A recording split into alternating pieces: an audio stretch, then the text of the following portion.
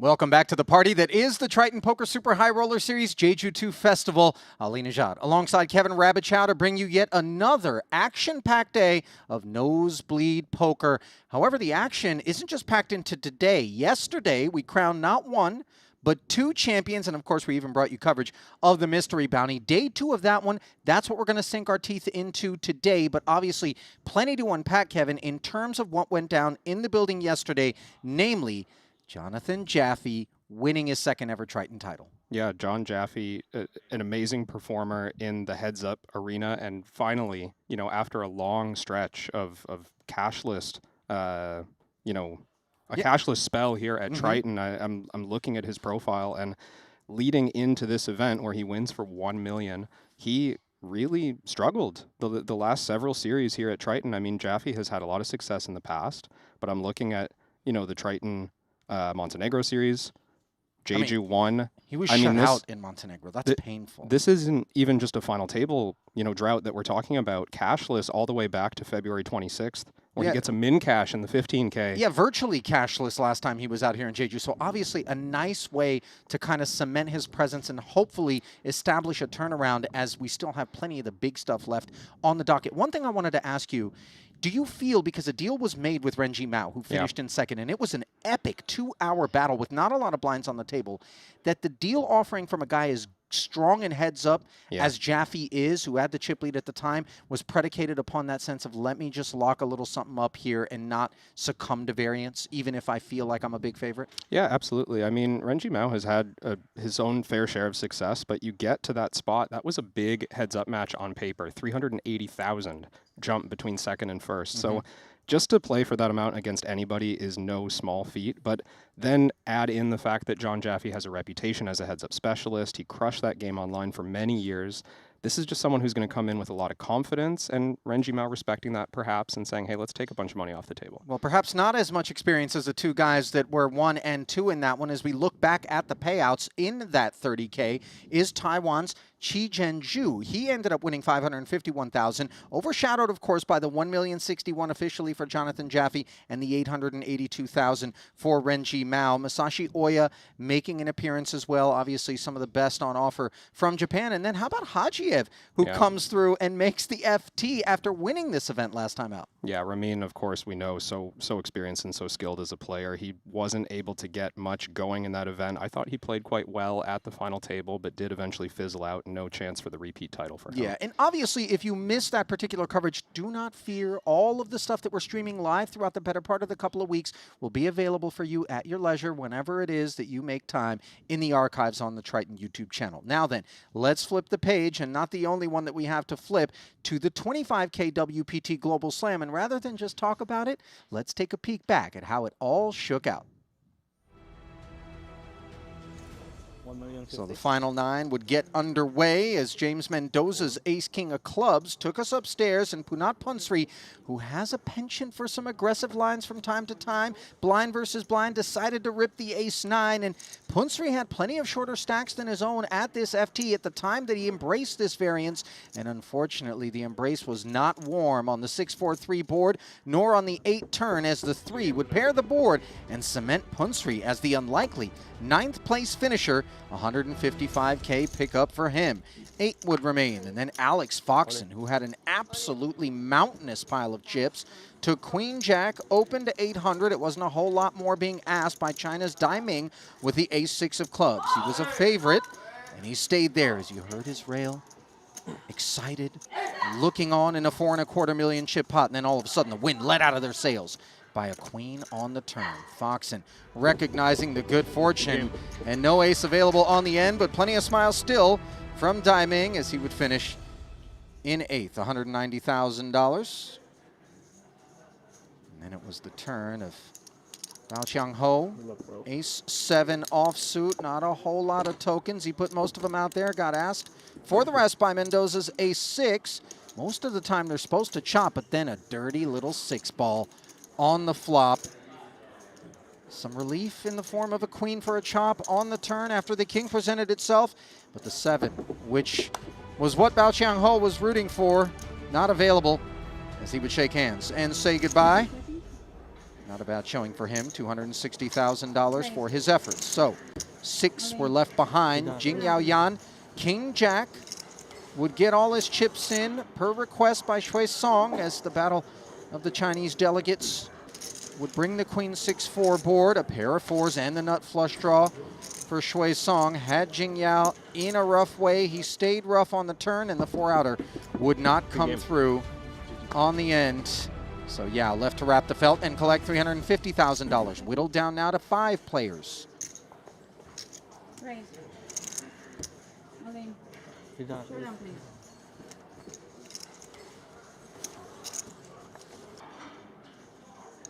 You know, I could have sworn we just saw this particular hand, Kevin, but I guess we'll just flash back to it one more time, as though it wasn't riveting enough the first time around, but rest assured, nothing has changed. Maybe a little glitch in the matrix, a little ripple in the pond. I mean, it was a good pot. I don't think we needed to watch it twice, but so what? Okay, if it's one more, okay, it's a different hand. Okay, for a second I thought maybe we were in an infinite loop, but we're not. It's Shui Song just getting involved one more time in ace-10, and he found top pair against pocket 3s. Vyacheslav Goryachev, who came in second in chips, flopped the wheel gutty. These were big commitments that he had made both pre-flop and here post-flop. 800 of the remaining 2 back, 1.2 left, 6-8 in the middle, and Shui Song would say, show me all of it. And Goryachev cannot orphan the investment and cannot improve either. No 3, no 4, but still a big smile as he was so card dead. Eventually, the 5th place finish for him, 460K richer. Mendoza went to work with a king-queen, and it was going to take a lot of work if he was going to try to shower Emilien Pitavi, the Frenchman. Had been down to a quarter, had doubled so many times coming into this one, you just kind of thought he's going to easily pull it off, dominating this much. He was looking so good on the flop, the turn, a little gut shot, and then a nasty queen on the end as the parlay came to a halt for Pitavi. Showered in 4th, 584,000. Mendoza surging now with King 6. He would find himself behind against Alex Foxen, who had ace-jack and dug his heels in. Flopping top pair. Some interesting turns.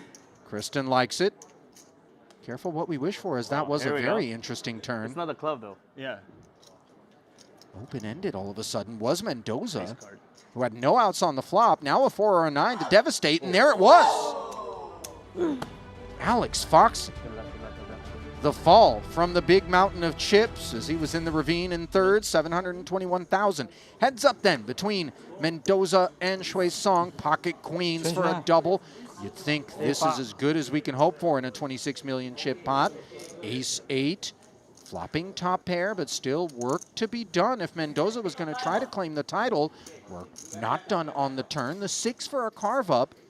Ace or an 8 to break hearts, and there it was. Cardiac arrest for Shui Song as he would book himself into second, 962,000, and the warden, James Mendoza, 18K in Triton earnings coming into this one, hoisting the Trident, $1.5 million for his efforts, looking very, very impressive.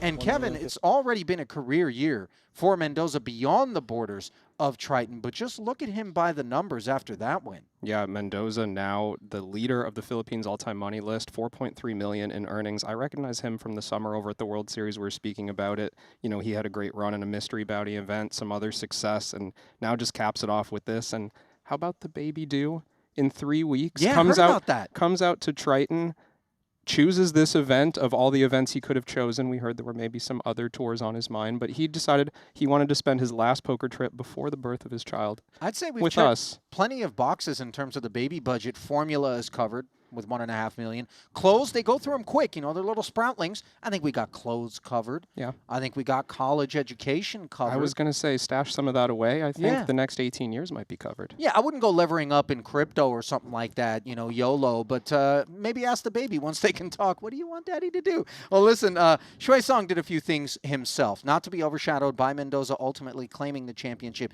He was very impressive. Song was really impressive, and someone we spoke about navigating individual players extremely well. We saw That's right. a very different strategy from one hand to the next, very different strategy based on what he expected from his opponents, and that's just savvy poker play. That's what you love to see. Yeah, custom-tailored stuff out of him. Pitavi was the story for quite some time. Foxen was as well. More on him in a moment. But Emilian was left by Foxen, mind you, when he had a big chip lead, 9 remaining, with a 25K chip. That was the lowest available denomination, and he did it because he was just kind of playing with his food, saying, hey, why don't you hang out so I can abuse the rest of these guys? Surely you're not going to do much off of 25K. And yet he spun it all the way up, and then ace-king against king-queen to fall was a heartbreaker. Yeah, I mean, you have to feel lucky to get into that spot from just one chip left behind. Such a savvy player, though. Pitavi, you know, I was rooting for him. I picked him in my draft against Henry Kilbane. Not successful yet in finding a winner from that 5, but Pitavi came close, and I mean, he's bound to have further success with the way that he showed. You gave him a solid, or he gave you a solid sweat.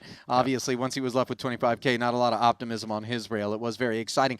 Not so exciting, of course, Foxen's situation. Although I'm curious, Kevin, what you think in terms of perspective, because he should have been out of there on at least 2 occasions, taking king-queen up against 2 kings and coming out on top. So are we happy that we managed the finish that we did, or are we upset because we're a closer and we didn't get it done? I think at the end of the day, we're upset. I mean, of course, there's some element of, okay, that was a good performance and I'm going to be happy with this result. But Foxen's a competitor first and foremost. And once you find yourself in that spot, you expect to win. You're determined to win, and that's a huge letdown when you feel it within striking distance. We expected him to win. Everybody at the table expected there's no way that we're going to dethrone this guy, and he went hard at a couple of spots where maybe he got ahead of himself a bit. No criticism, obviously, because Alex gets himself up there with big chips doing exactly those sorts of things. So lest we be misguided, you know, don't just look at that one result and say, okay, this guy punted. He didn't punt. He did his thing, and it didn't work out in that particular spot. Still got to chew on some other stuff, obviously, because we got day 2 of the 40K Mystery Bounty coming up in about 3 or 4 minutes' time. We're going to send you to that coverage, and this is where the envelopes are going to be distributed, Kev. Yeah, well, half of an envelope distributed last night to 2 players because we had simultaneous bust outs at the end of the night. We were playing down to 40 to release the envelopes, 158 entries to start this event. But because we had 2 bust outs on the last hand, that means effectively someone's already finished in 40th. 1 envelope is being awarded and split between the 2 players who had those simultaneous eliminations. Yeah, the interesting thing is that 27 will be paid in terms of the other half of the prize pool that isn't in an envelope. But as it stands right now, bounty hunting is the order of the day because it's far more profitable than min cashes and the ladders for quite some time. Oh yeah, min cash 32K, first prize 700, but 80,000 in expected value per bounty. 80,000. I mean, we saw a player in this event, Jesse Lonis, just the last mystery bounty, Yeah. collected more bounties in EV than first prize would deliver in this event. So you know how valuable those bounties can be. That's going to completely drive the strategy, not only for now, but maybe all the way until the final table, even further. As valuable as envelopes are, how valuable is this stack that Germany's Tobias Schwecht has amassed? Let's take a peek at the chip counts quickly. We find them at the very top of them with 3.4 million. If you dive into the Triton Poker Plus app, not sure if we have it teed up or not, but obviously those of you at home can bring it up. He's sitting very far ahead of Jun Obara of Japan, who's got just 2.5 million. There it is right there. And Shu Yang, 1.7 million in third. As you see, once more, China representing itself handsomely, 3 of the top 5, including that cash game crusher, Peter Wang. Yeah, I mean, this is, you know, I'm looking towards the bottom as I scroll here, and there's going to be a lot of danger for these players, obviously, early on. Someone like Tobias, who won that huge pot near the end of the day and amassed a huge chip lead, is doing that with the intent of accumulating multiple eliminations at this stage of the event. You come in covering your table. That's a huge value, and everybody who's at the bottom here, I mean, sub 10 big blinds, sure, but let's talk about sub 20 big blinds. Everybody who stands between now and the money bubble has sub 20 big blinds, and the value of those chips in this format is extremely small. You know, the thinner your stack gets, the bolder the paint in the form of a bullseye becomes right there on your chest as everybody tries to get after you who has you covered, because as you talked about, that 80K EV in the envelope, nothing to scoff at. Artur Martirosyan, Player of the Year, Ivan Liao Player of the Year, leader at present coming into this particular festival. He is in 5th right now, 6th in chips per this official count, 1.28. So obviously looking to cement some more points and give himself some buffer, because Foxen's performance yesterday narrowing things, and this is not a foregone conclusion for Martirosyan and that $200,000 for POI. No, absolutely. Foxen brought himself within, I believe, 400 points of the lead, maybe even less. He was 1,000 points away to start this festival. That's an extremely closable gap, but Martirosyan, of course, if he can put together a final table performance here, making it a lot more likely he closes out the season. Well, if you like explosive, aggressive poker, we have got something in store for you. The bounty event is where you tend to see those guys shine, as we are getting set to send you back down to our coverage. Obviously, as always, if you're streaming us live, give us a holler on our Triton YouTube channel. Let us know where you're streaming from. Kevin and I will be monitoring that chat. So without further ado, let's get it all teed up and take a walk through the room, as we've got 2 very good-looking final tables, feature tables rather, coming your way. People making their way to their seats here. Early afternoon kickoff from Landing Casino at Jeju Shinhwa World. Looks like Aaron Bozanian there in the foreground. How about Sam Mueller? He's found the camera, and in turn the camera has found him. 465K for Sam, but one of those sub 20 big blind stacks that you sort of touched on, Kevin. You want to loosen your collar a little bit more and keep eyes off you. Vincent Huang, who was one of the victims of Kings versus King Queen yesterday. Foxen soul crushing. Looking all right here, though. Doesn't look like the biggest stack in the room for Aaron. What do we got here? 380K. Definitely some work to be done, but he has been very impressive in his debut. Yeah, and you know, I spoke about those shorter stacks as if they're a lost cause in this event, but the potential upside at this stage when everyone's hunting for your pelt, there's just a lot of opportunity. If you can pick up a hand, if you just play tight, you're going to get action and you're going to go on a spin sometimes.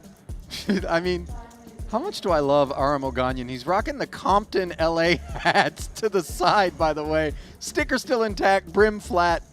This guy's got so much swag and so much chips. Forget the swag.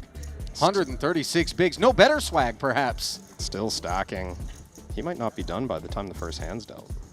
You know, if I had a bag that had that many chips in it, I might do like the real a-hole thing and just sort of unzip it and then just do a lap around the table and just around kind of the betting line, just let it all bleed, make a swirly, and then haul it all in. Thought maybe like one tower of each color and just leave the rest in piles. It's like How much have you got? Don't worry about it. You're not close. You just, every time someone asks, you go, I cover. Alex Foxen back in the saddle. Another one of those 15 big blinds-ish stacks. There's Goryachev. He too worked his way into this one. That table with Foxen could be explosive to start the day. You've got Trong with 115K. That's 4.5 blinds, and he's under the gun. Yeah, he likes to keep them in motion. Those chips, once they go in, you see a 3, 4, 5-way all in sometimes in these moments. Yeah, the flypaper effect of having that bounty available, and then somebody gets after it who's covered in turn by another guy, and he's like, wait a minute, 2 bounties available if I hop in here. Yeah. So don't expect this poker to be in line with sort of non-bounty format behavior. Might be left tilting your head if you didn't otherwise know the event you were watching based on some of the all-in collisions we expect to see. As you see D. Peters getting set to try to spin. Lun Lun at this table as well. There's Mendoza fresh off the title. What's he cooking with? 12 bigs. If you are one of those shorter stacks, though, are you more inclined to be very patient before making the decision and wait for premium stuff? Or are you just, let me find a spot quickly? No, I'd go for the premiums. I mean, not saying you have to play excessively tight, but if I get dealt a top 10% hand and I'm just all in, I'm getting called. Renlin, diplomatic salutations as he works his way into his seat, and we work our way into a glimpse at one of our 2 featured tables. To kick off day 2 of the $40,000 mystery bounty event, always a favorite of our Triton players, Peter Wang holding court in Redville, ahead of Artur Martirosyan by just 30K. That one rates to be exciting. Jamil Wakil not to be glossed over. Norduk Anwin. Looking at those medium stacks, someone like Wakil or Win could get into a troublesome situation if Mozbox chips enter the pot, Lindy gets into the pot. No doubt you're going to see the likes of Martirosyan and Peter Wang jockeying for those early bounties with the comfortable lead that they have. Now, I didn't bother unpacking the blue table too much because we're starting here, and what a start it's going to be for June, by the way. Better than 2-to-1 chip lead over Alex Ponikov's. There he is in green and all dressed up with chips aplenty. Jack 4 of diamonds plus button. Obara's going to be playing pots. Jack 4 suited on the button, doesn't need too much explanation though. Good enough in any format. 7-5 for Ponikov's. And this is where Ponikov's is just going to be keenly aware. You see him, you know, thinking there with the 7-5 off. That's not Hollywood. That's Clemens Reuter is in the big blind, sub 10. Debating if he can flat and invite those collisions where Reuters gets into the pot and ends up in a post-flop scenario. And Ponikov's is so, in that same way in which we lay praise upon Shui Song for some of that custom-tailored behavior we observed, one of those guys who's got a rich archive of personal history and obviously scouting against all the opposition he expects to see out here, and also very apt in putting together a profile in short order against opposition he's unfamiliar with. Just big fan of Ponikov's in that respect. Yeah, super important skill to have as a tournament player. Every scenario you're navigating new, different from the last. So the more information you've got available to you, the better. Well, not a whole lot available for Renji Mao there. 6-3 offsuit. Sensei Bryn Kenny, though, with very much enough to hop in. JJ and the HJ. What do you say? You know, I really, before those words came out of my mouth, I tried to stop myself. Just the dork index was so high on the last line, and yet they just crossed my lips. I owe everyone an apology for that one. Not my finest effort. Well, it was low-hanging fruit, Kevin. Ali, I'll let you off the hook here to bring your attention to the fact that you know, we've been focused on the short stacks at this table, and the number 1 and number 2 stacks might be on a collision course right now. Jackson Ace King, big hands. Oh my. He's queen for Nikki P, and I'll take the over on might as collision imminent. Raise and 3-bet in front of us, but it's Obara so troubling to be the man that 3-bets because we don't necessarily expect that it's all premium choice cuts out of him. Yep. Of all the players, though, and Pietrangelo does move in here, of all the players for Obara to attack, Kenny not the one at the top of the list. That's a great point as well. I mean, we don't think this guy is extremely light in this moment, but still, we've just got ace-queen off in a bounty scenario for less than 20 bigs. It's perhaps just too much hand to fold. I presume that that assessment is the same one that you would apply to the 2 jacks as we see Kenny experiencing similar sentiments. He rips, and Obara with the ace-king has 2 overs. Pietrangelo in a painful way here. He plays for the main. 1.265 in there. Overshadowed slightly by the side pot, which the ace-king and the 2 jacks play for. Might there be a double elimination early going here? Only the deck knows the answer. And it's being kept a secret briefly. Split. Low straight. Ponikov's trolling, asking for a low straight. Instead, the king high flop, and Obara leaps into the lead. Just look at that, 0.3% for Pietrangelo, who needs perfect turn river, and Kenny with 9% as he hunts Jacob. No such luck, and aces and kings on the turn mean that Pietrangelo needs an ace for a chop.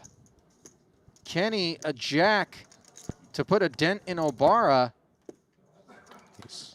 None of the above. And quick trips to the locker room for the 2 Americans as Obara introduces them to the land of the setting sun. Life is good. That's a chip lead pot for Obara. Not that he needed it at this table, but overall tournament chip lead. Real sweat.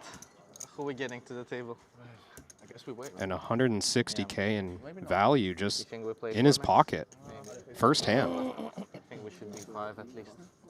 I'm not sure. Kenny will live with it, knowing that there really wasn't much he could do.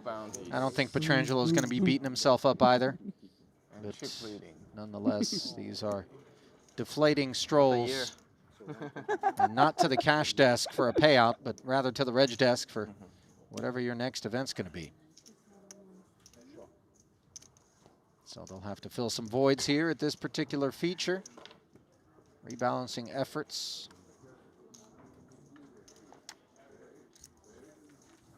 This is June Obara's first Triton poker series, but he played the Triton 1 schedule, came second in a 5K bounty quattro.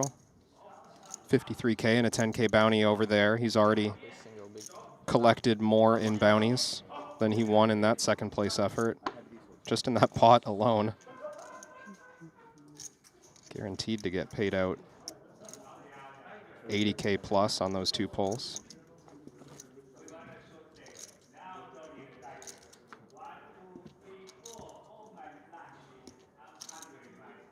You know, I'm getting deja vu because not long ago I stared at a stack like that in front of one Alex Foxen at a final table, and somehow he didn't end up claiming the title, as claims to 1-1 from Obara, who we just expect to be getting frisky. And Open he limp. limps. So good. And that doesn't ring alarm bells, does it? No, I don't think it does, because you want to invite shorter stacks to play these pots when you're in a bounty format. The fastest way to collect bounties is to allow short stacks into the hand, allow them to see flops, allow them to lose part of their stack or commit to the rest of their stack. And this is dangerous for Renji Mao in the big blind with ace-10 off. A very pre-flop all-in type candidate. Hopefully I'll unpack this one a little bit better than I did the last, as I suggested Petrangelo could hit the ace for the chop against ace king. Sebastian in the chat, zeroing in Caught on that that. one. You're such a good man, Rabbit Chow, for not correcting me, but I'm asking, I would, future, yeah. just get out there and I mean, iron just me out. jump right in the Yeah, middle. just be like, Ali, no, What are you thinking? you're an idiot, and I will thank you for it. Meanwhile, no thanks will be given to this ace-10 425 by Renji Mao. And this is not a foregone conclusion that Ponikov's is out of this hand. You know, when you don't know what to expect, and I don't know how much history he's got with Obara this festival. He said all in. Oh my goodness. Just a dream scenario for Obara. Play heads up. Es king, es his. Oh my god, yeah. So unlucky. Shit. King Queen well above average for the spot. If it's looking unusual, we've been dealt some pretty big hands so far at You're this gonna win tournament in a couple of feature table. Well, listen, I never get mistakes. Jun Obara already enjoyed a couple of pieces of sashimi earlier, and now he's dishing out fugu to Ponikov's and Renji Mao, who are potentially going to be the next Three tandem diamonds, please. to be busted out of this one by June. Jack 9 deuce. Gut shot straight draw for Ponikov's could be a lot worse. Sure. You see one of the 10s busy. King. Renji Mao interfering.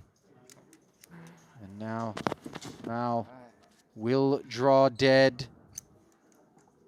Ponikov's needs to find the gutter. Otherwise, it's down the drain. And sayonara. Innocent. I mean, Have you ever seen that in your life? that was my first thought, is 2 double eliminations on back-to-back hands.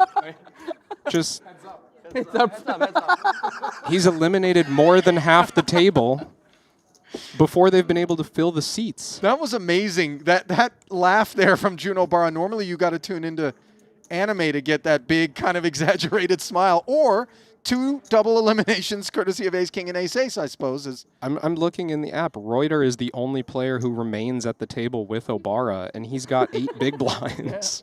They're gonna have to hold that table up and bring some players over. By the way, I don't know whether or not it is the limp that we can apply any credit to for causing that, but Honestly, it didn't hurt. No, it didn't hurt, but I think those hands are just premium enough for the spot that if Obara raises, Ponikov's calls the king queen, Renji still comfortable 3-betting all in with the ace 10 offsuit against ranges like those. It's just going to go in either way. Obara's meant to play so many hands there. Bro, there's no one left.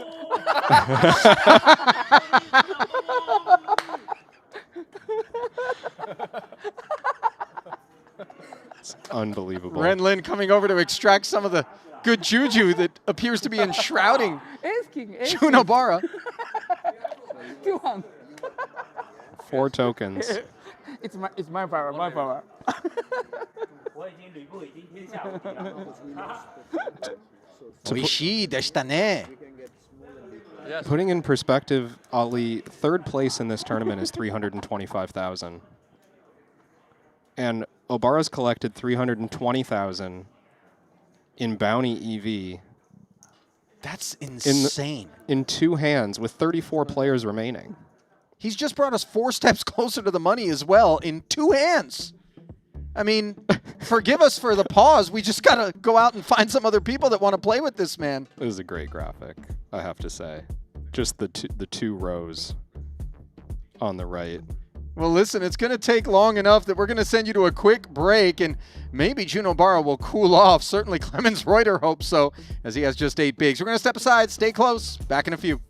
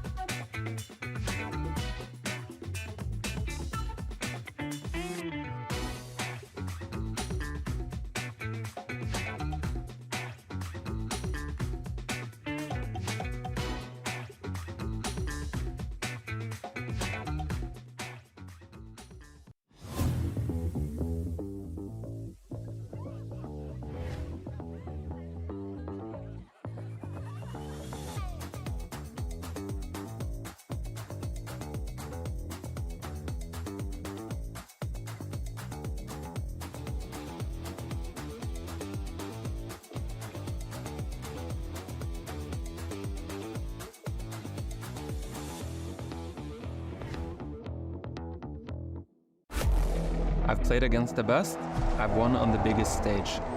But what if I told you, it's not just about luck or talent. It's about using the right tools. GTO Wizard is the fastest and most efficient way to study any spot in poker. This is how you level up your game. This is how you unlock your potential. Don't get left behind. Get GTO Wizard today. Beat the best, crush the rest.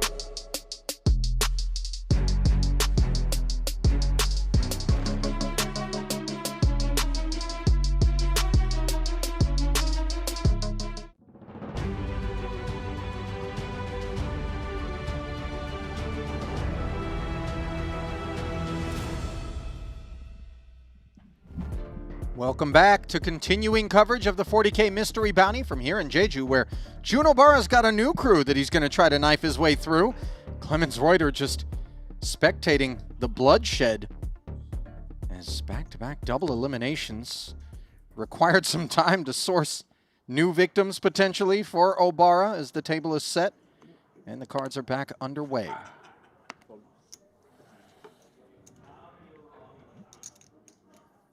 10-9 suited now for Muller.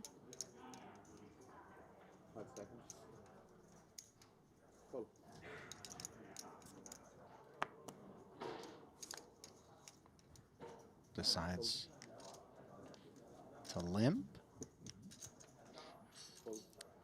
Yeah, Muller trying to get involved. He does cover a couple of the stacks behind. You want to be careful entering pots as this, you know, sub 20 big blind stack.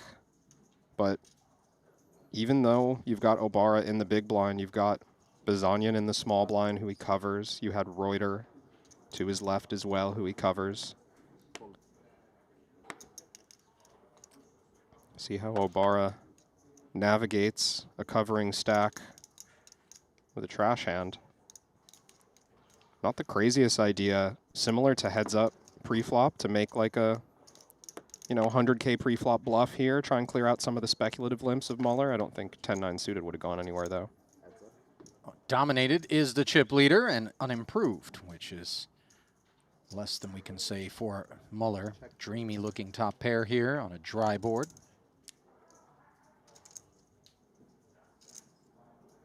And more often than not, when you're covered in this format, you just put chips in the middle when you make a good hand. No reason for Sam to do anything deceptive here. 10-9 suited, very, very strong for the spot. Obara going to be putting in multiple streets of action with any pair. See him size big there as well. Those chips aren't worth that much to Obara. They'll have no problem bounty hunting off of a 5.7 million chip stack. Yeah, you will see different sizing, different hand selection. I mean, there is a lot of deviation when it comes to the nuance of a mystery bounty event. And if you don't have experience playing in them, you can be left a little bit breathless because you're approaching things without the proper adjustments and looking around and wondering, what on earth am I bearing witness to? But then if you do a little math and you start to consider, as you pointed out on multiple occasions already, what the task at hand is, for the time being, it's being a mailman and collecting the envelopes. I do hope we get some post-flop decisions, because that's where the strategy really does get unique and interesting, but I think everyone understands the task before the flop. Put lots of money in the pot and hope for the best. It does feel like disproportionately front-loaded are a lot of the strategic tweaks that we witness. And Here's the disproportionately large stack of Obara mucked around to his small. And this is where you look over at the covered stack, and yeah, just I love this from Obara. Oh, Jingyao Yan pocket threes. Is Oh. this even a consideration? Oh, yeah, he's called. Threes, I mean, just never in great shape. You can see, look at this flip that Obara's found himself in. He's got 2 overs and he loves it. Already won. Already won. I've not seen a man elated in an all-in with 6-4 offsuit ever. To be fair, I haven't seen too many men all-in with 6-4 offsuit for a pot that big either, but here we go. Flip declared, 5% advantage for the threes, and a better one now as the biggest hurdle is cleared. A clean flop. Diamonds lurk. Just 6s and 4s need to be warded off for Jingyao Yan, who made the FT in that 25K. Oh my goodness. How about this for an interesting turn? Open-ended now is Obara. You see a couple of threes busy, but add 8s to the mix. It's coming, right? Wrong. Wow. So some cloud cover on the sun run. Big double there for Jingyao, and you know, I think a very risky decision to call with pocket threes. He started that hand with 600K, covering 3 of the players at this table already. So already in a good position to cash the tournament, already able to collect bounties in some scenarios, but put his chips at risk there, 7 off the money, and gets rewarded, full double, up to 1.2 million. Obara unbothered, of course. Still with plenty to work with up at the top of that leaderboard. Noticing, by the way, quite a bit of hiragana and katakana and kanji in our YouTube chat. Those are the 3 Japanese alphabets. Needless to say, Obara has brought an audience today. Irashe to the Japanese delegation. Have you been to Japan, Kevin? I have, a couple of times. Have you ventured out beyond Tokyo or just kind of kept it in the city?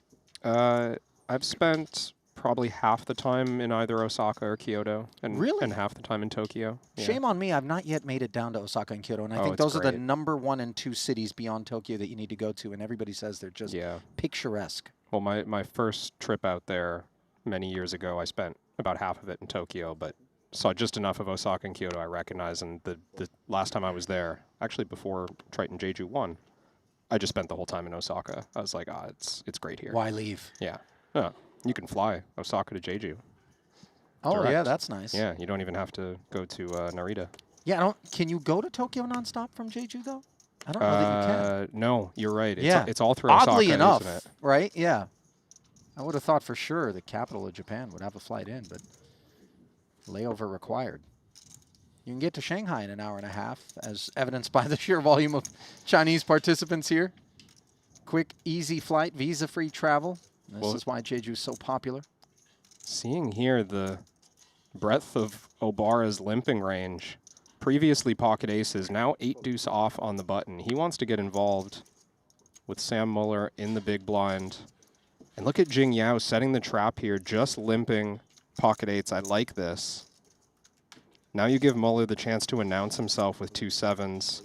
He's just going to jam. Obara, I have to think, steps out of the way with pure dust, but Jingyao found himself in an amazing spot to collect a bounty here. He sure did. Fresh off of the pocket threes tussle against the 6-4.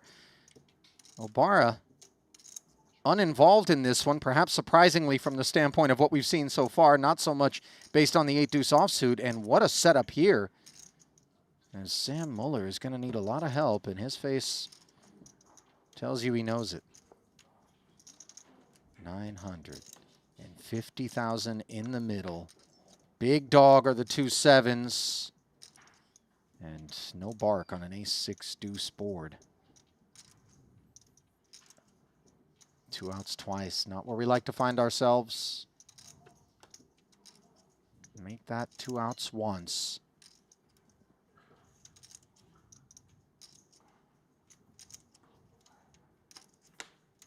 And the lights are dimmed on Samuel Muller,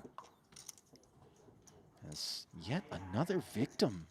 This field thinning out in eye-wateringly quick pace. 39 down to 32, and we aren't even a couple of orbits in.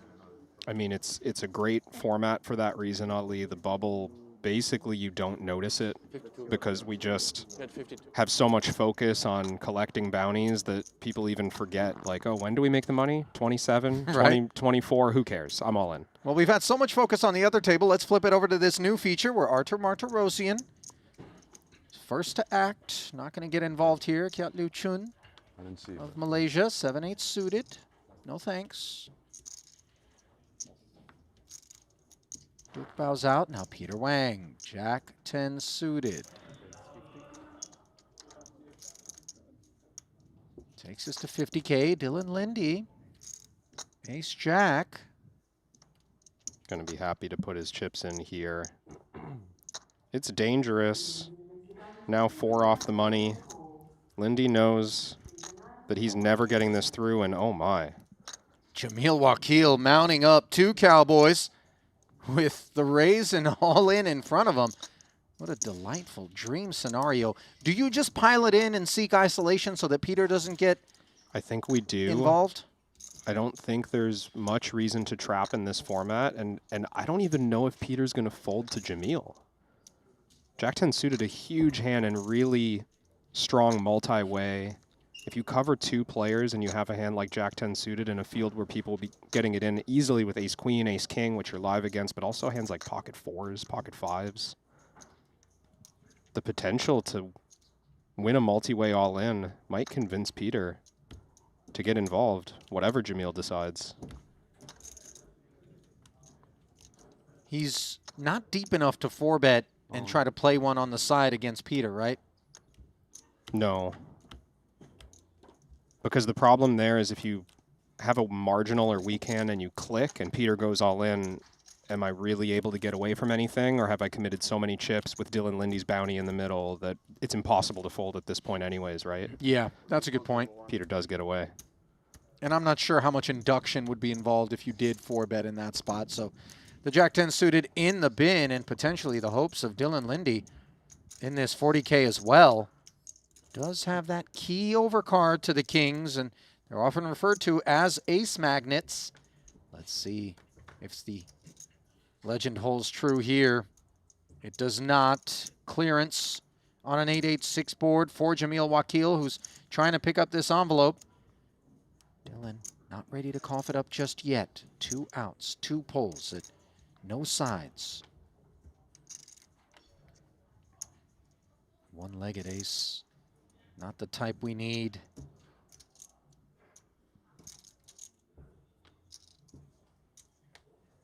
And the flame was flickering and extinguished officially by the Queen of Clubs as Dylan Lindy becomes the latest to fall prey to the mystery bounty. Well, looks like we've got action elsewhere. Cards face up means all in and call. This is ace 8 for Junhao Wu offsuit versus Tony Trong. King 10. And I guess it's all over with Tony Trong walking out the door. The ace-8 flop top pair. Trong did have a diamond on a monotone ace-6-4 board, but wasn't able to connect with the 4th diamond for a flush. And so back to back as we thin the herd further. 29 left now, 2 away from the money bubble. But as you pointed out, it seems like we're going to blast past that threshold without so much as a flinch. Yeah, and at the pace that we're moving through things, I'm even thinking back to that Dylan Lindy hand and wondering if the ace-jack offsuit can find a pass in that situation just for a couple of hands. I mean, we might make the money before Lindy would have even hit the blinds. No bounty on offer. You know you're never getting a fold. Still, of course, a very big hand and well ahead of the opening range. I mean, there's already another all-in. Didn't even have to leave the outer table.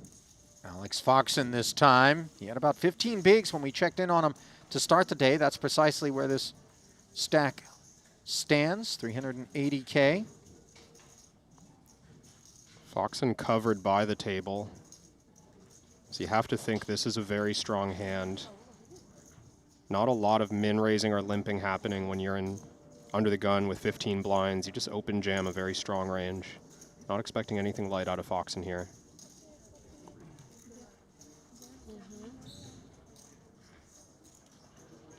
Byron giving it a chew. Direct left. These spots are really hard in the live environment too. You're trying to figure out, okay, which of the players at the table do I cover right now and Sure. which ones cover me? I'm looking at the screen and I'm seeing Caverman and Morera.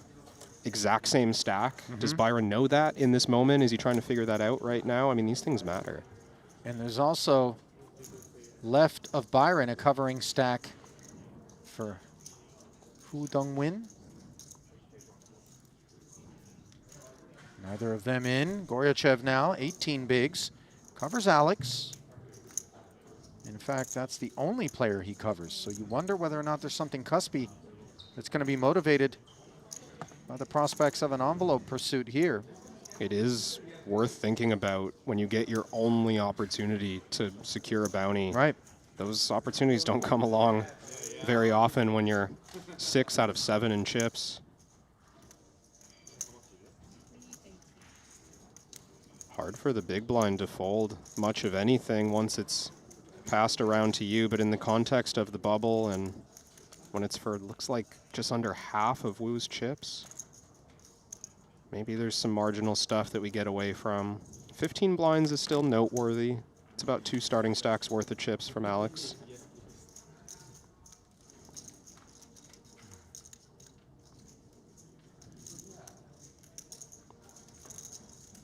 You know, 2 starting stacks have gone in. Those cost about 80K to get.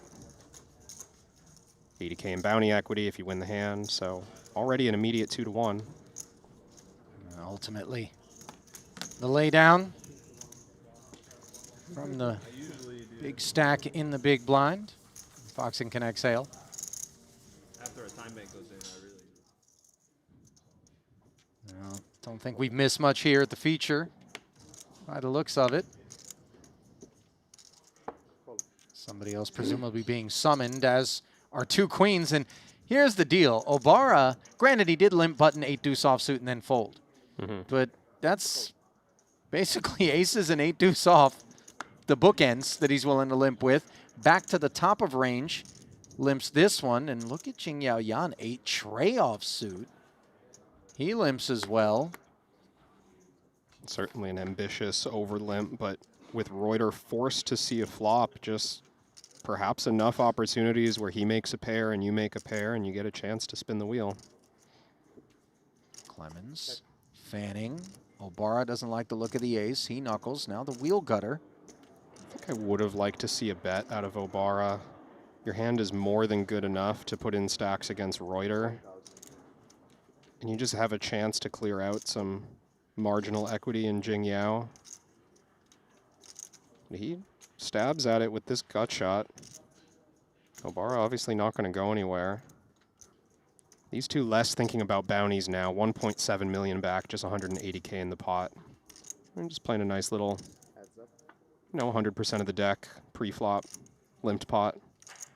So an extra 80K into the middle after that 40 a man brought us to a board pairing 5.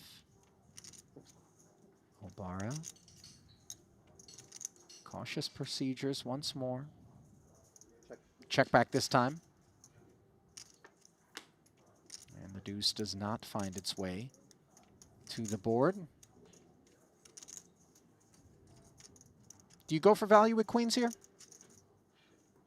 I think it's good enough to go for value. I would leave it small if I did, because any ace definitely in the range. Checking is a reasonable one too, because you want to have some, just give some opportunities for Jing Yao to bluff at this situation. And when you're playing basically the full deck, there's a lot of hands weaker than queens in your range that you're going to have to check on the river, just naked king high. Wow, and he's managed to induce a barrel out of Yan, 85,000, and it gets through. A believer made of Obara in spite of the check back on the turn. You wouldn't think that the ace-X would be so worried about a 5, or for that matter, a better ace, just given the limp pre-flop from Obara, although... I think you still could be, but I hear what you're getting at. I mean, queens is still fairly strong in that spot, but I believe that Jingyao can have an ace. Thank you. It's just the speed at which Obara was willing to release the queens, and just for half pot, that surprised me. Well, proves to be a good decision there for Jingyao, as it looks like a decision is on our hands back at this outer table. This time, we pick it up midway through. Button limp from Moreira. Small blind complete from Junhao Wu. Foxen said, let's see 3. It was 6-3 deuce with a couple of spades. You kind of catch a glimpse of it. A round of checks, and then the 9 of clubs turn is where Junhao Wu is asking questions, 65K, and in turn, Andre Moreira asking one of his own as he takes us up to 200,000. 135K, frosted atop the turn lead. Yeah, this is interesting, Ali, because Moreira checked behind the flop, 6-3 deuce with a flush draw. The 9 just looking like a pure blank. So it's unusual to start raising now as a bluff, unless you have a specific read on your opponent, or, you know, something about their bet size gave away marginality, but you just don't normally expect someone to bluff raise you on the 9 of clubs when it completes nothing obvious. I'm inclined to give credit to something that just happened to find a strong hand here on the turn. Maybe 9x of spades, maybe some 2-pair hand. We're dealing with very wide pre-flop ranges. And I think as long as you know your opponent recognizes that reality, moves like that can be leveraged accordingly. Sure. Where maybe beyond the borders of a mystery bounty, it lacks credibility. Yeah, you can represent much of anything that presents on the board. Doesn't have to be a straight or a flush or some premium pre-flop holding. You could just have 9-3 suited and turn 2-pair. So here we find one in progress. Back at our feature, it was Jun Obara who opened to 60. Jan flatted.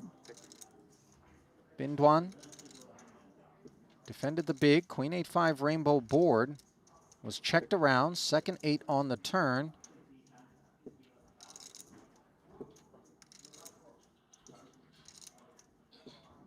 Nobody has a connection other than the gut shot straight draw, which is of some value, you see. And look at this, Jan. 6 high, 75K, and once more he manages to take a pot with the worst hand.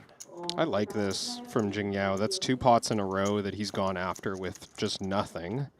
And that's a dangerous skill set in an environment like this where everyone's splashing around pre-flop, everyone's playing more hands than they're used to. This is just a strong default approach. If you know everyone's wide and generally weak, let's just try and take down all the pots that they don't look interested in.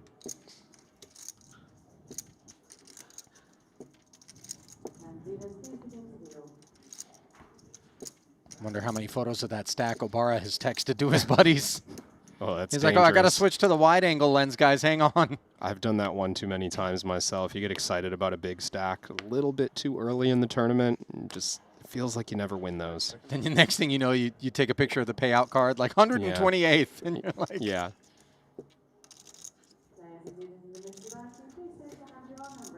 Another limp here, as Obara has definitely set a tone. And what I like out of Obara is I'm noticing he looks at who's in the big blind. When it's one of the shortest stacks, he open limps. When it's one of the bigger stacks, he open raises. Last hand, he open raised the Jack 3 suited in the cutoff. That was on a big blind of Bin Duan with 1.2 million, right? So he's deliberately considering, how do I maximize bounty opportunities, which is exactly how you want to operate as the chip leader.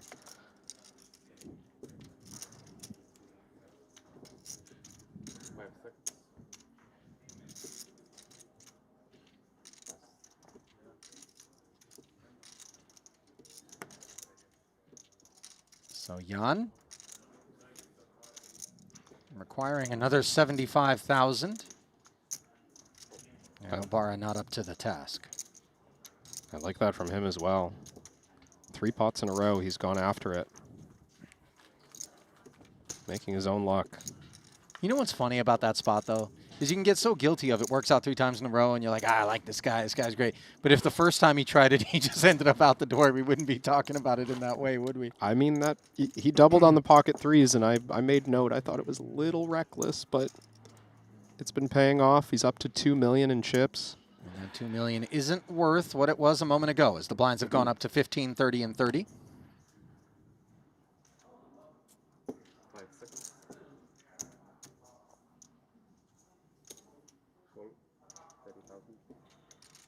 Now we're really getting out there as Jing Yao.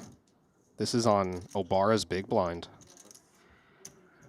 Yeah, it's not a one-size-fits-all sort of approach. And as you pointed out, you like when somebody looks around and makes sure they have their bearings before making these choices. And it appears that Jan maybe is glossing over some of the pertinent details in this one. I mean, the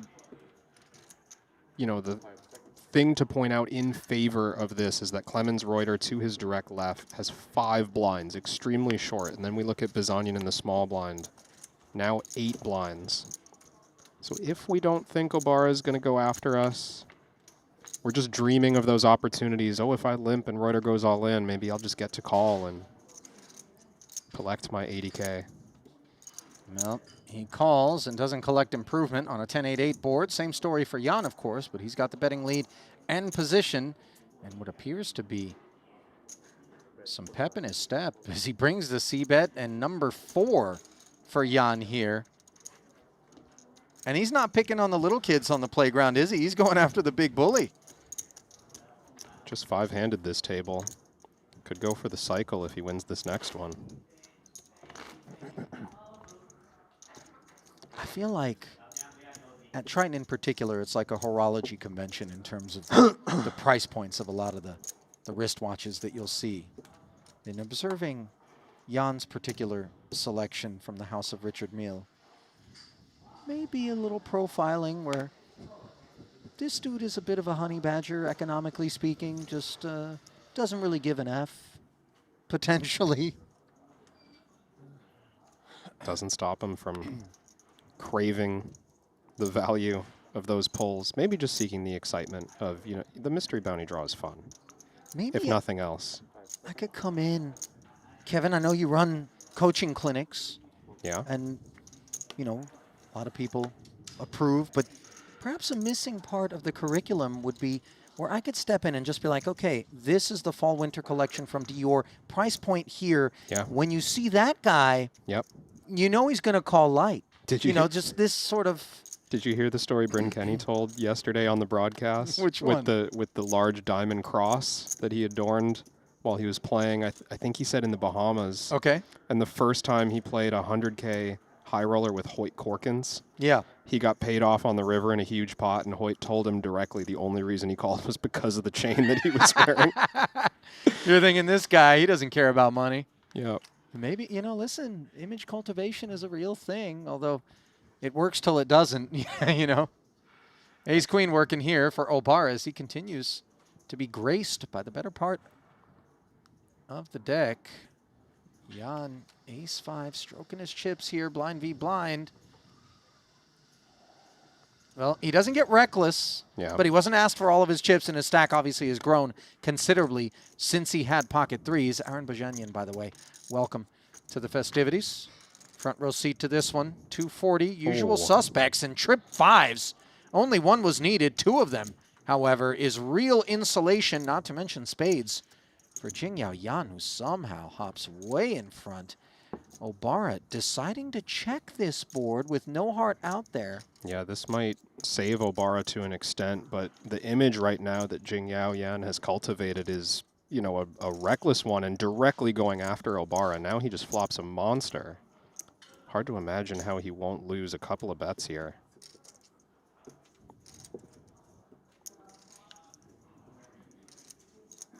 Seen this guy attacking every board.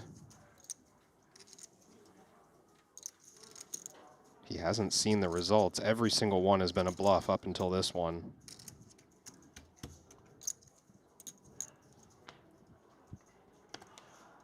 To the turn we head, 65 a man, bringing us here in a wheel draw for both parties. Obviously, even more motivation beyond the pre-existing for Jan to continue to deliver, shovel chips into this one. Yeah, I think now is the time to go for a pretty sizable turn bet. Believe even 2/3, 3/4 pot would happily get called by ace queen high. Although, you know, we saw the conservative fold from pocket queens by Obara. It's just things have changed a little bit. The dynamic has shifted since then.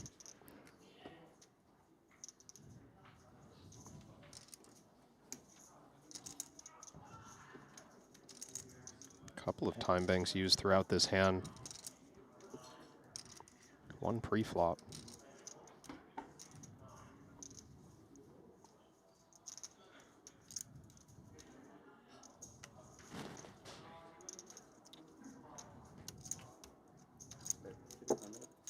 In comes 300,000 now, very much on the business end of sizing into 370. And Obara's ace queen really withering away. Yeah, this is a large enough size that Obara will take notice. Quickly calling. I mean, how do we feel about that, Kevin? I don't mind landing on this decision, but what I'm noticing is that there were no bouncy implications whatsoever, even at the beginning of this hand. This folded to the small blind, Obara, blind versus blind pot. The pre-flop ranges are not influenced at all by hunting. So this should, on the whole, be an honest confrontation between the two, and Jing Yao in this spot stands to be a lot stronger than he was in all the previous ones. I think there was an opportunity for Obara to fold the turn there. And I mean, definitely just versus now, that sizing, but sometimes, you know, the perception, forgive me for interrupting, but, you know, you think the guy's going big. He's really trying to usher me out of the door here. Yeah. Smells like desperation, and it's going to smell like potentially more desperation here on a double paired board. Spades have come in, but you're not necessarily anticipating a whole lot of value betting out of flushes here. Everything's going to hinge on the sizing, I would imagine. Yeah, it does depend what size you go with here. I do think any flush could value bet if it arrives here, but I don't think any flush is going to bet, let's say, $1 million on the river, right? It might bet 500K, 600K. And there is the million. Yeah, that's huge. And Obara's going to think about it. You don't even expect the full houses that came in on the river to size this way from the turn, right? It's not like 4-3 or ace-4 was going to be willing to bet 300K on the turn. Yeah, these are all good points, and unfortunately, when we reconstruct this puzzle, it doesn't look like one that flatters the quality of Jing Yan's hand all that often, and credit to him for having taken the brush to the canvas in this way, which rates to be fruitful if Obara's curiosity gets the better of him. I also want to note that this sizing perhaps deliberately set up to steal the chip lead away from Obara if he were to call and lose. It's just big enough that Jing Yao could take over table chip lead. Well, that would be incredibly attentive.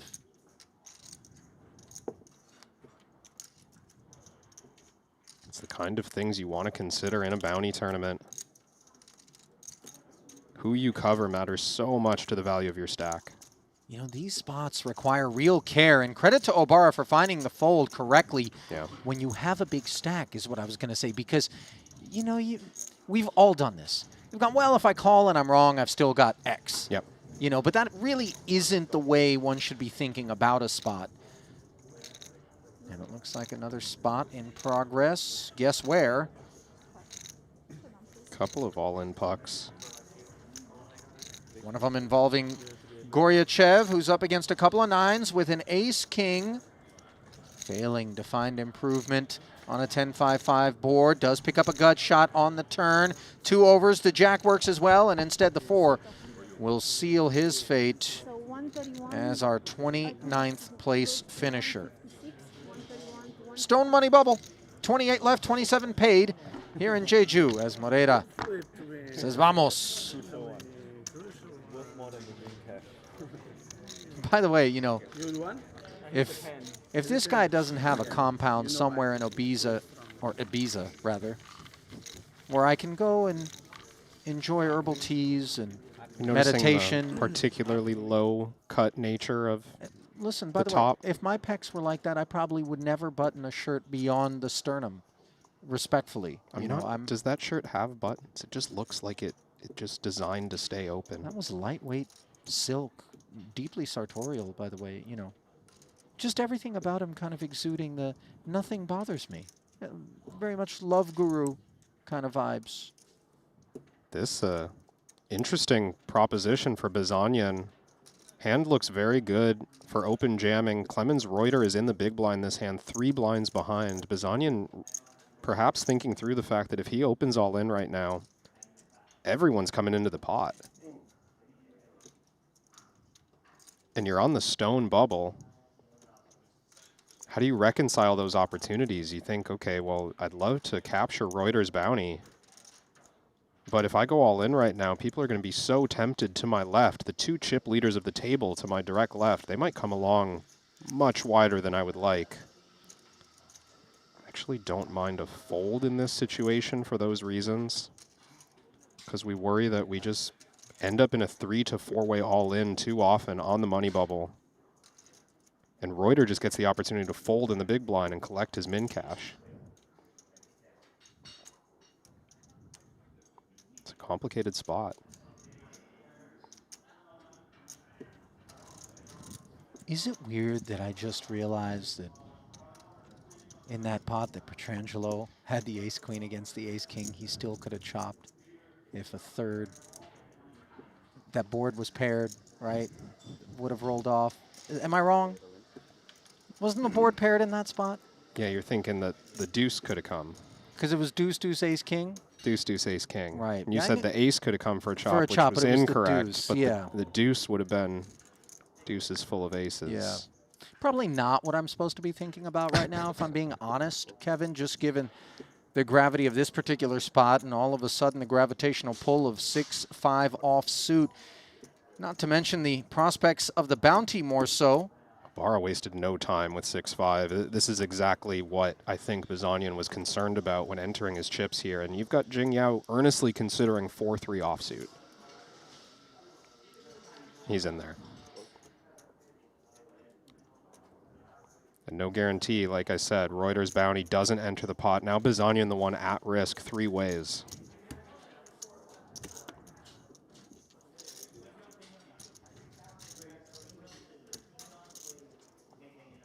Jing Yao Yan wants to take a shot at this envelope as well. Side pot is dry, but is active. 3-3-10, and Yan finds trips. And if you're going to be up against trips, this is the way to do it if you're Bazanian, because he's not drawn dead with the flush draw. Of course, 6-5. He's going to have no initiative here. Side stays dry, and the board stays spade free. Yan climbing to 78%. Doesn't have it locked up. Obara, by the way, relevant that he's hit a 6. Yeah, Obara might lose some chips here. Jing Yao incentivized to announce the strength of his hand. Anything that can beat Bazanian's perceived range right now wants to be betting. And Obara is going to feel like 6-5 could be good against both players. I don't think he can fold just yet.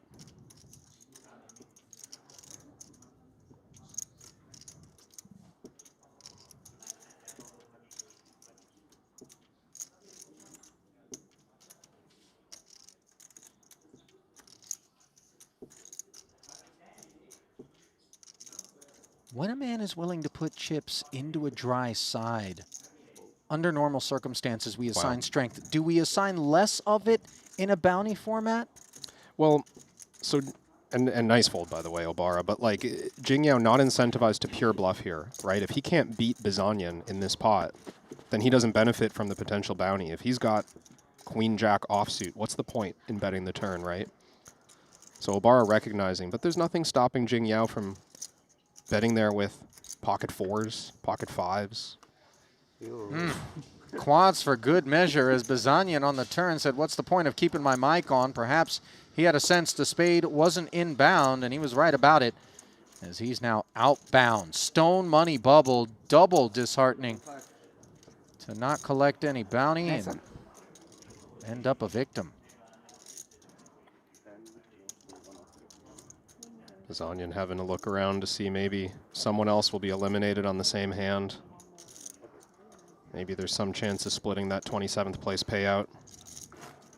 Yeah, oddly last night, as we wound down, I think we win the money. 2 players busted out on the 40th bubble, and even the tournament staff, Noche and company, were trying to stop Sean Winter and the player that finished in 41st, I suppose. Yeah, 40th and 41st. And 41st, yeah. And then all of a sudden you realize, no, that's when you're in a payout situation. You're a victim, not a beneficiary. So actually it's half an envelope going to Jamil Wakil and whomever the other person was that claimed the pelt. Aram Oganyan.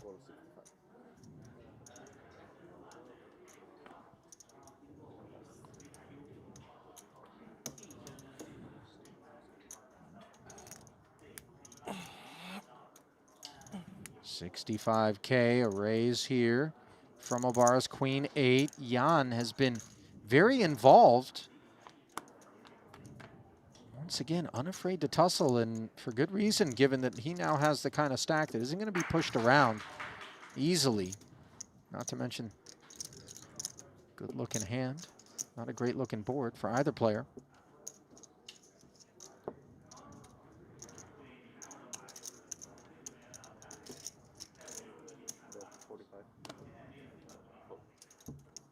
Raise, follow through, and take it.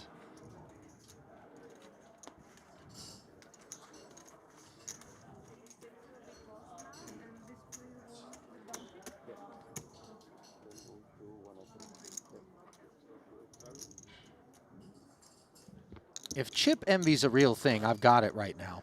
And I don't think I'm alone. Even though Jan is not trailing by that much, just the fact that all that blue is adorning it. And then the way that he stacked it up makes it look a lot more impressive too. I've never stacked my chips like, I need to start doing that. It's like a dorsal fin of sorts, very sharky. It's nice. I'm boring. I run it like Jan does. Piles of 20, like everything neat. You got the honeycomb situation, 2-3-2. Never even do that. No. Just vertical, a rack at a time. Yeah. That's it. I got to explore. Yeah, and the other thing is, if you keep your piles too neat, people, they may not give you the same action. You know what I mean? And I don't have to keep them in piles, by the way. I'm a cash game player. Yeah. I could if I wanted to just, fill up a you could just keep them in your pockets. Every time I have to call. Just take them out. That would be great if you could do that, by the way. All right, what we're going to do is step aside as some rebalancing efforts are once again upon us here in the 40K Mystery Bounty. Don't go anywhere, just a few minutes, and we'll pick it back up here inside the money from Jeju. Stay close.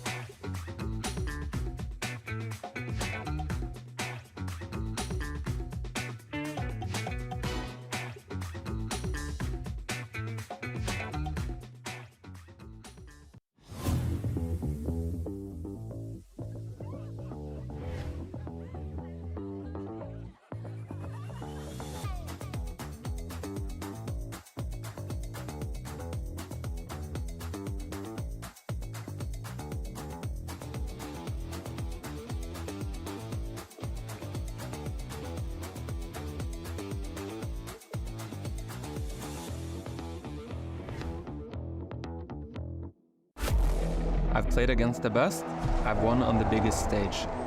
But what if I told you, it's not just about luck or talent. It's about using the right tools. GTO Wizard is the fastest and most efficient way to study any spot in poker. This is how you level up your game. This is how you unlock your potential. Don't get left behind. Get GTO Wizard today. Beat the best, crush the rest.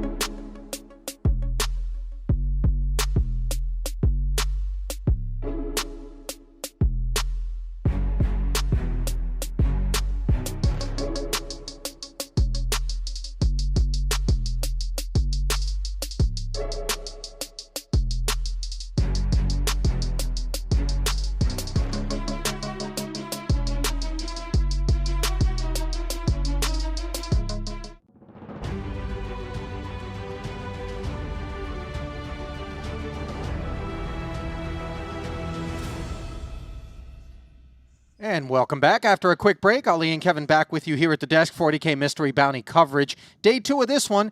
We did pop the envelope bubble. Those are being doled out in quick succession as now we've burst that money bubble, and you surmised, Kevin, that it would be a warpath straight through it as though it didn't even exist, but that's for good reason. Yeah, I mean, it felt like the players just didn't believe that the money bubble was the thing. It wasn't part of this tournament. Players, even the shorter stacks, maybe got caught up a little bit in the excitement. I want to give credit in particular to Clemens Reuter for not getting caught up in that excitement, surviving through the money bubble stage with less than 3 big blinds. That's hard to do in this format when everyone's hunting you. I mean, it's pretty incredible that he managed to work his way into a payday.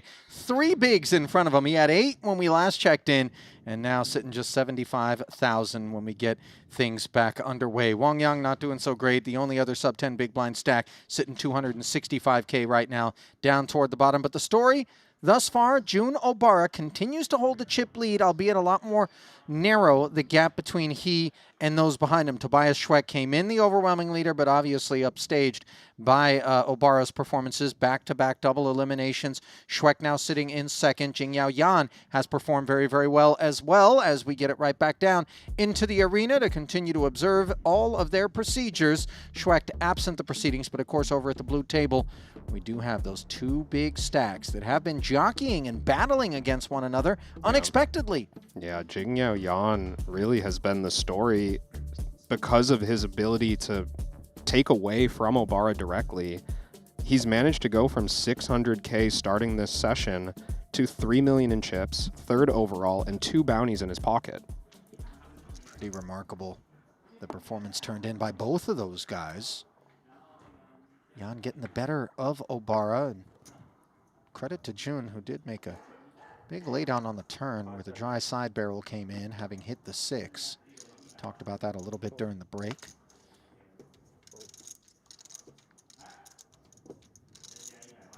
Fabian Gums added to the feature table in the full Triton 1 kit. He entered through the gift shop. Reminds me of the airport where you're just trying to get to your gate and then they make you run the gauntlet of duty free, you know? Oh, yeah. Hard to leave without a few bottles of cologne. And somehow I managed to do it. I'm really like, how much? It's always booze, cigarettes, cologne, chocolate, some sort of last-minute gift for the kiddos is the gift of Ace 10 being accepted by Wang Yang. And what a gift it is when you've got inferior aces around you, including the pre-flop opener, who's giving action.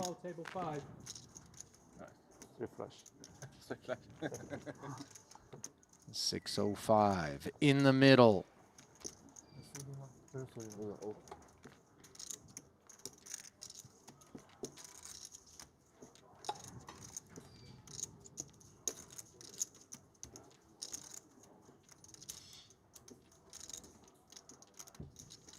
Wang Yang trying to avoid becoming a casualty here.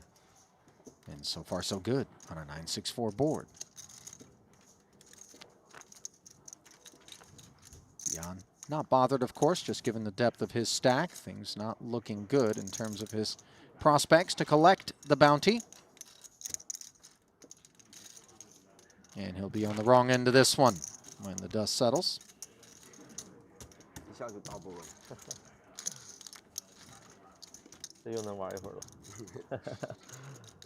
I think he said, don't let it happen again.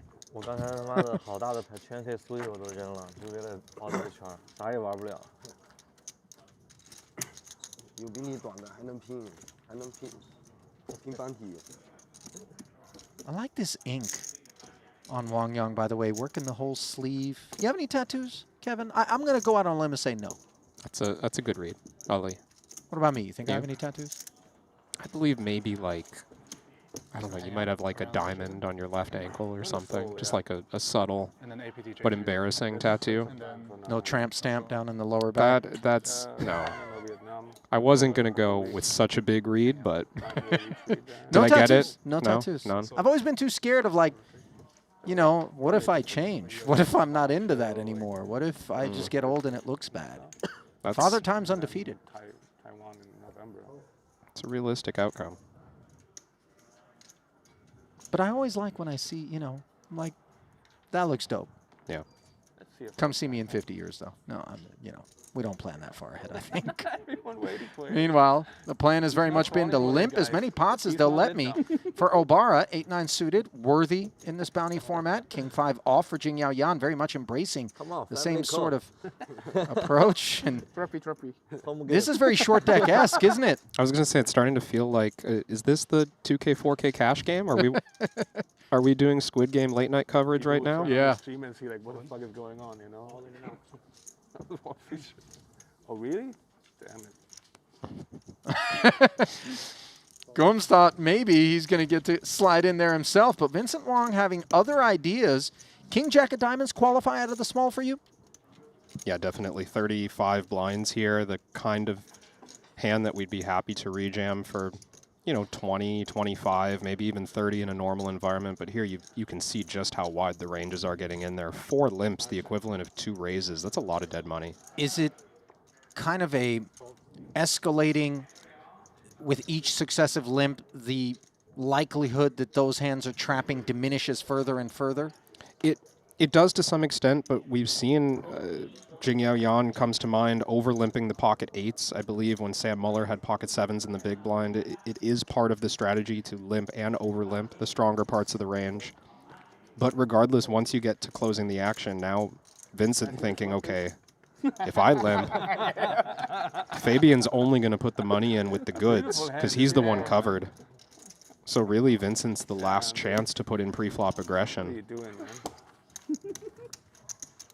Picks up a nice pot there. Yeah, really healthy, as you pointed out. The value of picking up those chips. So great, without so much as a need to spin the wheel.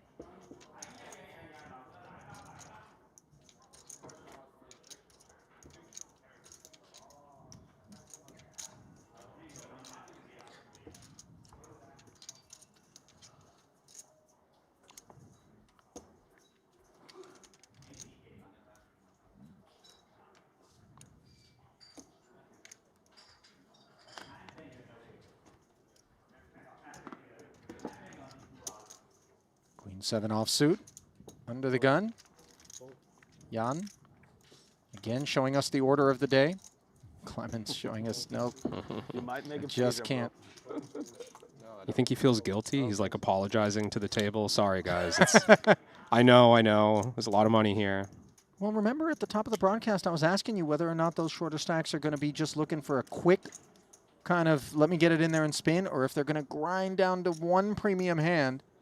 And I think we've got our answer as far as Reuter is concerned. On the topic of premium, here comes Fabian with jacks. And as you can see, no funny business with the inducing sizes. No need to scale down. We're just all in for 500K. Oh boy, declared by Gomes, by the way, is Obara. Didn't snap muck, looking around. Yeah, close kind of hand. A suited king, pretty strong. We know Jing Yao has been limping everything. I like the way Obara mucks, that very effortless kind of one-by-one thumb flick. That gained popularity in the last few years. You have any guess at who started that? Sean Winter, I feel like I've seen doing it a lot, but I don't know that he started it. Oh, has he called the Queen 7? This is a bit light. You know that Gums is going to have top of range in the jam. Of course you can be live against something like Ace 10, but you're never ahead. Well, it's tough to tell a pit bull to heel when you're wearing a ribeye around your neck, which is exactly what this 80K and EV that Gums is offering up represents. And Jing Yao wants a bite. Has one overcard in a million chip pot. And his ambitions come to fruition on a Queen 8-5 board. Ugly stuff here. The product of mystery bounty format, and Gums knows it.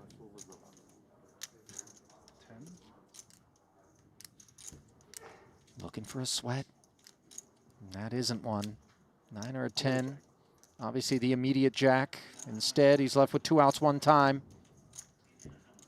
Can Jacob save him? No. GG's. As the Triton 1 starter kit exits stage left. That is what you have to expect in these events. It's just so hard to resist the possibility when you're closing the action. I know that feeling.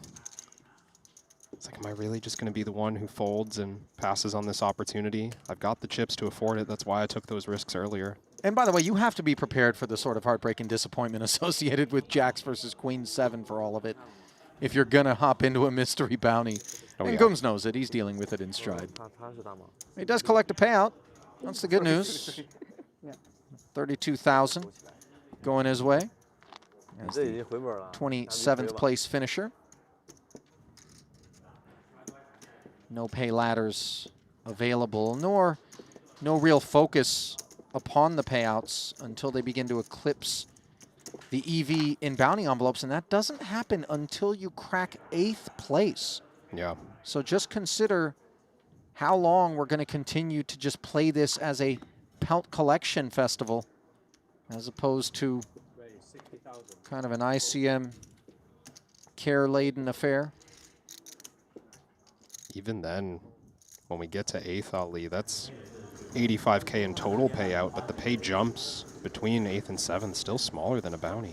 Well, Foxen smaller than Schwecht here in terms of stacks. As we pick one up between them, it was an open from Schwecht. Foxen jammed. Tobias called. It's A7 for Foxen, 6-3 suited for Schwecht, who did pick up a backdoor flush draw on the turn, but the ace high. Hitting that top pair on the turn and hanging on. Resilience from Foxen.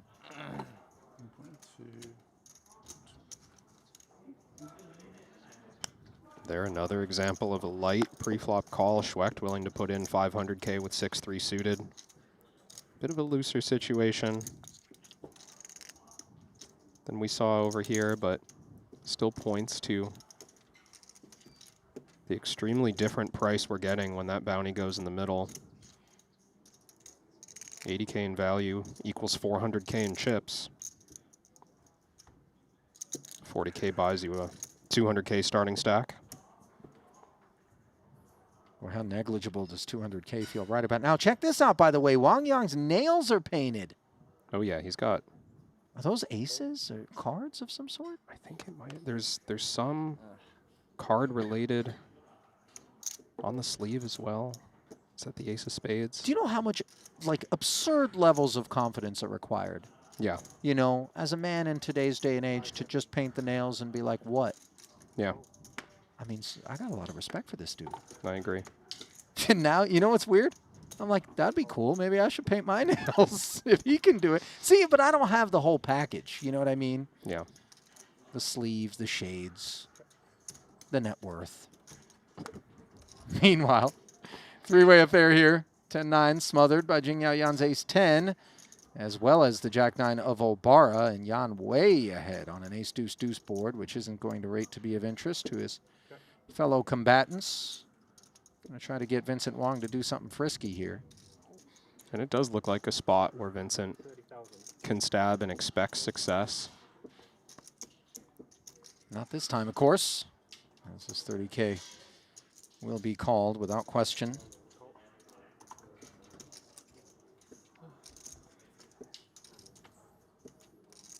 Well, now all of a sudden, Huang picks up a spade draw.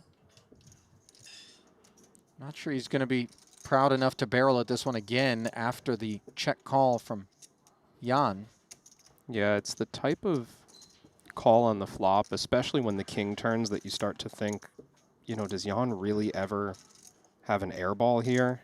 Does he check call the ace-deuce-deuce with, like, naked queen high? Right. I kind of doubt it. Right. It's either the ace, the deuce, or a spade draw, you would think, on a board like that. Maybe with some strange frequency, a little wheel gutter that wants to get excited, but, Yeah.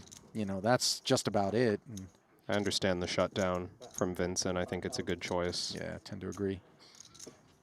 And now the choice from Yan in the face of a check back on the turn is to do his own bidding.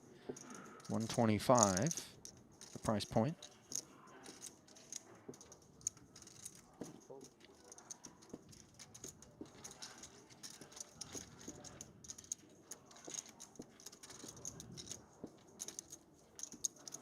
I got a question, Kevin. Go for it. If Wang Yang had that manicure nail work done somewhere here in Jeju, are you down? Live a little. Maybe Me and you know, you. show me the mock-ups. Can we see like a sample This guy wants a rendering. menu? Dealer's choice. You got to go in. They don't even speak English, and you just show a screen grab of Wang No. Yang, and you point, and then whatever they decide to do, they do. I'm out for those terms. Come on. All right, how about one hand, you get to pick the design, and the other hand, the manicurist does. We can come back to that one. You've got my interest. Something tells me, though, that you're going to do your best to allow us not to come back to it. And just I mean, kinda I'm not going to put bring it on up ice. again. Yeah. I'm not going to go and discuss the nails in a couple of hours. Well, Clemens Reuter is going to go and get 75,000 in there with the A7 offsuit. Under the gun, about to take a trip through for 65K. This is very much the right way to feel about his hand. And, of course, you can see the intoxicating aroma of a bounty filling the nostrils of King Deuce of Hearts, and 9-5 off in turn. Jack 9 contemplates as well. Yeah, nobody at the table, and I believe correctly, is going to fold to this 75K. The question is just, will we see a squeeze from anyone? And the answer is no. We're going to go family pot to the flop. It would have been so cool if Wang Yang didn't even look and just said all in.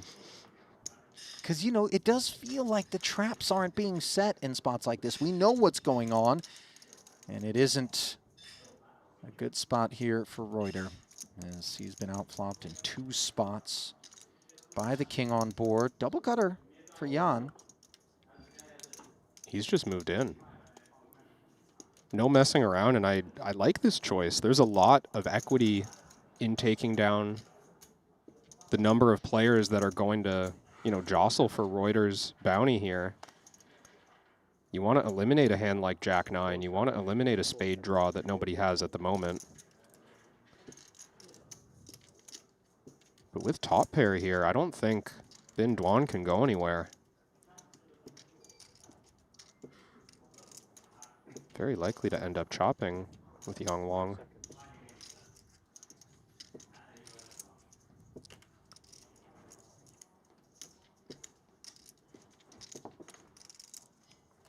Boy, you know, it's a really textured board, but King Deuce with action behind us. Yeah, that's the tough part, is we're still 5-handed, right? It had a couple of players folded already. I think Bin Duan would have no problem putting the chips in with King Deuce of Hearts.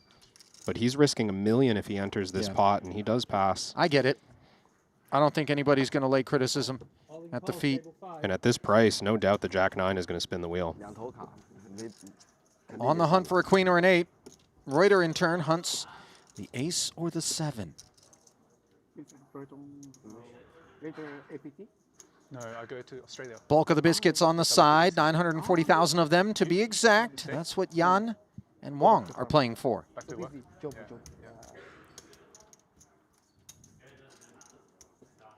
Very good Vegas. Crazy. 1.5, 1.4. Main pot of 405. Feels like it's slipping away from Clemens Reuter at this showdown. Second was 2.3. 5 outs twice to stay alive here. Yeah, 2.3, 50K, WSOP, 800. Oh, wow. Yeah, total. Turn is the deuce, Up how much? which note would have given 2 pair to Bin Duan, and instead the case king rolling off. King's full would have been hauling it in. Instead, Wang Yang claims a pelt and snacks on Jingyao Yan. 赢了吗？ K2。后面2家，要不然我肯定框。 Reuter gathering his belongings. 32K going his way. 我就 26th. See some friends. 就好了。我在他那个位置肯定框的。那肯定的，你在我这个位置有可以 5K Australian main. 你 cover 完了。 20K high roller. 他俩正好看着他。没有，他那位置抠进来要被我推的。对对对。我两头买顺。 Efforts will no doubt be made to So after the main here, it start. Are you stay to main or you go home first? Yeah. Here you stay main. By the way, one of the nice wrinkles in the Triton Poker Plus app, because we used to get asked this all the time, and we just didn't have a means by which, beyond what we've observed and been able to retain informationally, Maybe I stay. Or maybe answer I these leave questions. I But see how many 60K, bounties does somebody have? Well, you got a little crosshair logo along with a number This one, beside it, that's and that maybe tells I you stay. exactly how many victims have been claimed. As Jun Obara has 4 bounties right now. Jing Yao Yan close behind him with 3 bounties at this table, and Vincent Huang with a single bounty. You know what's crazy, Ali, is I think more bounties have been collected at this table than in the rest of the tournament. Well, 8 of them in total. The bounty period started at 40, and we're now down to 25. So isn't that 15 bounties? No, but so I mean, at this table, this collectively, table than the rest of the entire more field, than half of the bounties that have been collected occurred at this table alone. Yeah. Next, maybe. And more than half of the buttons undone here for Andre Moreda, and I can get behind it, by the way. This is a swaggy corner of the table. Yeah. Wang Yang getting a run for his money. Okay.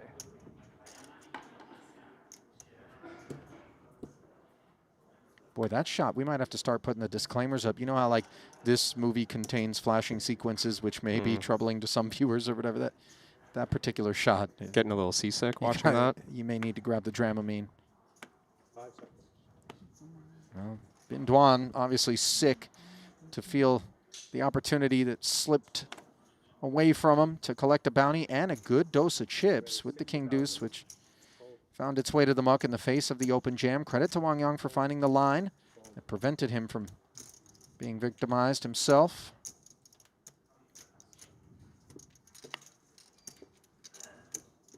Ace-queen suited, a pretty one. Potentially a chance for Morera to make a light big blind defend. You don't get that many heads-up pot opportunities. And when you cover the implied price just a little bit better, I don't mind this call. Jack 8 tray, rainbow board. And give him the dynamic. Bin Duan, huge range advantage. Jack 8-3, maybe not his favorite texture, but when you've got trash like this defending the big blind, just put a stab out there and take it down. If Andre cooperates.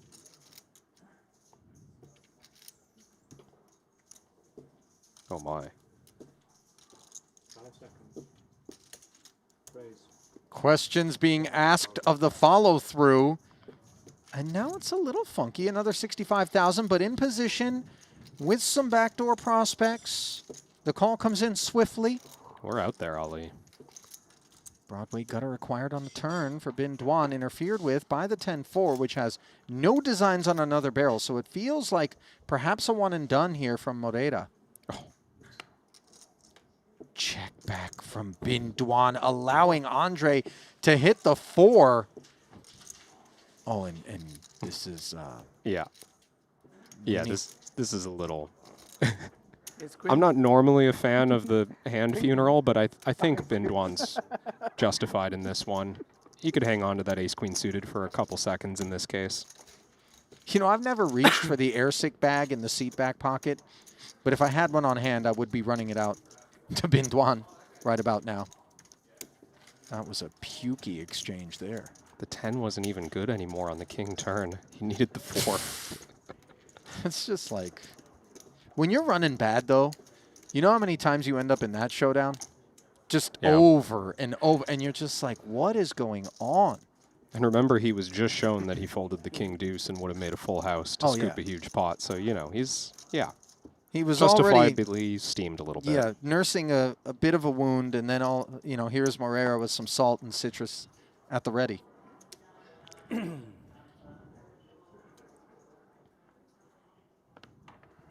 Question from Diesler in the chat as to when the bounty draw is going to be taking place. Believe it or not, that's the same question I asked producer James earlier today, and he advised that tomorrow is when I'm going to be out on stage, working our way through one of my favorite parts of any given Triton festival. A lot of fun, a lot of wives and girlfriends exchanges, bounty purchases, or envelope purchases, rather. It gets fun out there.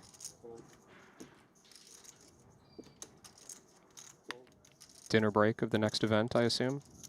Yeah, dinner break, but, you know, obviously we try to keep it moving so that those players that are in that event who happen to have envelopes can still grab a meal.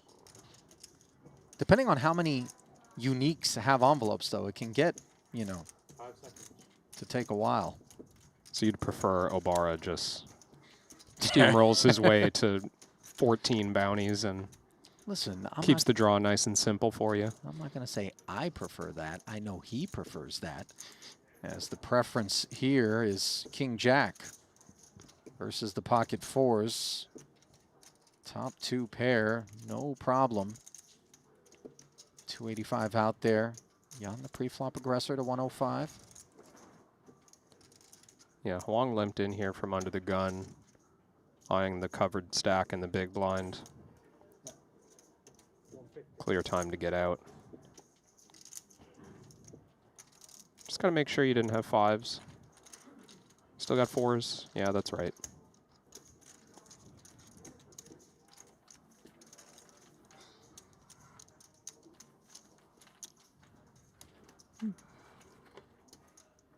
Straightforward exchange there. They can't all be highlight reel, although many of them have been thus far here at this table. What's in the cup there, Kevin? Is that a banana? What is that? Yeah, some kind of fruit skin. I think it's a banana peel. But it's not leaning anywhere on the inside of the cup, and I'm trying to figure out how that's been managed. Is the curve in the banana kind of below the rim, allowing it to look propped up cleanly? We're going to need a few other camera angles, I think. At first, I thought it was a personal cactus or something that he had brought over as like a good luck charm. Portable garden. I don't know what's going on.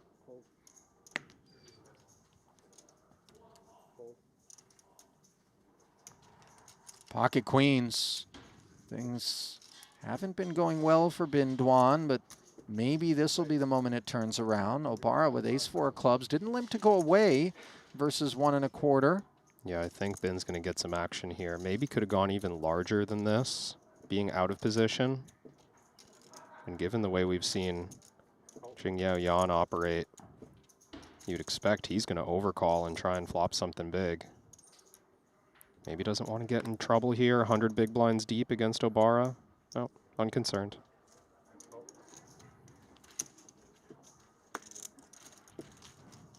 And deuce suited falling in the range, and obviously the presence of Obara, you'd think as a covering stack might have been a little dissuasive. Not so, although Queen 5-4 Rainbow certainly will dissuade Jingyao from proceeding. Top set versus bottom pair and the club lurking, not to mention backdoor wheel prospects. 175, the request here from a dominant Duan. And nothing about this looks weak to Obara, but I think you still just have to oblige and try and hit something on the turn. All that implied value. You just assume you're up against strength here and try and make something good.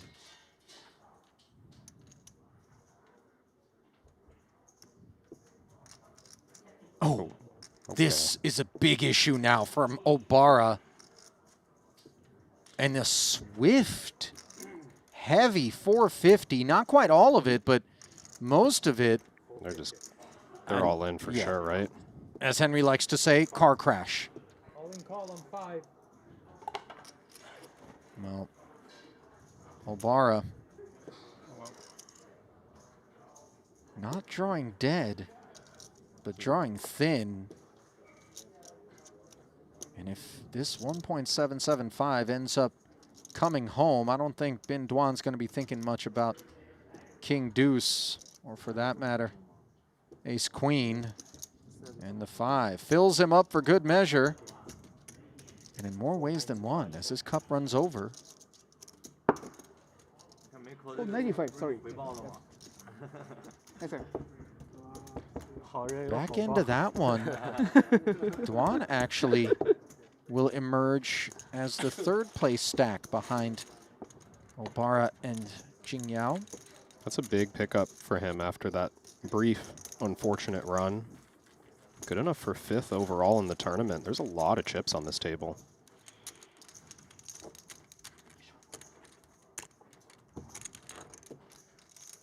Got the number 1, 3, and 5 stacks. And 6.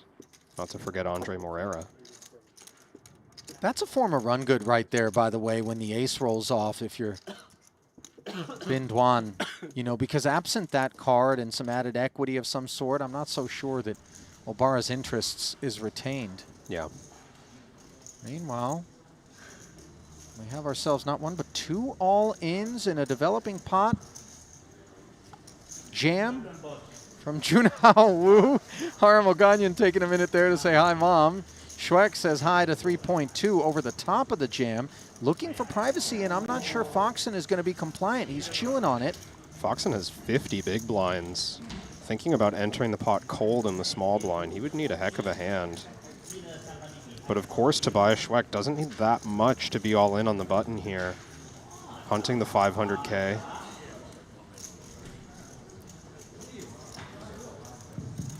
Well, we flipped the camera around where it looks like one's already resolved, and Lun Lun is the casualty.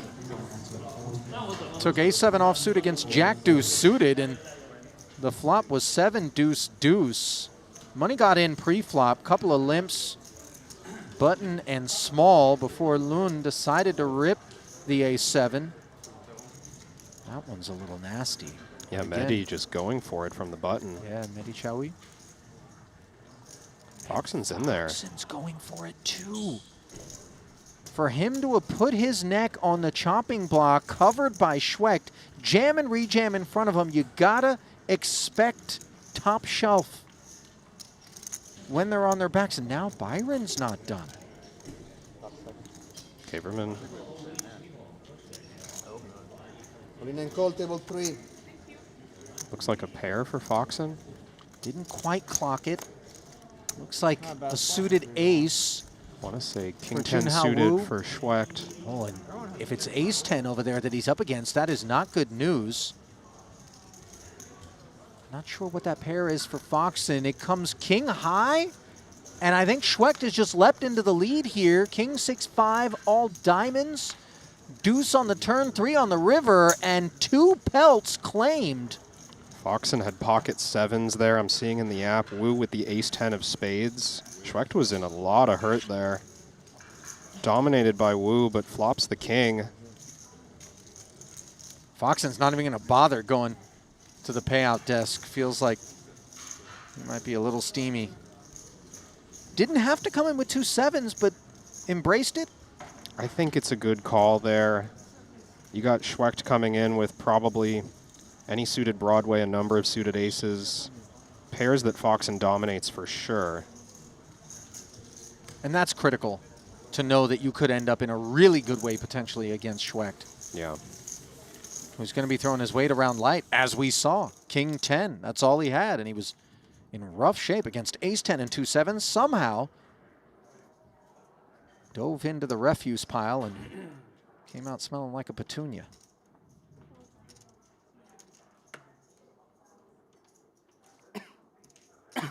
It's rough as well there for Foxen when you don't even need to beat the original player, the ace-10 suited that had jammed. You right.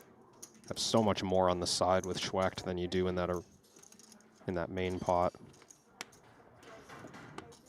So the double elimination of Junhao Wu and Foxen leaves us with 22 in the field. Lun Lun also eliminated 25th. Obara. Looks like he's sizing up a 3-bet with these 2 8s. Don't think Bin Duan's going to do anything funny with King 10 offsuit, but potentially a lot of chips would have been going in the middle here. Small blind versus cutoff, 40 big blinds plus. Modest size up in terms of payouts as well. Not necessarily worthy of note, but instead of 32K, you now pick up 35,000 when you bust, 23rd and beyond. We'll receive that figure at 20th. We go to 38,000 as Obara goes to 300,000 and takes it. I do like that choice with the 8s, by the way. It just surprised me that he was taking it. But going wide for value when you chip lead in this spot, you have that image of someone who's bounty hunting a little bit, maybe trying to leverage your covering stack. Makes sense to balance that out with additional value hands as well. And even though you might think everybody's toeing the line and kind of on the same page here, there are degrees to which some might have a taste for the bounty hunt beyond others. And so I think some custom tailored approaches continue to be beneficial.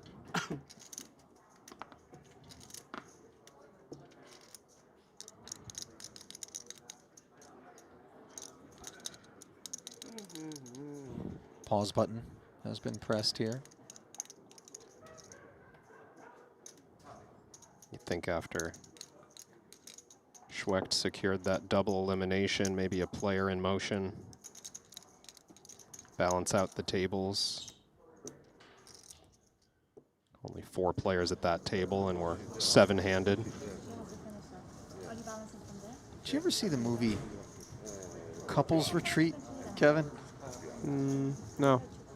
Vince Vaughn famously, I believe, was, or maybe it wasn't Vince Vaughn. He was one of the husbands, I think. It was that French actor.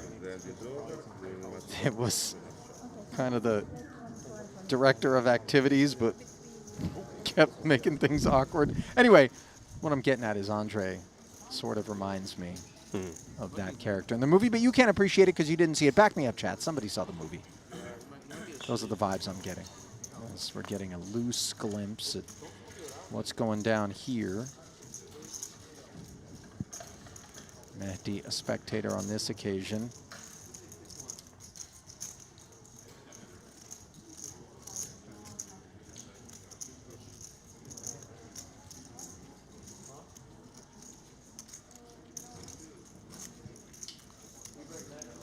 Believe just table 2 catching up to pace.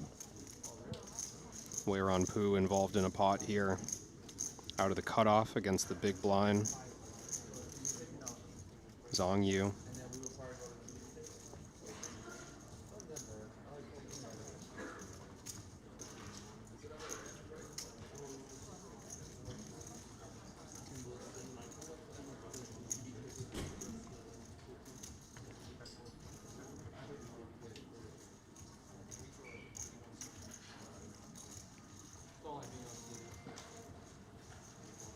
Looks like 2 streets check called there with 10-7 of spades from Zhang. Shows down the winner.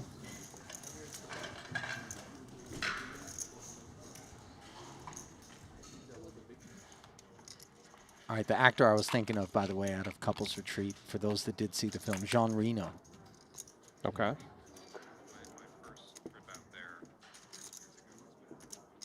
Oh. Looks like someone's grinding the stream for a little bit of intel. I was saying, am I hearing myself right now? You Is that an echo from the past? It's like Inception. This one pre-flop, as you can see, was limped by Bin Duan. Both blinds along for the ride to the Queen Jack 3 board, where it's queens up for Jingyao Yan versus bottom pair in what was back to a flush aspiration. The 60K raised to 175 on the flop. Appeal from Bin Duan, but nothing further as the $500,000 draws the curtain on this one. Yan has just been very steadily ascending here. Yeah. Not a lot of hiccups on his chip graph whatsoever since the onset of the frame. Sits just 7 blinds south of Jun Obara. Andre's like, you know what, guys? Don't take it personally, but I'm good. I don't want to play at this table. And it's a fortunate move for him. Covers almost nobody here. Just Vincent Huang. You know what Any other seat's going to have more bounty propositions for him.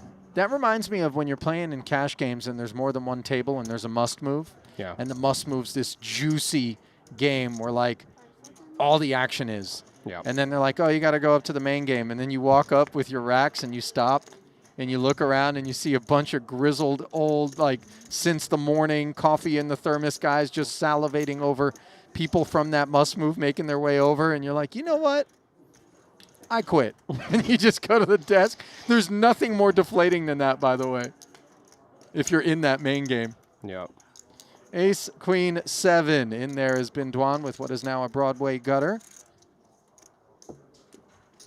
And yet the 8 deuce poses the question. After limping the button, we have seen absolutely any 2 sort of procedures from Jan for a limp. 65K fruitless, as is the turn. And we'll see if he continues to represent on this Broadway board. Certainly Bin Duan would have played an ace more aggressively, but giving that one up, even though he rivers a little potential. Jingyao maybe recognizing his image isn't so clean these days. Gonna let Bin win this one.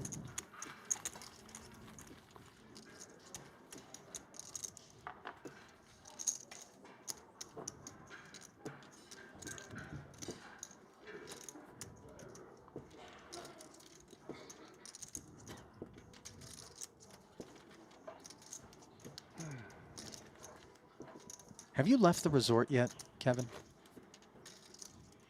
Only to Somerset. I mean, that's part of the resort, though. Then no. Why is it that this is like, I think my 4th time, 3rd time here, and I've never left the hotel? It's shame on me. Yeah. There's supposedly some really good burger joint called Smokehouse. Heard about and a this. Mexican place that's supposed to be really good that's like a 10-minute drive away. And by the way, Bryn Kenny gave me the tip. Yeah. And he's a big foodie, so I tend to think I also he's on point. found on the last trip here in March, I found a great Korean barbecue restaurant. It's about 20 minutes drive. You left and went 20 minutes away? Yep. I've never left the premises. That was the only time. That was my one venture off the property. I gotta say, the best Korean barbecue I ever had was in Seoul. And these guys were putting gold leaf and caviar on top of the, they cook it for you. It was good. Fancy Korean barbecue. Nothing fancy here, just queen 9 and 7-5 suited on an ace-ace-4 board.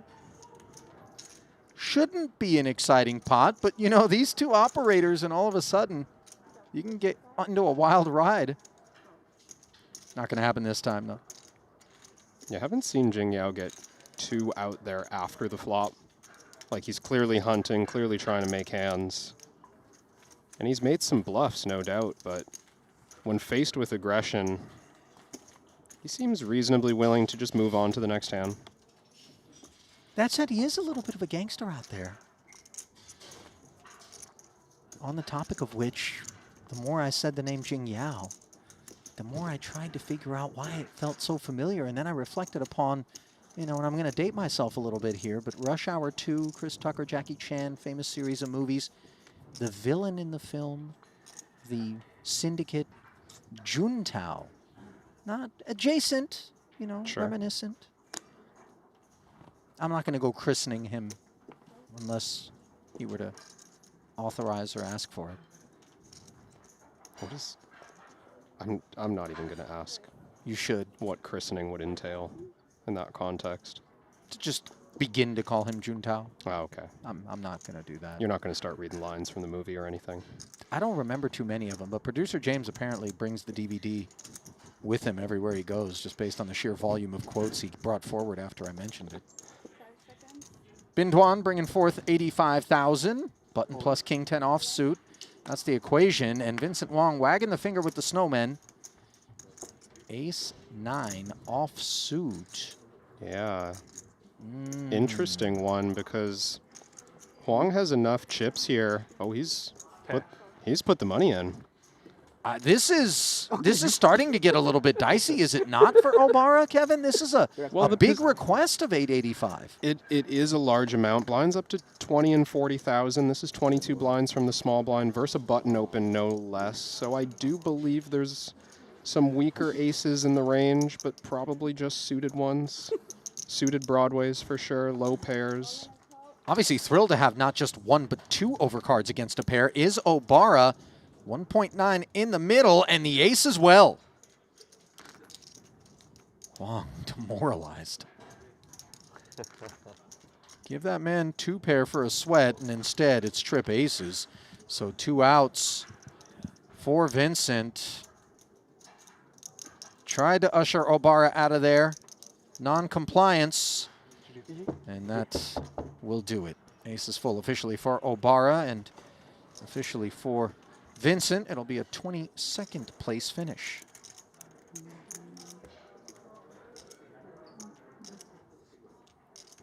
$35K for the effort. And Obara now trying to get back to his high water mark. Yeah, he was slipping for a little bit there, but he had amassed such a enormous chip lead early in the day that Obara still sits about 3 times the average stack in this tournament. Biggest bounty winner as well, 5 total collected. 俺に一番最後でしょ日本人は。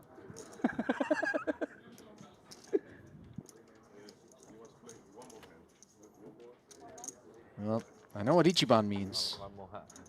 还是交了。 As Obara has emerged as the Yokozuna of the day. You ever watch sumo wrestling, Kevin?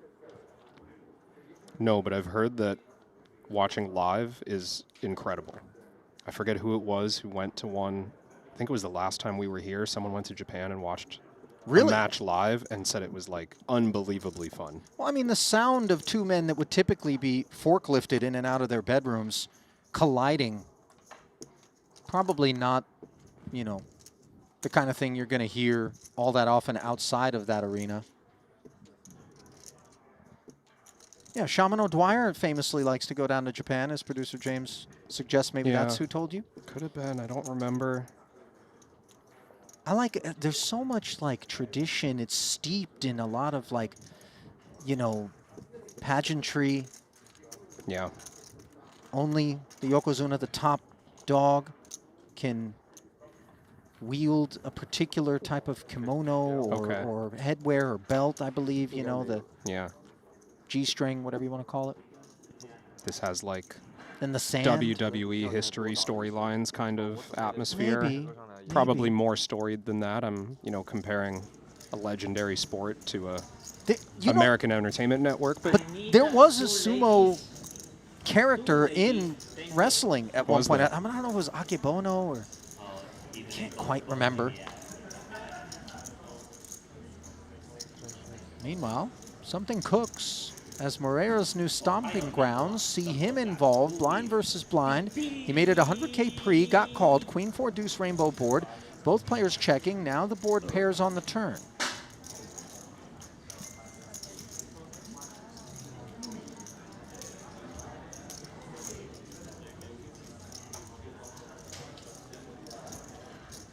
This one is strong pre-flop play from Moreira to be willing to raise into chip leading Schwecht. He's proceeding with a lot of caution though now that we're post-flop. Still no post-flop betting, however. And now an ace rolling off on the river. So the board reads queen 4 deuce, queen ace, no flush possible. And the ace, presumably a good card for Andre. You'd expect most of the hands willing to raise before the flop and then slow down on the queen high board to be a strong ace high, maybe a pocket pair under the queen. Well, he's brought a 60K tickler. Yeah, just quarter pot. Could be an ace, but maybe pocket tens or something of that nature. We're not going to find out. Yeah, Tobias not curious. We spin around and find another one in progress. Involved parties look to be Mehdi. And is that D. Pete's? Yeah, I think Peters was all in on the button here. And he's not moving, which suggests that whatever he's turned up, I think a pocket pair of tens, maybe? Yeah, 2 tens for Peters. Mehdi called in the big blind with 2 sevens. No help. That's a nice way to put a punctuation point on the frame for D. Pete's. And here is a glimpse at how things are going to look when we come back. As the break is upon us, they'll be playing 20, 40, and 40. Martirosian, 1.5 million. Obara trying to work his way back up to over 5 as he really left us breathless. Bringing you back to the desk, that's the man that did what is kind of the unthinkable and the unprecedented with, right at the top of the broadcast, back-to-back double eliminations. We blasted right through the money bubble, and here we are with 21 remaining in this mystery bounty, Kevin, which has lived up to its billing. I mean, it doesn't always turn out this way, Ali, but the chip leaders coming in just took down seemingly all the pots where bounties were at risk, and that's how we flew down to 21. But Jun Obara collecting 5 bounties, Jingyao Yan collecting 3, Tobias Schweck collecting 3. Those are the top 3 stacks in the tournament, and they've got 11 bounties between them. Yeah, Obara's got 5 bounties in total. That does rate to be the most that anyone has claimed thus far, if I had to guess. Haven't clocked it in its entirety, but obviously the Triton Poker Plus app where you can get all the details your little heart desires. We desire to step aside. I'm going to yield the desk to Henry Kilbane. Rabbit Chow's going to stay with you. Don't go anywhere. About 10 minutes' time, we'll be back with the resumption of the 40K Mystery Bounty.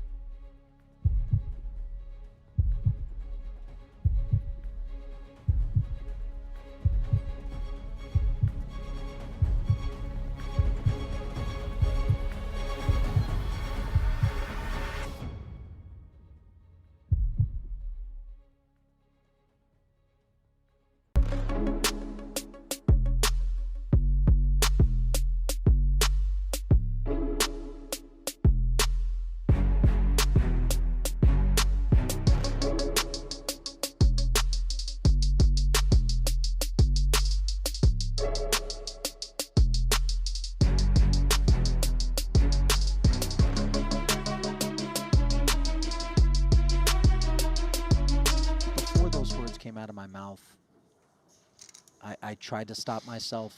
Just the dork index was so high on the last line, and yet they just crossed my lips. I owe everyone an apology for that one. Not my finest effort. Well, it was low-hanging fruit, Kevin. Ali, I'll let you off the hook here to bring your attention to the fact that, you know, we've been focused on the short stacks at this table, and the number 1 and number 2 stacks might be on a collision course right now. Jackson Ace King, big hands. Oh my. He's queen for Nikki P, and I'll take the over on might as collision imminent. Raising 3-bet in front of us, but it's Obara, so troubling to be the man that 3-bets because we don't necessarily expect that it's all premium choice cuts out of him. Yep.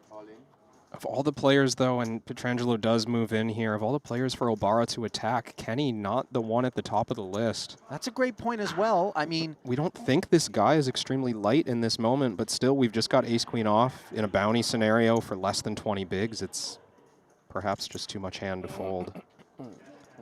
I presume that that assessment is the same one that you would apply to the 2 jacks as we see Kenny.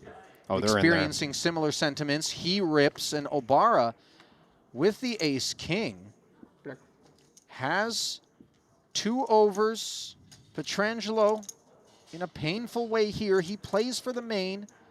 1.265 in there.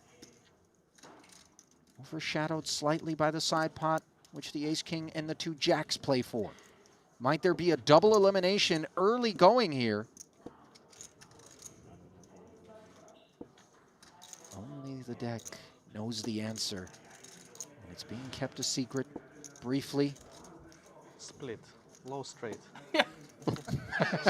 Ponikov's trolling, asking for a low straight. Instead, the king high flop, and Obara leaps into the lead. Just look at that, 0.3% for Pietrangelo, who needs perfect turn river, and Kenny with 9% as he hunts Jacob. No such luck, and aces and kings on the turn mean that Pietrangelo needs an ace for a chop. Kenny, a jack to put a dent in Obara. None of the above. Wow. And quick trips to the locker room for the 2 Americans as Obara introduces them to the land of the setting sun. Life is good. That's a chip lead pot for Obara on those 2 pulls.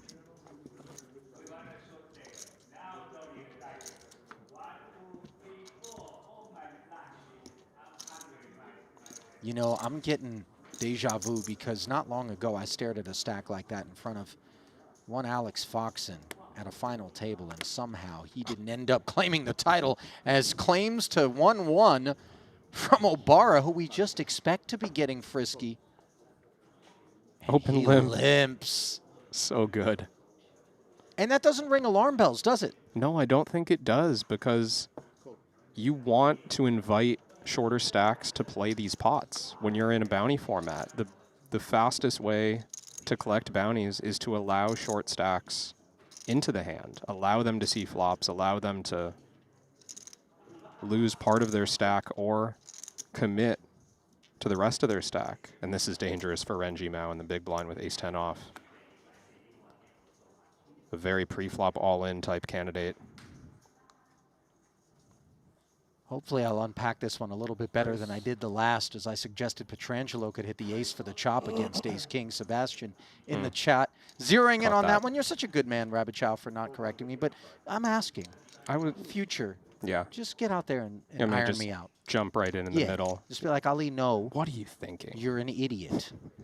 And I will thank you for it. Meanwhile, no thanks will be given to this ace-10 425 by Renji Mao. And this is not a foregone conclusion that Ponikov's is out of this hand. You know, when you don't know what to expect, and I don't know how much history he's got with Obara this festival. He said all in. Oh my goodness. Just a dream scenario for Obara. Hands up. S-king, S-keys. Oh my god, yeah. So unlucky. King Queen well above average for the spot. If it's looking unusual, we've been dealt some pretty big hands so far at this You're gonna win tournament in a couple of feature table. Well, listen, I never get mistakes. Jun Obara already enjoyed a couple of pieces of sashimi earlier, and now he's dishing out fugu to Ponikov's and Renji Mao, who are potentially going to be the next tandem to be busted out of this one by June. Jack 9 deuce. Gut shot straight draw for Ponikov's could be a lot worse. Sure. You see one of the 10s busy. King. Renji Mao interfering. And now Mao will draw dead. Ponikov's needs to find the gutter. Otherwise, it's down the drain. And sayonara. Wow. And I mean, Have you ever seen that in your life? that was my first thought, is 2 double eliminations on back-to-back hands. Just, he's eliminated more than post-flop decisions, because that's where the strategy really does get unique and interesting, but I think everyone understands the task before the flop. Put lots of money in the pot and Yeah. hope for the best. It does feel like disproportionately front-loaded are a lot of the strategic tweaks that we witness. And here's the disproportionately large stack of Obara mucked around to his small. And this is where you look over at the covered stack, and yeah, just, I love this from Obara. Oh, Jingyao Yan pocket threes. Is Oh. this even a consideration? Oh, yeah, he's called. Threes, I mean, just never in great shape. You can see, look at this flip that Obara's found himself in. He's got 2 overs and he loves it. Already won. Already won. I've not seen a man elated in an all-in with 6-4 offsuit ever. Yeah. To be fair, I haven't seen too many men all-in with 6-4 offsuit for a pot that big either, but here we go. Flip declared, 5% advantage for the threes, and a better one now as the biggest hurdle is cleared. A clean flop, diamonds lurk. Just 6s and 4s need to be warded off for Jingyao Yan, who made the FT in that 25K.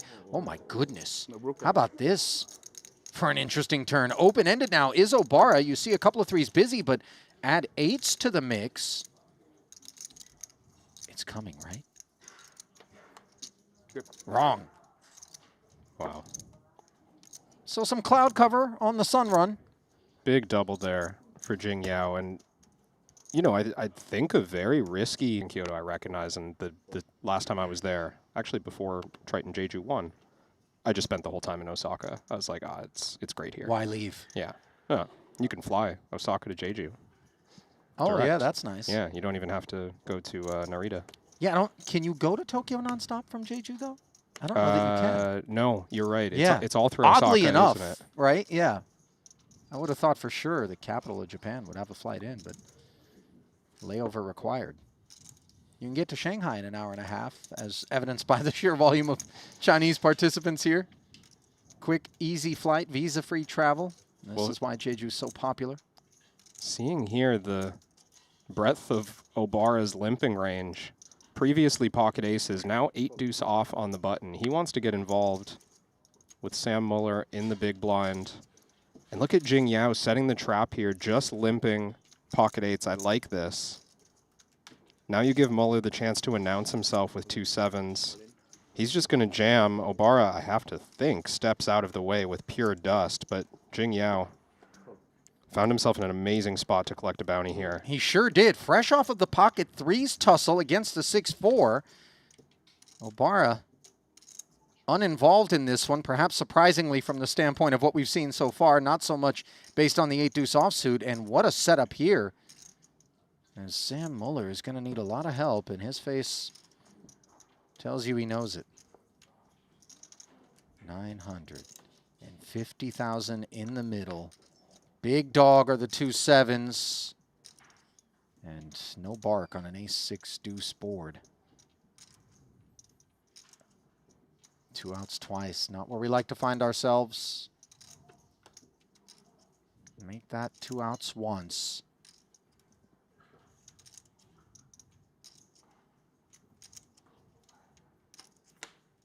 And the lights are dimmed on Samuel Muller.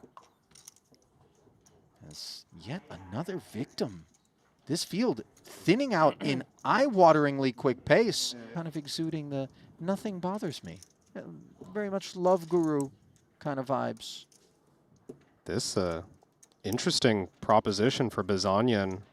Hand looks very good for open jamming. Clemens Reuter is in the big blind this hand, 3 blinds behind. Bazanian perhaps thinking through the fact that if he opens all in right now, everyone's coming into the pot. And you're on the stone bubble. How do you reconcile those opportunities? You think, okay, well, I'd love to capture Reuter's bounty, but if I go all in right now, people are going to be so tempted to my left. The 2 chip leaders of the table to my direct left, they might come along much wider than I would like. Actually don't mind a fold in this situation for those reasons, because we worry that we just end up in a 3 to 4-way all-in too often on the money bubble. And Reuter just gets the opportunity to fold in the big blind and collect his min cash. It's a complicated spot. Is it weird that I just realized that in that pot that Petrangelo had the ace-queen against the ace-king, he still could have chopped if a third, that board was paired, right? Would have rolled off. Am I wrong? Wasn't the board paired in that spot? Yeah, you're thinking that the deuce could have come. Because it was deuce, deuce, ace, king? Deuce, deuce, ace, king. Right. And you Yeah, said the ace could have come for a chop, for a chop, which but was it was the incorrect. deuce, But yeah. the deuce would have been deuces full of aces. Yeah. Probably not what I'm supposed to be thinking about right now, if I'm being honest, Kevin, just given the gravity of this particular spot and all of a sudden the gravitational pull of 6-5 offsuit. Not to mention the prospects of the bounty more so. Obara wasted no time with 6-5. This is exactly what I think Bazanian was concerned about when entering his chips here. And you've got Jingyao earnestly considering 4-3 offsuit. He's in there. And no guarantee, like I said, Reuter's bounty doesn't enter the pot. Now Bazanian the one at risk 3 ways.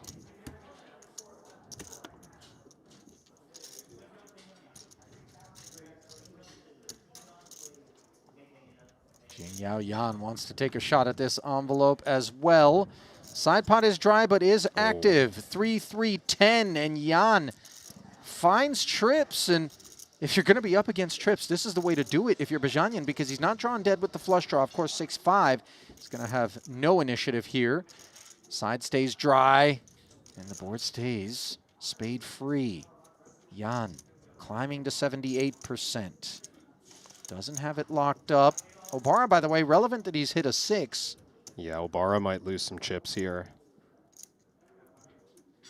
Jingyao incentivized to announce the strength of his hand. Anything that can beat Bazanian's perceived range right now wants to be betting.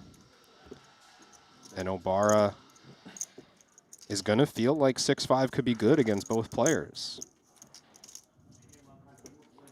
I don't think he can fold just yet.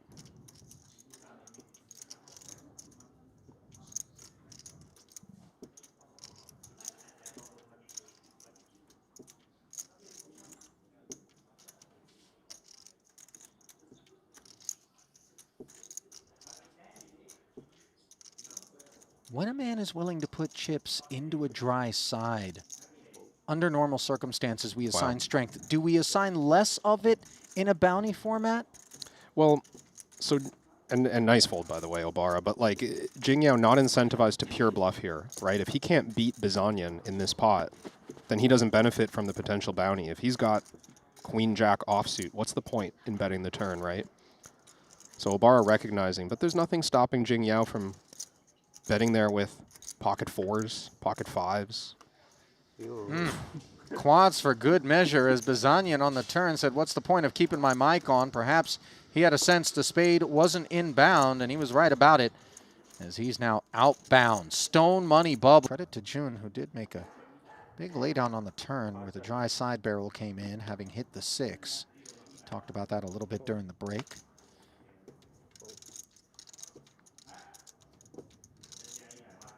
Fabian Gums added to the feature table in the full Triton 1 kit. He entered through the gift shop. Reminds me of the airport where you're just trying to get to your gate and then they make you run the gauntlet of duty free, you know? Oh, yeah. Hard to leave without a few bottles of cologne. And somehow I managed to do it. I'm really like, how much? It's always booze, cigarettes, cologne, chocolate. Some sort of last-minute gift for the kiddos is the gift of ace-10 being accepted by Wang Yang. And what a gift it is when you've got inferior aces around you, including the pre-flop opener, who's giving action. Table 5. 3 flush. 605 in the middle.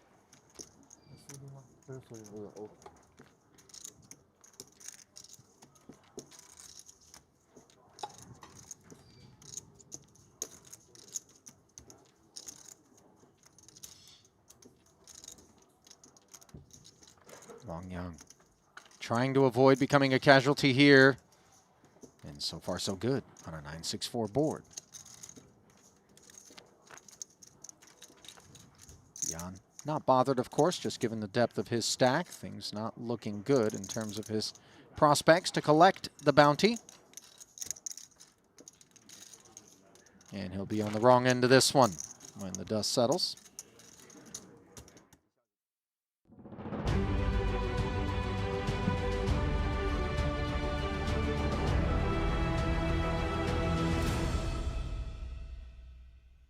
Well, very warm welcome back to event number 3 of the Triton Super High Roller Series here in Jeju. It is, of course, the 40K Mystery Bounty. Kevin, I don't know what it is about these mystery bounties. I think it's just the amount of chips that go flying in and the pace of play that makes it feel like almost like a non-Triton event. Oh, yeah. I don't know. You know, when we're covering the 100K main, or any Triton event for that matter, it's, you know, very serious and yeah, everyone's just like really tense and focused on the trade. But in these events, you know, people are just like splashing about their V-pip. I just saw a V-pip from the small blind with 6-5 offsuit and that's nothing, Henry. What's been going on, man? Tell me. We've had open limps with the absolute bottom of the deck, limps and over limps with 8-deuce offsuit. We've had multiple bounties won. We had one player limp and call a jam for, I don't know, 2.5 starting stacks with Queen 7 offsuit, I believe it was. We're just in there every hand. The player at risk has not been winning those pots. Okay. And we've accumulated 11 bounties in the top 3 chip stacks. Chip lead by Tobias Schwecht. I was going to say, it's funny because I caught you before you went live with Ali, and you said, Henry, keep close because they've got to go from 40 to the final 21 in the blink of an eye. And sure enough, it's taken, what, 2.5 hours, and we're going to expect to see the same here from this frame, final 3 tables? I think it keeps going for a while, Henry. There's 80K on offer for every bounty that you can collect, and we don't see pay jumps worth that much until the final 3. All right, well, look, let's throw it down to the main stage. Once more, Tobias Schwecht, chip leader of the field. He's got 3 bounties, second in chips. John Obara, he's got 5 bounties, courtesy of 2 double eliminations. And then Yang Jing Yao, third in chips with 3 bounties. Everyone else kind of just, you know, watching on from the sidelines. Jamil Wakil, currently 18th. He's got 1 bounty. Let's see, Artur Martirosyan currently in. That could have huge Ivan Liao player of the year leaderboard implications if he can make a final table run here in this mystery bounty. Here are your tables. Chip leader Schwecht, not the greatest table in the world in terms of bounty hunting. Only 1 short stack over there, the short stack being 15 big. So I'd much rather be on Obara's table. You've got 4 sub-20 big blind stacks. Yeah, much better table draw for Obara. Schwecht also has Wei Ran Pu on his direct left. That's going to stifle some opportunities to get involved hunting for bounties by the shorter stacks. Yeah, that sucks. Yeah, Obara's table, he's loving it. Second largest stack, 27 bigs. Obara could just, I don't know, man, just start open jamming any turn and just try and collect some bounties. Ignore my theory, by the way. I mean, don't listen to me, but I know that's what I'd probably be doing. I mean, we saw Obara attempt to collect a bounty unsuccessfully just by open jamming 6-4 off, blind versus blind. I think it was 25, 30 blinds effective. He got called by pocket 3s. Wow.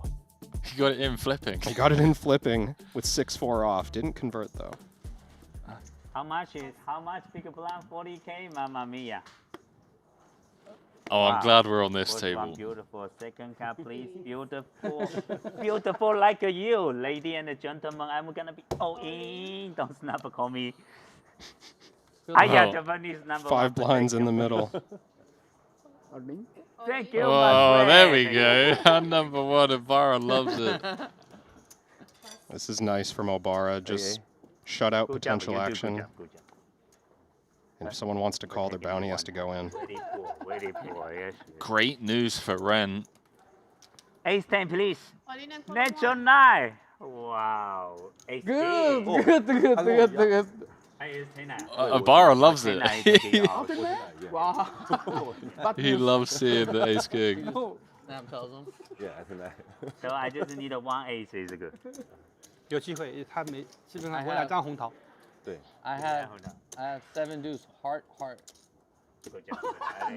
No. And then he got 2 heart. No, I'm joking. I have ace king.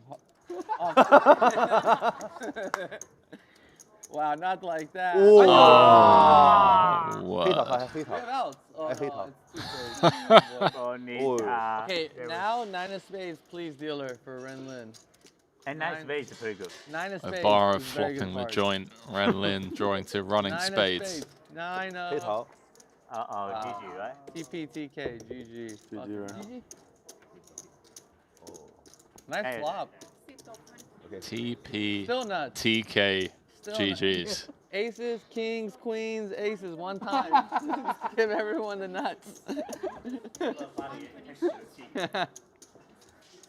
Ha ha ha ha ha. GG's, Crazy Mr. game. Renlin. Crazy, crazy game. Short stint for him at the feature table. I mean, he's been in this game long enough. Wow, you still had no pair. You didn't make a pair. Not once. He's going to head to collect relatively small cash compared to usual. 35,000 for his 21st place finish. Less than a buy-in. That, of course, a byproduct of the fact that half the prize pool goes into the bounty portion.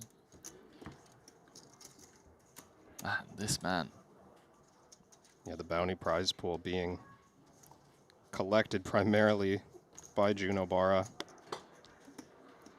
He's now got 6 tokens to cash in tomorrow.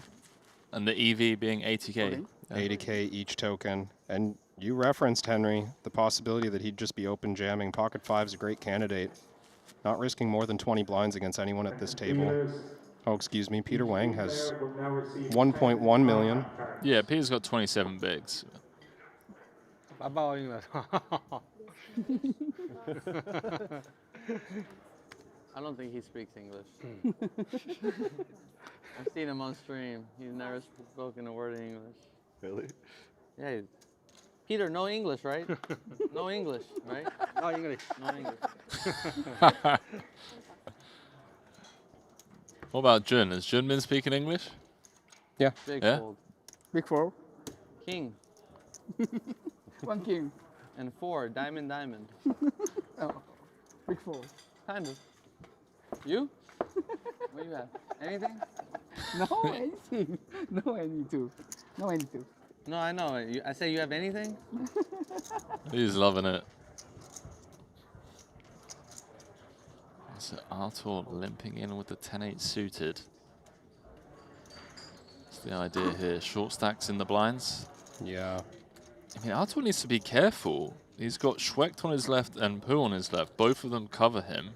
And that's the idea with limping. We want to enter pots as wide as we can, and this is the way to accomplish it without overcommitting.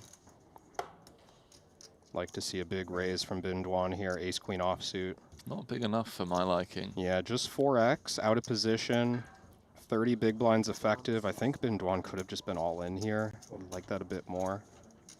This might be a price that Martirosian continues against as the covering stack. It's a little dicey with Wei Run Poo behind. We've seen over limps with traps at other tables. Still possible for Wei Run Poo to have a strong hand here, but the dusty King 4 offsuit's going to hit the muck at this price. Artur in the mix. You have only one blue stack behind, right? Has No Duran white. covered.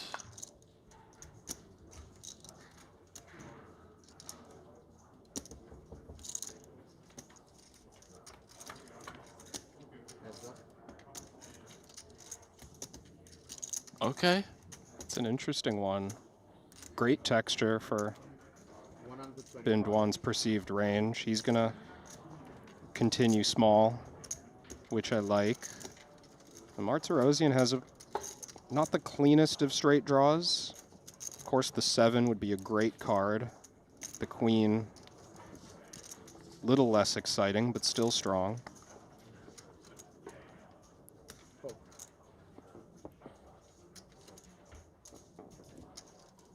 Makes the call. 700k in the middle.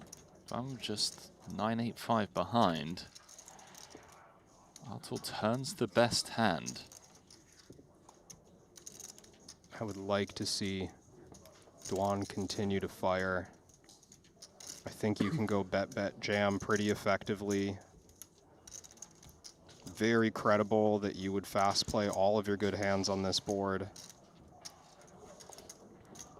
But something like going all in on the turn would be too risky, that your opponent just has high equity and has to call it off. He could go like 300k on the turn and jam river, but he just shuts it down. See how Martirosian wants to approach this, because I don't think there's any guarantee he believes he has the best hand, Henry. Therefore, turning his hand into a bluff, is that what you're insinuating? Yeah, or? potentially. I mean, good chance that Bin Dwan has a hand like ace-jack, pocket queens, pocket tens. Maybe Martirosian believes these are hands he could get to call turn, fold river. He's going to go after him. Probably just works here on the turn when he's got ace-queen. That was so tough to play against, man. 250 into 700. Wow. What's the plan once we've checked? Doesn't feel like there's any options. Triangle dealer.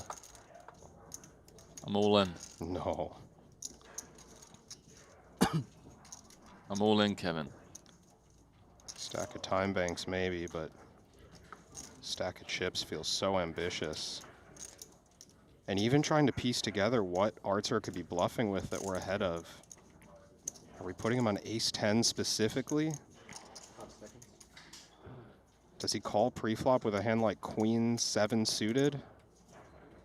Yeah, he just folds. Artur up to 1.9 million. Keep your fingers on the pulse of Alex Foxen. He's probably sweating along on the Triton Poker Plus app in this one.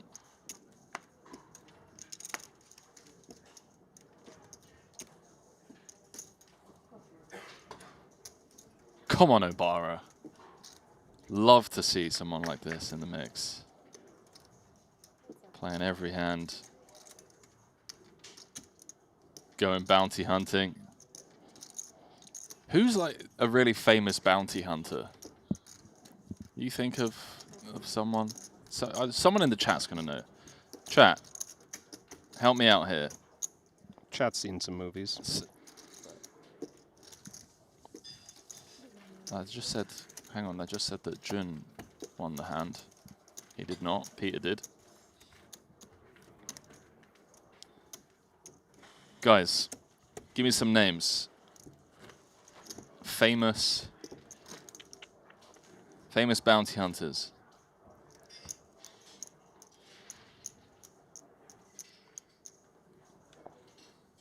I mean, There's some niche reference happening that I don't understand. Dog the Bounty Hunter, I recognize that. Okay. Maybe it's not as niche.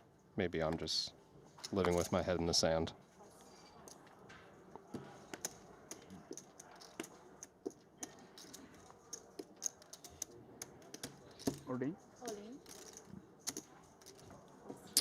There we go. Blind versus blind again. Obara. Not shying away from these high-value opportunities. We got Dog the Bounty Hunter. We got Han Solo. Love that. Han Solo is a great shout. Well done, Lachlan George. Okay, I'm curious. Would you viewers, we got Boba Fett, would you viewers call Doc Holliday in the movie Tombstone, portrayed by Val Kilmer, was he technically a bounty hunter? I know he was like part of the sheriff's entourage, but he was kind of separate as well, right? Like he was the guy hunting down the bad guys. I don't know. Would Doc Holliday count as a bounty hunter? Django, great shout. Okay, cool. We need to come up with a nickname for Obara. If he collects a few more bounties, might start calling him Han Solo.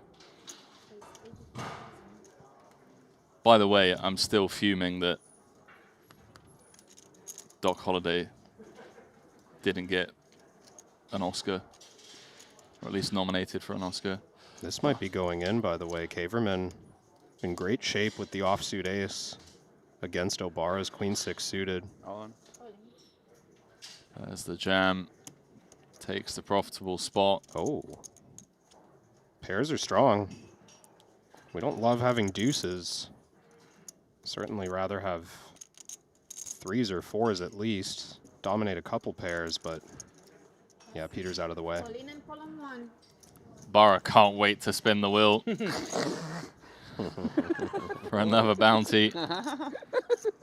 What you did? Oh, he's going for the prepay, Kevin. He's cut out the You hated prepay. the snap and then you loved it. Yeah, the snap. It's a mixed bag. You like the snap now? Yeah. Wow. And you have the 6 of hearts? You're just chilling on this one. He's 5-3. Very bad shape. Only, There we go. No. Only queen, queen. No suits. Yeah. Only queen, queen. Obara Only queen, queen. drawing dead on the turn. Byron up to 1.5 million. Tough one. If he can get another double. I mean, look, even with that double, he now covers everyone else at the table, which could prove massive for him if he goes on a bit of a heater. Yeah, really important. Not just to think about being chip leader, but if you can cover 5 of the 7 players at the table, you're in great shape.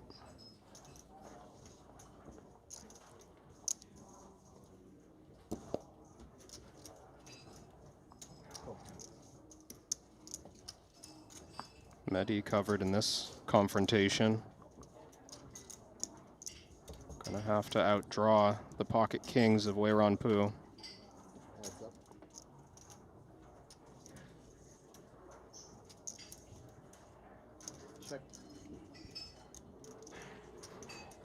We'll see if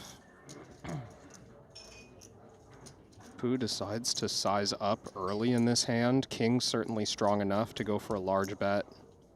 10-9-3 two-tone, the kind of board where you might polarize a bit further. Yeah, he's going 150 right away.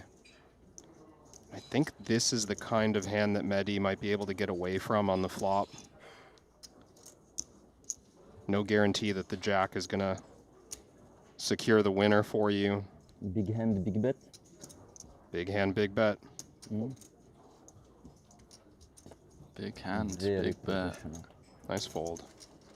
Joey. That's a pretty sick read. You bet small, I check raise. You don't want? I don't know you. Oh, what's going on here? Mosbok out? That's looking like an exit interview. I'm seeing Mosbok eliminated in 20th place in the Triton Poker Plus app. Most recent elimination.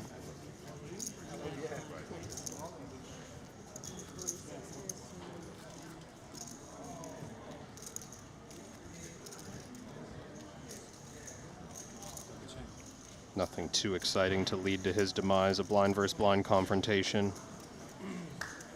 Mario open jam the king 7 suited. Got called by Jing Yao. Ace king.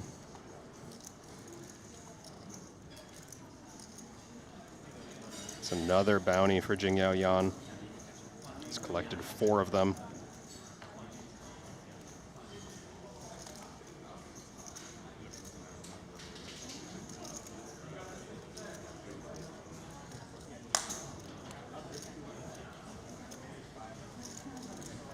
Staying at this table, at least for now. That was an under-the-gun limp from Andre Morera.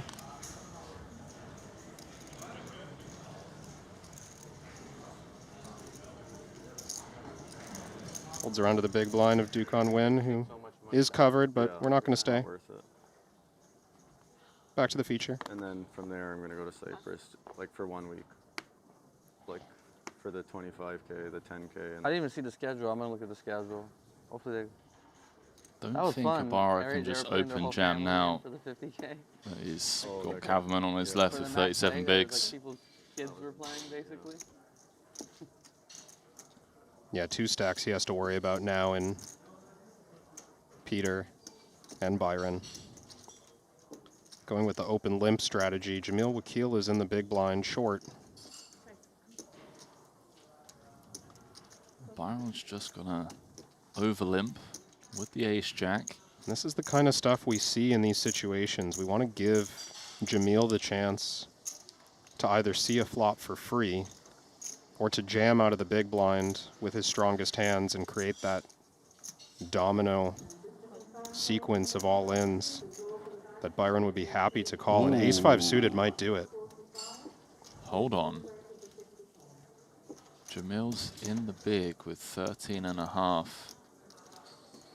There's 5 bigs out there to fight for. I mean, yeah, I like it. This has the makings of a 3-way all-in. I think Obara's in there with a pair.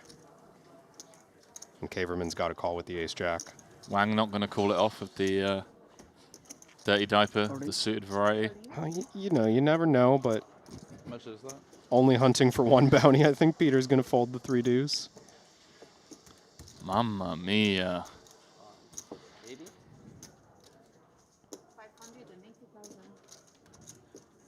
580,000. 580k. The jam from Wakil, courtesy of the limps in front of him, just makes it incredibly profitable. And he knows that Obara is going to go after him with a lot weaker than ace-5. Just unlucky to be flipping here, and unlucky to be dominated by Cavalman as well.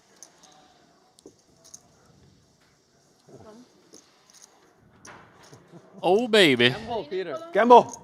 Peter, gamble! Oh, you just hate to see it in Byron's shoes, don't you? Look at it. Byron loves it, 4 mate. very bad in game where we are. 4 in Jeju, 4 very bad.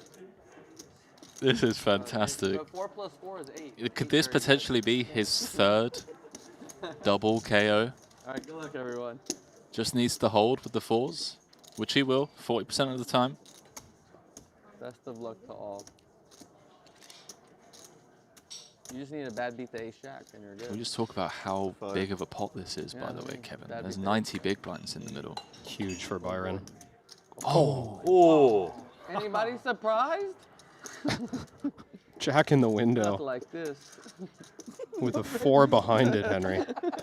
4 in the kitchen. Just turns them dead most of the time. 2个清掉。 清掉2个。 Deuce 3, 10 king. There you go, you heard it. Those are the cards we need for a sweat. The king does keep the dreams of both Wakil and Byron alive in the form of a chop. Be massive for Byron, of course. That huge side pot. Poker is the sickest game in the world. Oh, It really is the sickest game in the world. Second, right? As it bricks out, Jun Obara scoops a 3.5 million chip pot and in the process claims 2 bounties, eliminates 2 of the tougher players left in the field, Byron and Jamil Wakil, both KO'd by the man who just seems unstoppable right now. So we ping pong back over to this table. How many times have we seen this? Martirosian betting big on the river. Cards not yet revealed. Well, he's bet 75% and he's run into a flush. Yeah, Weiran Poo's got potentially a value jam on his hands. All in. There is the jam, and when you fade the snap, there is some relief from the 6-high flush. So Martirosian here saw the flop check through.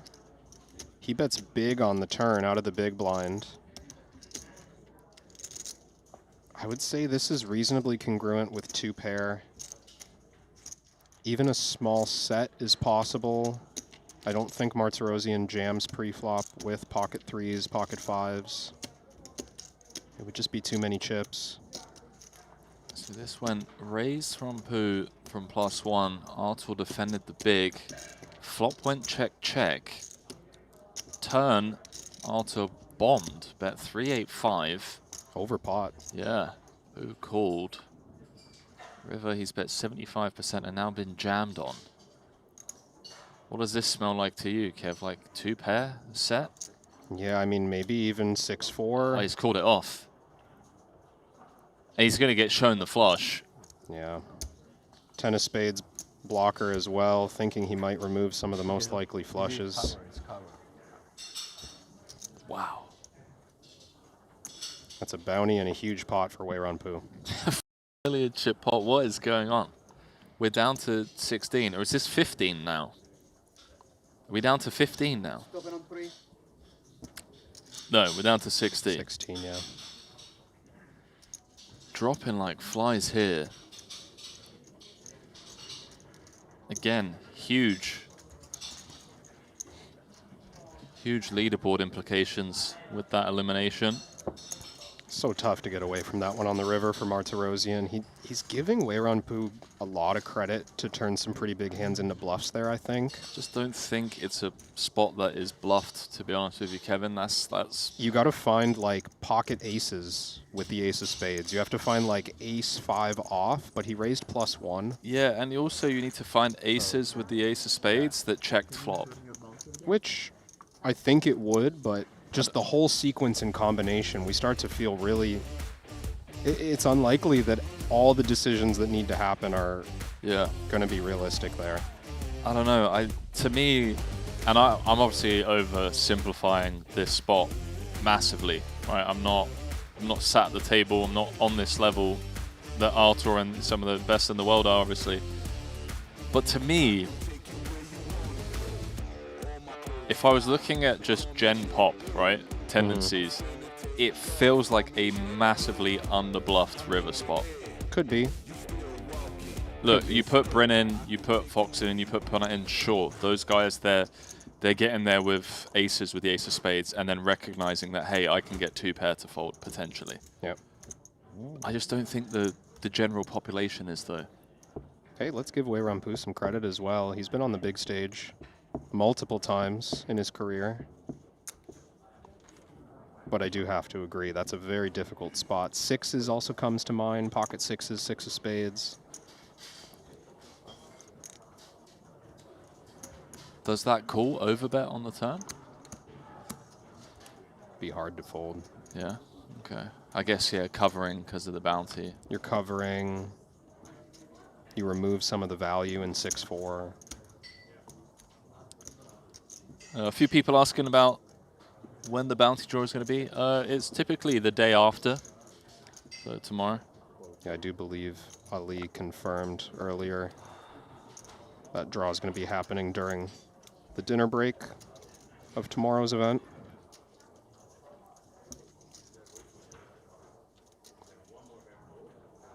Nice check. I love this guy. So far, so good for us. I love this guy. This guy's got jokes. Ready? 60. Limping the button and then says, nice check to Tobias. Cannot beat aces. Told you. I play only ace. Oh, you meant 1 ace. That's I brilliant. could beat. Okay, so to reiterate for the fans, we came back today with 25% of the field. All of the bounties were in play. You eliminate a player, you get a bounty token, and then tomorrow during the bounty draw, players will be drawing for bounties ranging from 40,000 all the way up to 400,000. That draw is, again, typically done on dinner break of the tournament that comes after the mystery bounty. Yep. But today, our main focus is on crowning a champion. Bring around. Although he's too good at the short stick. Average dollar value of those bounties, 80,000. Yeah. Fixed. What? Convert that to chips. Oh, we're 3 tables. 2 times starting stack, It's 400K. 3 tables. And it climbs kind of like over the course of the tournament, the chip value will climb, even though the dollar value stays the same. 3 table of 6 people. Explain that to me. Break that down as simply as you possibly can. 18. So half the prize pool is bounties, half the prize pool is prizes. Correct. Right.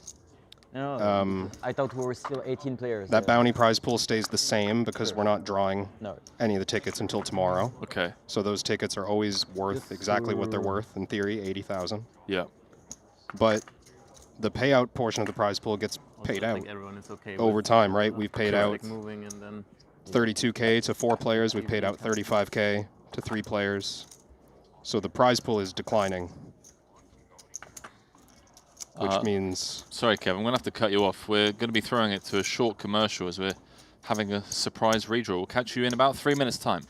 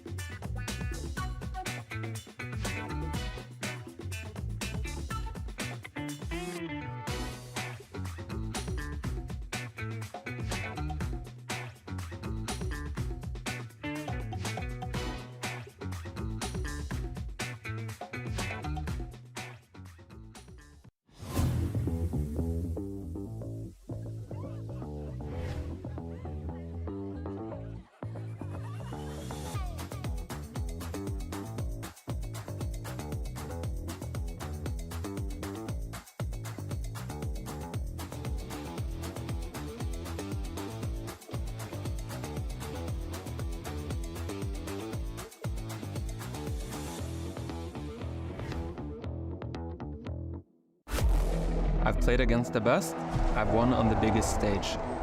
But what if I told you, it's not just about luck or talent. It's about using the right tools. GTO Wizard is the fastest and most efficient way to study any spot in poker. This is how you level up your game.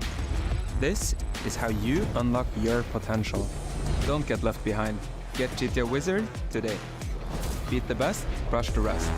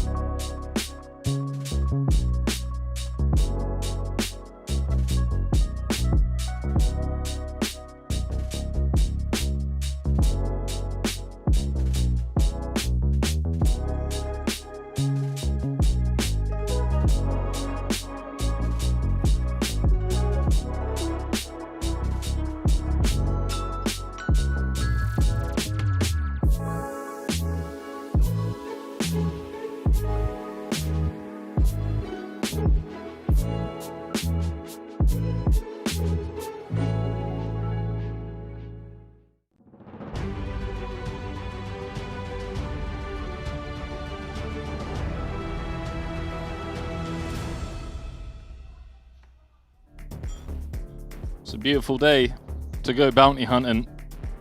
That's what Obara has been doing, and he's been doing it very, very successfully so far. 8 bounties for him, 16 players left. I think the record is 11. That's what Jesse did, right? That's what Jesse did, and that is... 5 count. 10. I can't remember the name of the other person. The one that Espen won in London. The guy that came 4th had like 11 bounties.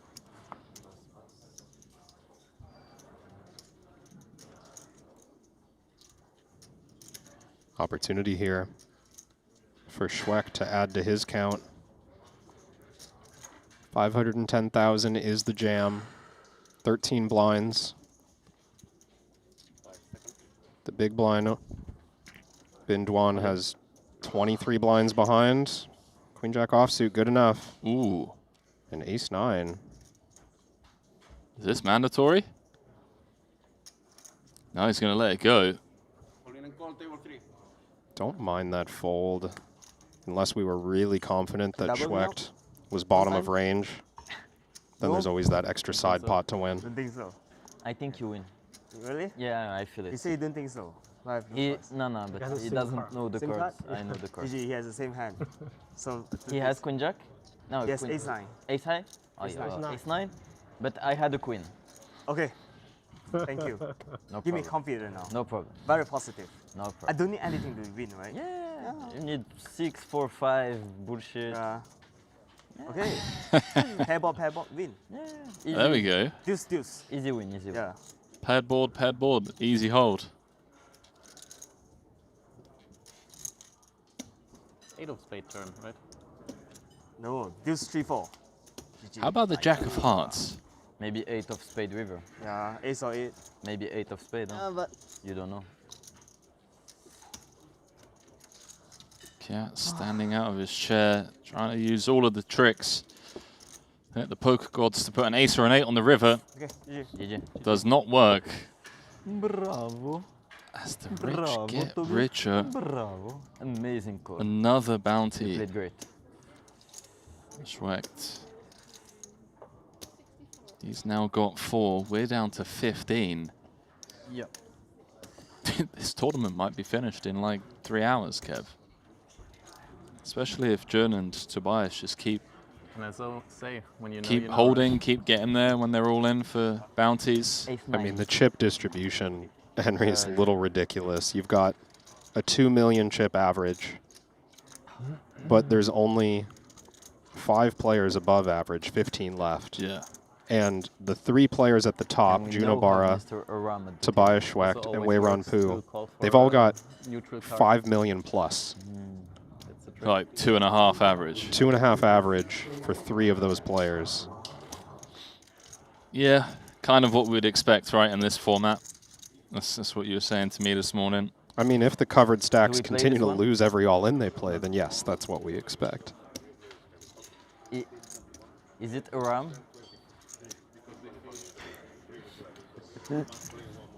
Can you bring Aram? Eddie trying to It's okay, bribe. we take. Aram Yeah. sitting on It's 8 fine. big blinds He at owes the other me money. table. Owes me some than a- chipperonis, some chips, Does he owe you more than a bounty or? a bunch. Bounty is all you. It's exactly like stack and Okay. bunch. So before we went on that break, you were talking about how you calculate Yep. The chip value. the chip value. So you're saying that when we came back today, a bounty was worth 400,000 chips, right? So 2 starting stacks. Yeah, when no part of the prize pool has been paid out yet, Okay. it's just, I mean, that's probably not exact. There's some Sure. ICM stuff, but if I had to just slap a number on it, I'd be like, I'd just call it 2 starting stacks, 400K. Okay. So what about now? We're down to like 15. And again, back of napkin math. I don't need the exact stuff, but Yeah. how are you calculating this stuff on the fly?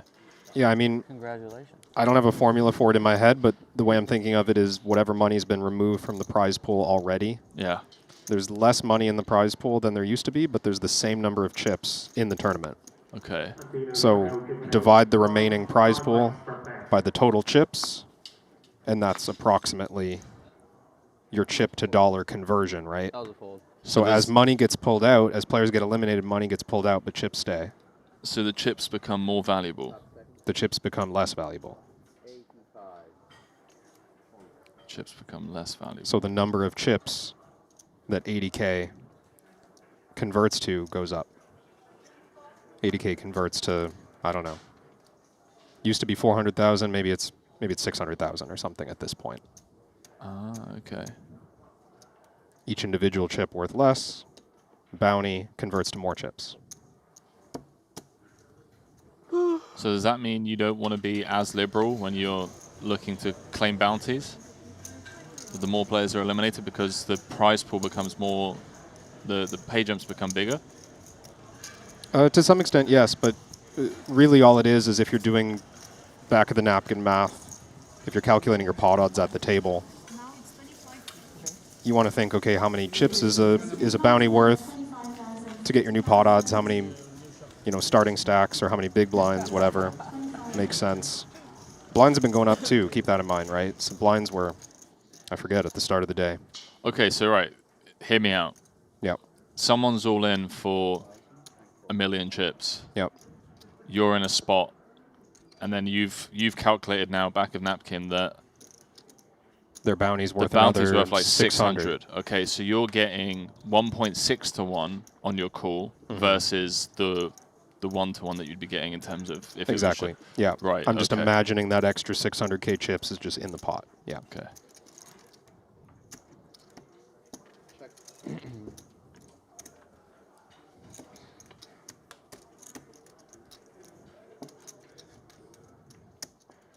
Well, somehow Obara has not found the offsuit jack here.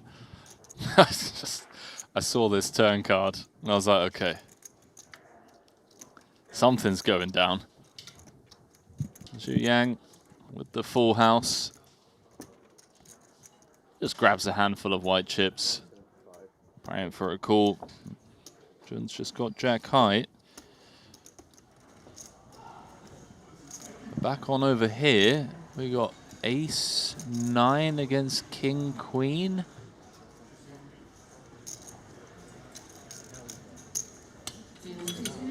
Ace deuce. Yeah. Ace deuce? Yeah, ace deuce against king queen, flopping top and bottom. Turn was the king of diamonds, giving some hope for either a chop or a Broadway or trips. Wow. That one just went all in pre, blind versus blind. Raised to 150, jam from Jing Yao Yan with the ace-2 suited. That's what, 5 bounties now for Jing Yao Yan?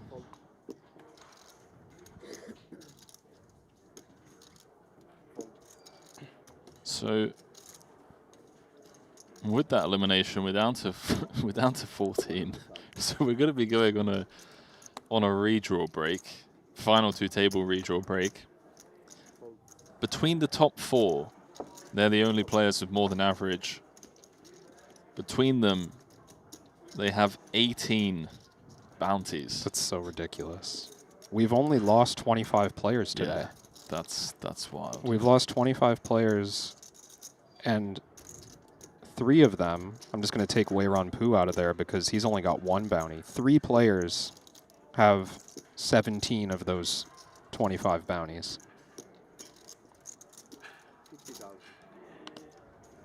I mean, that's a lot. That's a lot of money. $1.7 million in equity. Yeah. Held by those 3 players. Beat me in the hand finally. Obara has 640K in equity, and first place in this tournament is 699. He's almost won it. There's currently 5 sub 20 big blind stacks as well. Just scanning around the room. Yeah, we could be down to the FT in the blink of an eye. Blinds 25K, 50K, so yeah, we are. We're going on a break. Final 2-table redraw. I mean, I've been in the booth all of, just checking the clock, what, 35 minutes, Kev? Yep. We've gone from 21 to 14. Yep. Again, Obara, another, got that double KO. It's his 3rd double KO of the tournament. And so can we expect, so this is the way that I'm kind of thinking about it. I'm like, okay, yes, the EV of a bounty is 80K, but now I'm getting down to the business end of the tournament. I'm thinking about final table. I'm thinking about that top prize of 699K. Yeah. But also, look, there's legacy on the line. There's a Triton trophy up for grabs.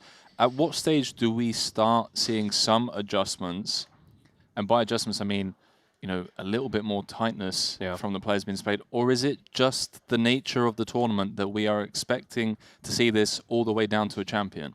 I mean, I wouldn't have thought at the start of the day that it's a guarantee that everyone buys into this, like, well, bounties are king and this is all we care about kind of mentality. But from what I've seen, that's what everyone's mindset is. The majority of these players are hunting first and foremost, and I think that's going to continue for a while, Henry. All right, well, don't go too far, because when we return, continuing coverage of event number 3 here from the Jeju Super High Roller Series is the 40K Mystery Bounty. We might be down to the final table in less than an hour, so stay close.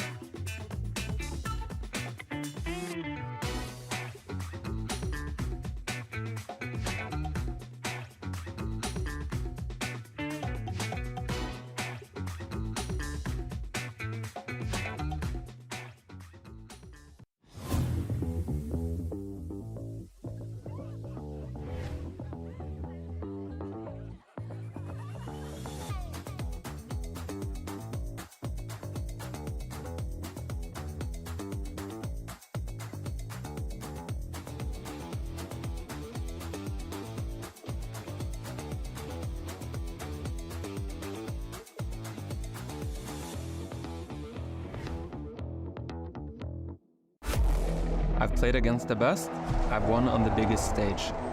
But what if I told you, it's not just about luck or talent. It's about using the right tools. GTO Wizard is the fastest and most efficient way to study any spot in poker. This is how you level up your game. This is how you unlock your potential. Don't get left behind. Get GTO Wizard today. Beat the best, crush the rest.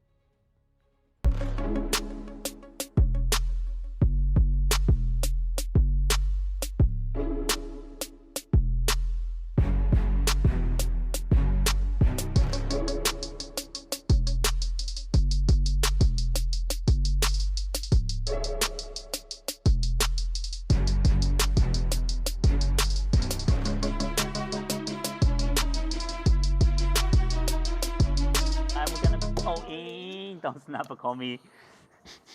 Wow. Japanese number 5 blinds in the middle. Thank you. Oh, there we go. Our number one, Obara loves it. This is nice from Obara. Just shut out potential action. And if someone wants to call, their bounty has to go in. Very poor, yes. Great news for Ren. Ace 10, please. Natural 9. Wow. Ace Good, 10. good. Ace 10. Obara loves it. Wow. He loves seeing the ace king. Snap tells him. Yeah, I think that. So I just need one ace is good. 有机会，他没基本上我2张红桃。对。I have 7 deuce, heart. Good job. No. And then he got 2 heart. No, I'm joking. I have ace king. Oh. Wow, not like that. Oh, What else? Oh, it's too okay, now 9 of spades, please, dealer, for Renlin. And 9 spades is pretty good. 9 of spades. Obara is very flopping good the joint. Renlin drawing to running 9 of spades. 9 of... GG, right? TPTK, GG. GG. Nice flop. TP, Still nuts. TK, Still GG's. Aces, kings, queens, aces, one time. Give everyone the nuts.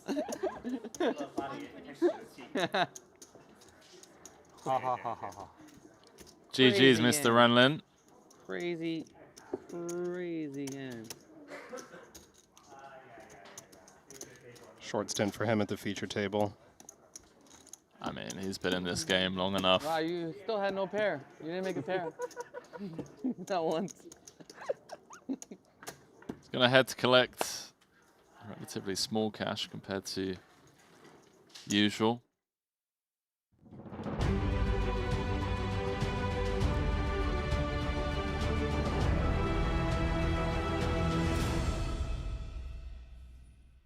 Well, you might be surprised to learn that we're down to the final 14 players in this 40K mystery bounty. Given that we came back with, 40 players today and we're only 3 hours into the stream, we've lost, 75% of the field. It's been a fun day, and you can expect, the reasons why, because those bounty envelopes, the EV at least worth $80,000, has really sweetened the deal when it's come to calling a little bit loose pre-flop, Kevin. Yeah, it feels like, I asked earlier, are we watching 2K, 4K with Squid? Is this a late night cash stream? No, we're just watching a bounty tournament where I guess open limping everything in the deck from every position starts to become the predominant strategy, and everyone's on board, at least from my point of view. And we were just saying before we went on break that has been the case up until now. Do you think it's going to be a case of a kind of like, if someone starts adjusting, then everyone slowly starts, like the herd mentality kind of thing?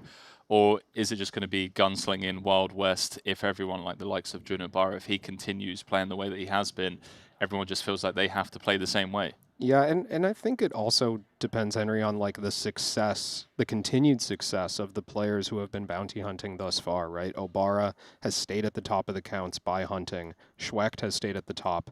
Jing Yao found his way to the top. If these players hit a dry spell, lose a couple of big pots trying to find bounties, then maybe they change their tune and maybe they start to think about the prize pool. Well, we're getting ready to throw it down to the final 2 tables here. Fortunately for Obara, no Tobias Schwecht on his table there, actually on, well, yeah, on opposite tables, so they can kind of just continue playing the role of table captain and playing the role of, yeah, bounty hunter. Fortunate to not be sat at the same table. I'm trying to think, you know, whose table do I prefer? Obara's got the likes of Jing Yao to compete with. Jing Yao's got 52 big blinds. He's also got Win on his table with 43 big. So I think I prefer Schwecht's table, to be honest. He's on... Yeah. I mean, he's got we're around Pooh's over there with 109 bigs, but there's also a lot of shorter stacks over there. Yeah, the stacks are shorter there, and they're separated by a couple of seats, Schwecht and Pooh, so they don't have to, you know, enter pots together that often. Each of them individually will have more chances, I think, to try to claim a pelt uncontested.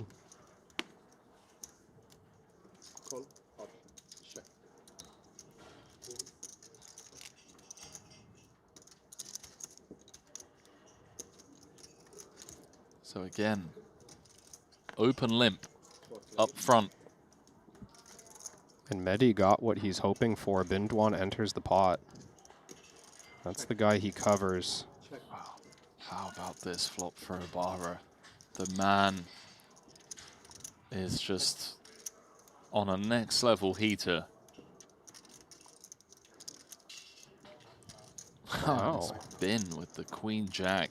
The player covered by the field, and I think he might get called in 2 spots. Obara might even raise the flop, which of course is going to shut out the Queen Jack. The idea being to just try and get it in right now. Yeah, if he feels that Bindwan's range is strong, it's in his best interest to just fast play his equity. Bindwan actually doing well here, I think, by being very polar with this bet. Queen Jack offsuit, going to be able to just get out of the way in the face of this raise. Mehdi a little annoyed that he won't get a chance to hunt, but he doesn't realize how weak that initial bet was. He's never going to get a bounty anyways. Unless it came Queen Jack run out. Oh, you're right. That could have done it. Jack on the turn, they get all the money in. Non-club as well.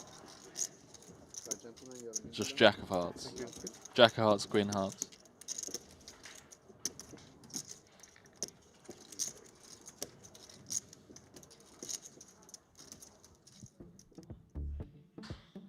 So, Aram down to 5 bigs. Yeah, Mehdi was requesting him at his table. Didn't get his wish. He's going to have to settle for the opportunity to get a bounty from David Peters, Bindwan. Everyone guaranteed $47,000 for their efforts so far. $699,000 for the win. Saw David Peters patiently folding the Queen 8 suited there. He's covered by the table. Bindwan coming in with a limp. Don't love this as the player who's covered by everyone. You're inviting a multi-way confrontation. Rather just be all in and run our equity. Queen 10 suited pretty strong.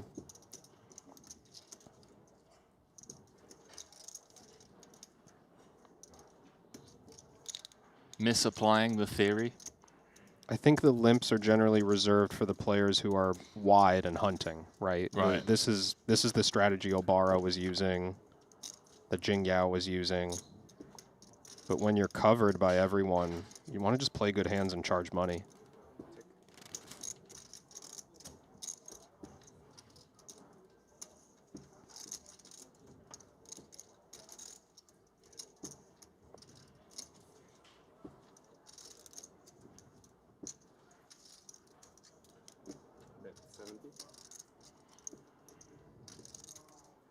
lead from the big blind.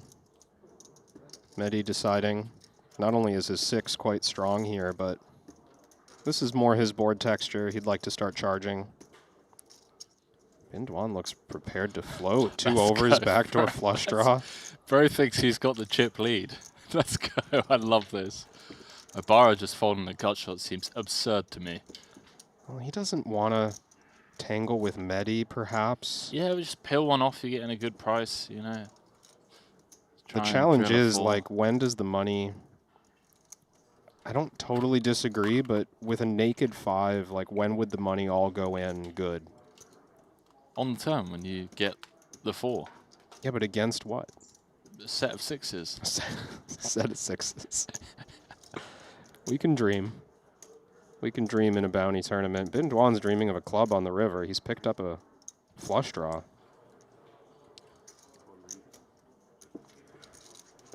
Mehdi correctly surmising that his 6 is still the best hand.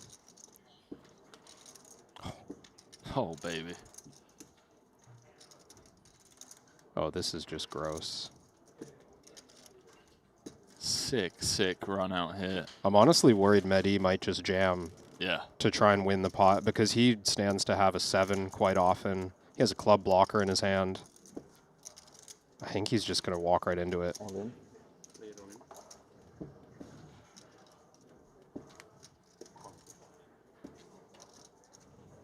No chop, my friend.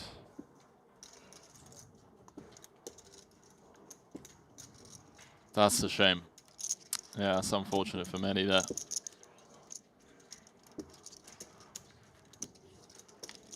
Don't want to see him bust. I know we're meant to remain impartial. Supposed to remain impartial in the booth, but he's been fun. He's been chatty. Need more characters like that in the game.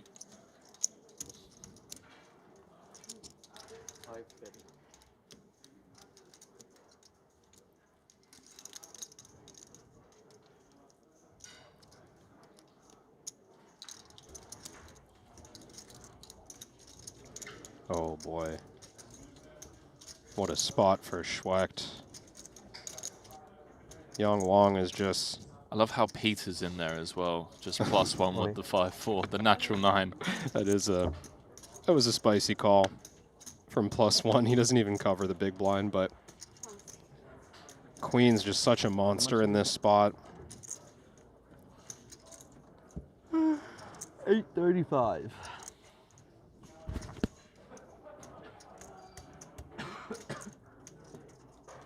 Schwecht gotta wait for the official count.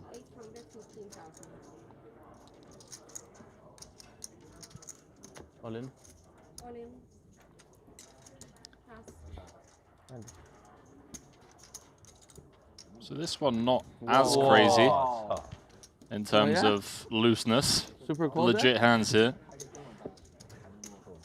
This is the spot where the players are like, wait, you've got a real hand? It's like when you're all in for 2 blinds and you happen to have ace-king suited. That's effectively what we're seeing here. Compared to what we've been seeing up until now, where it's just been absolute nonsense. Yeah. Cold decks do happen, even in mystery bounties. Is 10 of clubs an okay card? 10 of clubs? 10 of clubs seems fair. For the stream. Stream EV. Oh, wow.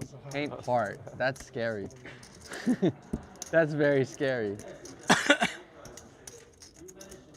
No more paint drawing part, to 2 outs once. Doesn't always get there. 7. Always. We're down to 13. Schwecht's up to 5 bounties. He's up to 7.1 million. Takes the chip lead off of Jun Obara. I wasn't feeling. I could tell. You didn't look happy. You didn't like you were feeling it. Wow. This is like, you know what? It's hard to get that. Oh, 7-7. Wow, that's a good one. You know what that pays you there, right? Imagine getting kings against queens with 14 left and feeling like you're not going to win the hand. I can relate, actually. Really? You know when you've just been like sun running too hard and it's like too good to be true and you get Della Cooler like kings versus queens and you're like, oh god, no, this is where it turns. That is the most pigeon thing you've ever said, Kevin. I'm sorry. I'm sorry. You just haven't played enough tournaments. That is crazy. You gotta running too good. You got to experience it. You get kings into queens, and then you think it's going to start going bad. I'm worried for Schwecht, honestly. I think. Wow. I think he might.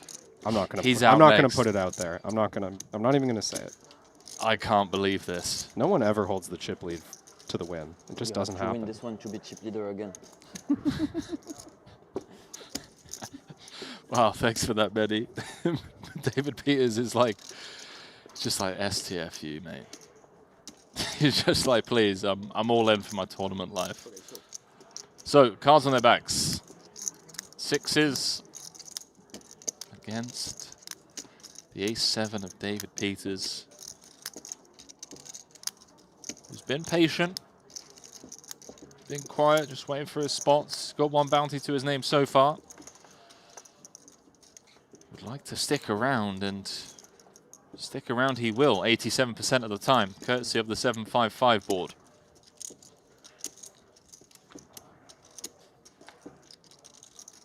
Now it feels like a 6 is coming, Kevin, the way Obara's been running. I would be worried if I was in Peter's shoes. Doesn't need to be. Should be 605. Doubles up to just shy of 1.3 million. That means he's now covering half the remaining players and potentially get his bounty hunt on himself.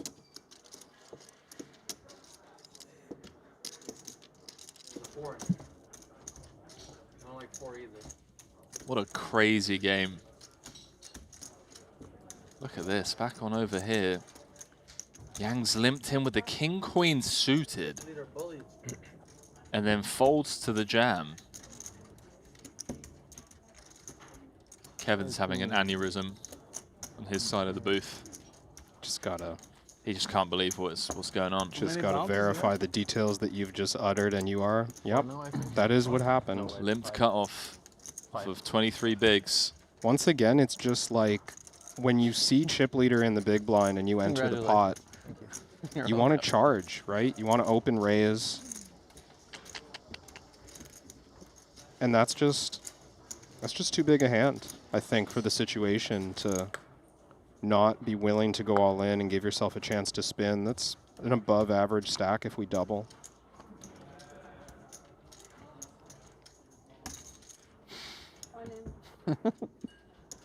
Pump fake.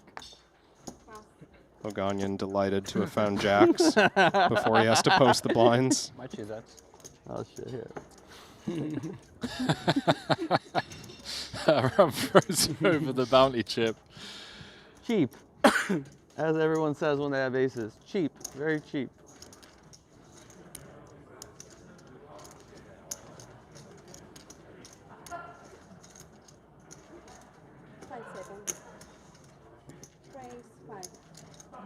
Oh, he's gonna isolate. Cheap enough that what's on Weiron's mind is getting Tobias out of this pot. And now it starts to get awkward, Henry. What? You've got 100 big blinds. Ace-10. How do we approach this? I just don't think it's going to work. Surely Schrecht hasn't come here to fold ace-10. I don't think he's thinking about folding, but we've got to figure out what's the right way to continue. Because jamming is just far too much risk against Weiron. Do we click? Do we cold call? Cold call.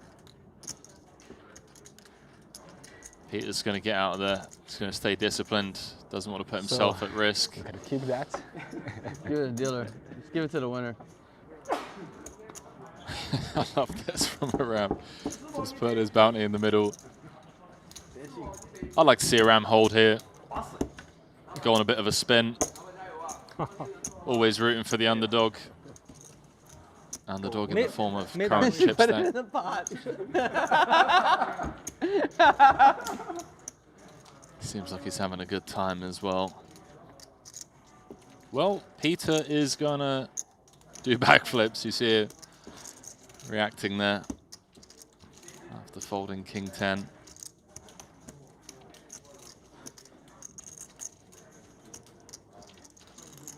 I mean, this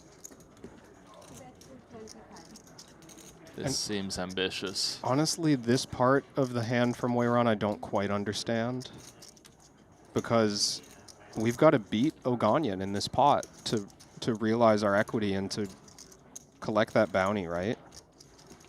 Normally, dry side pot, the way you want to be bluffing at this is with marginal equity. You've got something with some chance of beating Oganyan. You've got, like, I don't know, ace-3 suited. You know, you've got queen-jack. These are hands that actually have a fighting chance of collecting a bounty here. 5-4 is so slim. Yeah. There is now 980,000 in the side pot. It's Kevin, even furthermore now. Like, I'd really like to see Weiran just shut this down. We're digging in way too deep at this point. We are. However, it's a bit awkward. And the reason I say that is because of Peter's reaction. And I wonder if Weiran is just reading into that. And I mean, to his credit, the side pot is growing. Like, he's going to collect if Schwecht folds, which he very well might on this turn. We've picked up no prospects, really, with the ace-10. The side pot has 1 million chips in it. There we go. It's going to work. I save you life. I mean, I have jacks. your life. I have jacks. I'm like so good. I have jacks. Do you hate a pair? Jacks. You draw dead? Draw dead. All right. Oh my. It brings back in here. Yeah.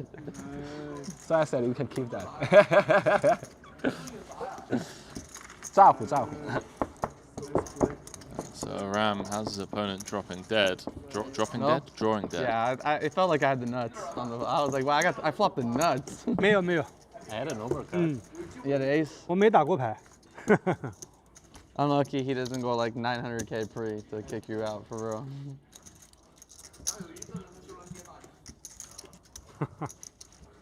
Next time I go all in for so little, go 900. Kick them all out. Too much. Fucking 500. Who the fuck's folding for 500?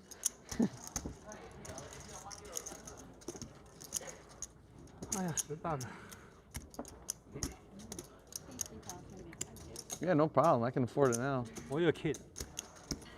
You have king? Ah, yeah. You had a king as well? Yes.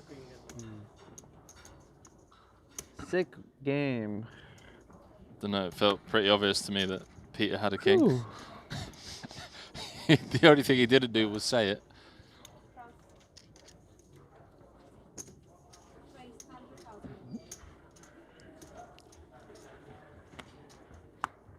Weiran going to continue to go after the Oganyan bounty as Aram waits in the big blind.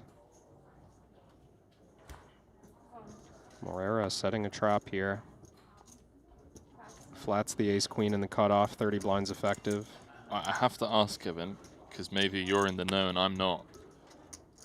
Is Andre's patch a troll?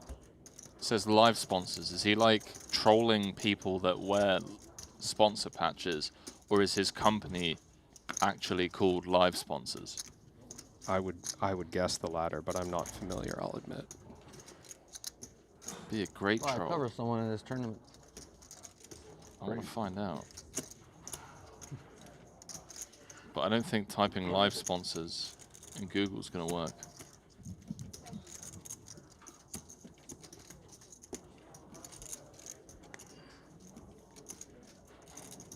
I'm going to have to ask him. Oh, I found it. It's real? It is real, yeah. Favorable formats of poker? It's the worst format ever. Really? I think it's like where people can make much bigger mistakes. Huh? It's just a very stupid format. But it's fun. It's like kind of like it's like playing like stand-up game when it first started. You know, like no one really. It's fun every now and then. Morera checked behind on the flop. Yeah. That seems to be encouraging Weiran to bluff at this one.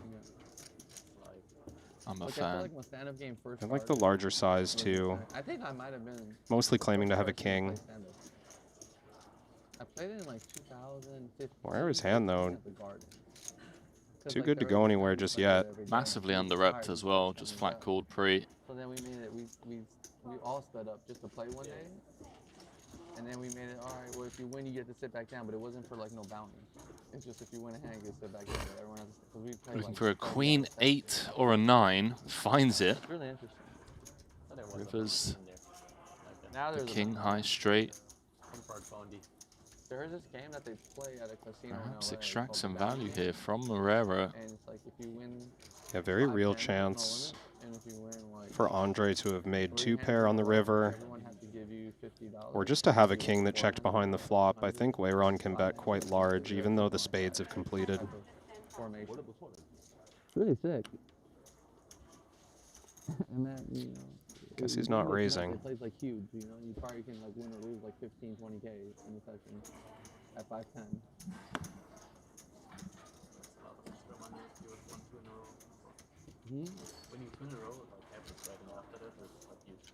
When you've got such a wide pre-flop range, Weyron opening into Aram's big blind here. You can just sit there for like 1,500. Might look like there's no bluffs, but Going forward, you win like Andre's going to think this one through for good reason. I mean, where do the bluffs come from on this river? Nothing stopping Weyron from having Jack 8 offsuit, from having 8-6 suited, 8-9 suited. And that's just assuming that he only bluffs the turn with a draw.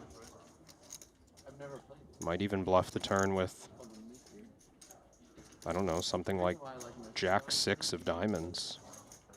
it was my start. Because it wasn't the mystery bounty tournaments. Pocket 4s with a spade. Not 4, but like playing like 10, 20 at home all day. Weyron's claiming to have a pretty big hand with this bet size. The only problem is a lot of suited hands will open pre-flop, so more flushes than usual. In the hijack range as well. We've got no spade. Maybe we just show a little patience here and wait for a spade bluff catcher. Man, I want to know what kind of players you're playing with, Kevin. People finding the bluff with 4s, 4 of spades in this spot. That's the... You're hanging out with too many sickos. It's called the Triton Poker Super High Roller Series, Henry.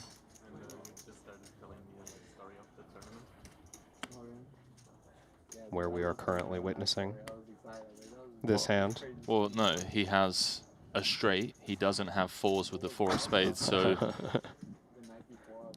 Weyron's been here before. Wanted the call. Morera making the disciplined fold, preserving his 1.2 million chip stack.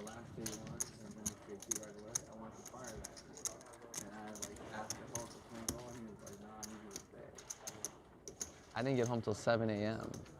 And then the tournament started at 11 a.m. So I slept 2 hours, woke up, and I was house sitting at my parents' house. No one was, I was just at my mom and dad's house alone. And I like won the tournament, and I just remember when I binked the first bounty, I was just petting my dog, like, you're getting good dog food this week. Well, sick is the next day I won like a $200 one on ACR for 50K. I was like, wow, that's a real heater. Real heater. Maybe I'll get a real heater now. Aram's dogs sweating the good dog food, bad Time dog for a real food heater. based on the amount of bounties he pulls. Well, just for that alone, I'm gonna send him some run good from the booth. Best of luck.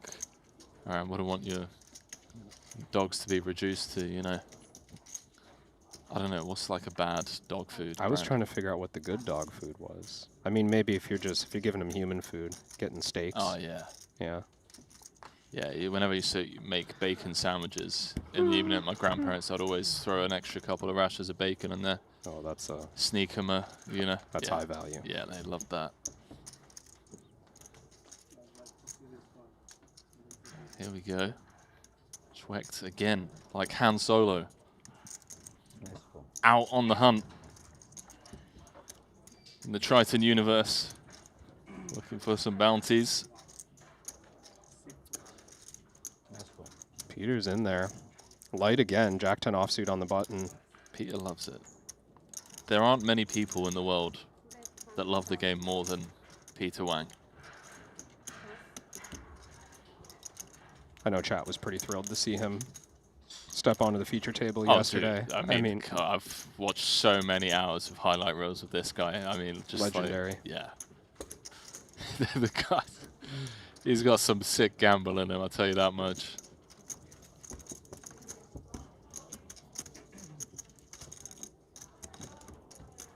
Yeah, shout out to Ryan Feldman and that crew over in LA.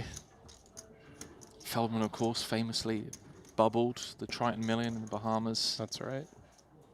That's pretty brutal. It's a nice way for us to kind of, you know, welcome him to Triton. It's the level of service you expect. You want the full tournament experience, don't you? He's another one of those guys that does so much for the game of poker, helping grow the game. It's great to see him, and obviously, yeah, unfortunate for him to obviously bubble in that fashion. Ace-8 suited against the extremely wide range of Tobias here. Got to go in. Well, we're rooting for Aram. This time could not save you. How much is it? Rooting for the dog food. For the, yeah, we want the dogs getting the premium dog food. Save yourself. I'm not sure why we're not. And I have bad news for you. You're ahead? Looks like 2 tables left. Oh boy. What? Whoa! Just making sure the other table's not influenced. I have a 9. I have a 9. You should. I have natural 9 though. I should win, right? At least chop.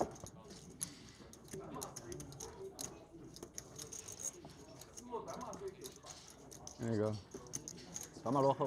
King 10 flop. Let's chop it up, boys. Chop's fair. Chop is fair. Not for Tobias, but. Oh. That's 3 gonna of be hearts. tough. 3 of hearts. That's a good card. I'll take the 3 of hearts. It's a bad flop though. I'm calling for the 3 of hearts to have some chop outs. You know, just the 8 of diamonds, perhaps. Let's go. I'm telling you now, it's the dog food juju. The poker gods knew that the dog food was on the line. Only 2 9s. GG. What do you mean? Natural 9. No lucky. Natural 9. Natural 9 win 100. Always winning. Last hand, 6-3 off. Natural 9. Every hand, natural 9. Lucky, lucky. One time. I didn't tell, but Yeah. Sorry. What are the chances of that? Oh, back over here, we got some win-on-win violence.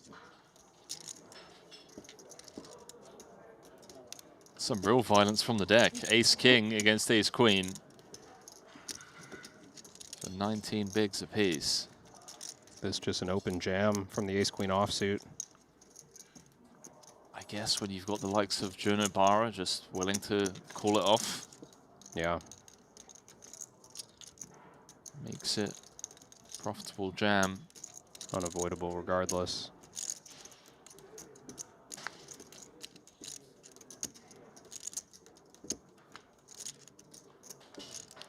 That is a sweaty turn card. That's been the theme as of late. Is that almost too good of a turn card? Too many outs, Kev? It is.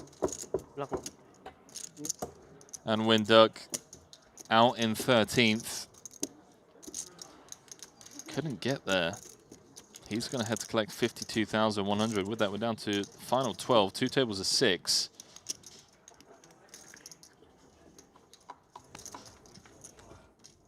As Dong Win Hu picks up a bounty.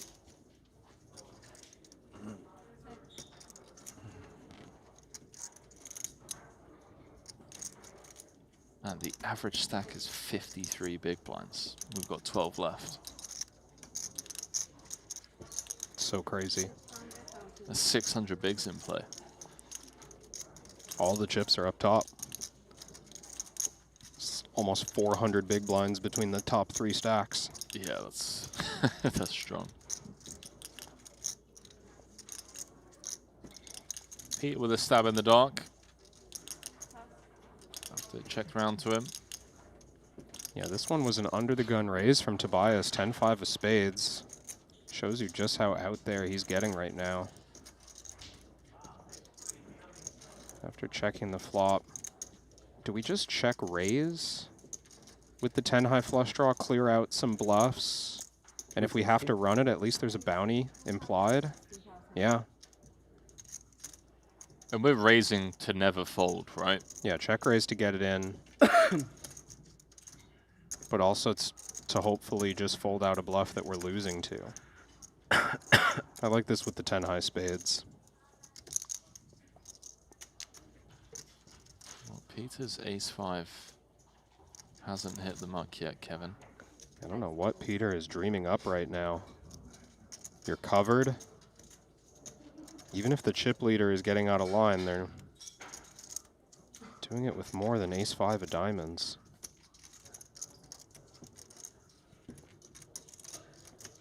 Feels like he just thought better of it in that moment. Yeah. That's what it felt like, although with Peter, you really never know.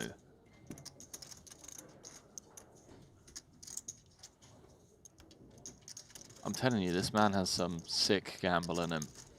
There's no way he's believing that ace-high is the best hand. He Well, thinks he has to bluff, right?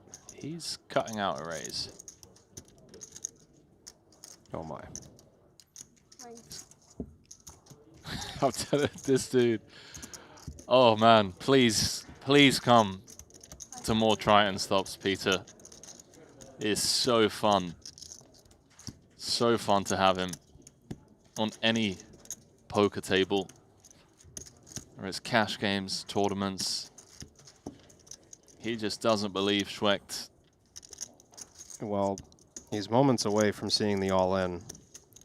So he's going to have to decide how much he believes him. Else that 500K is gone. Yeah. That is a huge pickup for Tobias.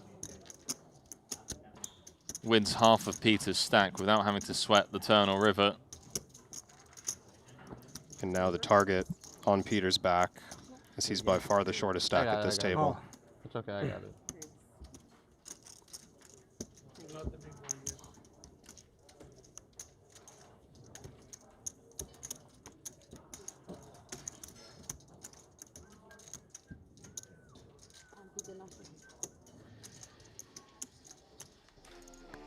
Well, Schwecht continuing to inflict damage for the rest of the table. Although he did give some back recently to Aram, who's moved up to 6th in chips. So out of the 12 remaining players, 5 are still bountyless. The man with the most bounties so far, Jun Obara, has won 3 three-way all-ins.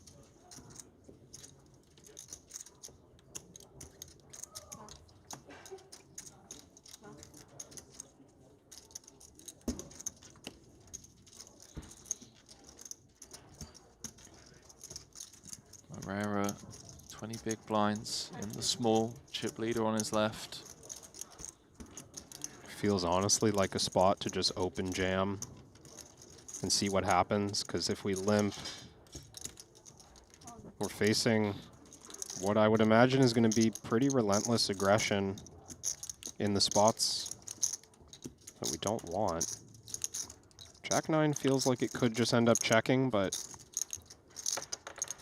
I don't think King-10 would have been strong enough to handle heat. Rather see Herrera just move all in first and shut out a bunch of equity.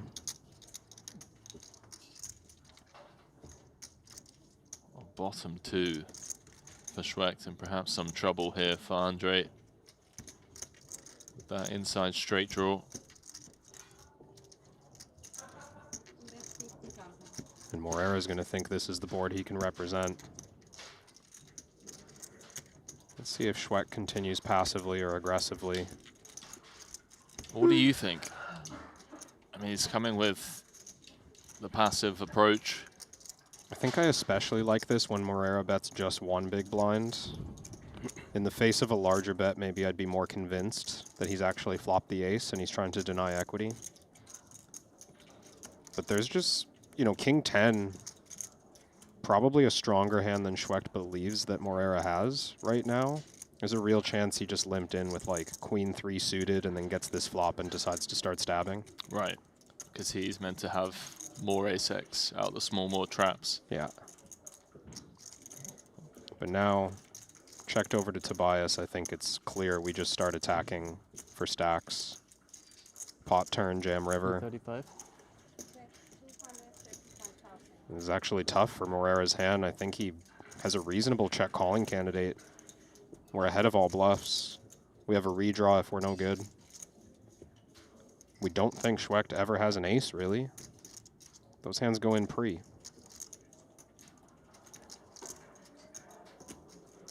Wow, he's gonna make the call.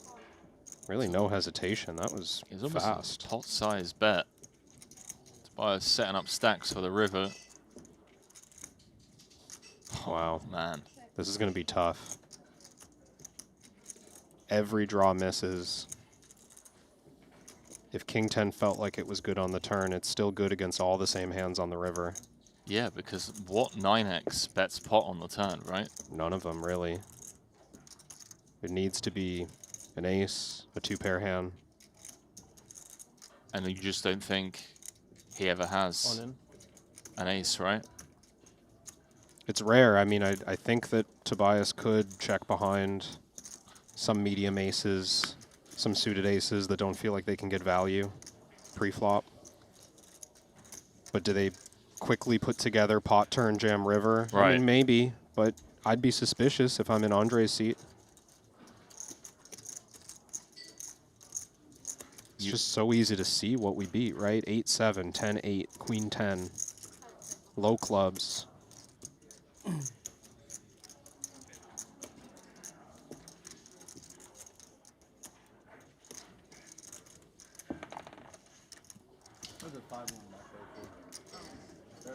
He might call this off, you know. Sure looks like he wants to. Wanted to call the ace-queen earlier against Weiron Poo. He's being forced to show discipline again. You throw in the TV table factor as well. How much I have? You can be taken, please. You know, the poker world's watching. You don't want to get pushed around on TV. And also just the spot itself, just from a theory point of view, as Kevin pointed out, Tobias is going to be in here with so many missed gut shots. Low clubs, although I do feel like hands like 6-5, 6-7, 7-8 of clubs probably jam pre for 20 bigs. They might, yeah. But just, it was only one big blind on the flop and then call, right? You don't need anything special. You could just have 10-7 offsuit.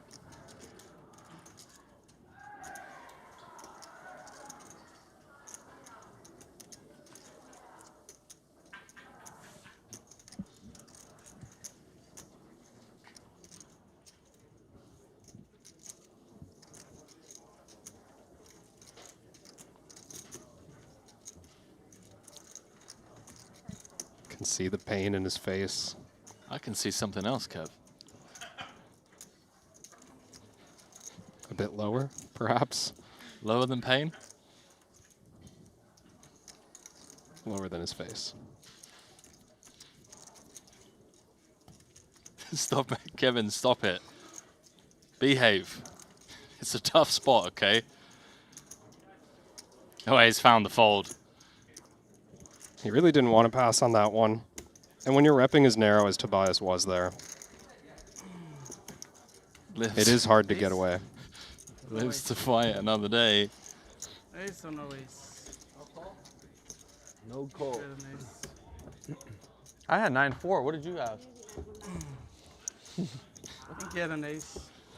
I think he had 9-4. I hope he had an ace. Maybe not. All right. Hello. 9-4. Aram putting them on 9-4. I mean, yeah, same kind of territory. So here we are with that pot. Schwecht regaining the chip lead after having lost it, courtesy of that bad beat against Aram. But we don't mind Aram bad beating people. Think of the dogs, Kev. Are you a premium dog food purchaser? I don't know. I get like, you know, medium shelf kibble. You're in like the but then $30 range, kind of. Plenty of snacks. Yeah. Okay. Well, no, I get like the jumbo. I think it's more bag, likely you he know, had 9-4. discount bulk. Of course. I had another natural 9. I keep getting natural 9s. That's why I was laughing. Sorry? Well, Morera showed a lot of patience, but oh, he passes on the deuces. Thought against chip lead. Chip leader. He'd feel comfortable running that one. Peter in the big blind as well. Covered. Maybe slightly hasty folding those deuces. We don't love it, obviously. We never get it in good, but small chance that we could have gotten Peter in the mix, and he's definitely in there with ace-jack suited. Yeah, here we go. You're spot on. I mean, the deuces would have been crushed, though, of course. 不大，我也大 S。我不大。Good luck. You didn't even give me 5. Good luck, you win. I'm not too sure what we're waiting for, but the dealer has instructed him to keep the cards face down. Should we throw it? Yeah. Okay. I got it. Peter's throwing the bounty token over to Wu. Insists that it goes over there. To Wu Rampoot. 来了。有 A 吗？一会儿就知道了。有一张 S。It blends right in. A go。跑马。你什么？77。哦。可以。Can I just forfeit this tournament, take this stack, and go play over there? That'd be nice right now. We're waiting for the hand on me, right? the other table to finish. But you know, at least I get to play non-stop. I don't have to wait every. Can follow that one in the Triton app. Obara's post-flop with bin. 我打了这么多次牌，我第一次 all in。 Pretty sizable pot as well. 哎，我没 all in 过。 What is that, like a 4-bet pot?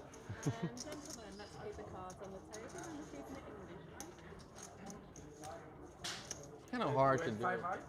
He can't speak. Not have 5 right now. Okay, so here we go, back over here. Just gonna see this one play out. Believe you're right about the 3-bet.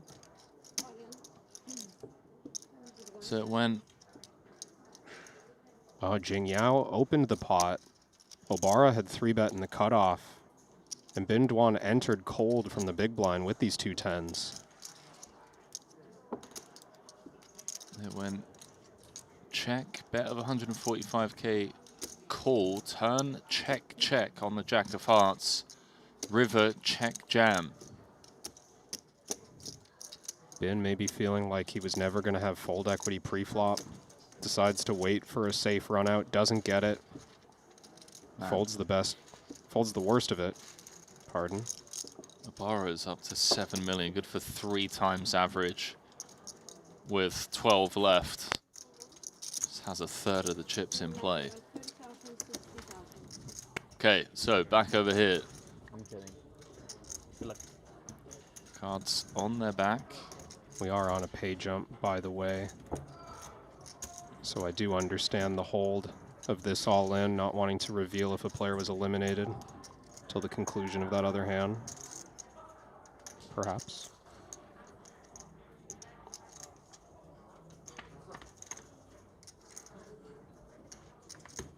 Oh you. 后门。后门花后门顺。8 9 8 9. I'd have the same reaction, king, Peter. Heart. There's a lot of fucking outs on the turn. 8 9 king queen heart.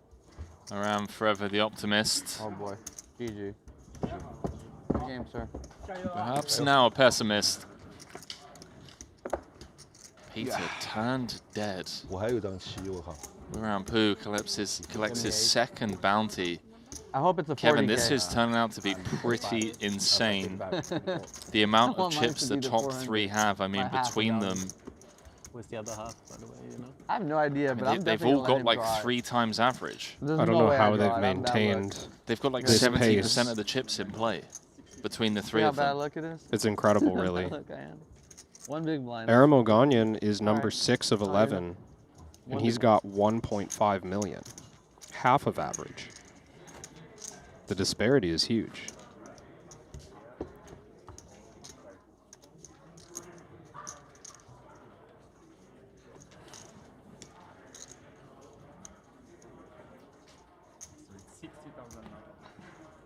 Mehdi Chowi, the shortest stack of just 5 bigs, so he knows that everyone's going to be coming for him if they get the chance.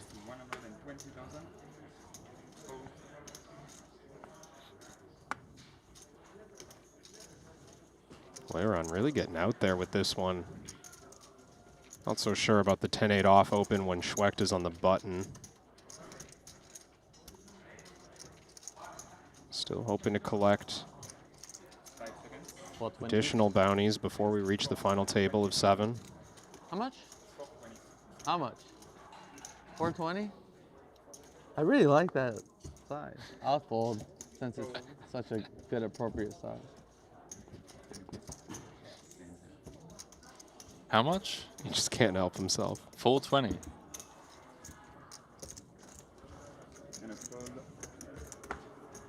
Use that size just for you. I know you did, of course. There's nothing else that can explain it.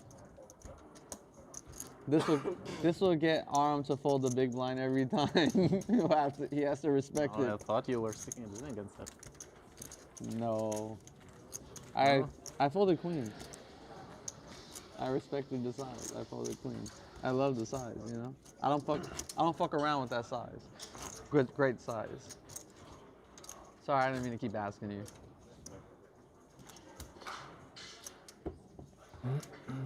Doesn't look like we're panning over, but I'm seeing an all-in and call on the blue table. I wish I had queens. That would have been it. Mehdi at risk with ace-10 offsuit Would have took you for a spin with queen. against the king-3 of hearts of Obara. Who knows what would have happened, but... Oh, there we are. Ah, so Obara flopped bottom pair. Looked like he was going to be claiming another pelt. 325. The ace on the turn as Mehdi finds that important double to stick around. He's up to 13 bigs.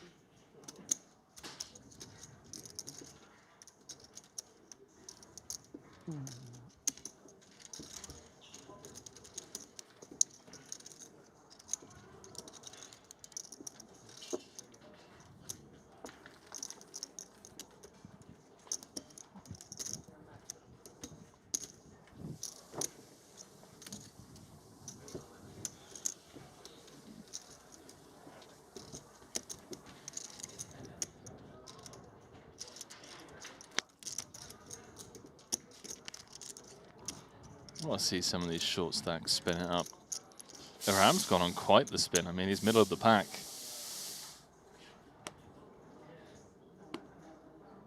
You know much about Aram? You played with him? Yeah, we played a bunch. Played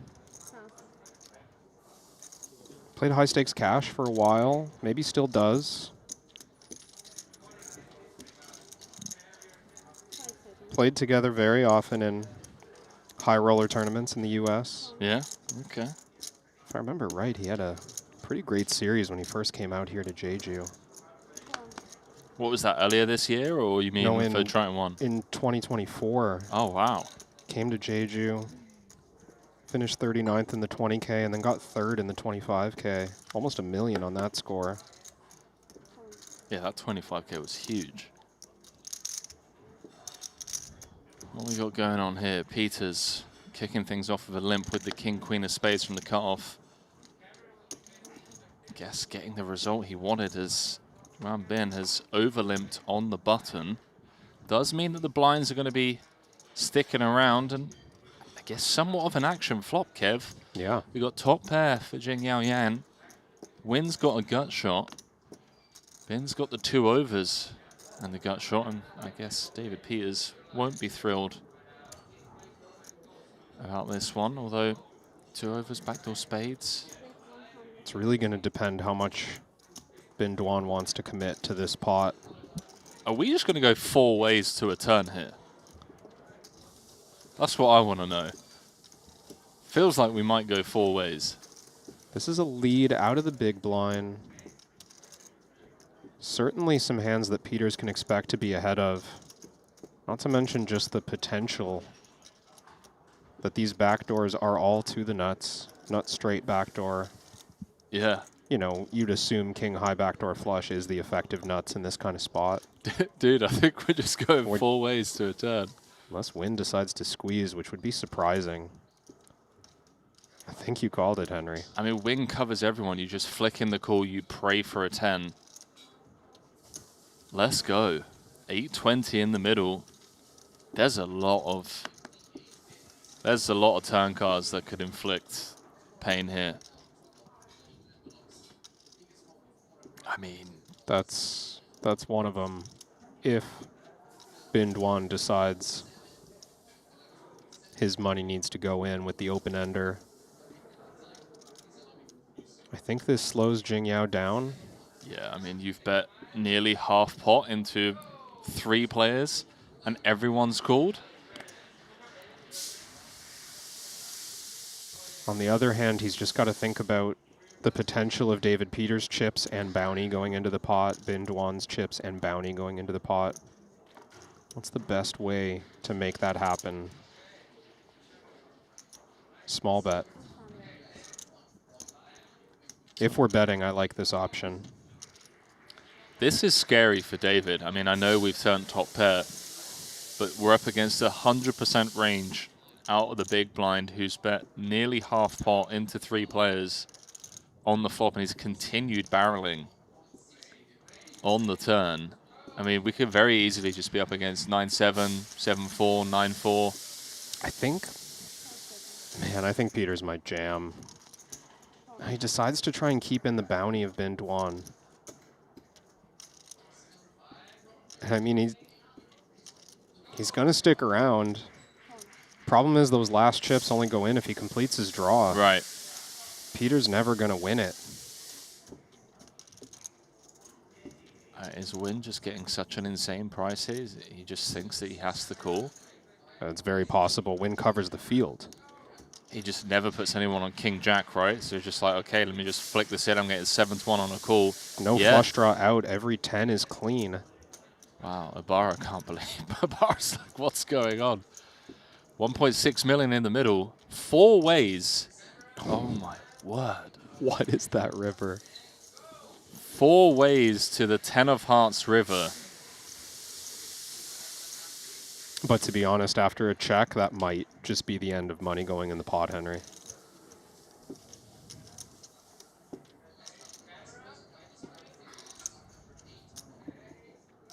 This went bet flop. Cool, cool, cool. Bet turn. Cool, cool, cool. River 1.6 out there. Disgusting. I mean, Peters has to check, right? The only thing he might be able to generate here is betting the exact amount that Bin Duan has in his stack and hoping to get called, but maybe we'd just rather check to him again, hope he has 5-6, bluff it off. He made a 10 though, so we're going to see showdown 4 ways. Win scoops.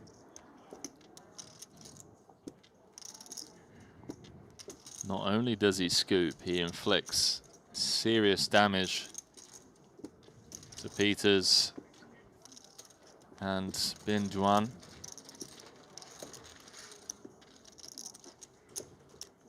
Duan down to just 475k. Peters down to 745k. Seen a lot of firsts in this tournament for me, Henry. I don't know the last time I've seen bet and call 4 ways both on flop and turn. I agree. Don't know the last time I've seen a man get back-to-back double eliminations and celebrate that he's down to heads up in the first 2 hands of the day.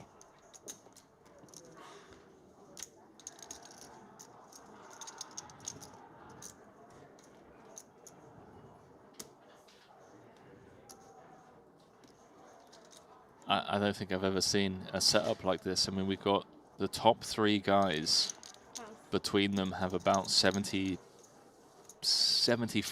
of the chips in play. Yeah, there's what, 520 bigs in play right now? They've got 325 of them between them, 330. So call it 60% of the chips with 11 left. Short stacks are going to need to start winning these pots.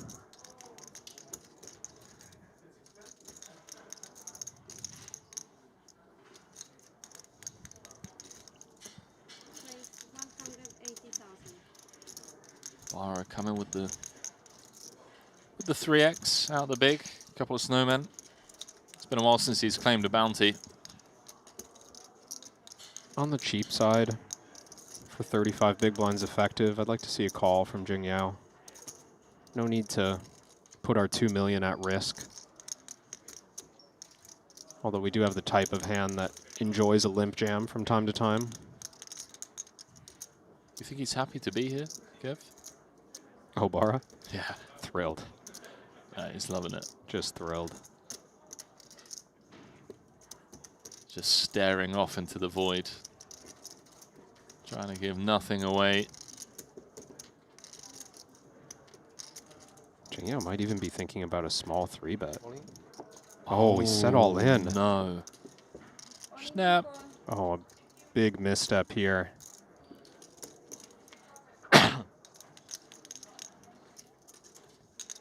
Snapped him off. And this is a, I mean, big misstep feels like the understatement of the year, Kevin. Jing Yao is currently 5th in chips. Covers a ton of stacks. Limp jamming 35 big blinds against the chip leader. He now has him 2 cards away from elimination in 11th place.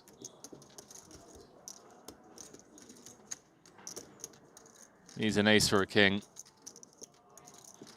Obara is going to be playing nearly 9 million. Which would be good for about 1/3 of the chips in play. He holds. He's up to 9 bounties. Wow. He's back up to the top of the chip counts.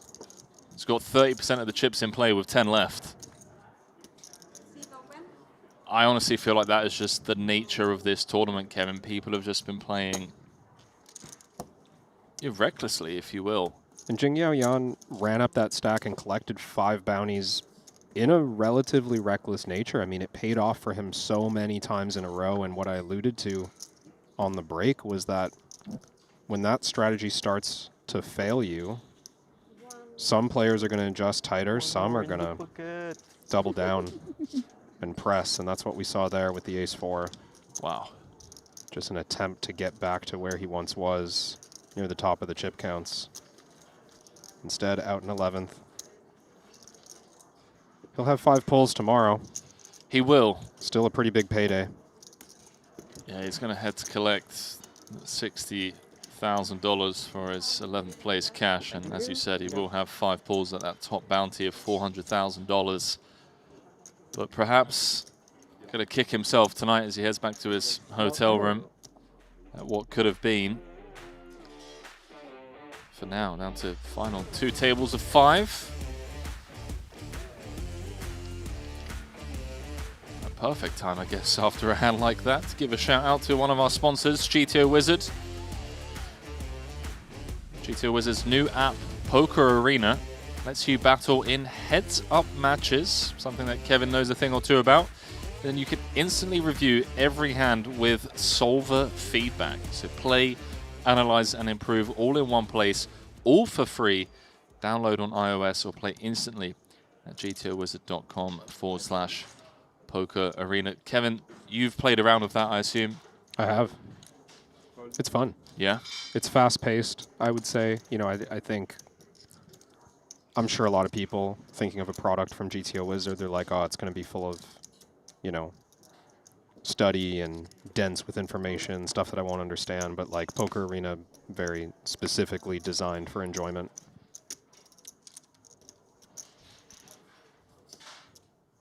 Producer James saying he's been playing a round or two. Maybe maybe we squared off. That's not what he said. Maybe we squared off. He said, I've been punting around on it, Kev. Well, for Can you sure. punt? Oh, yeah. Yeah? I mean, I don't think... You're playing, like, hyper turbo, no anti heads up. I think there's a good chance that everyone who plays it is punting. Mehdi gonna jam. Is Obara gonna call this off, by the way? Because you said at the top of the show, as players get eliminated, the bounty goes up in chips, right? Yeah, that's right. The bounty going in here, you know, using my numbers from before, and again, I haven't verified this, but putting an implied extra maybe 600,000 chips or so in the pot. I call. Has Win called? Win's called. Wow. This I don't love, just with the chip leader behind. Big risk to your 4 million chips. Of course, if you were just heads up. Nothing wrong with spinning the wheel with that implied extra in there. You can see Win has 36% equity. More than enough to justify.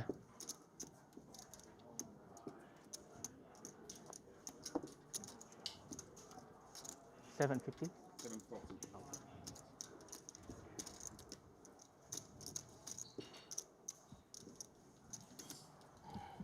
Good luck, gents. Would like to see Mehdi stick around. He's been good fun. Decent hand. Me too. Decent. I hope my decent is I have a live card. Hope you don't have pair. Win said he's got live cards. He has. He has indeed. I expected a bit more decent, but decent.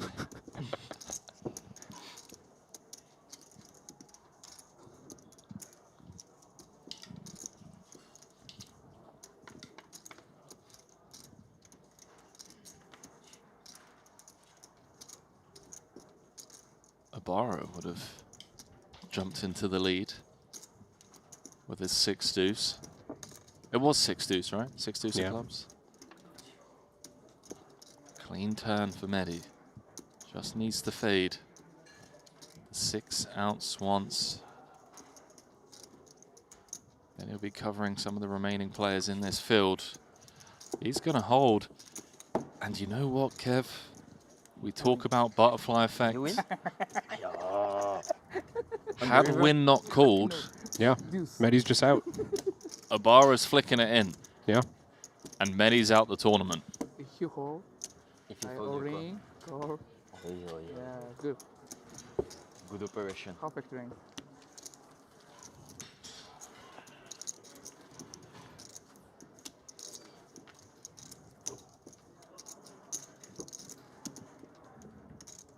Gamble too much.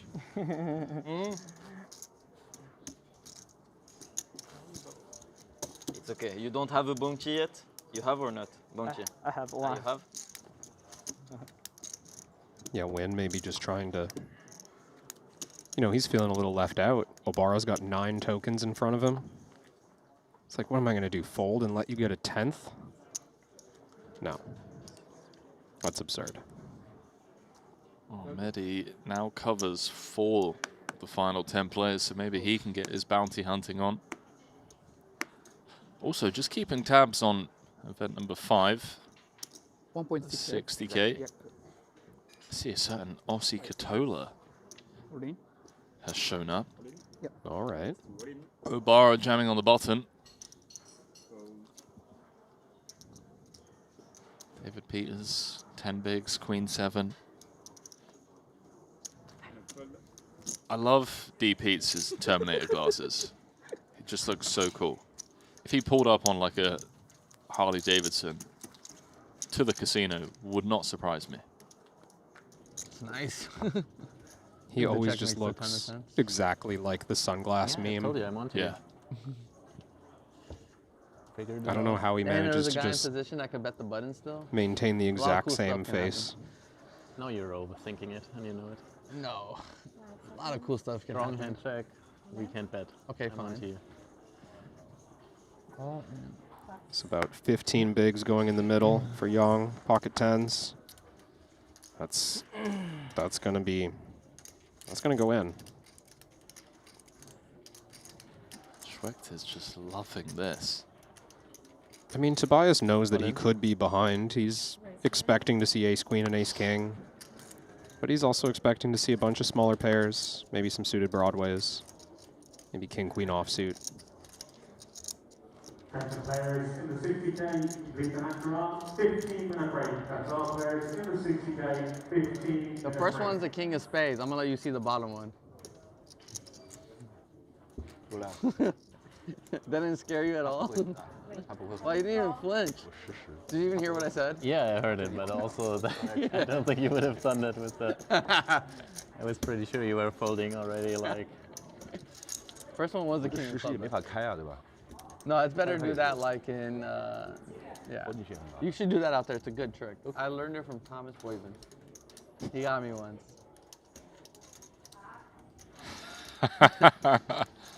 Like where Not you who I would have believed him and expected him to folded, or- learn that from. He, like, where you I flinched. shoved on the button, and he like made it seem like he only looked at one, and he looked at like the king of hearts, and he put the king of hearts on the bottom. And he's like, I looked at one card, it was the king of clubs. I'm gonna let you sweat the bottom one. That's Tell me fun. what to do, and then he flashed me the king of hearts, and I was like, fuck. And then he folded. So good. I like that. I'm definitely gonna use that. That's brilliant. Okay. Wow. Here we go. Wow. Cards on their back. What is this? Everyone just always has real flipping hands. How do you The feel about elimination of Jing Yao and obviously Obara picking those chips up. You should just If out Schwecht the can window. convert this 43% You like it for return. and eliminate Yang, it just feels like everyone else is Slow and playing for steady. 4th place. Slow and steady, Because one those straight. guys are going to have 75% of the chips in play with 9 left. Not Oh like my. that. Just one out straight away. You know, the other guy's in trouble when another guy sits down and says, wow. Wow. 10 of It's spades a really good turn card. It's better than needs to make an appearance on this river. Otherwise, we are down to 9 players. Okay. One out once. GG. 加油加油。 GG's Yangju. Got it in flip fashion. Just ran into Tobias Schwecht. He's now picked up his 6th bounty. We're down to 9. Pocket, man. Yangju, unfortunately, no bounties for him, so You have to pull. How many? You got like 7? You're pulling the 400. just going to collect this cash of 60,000. With that elimination, we do have a pay jump. Everyone guaranteed 70,800. We need one more elimination, and then we're down to the FT.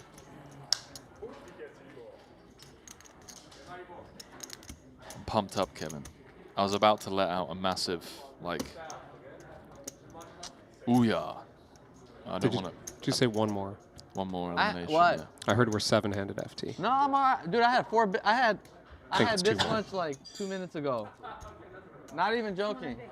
You want to I'm bet? trying to pull the Reuter No, you here. had 5K more. Voucher? Yeah, 235. Yeah. You like that? 100,000? Why the hesitation? No, I'm just trying to think of a number. How much I want to bet with you? 100K? 100K vouchers. So you think? I think we're going to FT at 7. I mean, there is just a way for me to verify this and not lose 100,000. Well, what's the fun in that?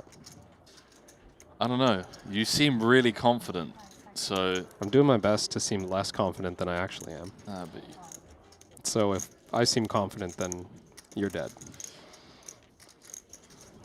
yeah, okay. You're right. All right. Save myself 100K. Good choice. Limp working out nicely here from Oganyan. Blind versus blind, out of position against the chip leader. Mostly start off with limp, and now I think just jam for all of it. No reason to get creative with the ace-queen offsuit. All in.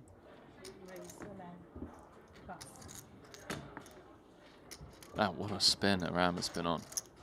It's been since the dog food energy has been sent his way.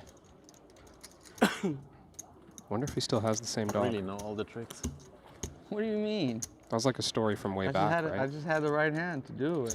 It's not Hope my he fault. does. Blame I was the dealer. about to say, like, why would you? Dealer's fault, not Why my would you fault. say that, Kevin? I didn't choose to get dealt this good of I a mean, hand. Oganya's been playing I for had a like good hand. Very good. 15 years. But then first you were acting like you didn't. It's just called. Yeah. So that's like. Sorry, I tricked you by limping. Sorry, that was fucked up. My bad. Never. I won't do it again. Next time, I'll open jam for you. Okay? 31 B blinds. I'll rip it straight for you, my friend. I love this guy. 5, 10, 10. He's got a pretty brutal seat draw here. I mean, at this table, Okay, my friend. Okay. dealing with the likes of Schwecht and Boo, who both have more than 100 bigs. He'd much rather be on the other table. These two about to square off. I'd like to see a flat from Weiron. Not only because of the impending final table dynamics between two big stacks, but also because Moreira sits here 455. Does he jam this? It's gonna feel like a good option. The problem is Weiron is uncapped, but he's uncapped and he's extremely wide in this spot. He's gonna peel just some junky suited hands, hoping that Moreira overcalls and that he can get a lucky flop, or hoping that Moreira jams and then Schwecht folds. He can spin the wheel. I think these two ranges are wide enough that we just rip it in with the ace-7 and hope for the best.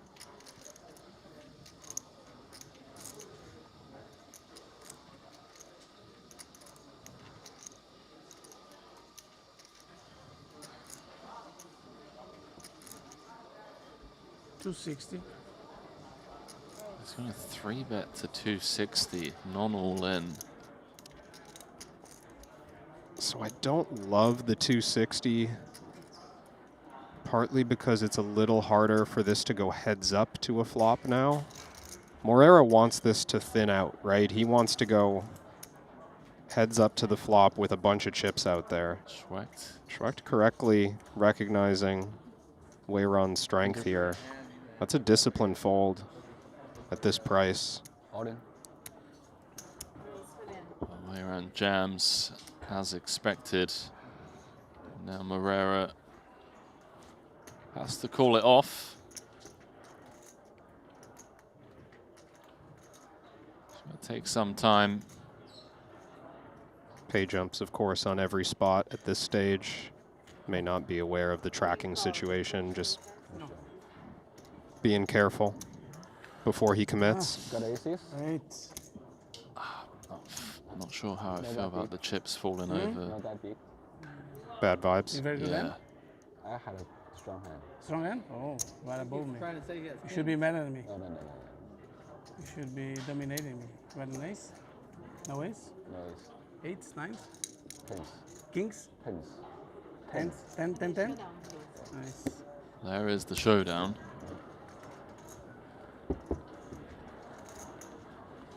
No ace, I can imagine. I was hoping like he goes more and then you push and it will be triple away. No, I have Jack in spades, not straight flush. Okay. Sorry. I don't need that. I'll take my I was one like, time this sorry, time. dude. Folded Jack 8 of spades, and we're just like, I don't need that, mate. I don't need a straight flush.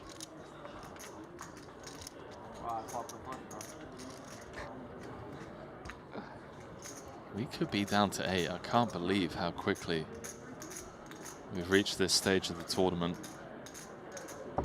Average big blind of 59. Turn, deuce of spades reduces Moreira to 2 outs. Well, Ace of hearts Ace of clubs needed. The stand-up magic. Man from Portugal 7. Oh, Game, guys. does not get there. Passes his bounty token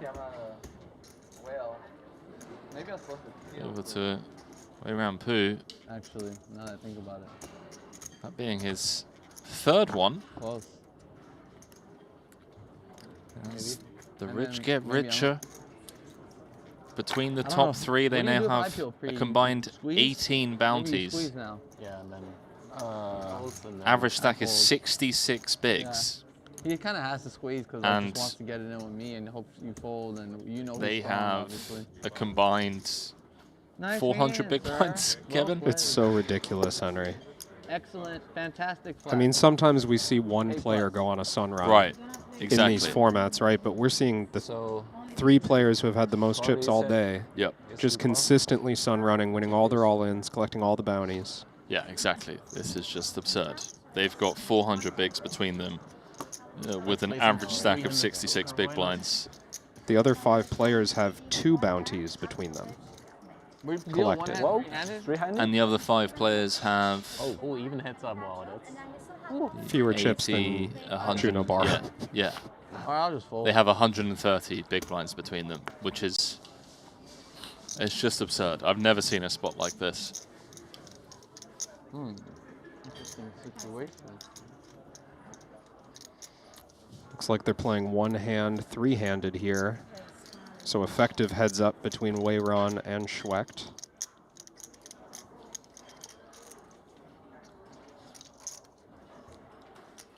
And raise on the button with big blind ante out there. Almost played it as an any 2 spot, looks like, but Wow, you got it through. passing on the 9 deuce.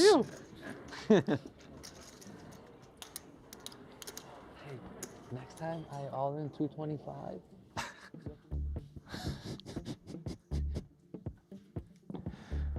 Yeah, I'm trying to negotiate deals. I mean, you got a feel for Aram. He just has the worst seat draw in the entire room right now. Well, he's rooting for one of those 2 shorter stacks to get brought over to the red table when they rebalance here. Yeah, that's a sweat. Yeah, he covers 3 of the 5 players over there. Let's see how good he runs. Who's coming over? GG's to our man Andre, by the way, from Portugal. Ventured out for his first series here. Played a few events. Triton won. Cashed the 25k WPT Global Slam. 49,000. Picking up a cash here in this 40k mystery bounty. For his 9th place run. He's going to collect 70,800, and with that, everyone now locked up 85,600. It's David Peters being brought over to the red table, so Aaron with a chance to potentially bounty hunt. Yeah, balancing out those 2 shortest stacks. Got Bin Dwan over on the blue table. Target on his back. David Peters on the red. Crazy thing about moving through these fields is you just know as a short stack you need to be dealt good hands or you're dead. You're never going to steal a pot. Yeah. You're just absolutely never going to steal a pot. Well, Bid needs to go on a sun run, is what you're saying.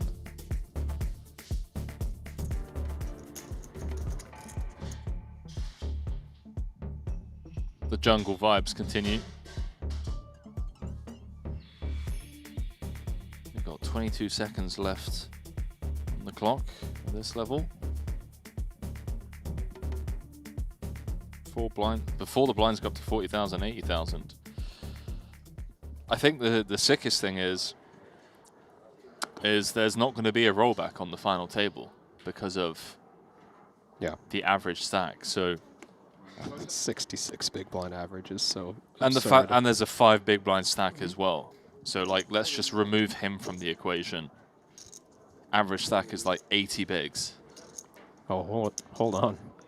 Obara's open jammed the button, and Bin Dwan woke up with a hand. I mean, you say woke up with a hand. Obara's got 100% equity, mate. Yeah, no short. You think Obara's losing this, Kevin? I mean, you just, you know, like I said, sometimes you're running too good. No, but he You think he's collecting bounty number 10? He's done it the smart way, because he's not running too good. Because he would have eliminated Medi, but Win blocked him out. So now he's due a bounty. He's due. He's due bounty number 10. There isn't a world, there isn't a universe in which Obara loses this. It says 34%, but I think we all know. We all know it's 100. See Bin Dwan on his feet. He doesn't look like someone who believes he's going to win this pot. No, he's practically, he's getting ready to register the 60K.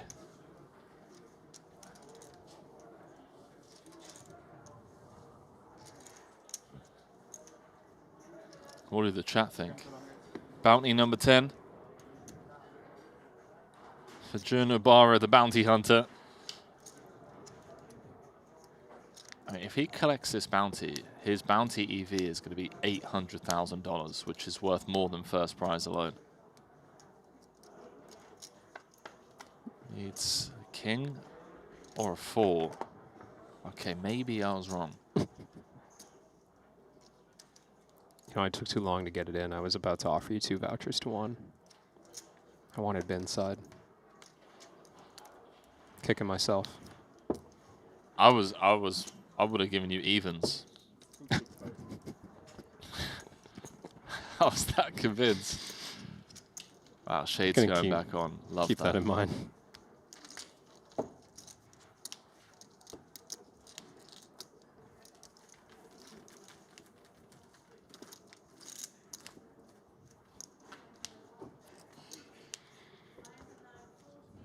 So blinds going up 40,000, 80,000. Bin can't believe it. He's just doubled up, and then the blinds go up sub 10. David Peters is on 6 bigs on the other table. So with that, average stack dropping down to 49 bigs. Not even after losing that pot, Obara is still the chip leader.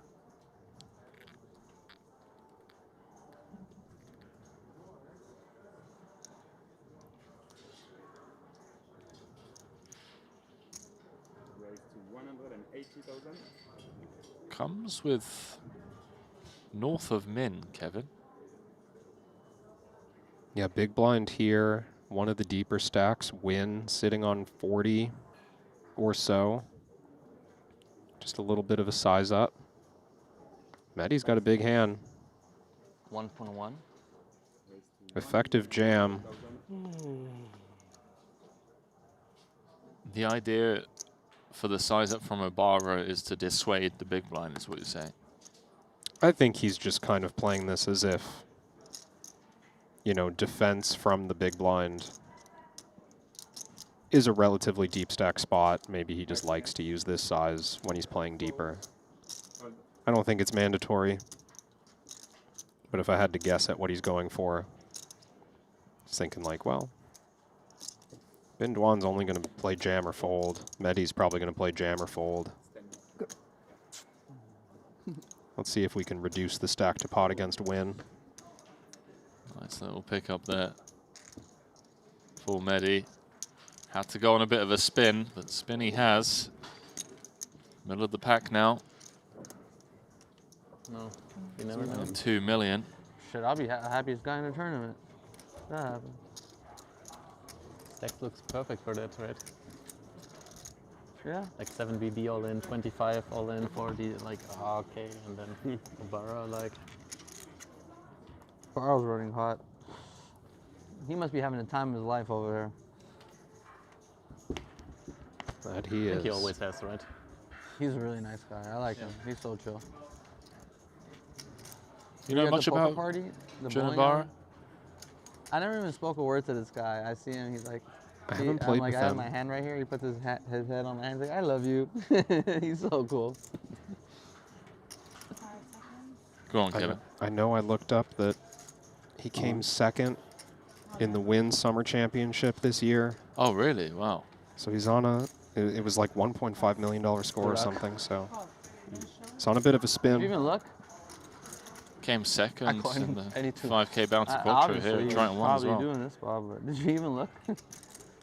Looking there I is forgot bad my luck. hand. Huh? Looking is bad luck there. I think so too. Good luck, Table David. seems to agree it's an any 2 call. I don't know what I have. I don't know what I have. I know you don't.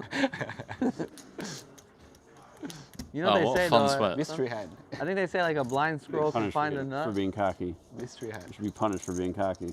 Yeah, yeah. At least courtesy look, you know, at least fake look. Yeah, at least like yeah, or look at one. Joe? 8, 8, 8. Slime card. Not often you get to hear Peters talk at the table, say he should get punished for being cocky. You got at least hit him with the courtesy look. But of course, it is an any 2 spot, so it's all in jest, of course. Is there anyone all in at that table? I mean, cards are on the back now. Jack in the window. Terrible flop for Peters. There is one diamond on board. For fair game? You know? Whatever. You light up 34% next to David's name? Oh, you have spicy 34%. 38%. Would be my guess. 34. The fact that he called the Is it 10 of 34? diamonds. Queen 9, ace, diamond. Wow, how did I know the 10 of diamonds was coming? I can't call out the river though, David. You gotta call it out. You're too cool, huh? 4 diamonds. 4 diamonds, all right.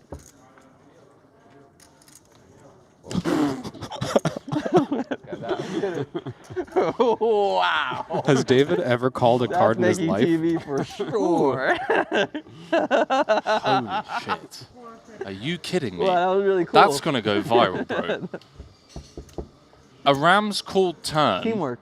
Yeah. That was super teamwork right there. That was Team America at its I always finest. want to do something like that. Bro, That was Team the first America time I've at its done finest right there. I want to call the check 10 on the flop. Check 10 diamonds. A Ram called perfect turn. Peters called perfect Check one off river the bucket list. to double up. Dude, that was sick. That was super sick. I think I've heard Peters utter maybe 20 words lifetime at the poker table. That was made for TV, bro.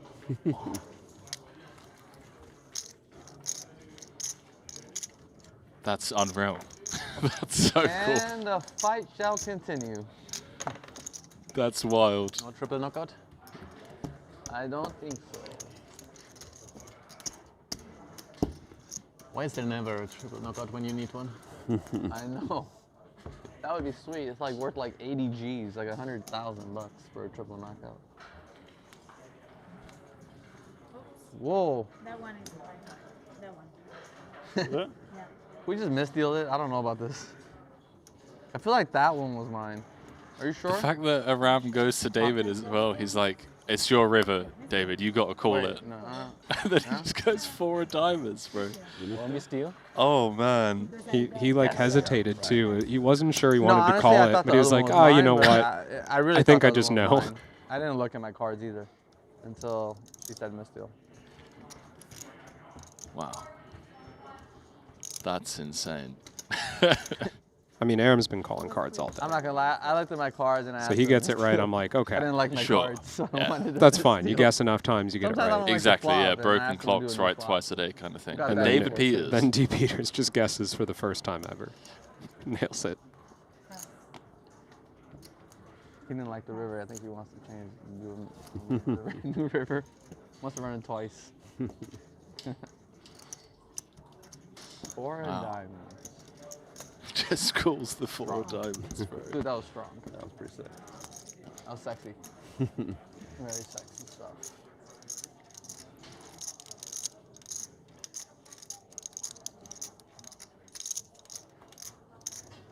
All right. Back to the action. been doing this for a long time. I don't think I've ever seen anything quite as cool as that. Anthony asking if the final table will be once we're down to 7. That is correct. One more bust out. Everyone guaranteed 85,600. Keeping tabs on that 60K as well, event number 5. 77 runners in that one so far.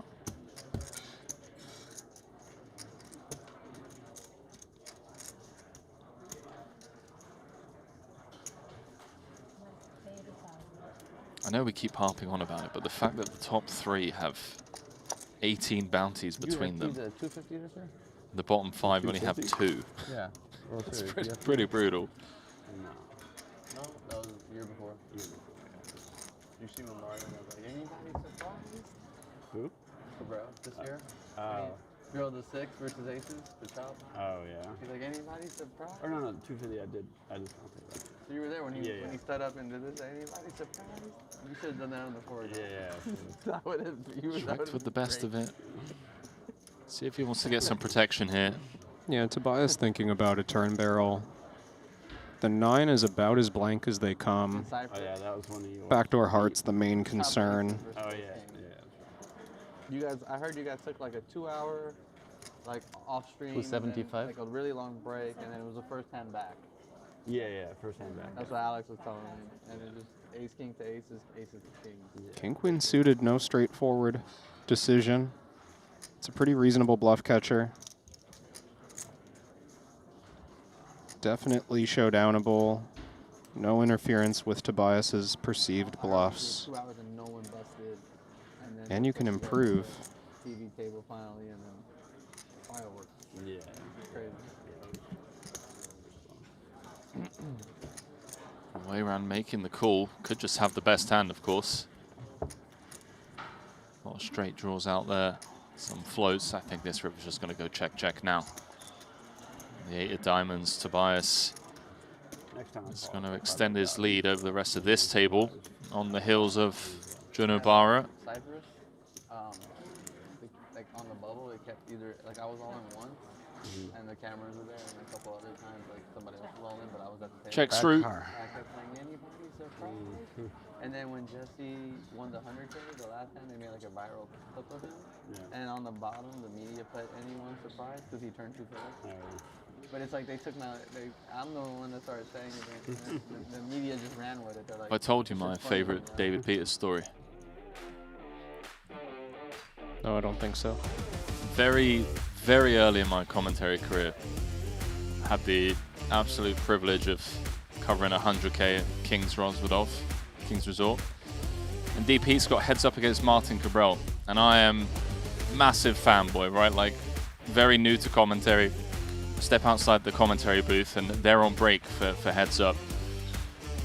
And I see David Peters sat just outside the booth and he's just like sat on one of the chairs, just on his phone, like head down on his phone, I don't know, texting or whatever.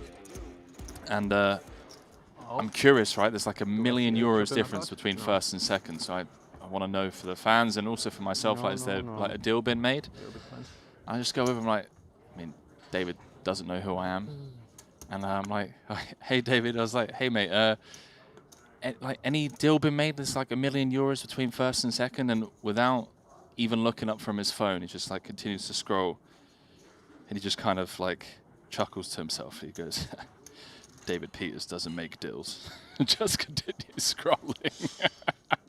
My first ever interaction with him. And I was like, okay, David, thanks for that. Yeah, no worries. I'll let the fans know, kind of thing. That's your quote. And then I just go back to him like, guys, David Peters doesn't make deals, okay? They're playing for a cool €1 million right now. Like, heads up in this 100K. One of my favorite interactions with him.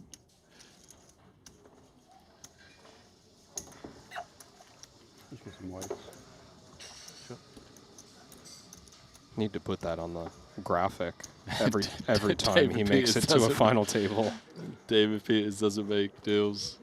Got like the short bio, you know, where he's from, graduated, doesn't make deals. That was 7 years ago, I think. That was, yeah, WSOP Europe 2018 it must have been. I was like 23 years old. It's one of my first ever commentary kind of gigs. I thought it was pretty gangster as well. Just like, all right, dude, I could play him for €1 million. Just like David Peters doesn't make deals. Firing 100Ks. Ollie? He's used to it. Okay. Now this is too good to be true. Bin's drawing dead, ladies and gentlemen. Jun Obara, the bounty hunter. See, look, glasses off, stands up. He knows it. We know it. Might as well just put 100% equity next to Obara's name. Evens? Sure. On how much?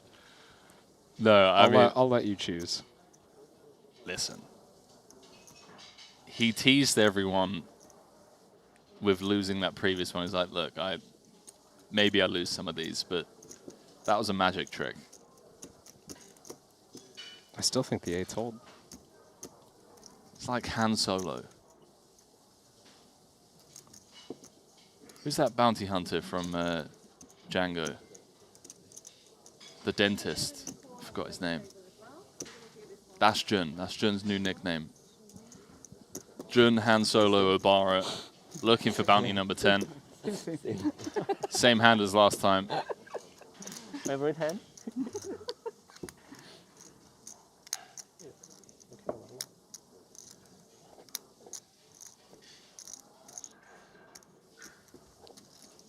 Jun in Jun fashion.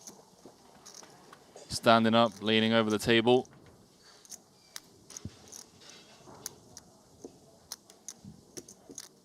Million clean in the middle to get back in this fight.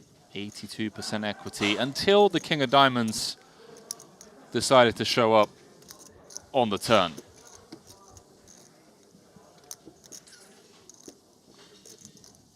You could tell it's almost like he sensed it.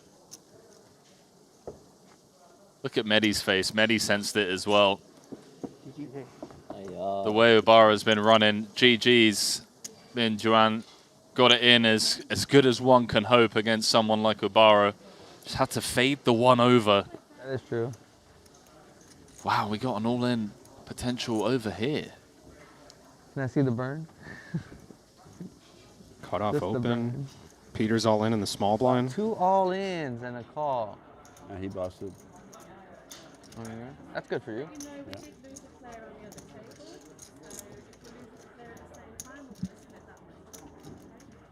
Okay, so Floor just coming over, letting everyone know that obviously we're doing the I had none of each. the Triton Absolutely none.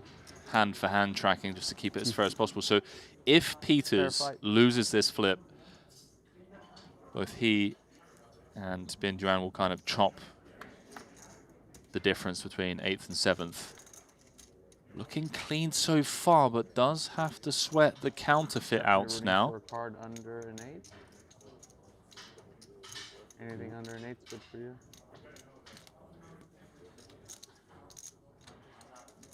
Can David hold and join the rest of the pack at the final table of this 40K Mystery Bounty? That is a sweaty turn card, Kevin. Queen wouldn't chop it. Sorry, Queen would chop it, obviously. Ace, King, Jack 10 needed for Weyran. 5 hearts. That'll do it. Somehow David Peters manages to hold. He's gone on quite the spin. What an orbit or so it's been for him. He's up to 1.8 million, meaning he's going to be going into the final table. 5 of 7, covering 2 stacks. Run good for the slight run bad yesterday with the unfortunate news. Oh, yeah. You know? Yeah. There we go. Final table has been set courtesy of a bad beat. Jun Obara now has 10 bounties, Kevin. So we welcome you back to the break. I'm just looking now, those top 3 have 19 bounties between them. And the bottom 4 have 2. Average stack of 56 big blinds. I mean, they've got like, what, about 70% of the chips in play? There's so many chips headed into this final table. I mean, you saw how we got here. That's to be expected, I suppose. But barring a situation where someone goes all in for, let's say, 20 blinds, and then you get that, you know, catapult of I'm all in for 70 blinds and the player behind wakes up. How does this many chips go into the pot at some point? I mean, this could be a grindy final table. I feel like it's going to be. I was also going to ask you as well, you know, everyone's guaranteed 118,000 right now. The pay jumps all the way to second and third are worth less than a bounty. The EV of a bounty currently is 80,000, right? So yeah, until we get to the podium place finishes, the pay jumps are worth less than a bounty. So I'm not sure what to expect. I think given that now all of these big stacks are going to be on the same table, it's going to get pretty cagey out there and a bit grindy. Yeah, more opportunities to hunt, but it could take a while for these stacks to go. All right, well, another final table has been set here in Jeju, this being event number 3, the 40K Mystery Bounty. We've got about, what, 15 minutes or so before we throw it down to the final table, so perhaps, yeah, grab a coffee and come back and enjoy the show. We'll see you shortly.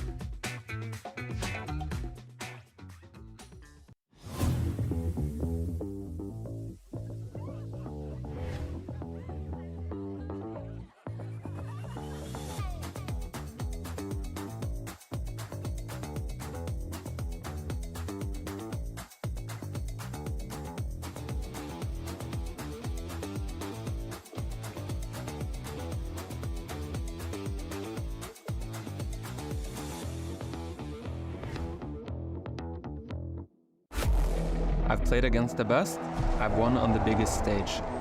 But what if I told you, it's not just about luck or talent. It's about using the right tools. GTO Wizard is the fastest and most efficient way to study any spot in poker. This is how you level up your game. This is how you unlock your potential. Don't get left behind. Get GTO Wizard today. Beat the best, crush the rest.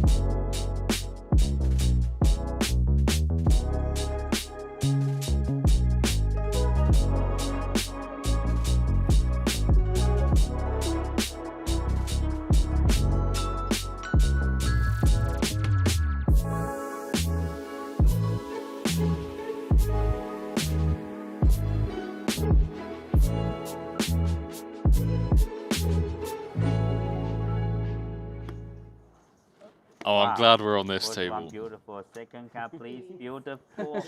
Beautiful like you. Lady and gentlemen, I'm going to be all in. Don't snap call me. Japanese number 5 blinds in the middle. Thank you, Oh, there we go. Our number 1, Obara loves it. This is nice from Obara. Just shut out potential action. Good job. And if someone wants to call, their bounty has to go in. Very poor, yes. Great news for Ren. Ace 10, please. Natural 9. Wow. Ace 10. Good. Obara loves it. Wow.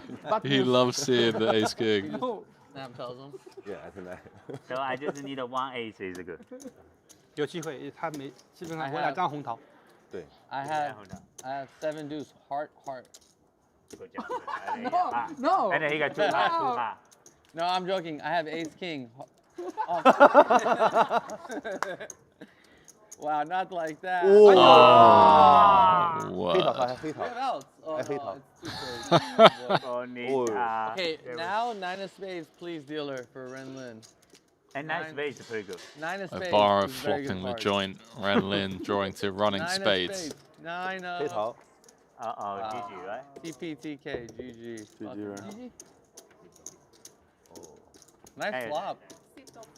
TP, Still nuts. TK, Still GG's. Aces, kings, queens, aces, one time. Give everyone the nuts.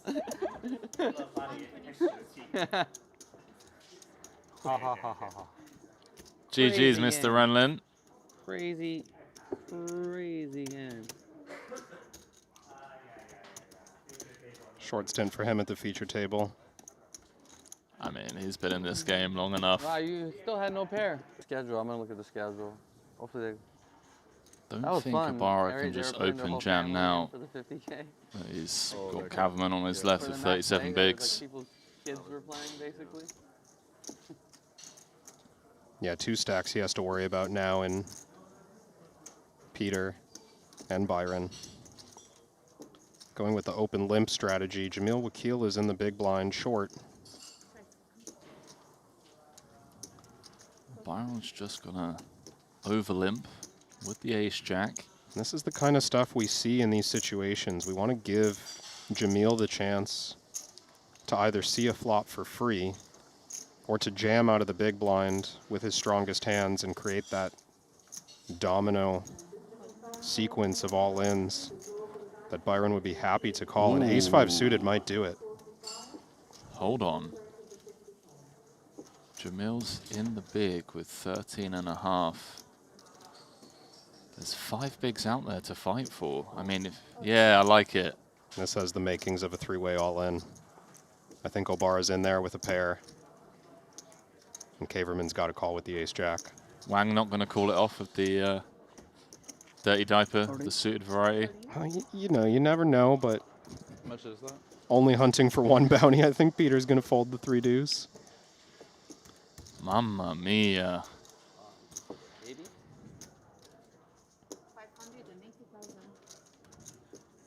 580k. The jam from Wakil, courtesy of the limps in front of him, just makes it incredibly profitable. And he knows that Obara is going to go after him with a lot weaker than ace-5. Just unlucky to be flipping here, and unlucky to be dominated by Cavalman as well.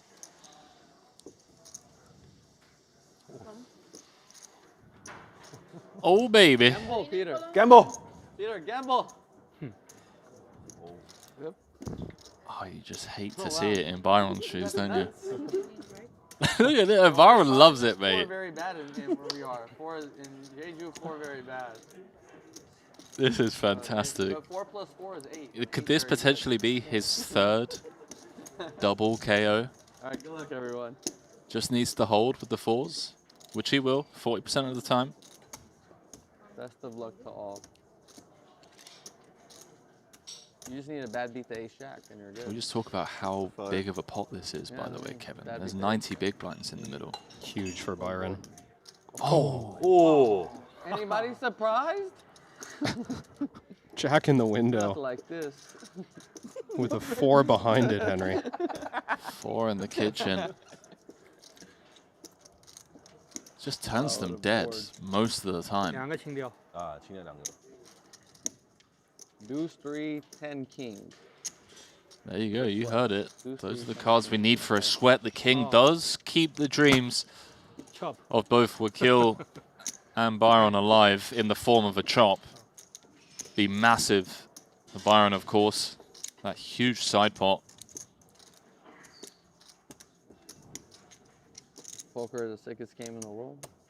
Oh. It really is the sickest game in the Looked like it world. for a second, right? As it bricks out Jun Obara scoops a 3.5 million chip pot and in the process claims 2 bounties, eliminates 2 of the tougher players left in the field. Byron and Jamil will kill, both KO'd by the man who just seems 699,000 for the win. Saw David Peters patiently folding the queen-8 suited there. He's covered by the table. Bin Duan coming in with a limp. Don't love this as the player who's covered by everyone. You're inviting a multi-way confrontation. Rather just be all in and run our equity. Queen 10 suited pretty strong.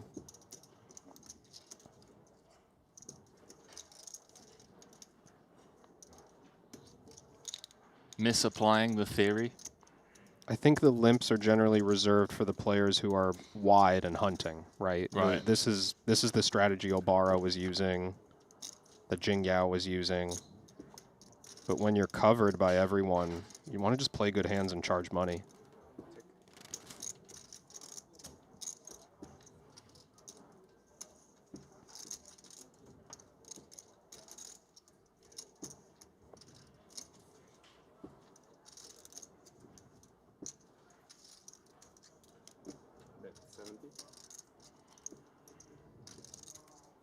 Lead from the big blind. Mehdi deciding not only is his 6 quite strong here, but this is more his board texture. He'd like to start charging. Bin Duan looks prepared to float. 2 overs, backdoor flush draw. Bro thinks he's got the chip lead. Let's go. I love this. Obara just folding the gut shot seems absurd to me. Well, he doesn't want to tangle with Mehdi, perhaps. Yeah, we just peel one off, you're getting a good price, you know. The challenge is, like, when does the money... I don't totally disagree, but with a naked 5, like, when would the money all go in good? On the turn, when you get the 4. Yeah, but against what? A set of 6s. A set of 6s. We can dream. We can dream in a bounty tournament. Bin Duan's dreaming of a club on the river. He's picked up a flush draw.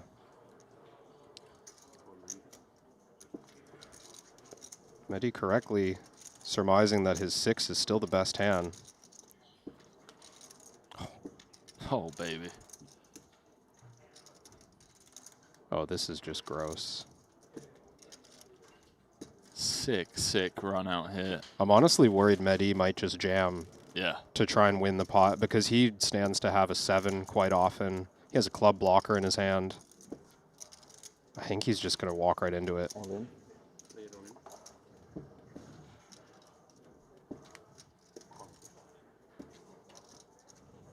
No chop, my friend.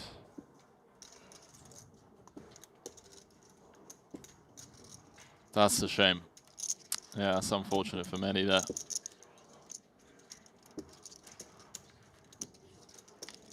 Don't want to see him bust. I know we're meant to remain impartial. Supposed to remain impartial in the booth, but he's been fun. He's been chatty. Need more characters like that in the game. What a spot for Schwecht. Yang Wang is just... I love how Peter's in there as well. Just +1 with the 5-4, the natural 9. That was a spicy call from +1. He doesn't even cover the big blind, but Queen's just such a monster in this spot. 835.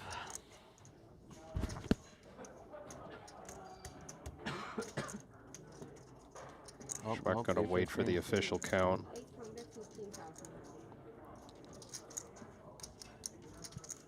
All in? All in. Pass. So this one not as crazy in terms of looseness. Super cool. Legit hands here.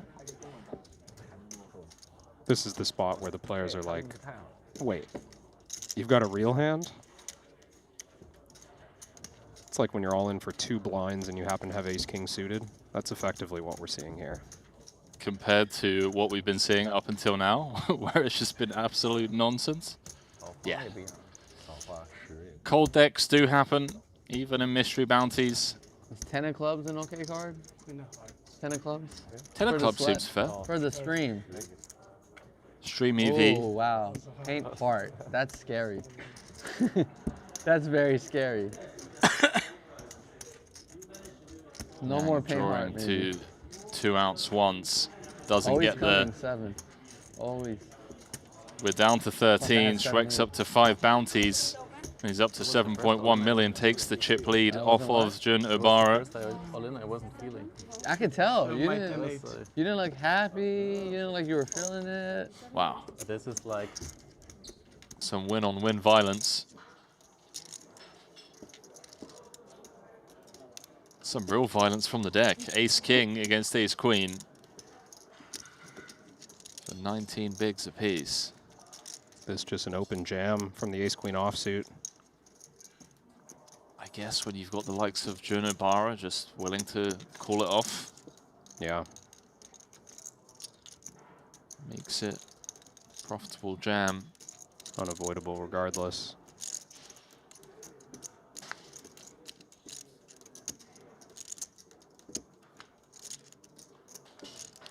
That is a sweaty turn card.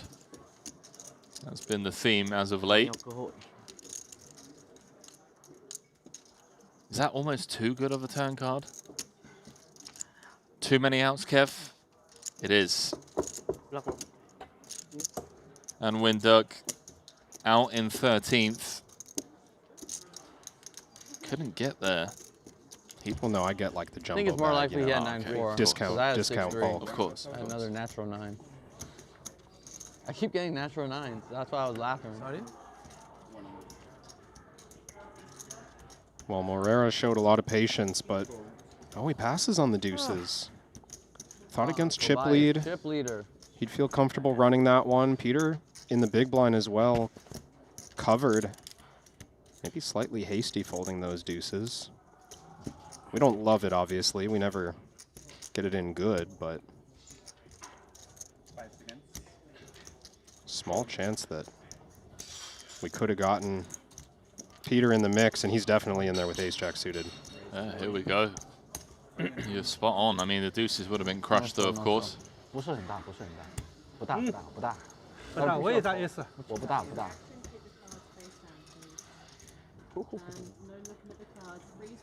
Good luck. You didn't even give me 5. Good luck, you win. I'm not too sure what we're waiting for, but the dealer has instructed him to keep the cards face down. Should we throw it? Yeah. Okay. I got it. Peter's throwing the bounty token over to Wu. Insists that it goes over there. To Wu Rampoot.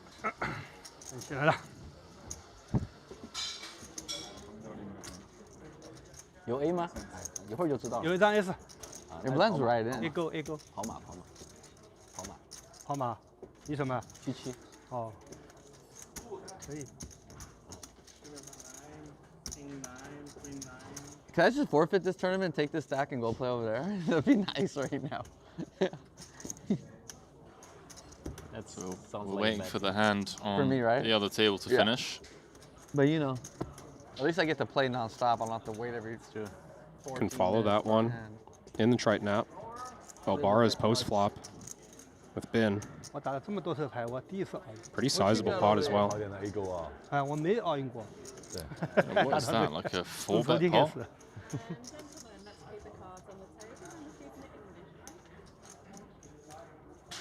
Kind of hard to do. He can't speak. Not have 5 right now. Okay, so here we go. Back over here. Just gonna see this one play out. Believe you're right about the 3-bet. So it went. Jing Yao opened the pot. Obara had 3-bet in the cutoff. And Bin Duan entered cold from the big blind with these 2 10s. It went check, bet of 145k, call, turn, check, check on the Jack of Hearts, river, check, jam. Bin maybe feeling like he was never going to have fold equity pre-flop. Decides to wait for a safe run out, doesn't get it. Folds the best, folds the worst of it. Pardon. Obara is up to 7 million, good for 3 times average.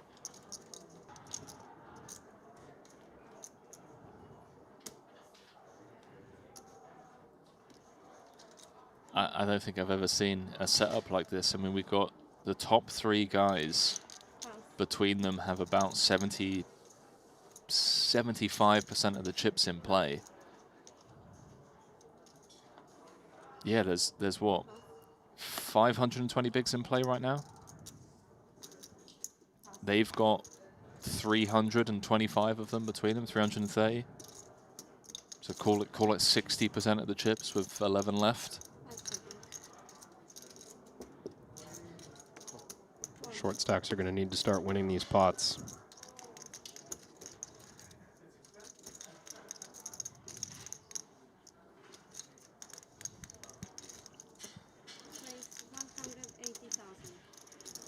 Obara coming with the 3x out the big, a couple of snowmen.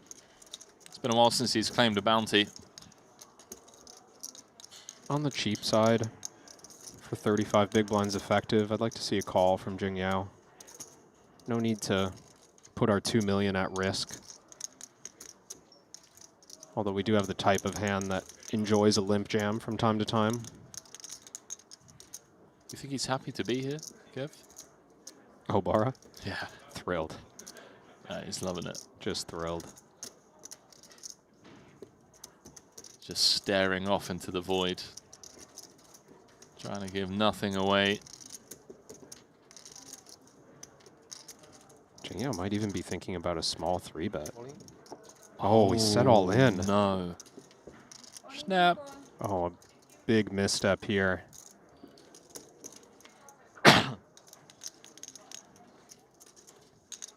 Snapped him off. And this is a, I mean, big misstep feels like the understatement of the year, Kevin. Jing Yao is currently 5th in chips. Covers a ton of stacks. Limp jamming 35 big blinds. Against the chip leader. It now has him 2 cards away from elimination in 11th place.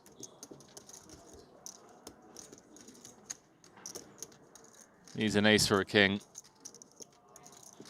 Obara is going to be playing nearly 9 million.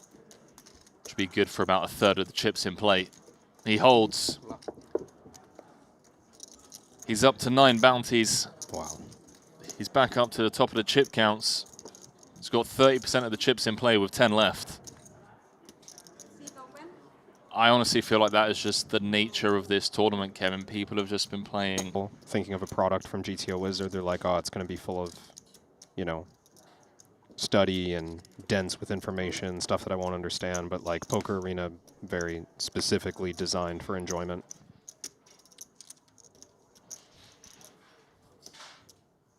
Producer James saying he's been playing a round or two. Maybe, maybe we squared off.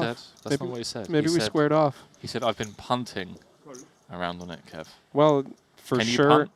Oh, yeah. Yeah? I mean, I don't think you're playing like hyper turbo, no ante heads up. I think there's a good chance that everyone who plays it is punting. Mehdi gonna jam. Is Obara gonna call this off, by the way? Because you said at the top of the show, as players get eliminated, the bounty goes up in chips, right? Yeah, that's right. The bounty going in here, you know, using my numbers from before, and again, I haven't verified this.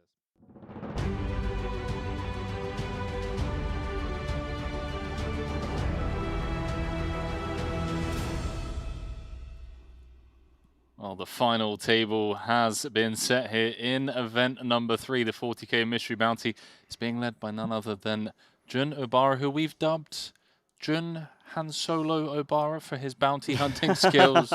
Randy, he's collected 10 bounties, and you'll notice immediately, you look into the app, 19 bounties collected by the top 3, only 2 by the bottom four. And something else to note, Randy, is the amount of chips that the top three have in comparison. I don't think I've ever seen a final table this deep, 56 big blind average. What can we expect when the players are this deep in a bounty format? Yeah, and clearly the reason we are at the final table with an average stack of 56 big blinds is because of the bounty aspect. It's been right? fun. Players are just going super wild, flatting wide, they're calling shoves very wide and just collecting bounties. Juno borrowed 10 bounties, you know, that's worth what? 800K in EV. I mean, he better pull the 400K envelope from his point of view. But the thing is, you know, we do have that rollback, but we don't have to apply it here because it's been speedy. Yeah, average stack of 56 big blinds is unheard of. They're playing for 699K, and as you pointed out, the EV of the tokens that Jun has collected so far, the bounties, is worth more than first prize alone. Yeah, that's insane, and he's probably very likely to collect even more bounties given he has the whole table covered. Yeah, and also just to note as well that the pay jumps in this at this final table are worth less all the way up to the jump between third and second than those bounties. So when that is the case, you know, everyone guaranteed 118,000, perhaps chips will go flying in a little bit more liberally than they normally would. But let's not forget, a Triton trophy up for grabs as well. There's legacy on the line along with the 699,000. Let's throw it down to Luca to introduce the final table of this mystery bounty. 158 entries in event number 3, the 40K mystery bounty. Tomorrow we're gonna find out who's gonna open the golden envelope, $400,000. The smallest one, 0. For today, we're down to the final table of 7.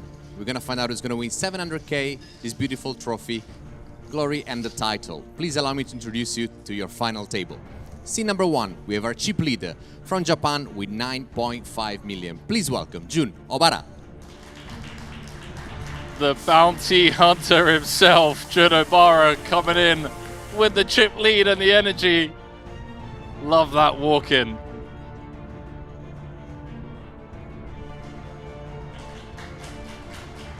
Oh, he's really soaking up the moment. Let's go, Scene Jun. number 2 from the US with 1.8 million. Please put your hand together for David Peters. Triton title winner, 7.5 million in Triton earnings. The man from the US, D. Peets.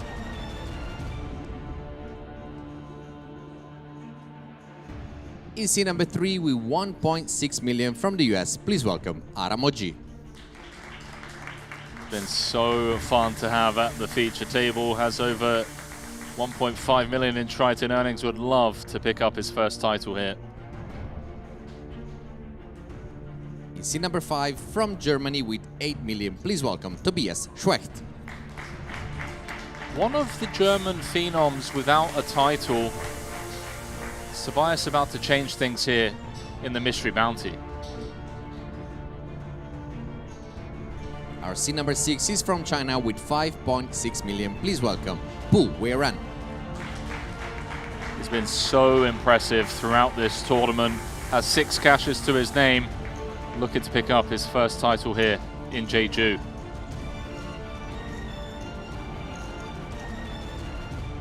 Scene number 7 from Vietnam with 3.3 million. Please put your hand together for Hu Jung Yuan. Got a bit of a record together for himself. Cashed the 25K WPT Global Slam. Back-to-back cashes for him here in his maiden series. And last but not least, closing down this final table in scene number 8 from Morocco with 1.8 million. Please put your hand together for Mehdi Shawi. It's been so entertaining at this feature table. Need more characters like him. Hopefully he can spin up this short stack and go on a bit of a run.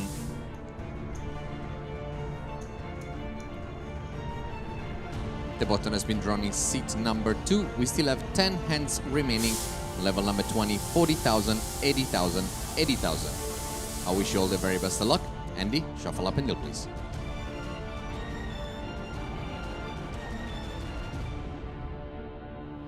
So there you go, ladies and gents. The final table has been set. Not every day you see that many chips at the top of the chip count spread out among 3 players. We had Schwecht and Pu on one table and we're down to 2, and then Jun Obara just, well, doing what he's been doing since the start of the day, eliminating players left, right, and center. Hence him coming in with about a third of the chips in play. Average stack of 4.5 million. Aram, Mehdi, David Peters, they've got some work to do, but you know, Randy, they can kind of... All good in the hood. They can kind of afford to sit tight for a bit. Sure, you do want to play a little tight, but if you do have a situation where maybe you can collect a bounty against one of the other shorter stacks, you're going to try to hunt it, given what we've been saying. The envelope EV is about 80K, which is currently bigger than the pay jumps. All in? All in. And number one, Aram takes the jam spot. Crazy. I mean, it's first hand or.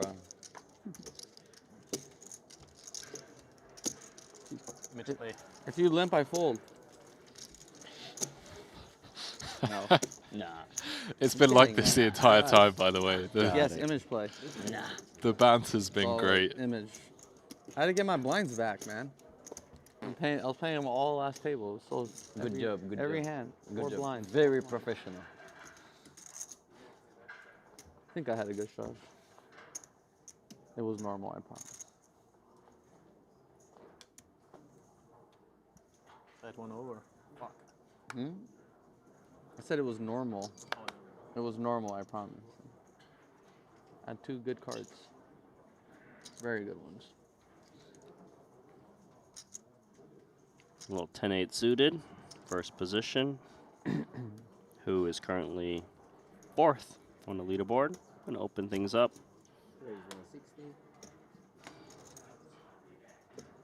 Mehdi, pocket 6 is right behind him.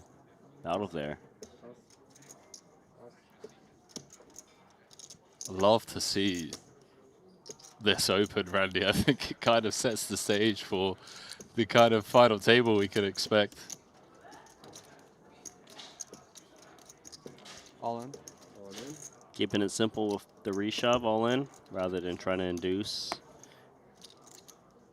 What's the idea between reshoving versus induce? I guess in a normal format, maybe we go for the induce, whereas when the bounty's on the line, we just put it all in. You're basically going to get called a lot wider in the bounty format, just because they can try and collect your bounty, so jamming is pretty solid. Plus, you also dissuade players from calling your 3-bet, which is much more likely to happen in this format.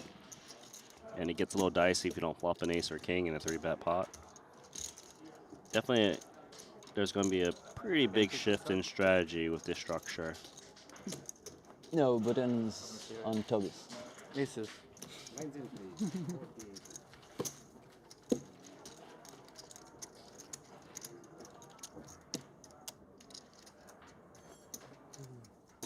Fantastic start for Aram at this final table. Came in the shortest stack with those 2 jams.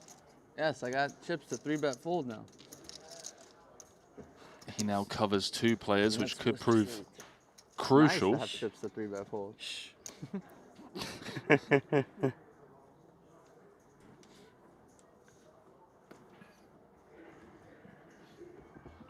This is a hand I can get a lot of chips in.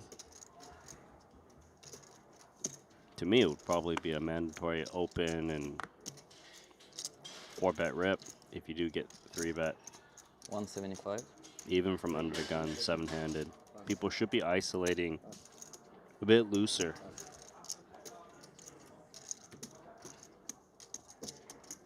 Four for Schwecht. Probably going to call on the button. He's got the covering stack. Pocket pairs play quite nicely in bounty format, where you can stack your opponent much more often. If it wasn't a bounty tournament, he probably would just pitch the 4s.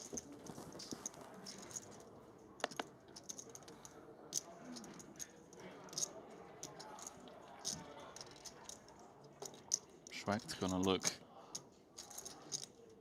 to flop a set, claim a scalp.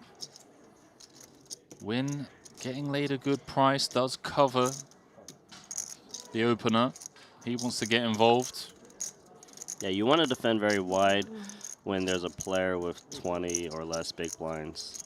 Just makes it more likely when you make a big hand, you might be able to collect that bounty. Onto a flop. Win does flop best, Randy, with middle pair, but note the equity with the 2 overs and open-ender. Very tricky spot on whether to see bet or not against 2 opponents. Broadway. You can see his eyes darting all over the table, trying to figure out the best course of action.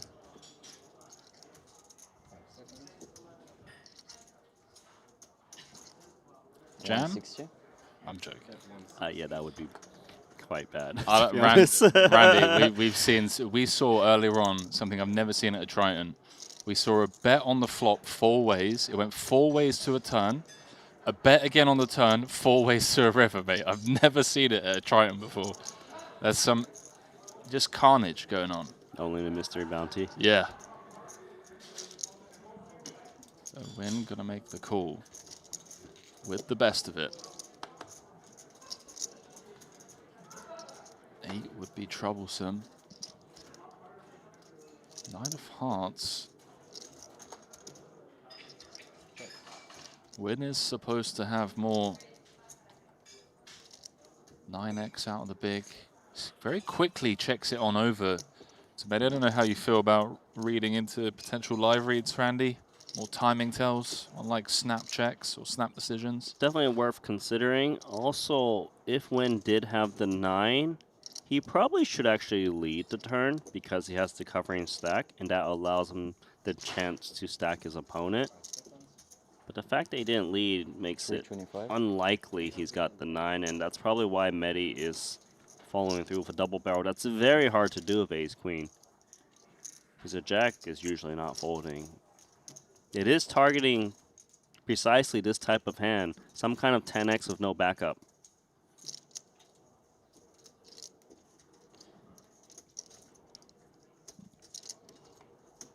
Win's a believer. That's a beautiful double barrel from ace-queen. Great awareness, realizing a 9 isn't really something to be worried about. That is why he is ranked #1 on Morocco's all-time money list. Oh, nice. Charlie, 2.2 million in total live earnings, best live cash of 300K. He is set to beat that here today. I actually don't know that many Moroccan poker players. But Mehdi, you say #1? #1 on the all-time money list.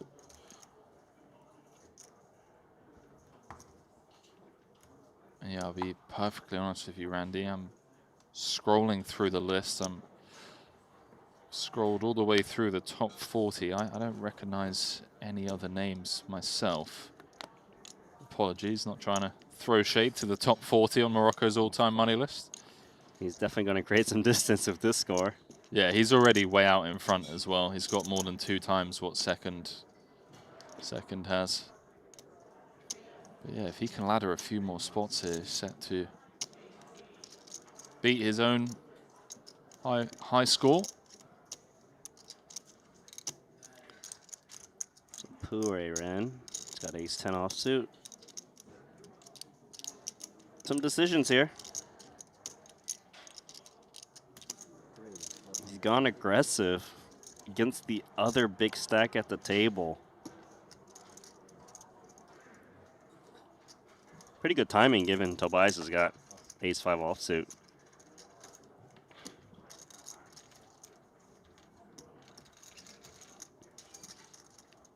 Like, it wouldn't have surprised me if Rayran actually went with call instead of 3-bet, which would be more favorable for Schweik. Rayran's been playing some out-of-line pots, my friend.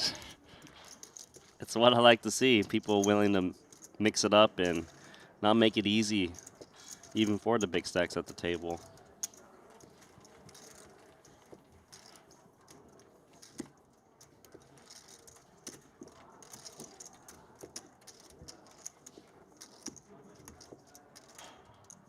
I appreciate the chat. There's a lot of like Vietnamese people supporting their man, Japanese players, Japanese chat. Pretty cool to see. Very international Yeah, 6 different nationalities being represented here.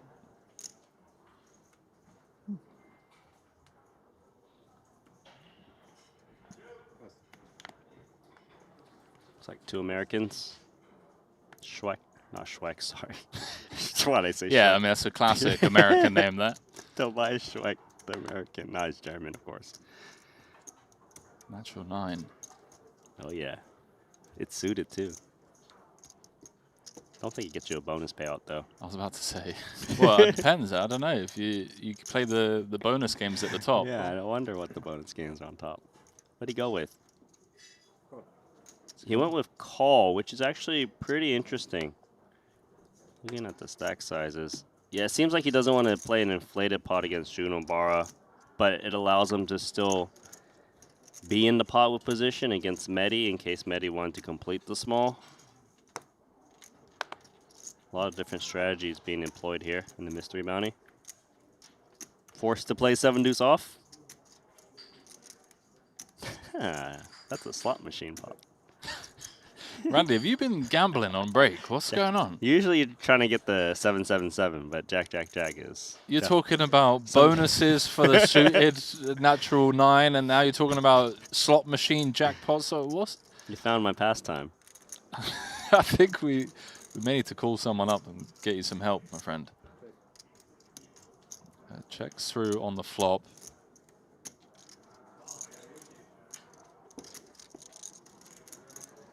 Feel like the 5-4 has to stab at some point. And you'd rather stab now, right? I feel like you'd rather stab now. Honestly, I probably would have stabbed on the flop. But hopefully, if it does get checked to him the 3rd time he attacks with 5 high. Yeah, you can see now he's given Obara the opportunity to stab. I feel like he just cost himself this 360k chip pot by not attacking. Yeah, I agree. Because Obara has any 2 cards. He was in the big blind. He's just going to whiff completely so much. Felt like a flop or turn stab was needed. As played, Mr. Obara, the bounty hunter, loving life right now. 10 bounties. What if he just eliminates everyone else at this final table? So we have 16 bounties and he collects his own 17 bounties. It'd be pretty insane, And he just shreds through all the 40k envelopes. 21 of those. So he can't collect all of them. Would be a bad beat.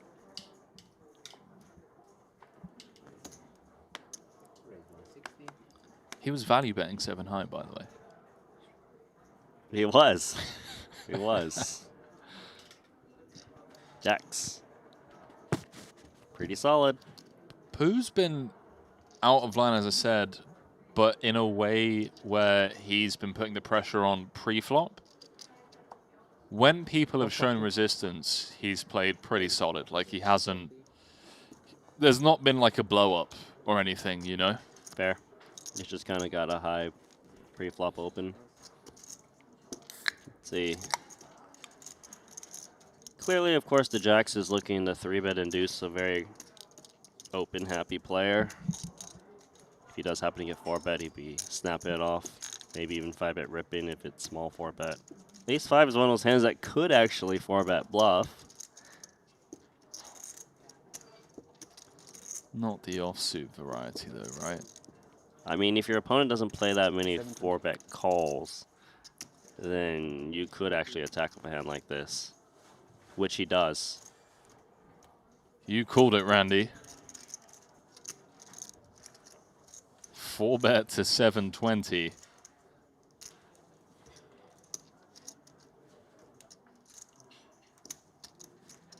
Got to be an all-in here. This is huge for Win. I mean, he's going to pick up this 1.36 million chip pot uncontested. Going to really close the gap between himself and Wei Rampu.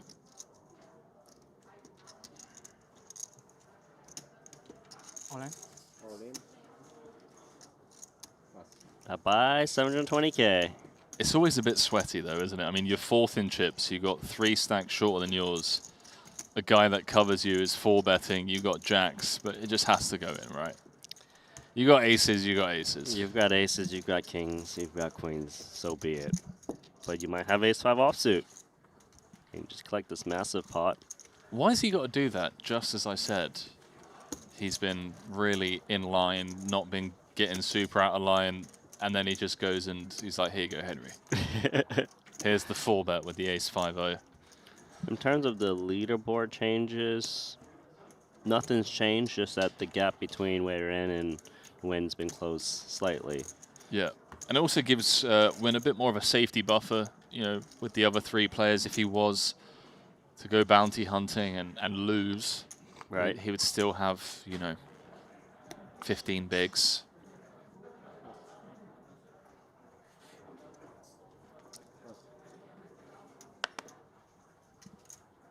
Talking of Win and bounty hunting, something he's done successfully only once so far this tournament. It's kind of crazy to see that 2 people haven't even collected a bounty yet into the final table. Even the short stack's got a bounty. David Peters.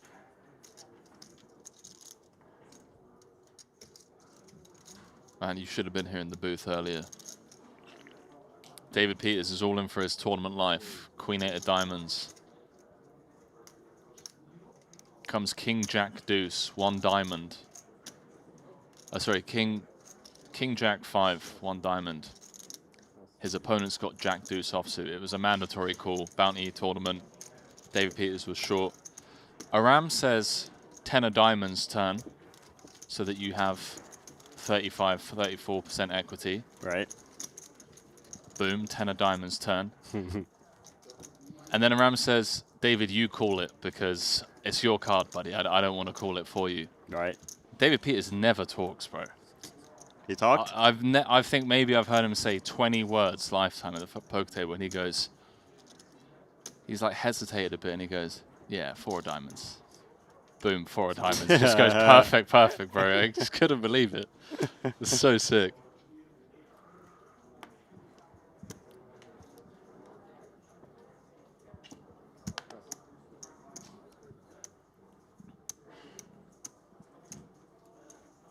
So I see quite a few people asking about the bounties and who's got what. Best thing I can suggest, something I always try and push the viewers towards, and listen, you're talking to a guy that knows how annoying it can be when you're told to download certain things. I'm normally the same. But when I say the Triton Poker Plus app is one of the best things that you could possibly download while watching these streams, like, just trust me, do it. Download the app. Not only do you get to sweat this tournament, you get to sweat all of the other tournaments, your favorite players. You can open up 4 tables at a time. If you want to keep an eye on what Phil Ivy's up to, Patrick Antonius, you know, whoever it is that you're a fan of, get to see all of the bounty information, who's got what. You can go back on anyone's profile, check out their previous 100 hands. On top of that, you've got Randy doing some of the craziest cash game content in the world. We're talking, what, 1K, 2K, 4K, Randy, if I'm not mistaken, standard stuff. All within the app.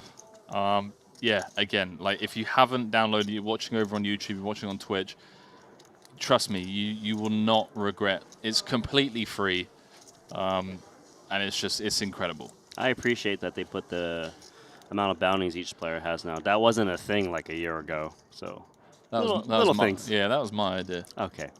Okay. Is it really? Yeah. Oh. Well, thank you.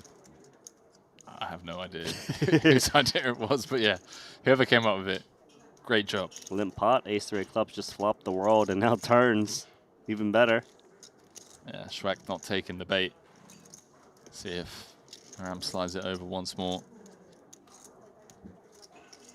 I don't know, maybe just gives another free card. Feels like he has so much of this, praying that like the Jack of clubs rolls off or the 10 of clubs rolls off. Shrek rivers a straight. Yeah, I don't mind checking again. If you do bet, I like betting very small to get maybe a Jack or 10 high to make a curious call and self-stack. You don't want to bet too big because then maybe a gut shot just folds. So yeah, if you are going to bet, min is the way to go. He's going to show it. That's it? That's it. Just a PLO hand?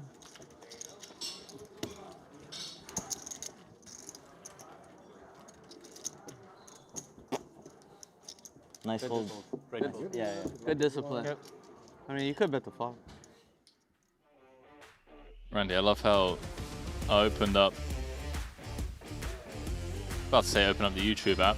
I want to just give a quick shout out to Jacob & Co, the official timekeeping partner of the Triton Super High Roller Series. Famous for their iconic designs, Randy, including that functioning roulette wheel that you can see on the screen right now. 2 of those custom Triton Epic X Skeleton sports watches going to be dished out here for the No Limit Hold'em main and the PLO main. I was going to say, I love how Suha said interesting final table lineup. Lots of calm and collected characters. Did he just see the 4-bet with the ace-5 off? I think maybe he missed that hand. Come on. Maybe he did. It's a flush draw? Still a pair of threes. See, I bet when I had a really good hand. For once. First time in my life I bet a good hand.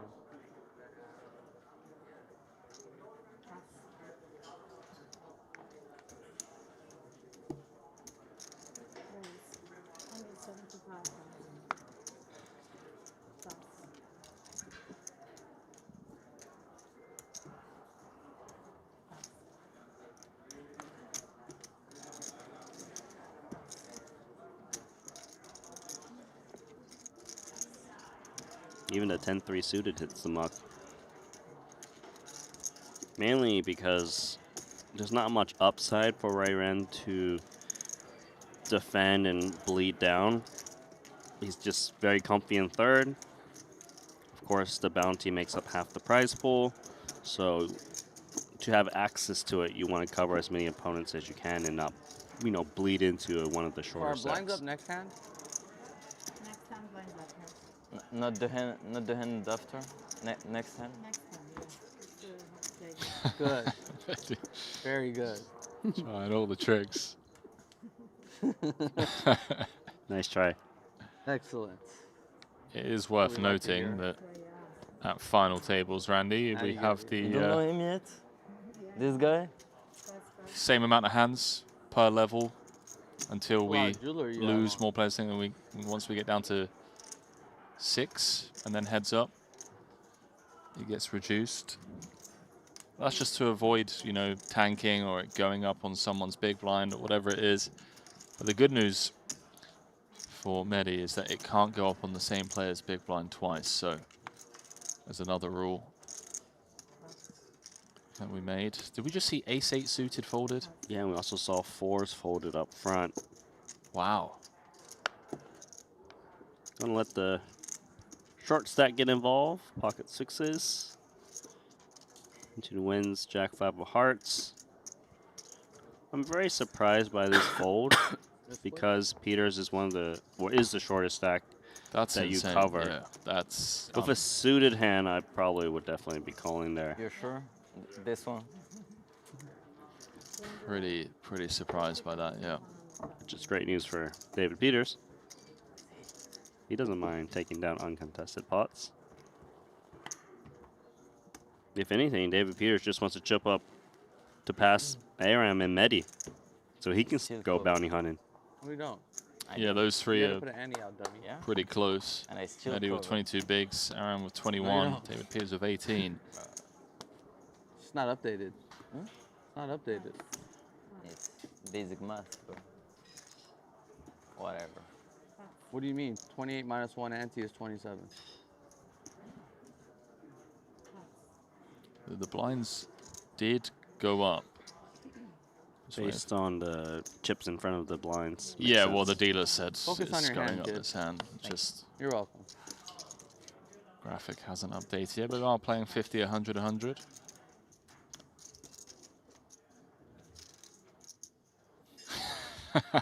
Can't play that. He wishes he could. Hello to 20. I love the trash talking going on as well. Ram's now got Medi covered because he's been through the blinds. What a little dogfight we're all in. Nitty gritty.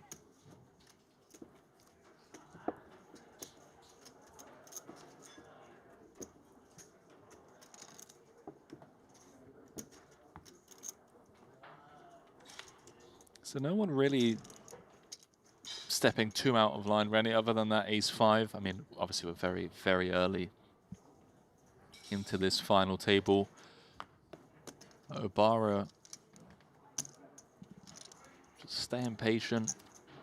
It's not like trying to bluff it off with reckless abandon. Now he's just recognizing that he's got a pretty big spot in front of him.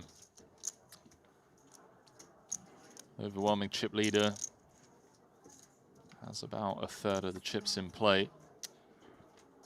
Comes a pre-flop raise. From who? Into the chip leader, who's got ace queen. This hand can play for stacks.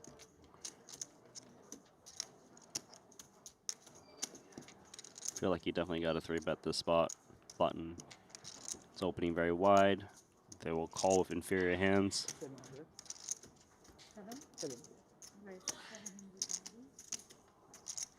So there is the 3-bet 700K. Because we're playing this format, I probably would just pitch this hand because I'm still comfortably ahead of 3 players at the table and can still go bounty hunting. Whereas if you speculate here, which it seems like you might, This I don't know, is dangerous. It's dangerous, right? Because now you're playing a pot where maybe you just lose the rest of your stack. You're closing the gap if you don't hit, which he doesn't. Yeah, this is really dangerous for Win for those reasons that you mentioned. Like, he covers 3 other players, those bounties worth $80,000 in EV. And now just bleeding this additional 500K is kind of, he's going to be down there with those other 3 players and potentially in ICM jail. Yeah, so I'd be much more happy calling his 3-bet if I had the stack of Ray Rampu or Tobias Schweck, where if you called a 3-bet and you just fold to a flop C-bet, which likely will happen here, this layout of the chip stacks hasn't changed at all. But here, the gap is closed quite a bit. There's only a separation about 500,000 now between Wen and Aram and Medi. You know, Peters is only a couple blinds away too.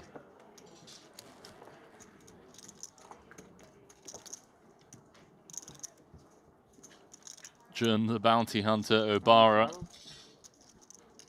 chipping up. You start, One down. One down.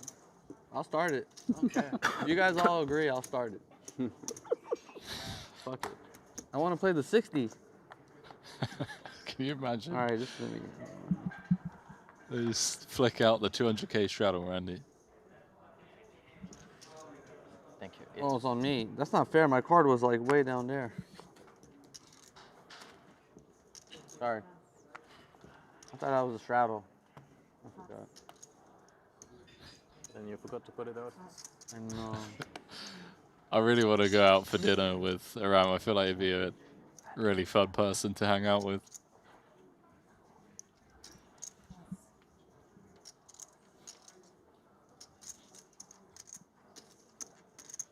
Medi with an ace on the button, covers David Peters in the big blind. Yeah, I would think you're definitely going to open if you cover the big blind. He's just saying, please fold, June, which he does.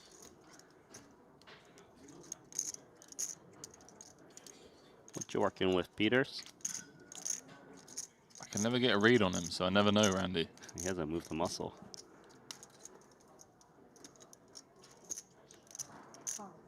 Looks like we're going to take a flop. Mystery hand with D. Pete's.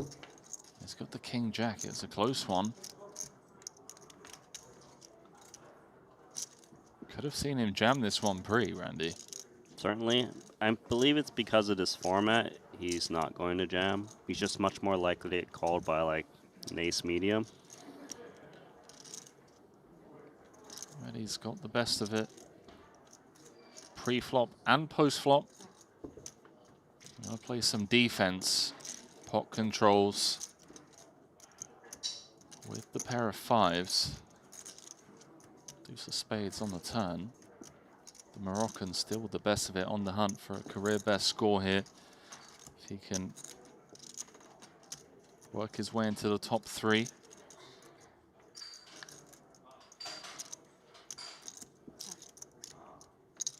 Looks like some more checking. After checking the flop with ace-5, doesn't really hurt to continue to check down. Occasionally you value own yourself if you bet the turn against the 6x.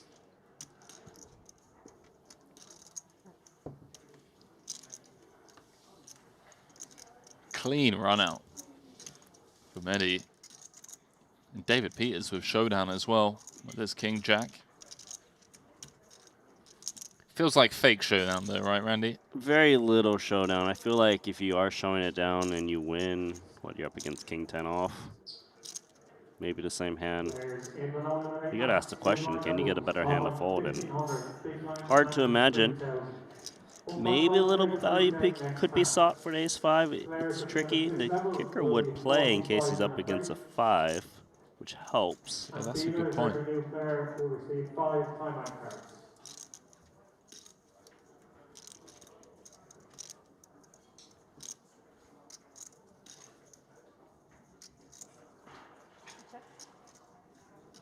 Looks like it checked around.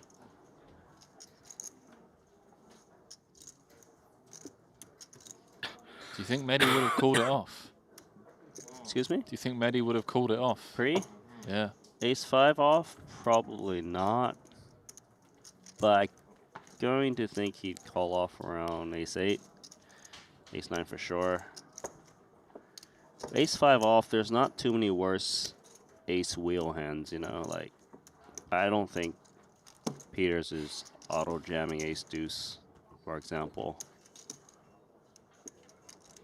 But ace-5 is like a high-frequency re-raise all-in, so you holding ace-5 yourself means you're blocking a lot of the inferior aces from jamming.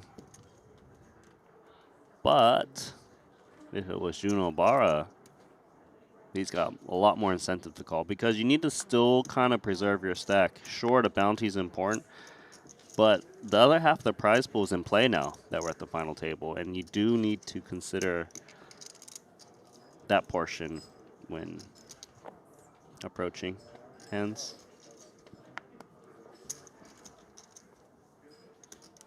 Yu Sheng saying, will we show the players draw their bounties? We will, as always at the Triton Series.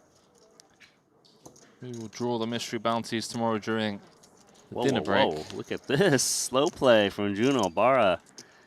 And I kind of like it because Schweck is so deep that Schweck's not going to randomly get in 7 million chips with an inferior hand. He has much more opportunity to gain chips from the shorter stacks behind that might squeeze. Trap set by Jun. Tobias with an interesting one. King of clubs in hand, blocking hands like King Queen, King Jack, King 10, high flush draws. I think a bet is all right here. He went large, 450, so he's trying to shake out a lot of the floats. Like the weaker ones with backdoors. Trying to keep it simple. Queens are queens.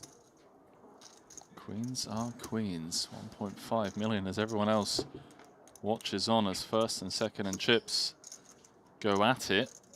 10 of hearts gives Tobias. Broadway draw. Broadway. My bad. Straight draw. It actually seems like a mandatory double barrel with King Queen in this spot. Obara's going to call for a lot of pocket pairs on the button and feel like they need to call a 9-4 deuce 2 clubs, but they probably will just fold to a double barrel, you know, 5s through 8s with another overcard showing up. Just whatever sizing you think can shake out those hands, as well as Maybe some speculative ace, queen, ace, jack that called on the flop.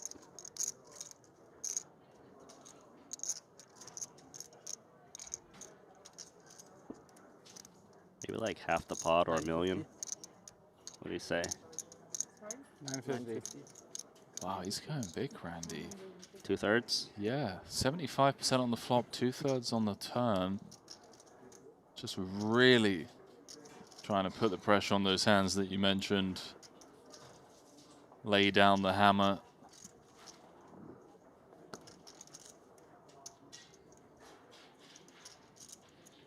Yeah, there's just too many chips behind for Schweck to want to raise and protect what's in the middle.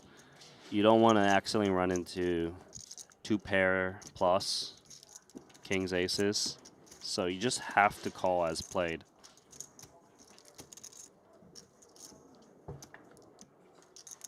.4 brewing.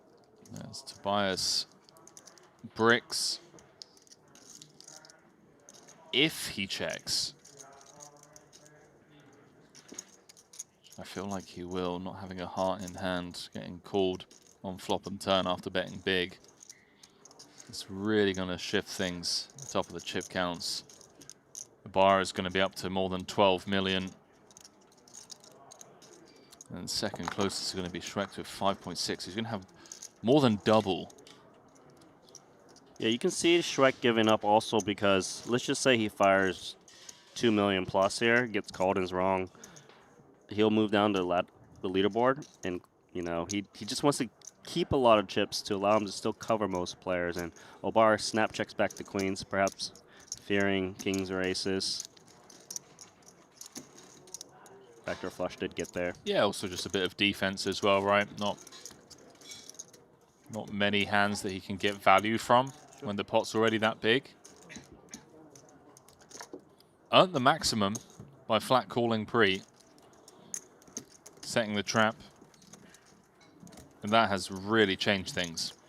And also what's important there, showing down queens in that spot after flatting, everyone behind you needs to be very worried about June's flatting range, which can show up with a huge monster like that.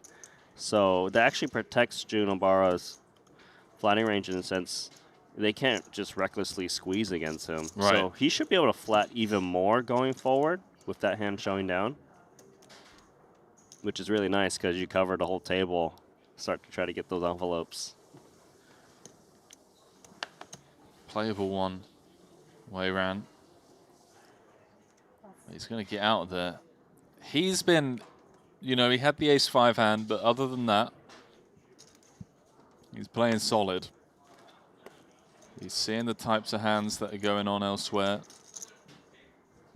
It's like, look, I can just chill. I don't need to get involved with marginal holdings. This hand's not going to chill. Anybody want some? David Peters is currently the shortest stack. Just going to outright rip 1.5 mil. Can you blame him? Hope for the best. See if Schweck wakes up with a calling hand. No. Let's go the Jack-8 of spades.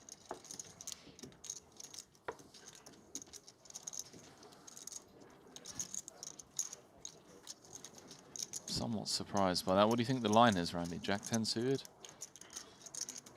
I don't think Jack-9 and Jack-10 suited is that different in that spot, you know? He had Jack-8. Oh, I thought he had Jack-9 for 1 second, but still, Jack-10 suited. Was it for? It's for 14 bigs, the jam was at the time. I could see it for sure, all right, given he's got, what, 54 bigs? Well, it's bounty. Bounty. Probably definitely not lower than Jack-10 suited. It's different because some players have a different appetite for going after the bounties. Schweck, though, you know, having 6 already, strikes me as a guy who definitely would have gone for it. Different strategies as well, right? Some people put a lot of value on collecting the bounties. Others are just playing a bit snug. Yeah, the more you go for bounties, you actually kind of, I believe, decrease your chance of getting like the top 2 finish because you're generally calling it a bit looser than the shoving range. But you know, it's push and pull.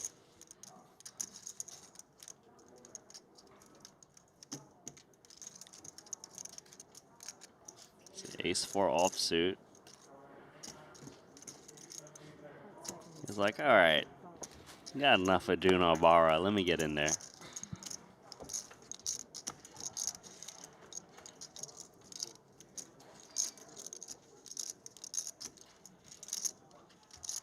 The bounty hunter, Obara, potentially with a path to victory here. See if he can find a bet. Little baby bet. Should get the job done. I mean, even if Weiran thinks that ace high is good, it's just so tough to dig your heels in here. Yeah, quick snap fold. It's Obara's world. We're all living in it, Randy.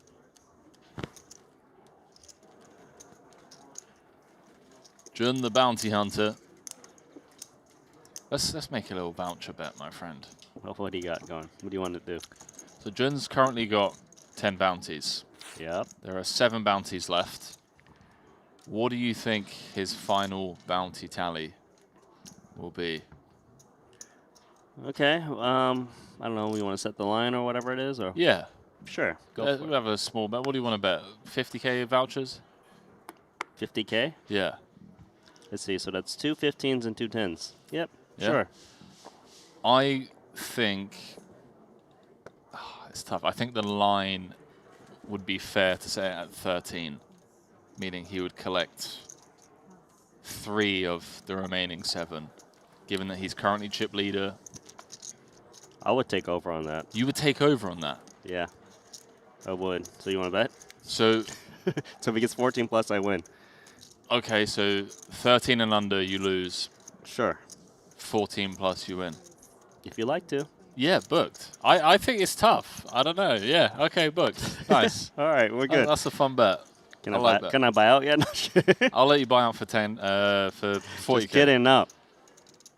Even if multiple, I know it's tough for me because obviously if other people collect the bounties, that's bad for me. But you know, I'm feeling it. Okay, I like it. A fun sweat. I mean, based on how many he's got, surely your favorite.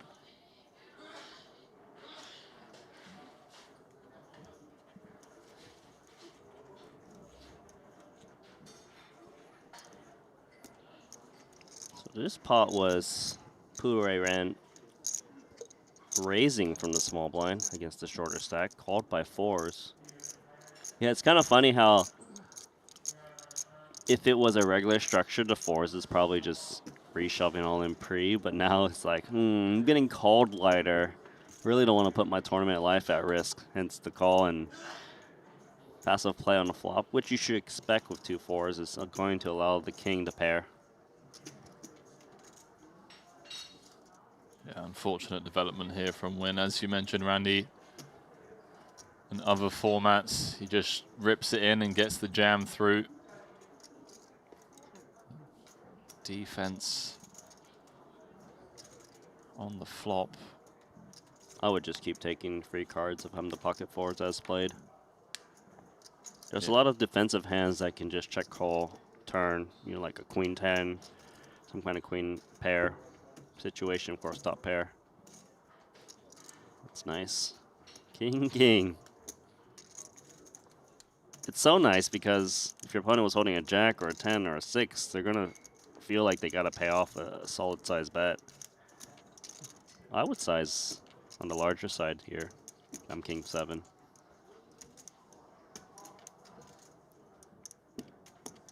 Yeah, it makes it less likely now.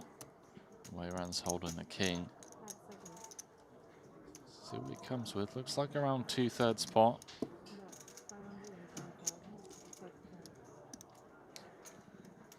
How does Win feel about these 2 4s, no spade? The thing is, the way Weiran's played his hand, it's not king or nothing. It actually could even be like a strong jack, like ace jack, that could bet for a sizing, or a queen jack because of the paired kings, which makes the value betting range a little wider, which makes it easier to fold 4s in that spot. Rotterdam saying pocket 4s never makes a set in Jeju. Not true, my friend. Jun Obara made a set earlier on in a 3-way all-in. Claimed 2 bounties with his pocket 4s. The same Rotterdam who's been grinding the Triton 1 with me? Yes, sir. He loves it. He does love it. He was telling me he was grinding the cash games. Oh, right. When you guys were here. His downtime was playing. Yeah, you guys would be doing commentary. He's just full on. I've had some late nights with Rotterdam, the cash game streets. He told me he played a few from way back when. Yeah. Some random sit and go or something like that? No, it's like a cash game. Oh, was it? Yeah, it's That's like, cool. Like 7 years ago, like 2018, 2019. That's nice. Oh, this is nice for Aram. I think he's going to get a double up here. Would not be surprised. I would ISO in the spot with 8s. Yeah, because exactly. You're looking to get it in against any 20 big blind and under stack. Did he just call? Well done, sir. He's going to save himself. I mean, I guess with the short stacks behind, he's happy to kind of induce by flatting. Hope that someone gets crazy. I don't know. I know he's up against queens in the spot. I probably would have just re-raised all in. I don't mind stacking off against 20 to 22 big blind stacks, which the other 3 players are. You know what we haven't had in a long time is a little set-on-set violence. You know how unlikely that is? Dude, if this comes here, okay. God damn it. I was trying to cue it up, Randy. I was like, well, I'm just going to say the most unlikely thing, and then if it happens, people just think I'm a magician. You just keep saying it during the PLO portion. It's more likely to happen.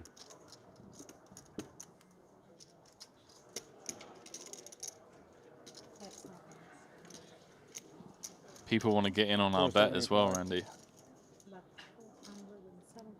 Got Vince Chong in the chat saying, can we ride on that bet? Listen, guys, if you want to get more action down, I got 50K with Randy. This is interesting. I don't think Ray Ren actually expected to see big bet on this board texture. Usually you see small, but then again, is it too tight to just outright fold hence he's in there? This is obviously great for a Ganyan. He's hoping his opponent's got a jack that can never fold.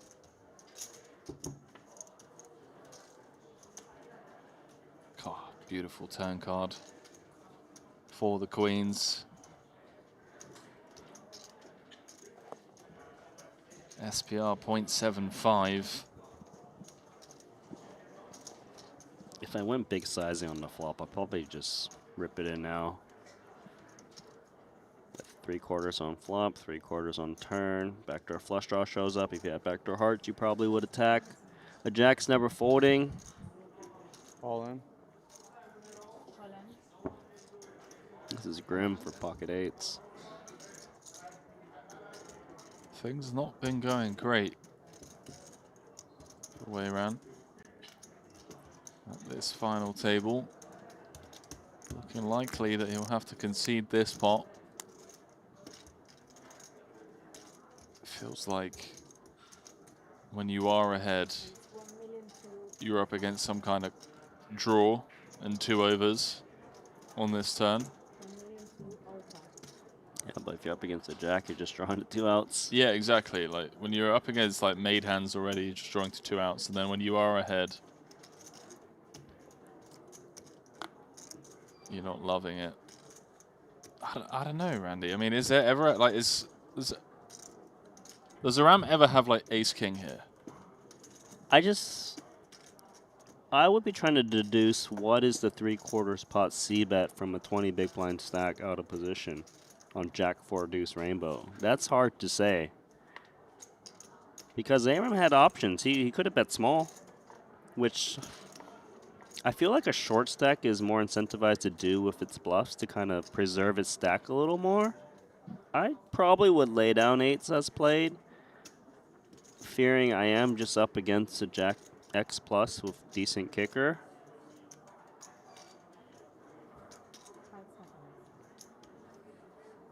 Yeah. That's a nice pot for ARAM, up to 2.8 mil. It's so nice that he actually covers 3 players now, whereas before he only covered 1. Strong start to this final table for the American. I mean, one more double. He's up to second in chips. As it stands, runaway chip leader, Jun Obara, with 129 big blinds and 10 bounties. That's what they're playing for. 118,000 locked up. Current pay jump, 44,000. Meaning that the bounty EV, Randy, is worth more than the pay ladders all the way up to second. Yeah, it's really interesting. You saw in the pay structure there, the top 3 is where the prize pool is more favorable than the bounty. Yeah. Especially from 3rd to 2nd. Even then, like 4th to 3rd, sure, it's like a 60K pay jump, but Yeah, then you exactly. get access to the larger pay jumps. I would say it's the prize pool is probably more relevant, slightly. I think this is going to be a bit of a grind, my friend. That's all right. A6 into the muck on the button. Just doesn't want to play Obara in the big.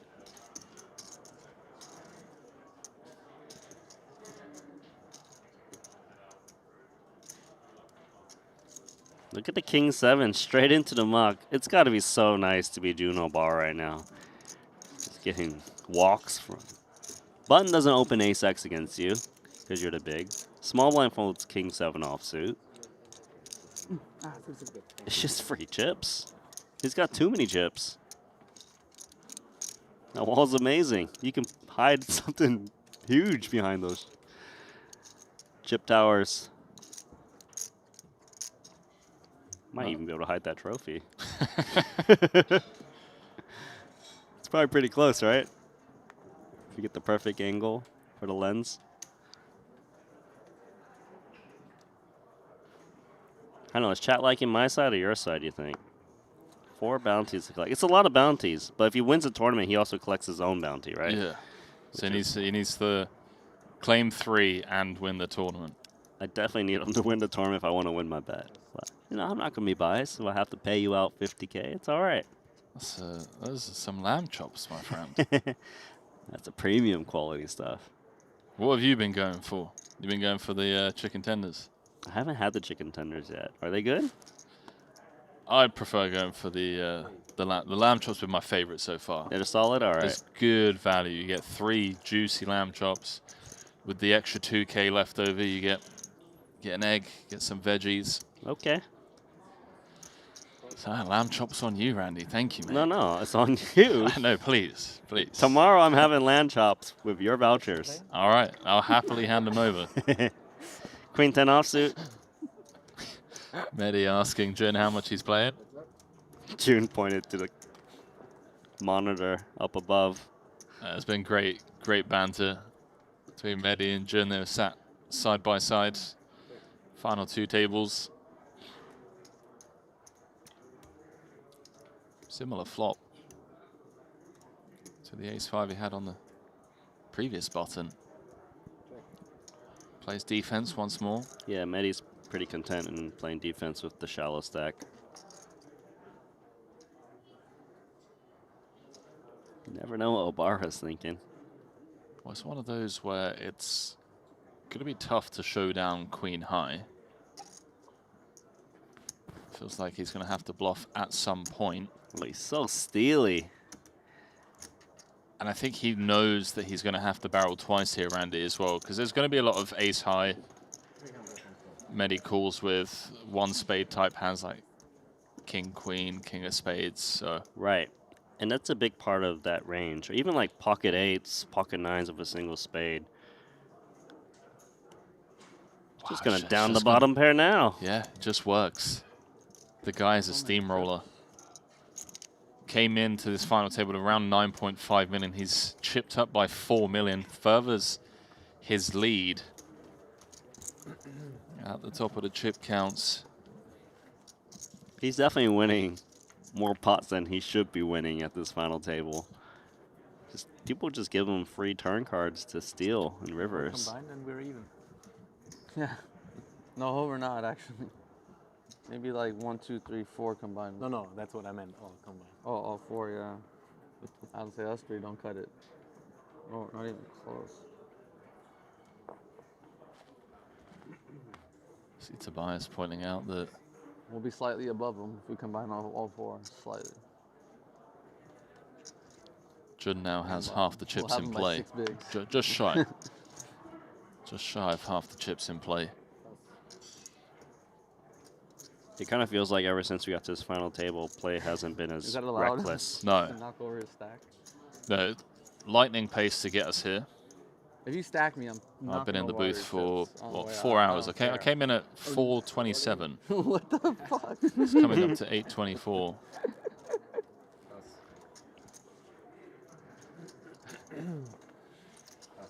So we I got from 21 to 7 in, what, about Nice hand. 3.5 hours of play if we take away the breaks, plus what we played so far.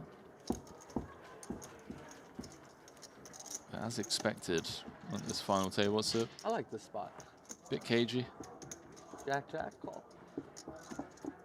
Be second in chip. Oh no, you'll still cover him. Yeah, producer James just saying we're actually 1 hour into the final. So in fact, so I've been here for 4 hours, minus the 1 hour and breaks. It took us about 2.5 hours to go from 21 to 7. Get a new haircut or what? Bro. There's nowhere like to shave or like go have a haircut here. I tried. I really tried. I'll cut your hair for $50, I got better mate. hair than you. Yeah. Yeah. Might not like the cut, but you'll do it. I'll definitely do it. Are we tied at the table for worse hair? Are we tied at the table for worse hair, me and you? Little decision here for ace-9. Just hiding it, you know. Yeah, we're hiding it, exactly. They don't even know what it's like to Yeah, walk don't mind outside that and feel fold, some nice just air given right it's unlikely It's like he can stack AC. a 43 big blind stack. Oh. Wow, you fade the big. You're so lucky. What? You fade the 125. You think so? I don't know. I don't know how it's going. Yeah. Amazing. Schweck chewing on this one. Big win. Big win. Big win. Does make the call, so some post-flop play. Super huge.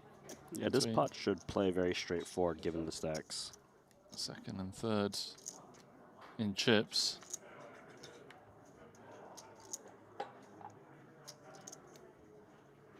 Middle set, way ran.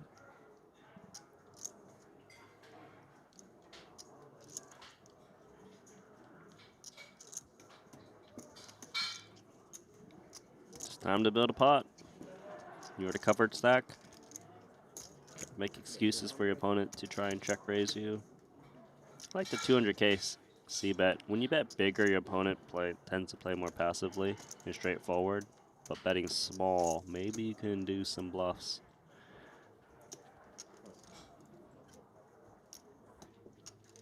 Unfortunate there for Pooh, would have happily accepted the invitation to play a bigger pot.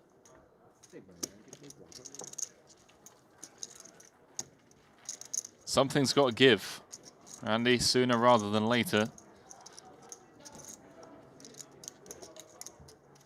Something's got to give. The average stack is still quite big. Yeah. 45 BBs right now. That's massive. Short stack duties belong to David Peters, but if you've been here for quite some time, back to what, final 2 tables, he went double-double from 5 bigs up to 22 or so. So he knows he just needs to stay patient. Chips will come his way, hopefully. Let's pick his spots. Obara with an ace. Pot unopened, late position. Yeah, if the final table is playing extremely tight, which it kind of seems like it is for the other players, I would be relentlessly opening now if I'm Obara. Had about an hour to kind of feel out the table. And you can see Queen 9 offsuit going straight to the mug. Huge. Yeah, that's insane, Randy. If you notice, man is folding Queen 9 off and 10-3 suited.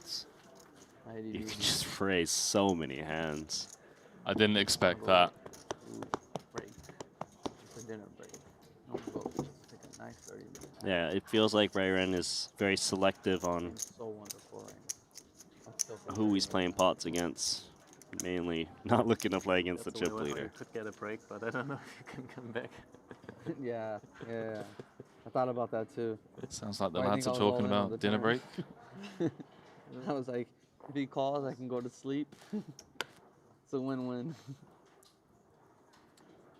I might have just had a good hand though. Getting a bit peckish. If the offsuit variety was going to raise, certainly the suited one will, which it does. Anyone? Anyone want to play? This should play.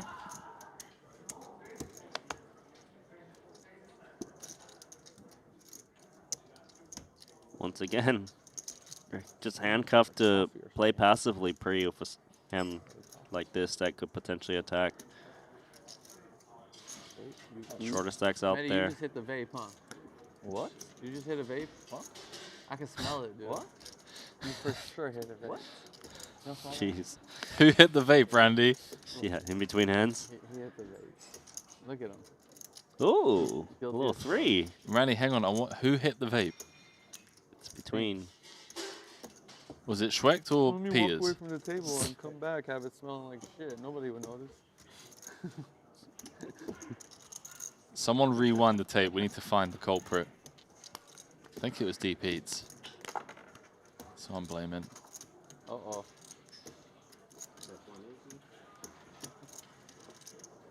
Is he going to down another bottom pair? I hope not, because this bottom pair is getting a really nice price with backdoor nut flush draw.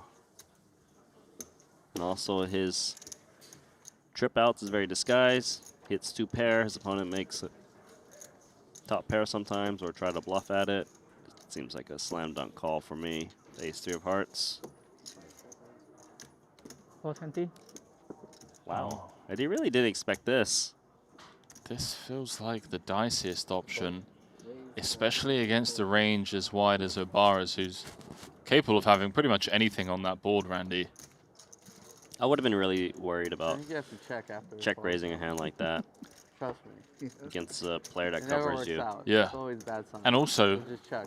like you said, Who's so much last? equity Maybe there turn with the ace. backdoor hearts, disguise trips, can cooler a hand like ace-king.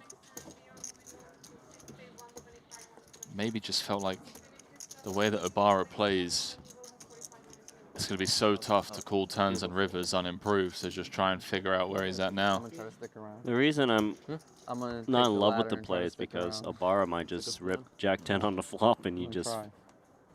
fold your equity. Maybe we are Or sticking even around. like a 9x. I hope so. I agree. Not a bad hand.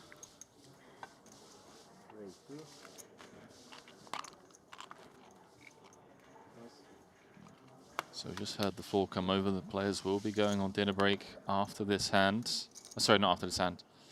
After the next level, which I believe starts next hand.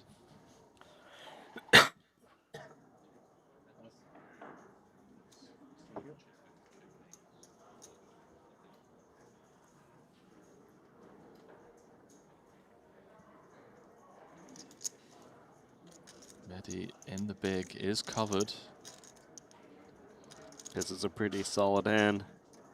Queen 10 offsuit.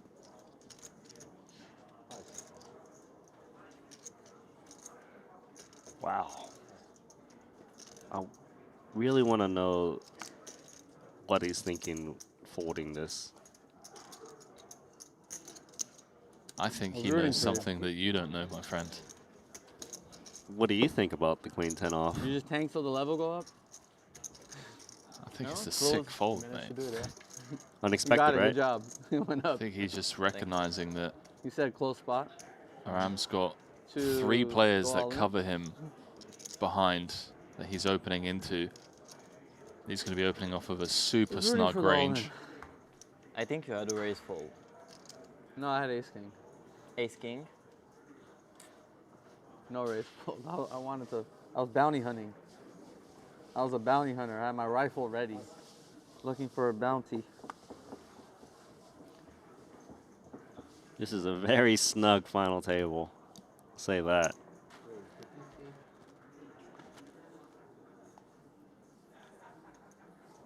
Schwecht is curious, perhaps. No, gets out of there. Jacks. That is ready to go. Is this going in? I mean, Aram covers. Aram covers, Randy. He said he's ready. He's got his rifle ready to go bounty hunting. Ace-Jack suited is a big hand.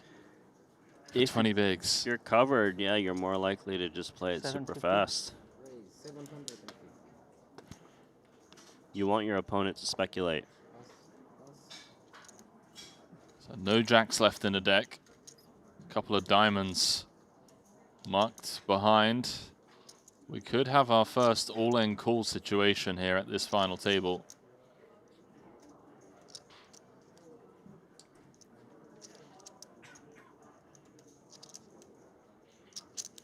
Such an awkward one to play out position as well. I don't know if I'm in love with 4-bet, just because Wynn's range should be pretty snug to 3-bet off of this stack. I feel like you're cooked a lot. I could see speculating. Calling out a position is tricky, but then you have the opportunity as the covering stack to maybe flop some diamonds, an ace. I wouldn't hate it. He knows he's up against a strong range, though. Or polar range. Could be like an ace-5 in there. Maybe. It's hard to say. That's a Passes. sick fold, bro. What is going on?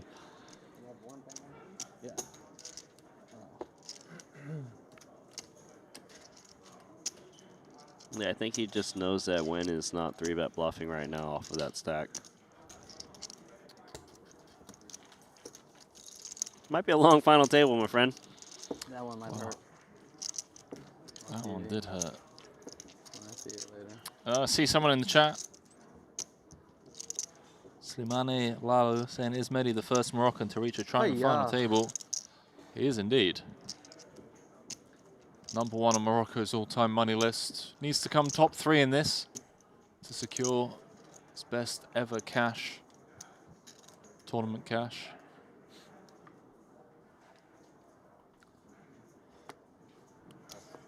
I mean, when everyone else is playing tight, I guess you just have to adjust. There won't be any folding pre-flop with this hand, though. He's like, come on. 3-bet me one time. Oh, mystery hand time. And it's the big stacks. God damn it, Randy. Now we got the mystery hand. Speculation from way round pre. And let's not forget, we got the chip leader. Ah, he's in the small blind. Stand corrected. David Peters, the short stack, is in the big blind. Well, we know Weirang doesn't have aces. We just saw an ace folded out the small. I'll say that his flatting range should be a little bit tighter because he's covered in his hand. I'm going with either king, queen suited or pocket sixes. I like how you're already calling hands before we even saw a flop. Yeah, I'm just trying to break down the flatting range. Like hands that I think would flat, like a hand like king, queen suited. Chuck in 6s, 7s, 8s, 9s, 10s. Yeah, I think we might actually throw out some of the smaller suited connectors. Yeah. Because he's covered. But if he was covering, then I would throw those hands in. Does it count if I guess every single combo known to man and then claim that I got it right? No, it doesn't. Okay. But you're allowed to kind of narrow your answer as we get further into the hand. Okay, well, off the bat, I went with That king, last queen, one, and sixes. he folds, you all in, I call. I'm sticking with those two. Where are you, Randy? I mean, king, queen would make a lot of sense as played. Maybe some of that jack, queen, jack, jack 10 stuff.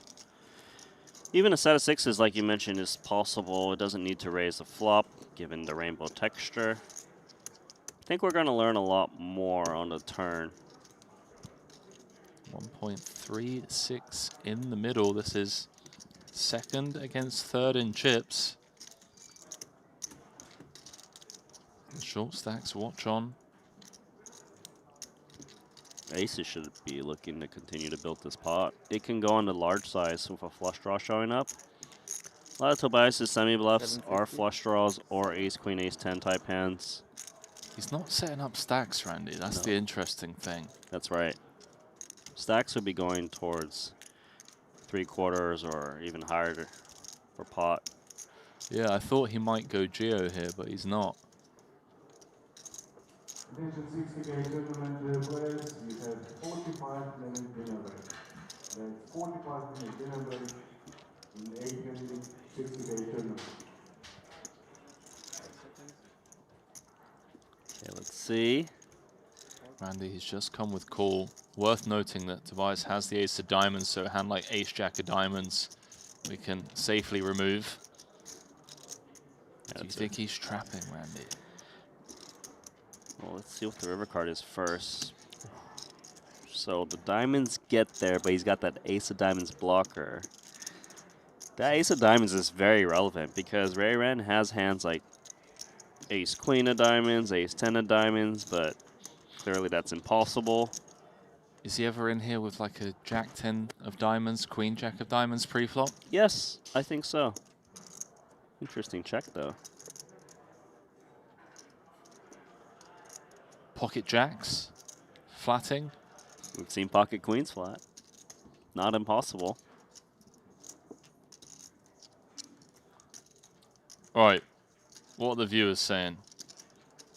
Get your guesses in. I'm going with...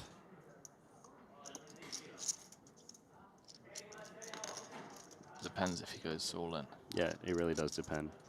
Is he going to go milky or is he going to ask for all of it?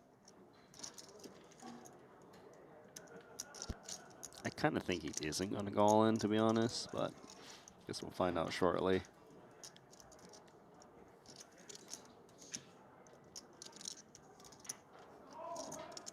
Been a brutal start to this final table for Tobias. If he can show this one down as a winner. Comfortably in second. 2.2 million the request, and you just immediately see the discomfort on display from Schwecht with the aces, ace of diamonds. Randy, what are we saying? Quads? Quads, of course, is possible. Jacks. Flushes are things tethered to that jack of diamonds. So queen jack suited, jack 10 of diamonds. Those are the value hands. What about bluffs? The only bluff really is just queen 10. There shouldn't be any other bluffs, right? I'm not sure if ace queen offsuit with like the queen of diamonds is lingering for the double barrel on the turn. Right. You know? I'm also thinking the same for queen 10. Like, is queen 10 of spades calling turn? I don't know. I don't think it is. I mean, queen 10 probably hangs around, given what's kind of on the small side, but there's definitely more value hands than bluffs. Oh, he's been called, and he's got the jacks. There you go. There you go. And it kind of feels like that ace of diamonds was the main factor to why Tobias called. He just felt like there's a lot less flushes in your opponent's range, and it wasn't a flush. It was a full house. Oh, I don't know if I'm being results-oriented, Randy, but I'm struggling to find the bluffs there. Just queen 10. There's not many combos of queen 10, because it's not queen 10 offsuit, I'll tell you that. Brutal FT for Schwecht. Came in practically tied for the chip lead. Now drops down to 6th. He's got 12 bigs, Wei Rampu up to 8.4 million.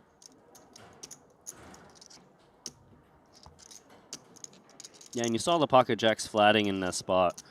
Very similar to when Obara flatted queens. Yeah. It's just not much value in trying to 3-bet against the other big stack. They're not going to get in light. Just hoping to induce behind you. And he had a very disguised full house there. Very well played. And the restraint to not go greedy and just bet 2.2 million allowed him to earn that call. Had he just gone all in, aces might just say, I don't know what you got, but I'm folding.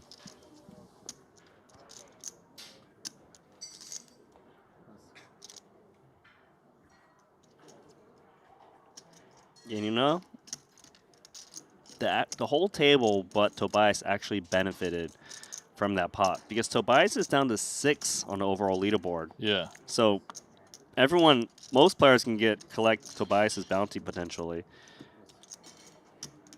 And they're that much closer to potentially a pay jump too. Yeah, that's what they're going to be planning to do. Even Obara doesn't mind. It's like, okay, you just created another short stack for me to try to collect. This is number 1 versus number 2 in chip counts. Obara flatted pocket 8s. Clearly a terrible board. Bottom 2 with the check.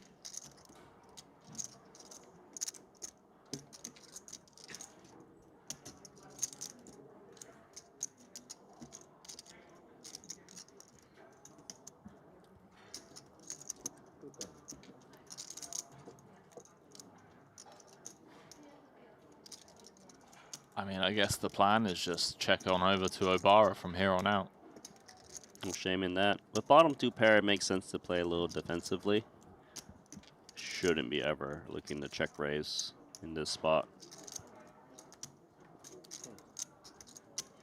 You can like call like any flop and he can turn bet queen 10.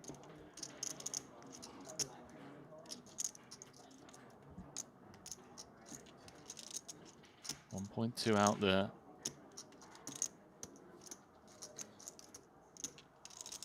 Expect Pooh to check on over once more.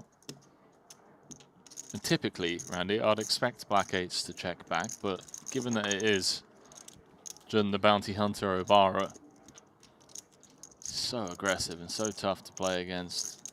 Might just find a bet here.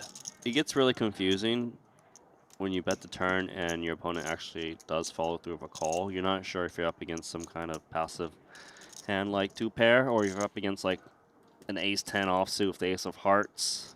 He is going to fire once more. 675.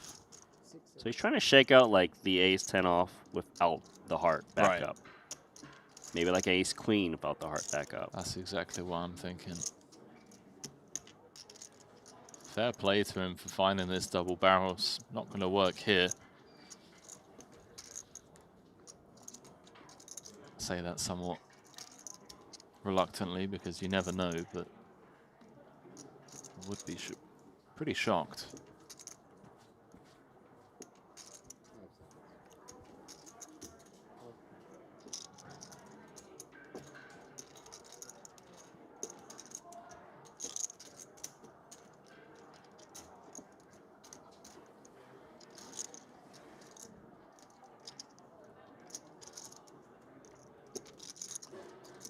Wow. If he can fire once more of 2 8s, he's probably going to win this pot, but it's so hard to do so.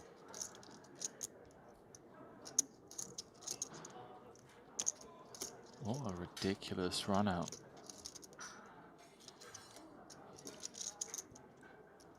He can fold out what? Nah, gives up. Worst card on the river. But you win. You win, Ray Ran. Do you believe it? It's up to 9.9 million. A lot of gulping going on in the river. A lot of gulping over there. I was like, is that a fake thing or is he just ace that river? Thank you.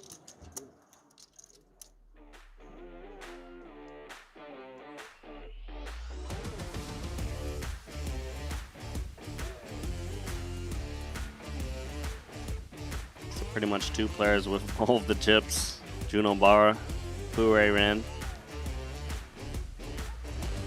Just, you know, 5 little bounties to be collected out there. But no one's going down.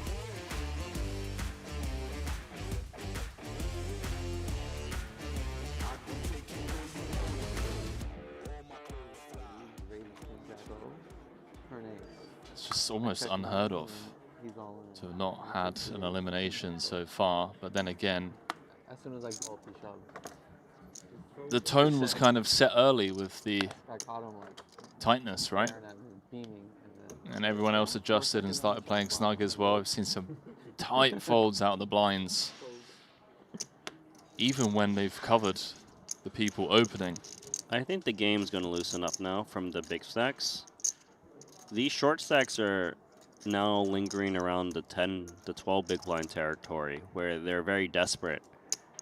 And it's very easy to potentially stack your opponent if you get to post flop. Ace, queen, slam dunk, jam. King 3 offsuit is a little tempting to go after a bounty here, given how short Peters is. Oh yeah, he's going to have to.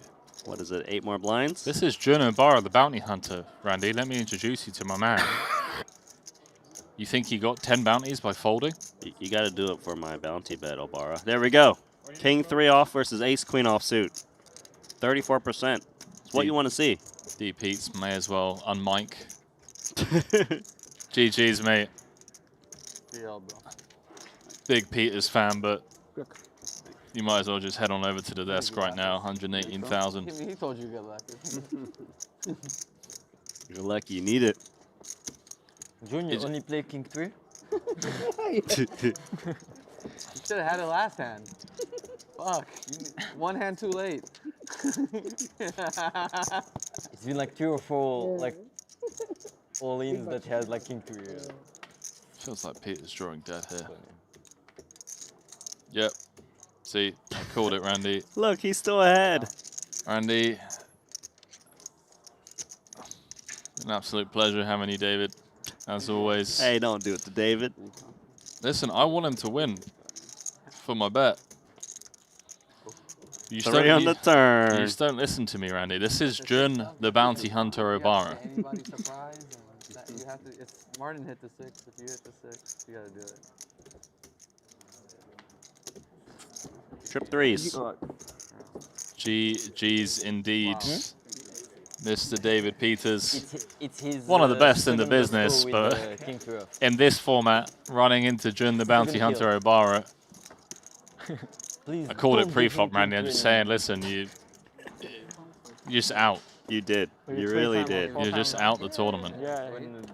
Semi-final, Well, David Peters can't be mad. He understands the nature of this format. You got the call you want. You want to see your opponent calling you King 3. Yeah, one of the coolest guys in poker, D Pete's. Cool, calm and collected as always. Millions of dollars in Triton earnings. Has a title to his name. But won't be making it title number 2 in this one, unfortunately. Just running into none other than Jun, the bounty hunter Obara, who collects bounty number 11. Yes. Tobias was big blind. I was big. You were small blind around. 100%. I was small blind. Yes. David was button. I'm sorry. Never listen to this guy. Never. They never believed me. I don't know how you folded a turn. You should not believe me. You folded a jack? I'm gonna see it on dinner break. I'll tell you what I had.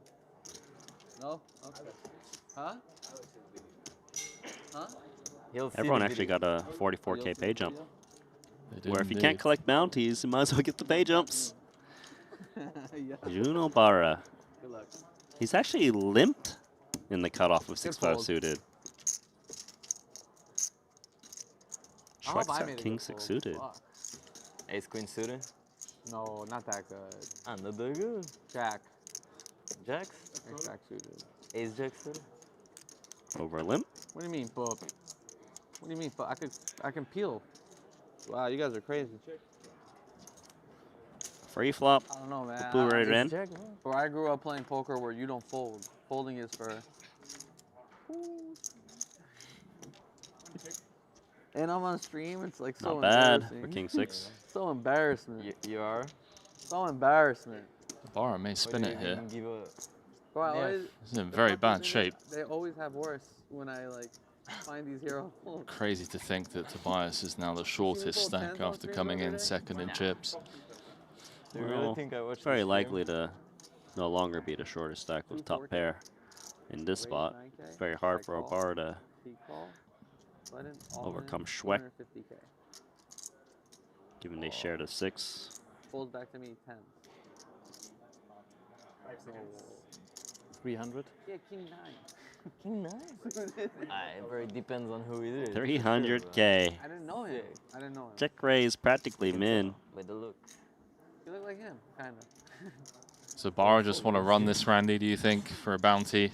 I would call. I go to dinner break, Nacho's laughing at me. I just don't expect Tobias to be bluffing off of this Bro, stack. how do you fold this? 5 seconds. Try to spike the 6 or 5 from his point of view.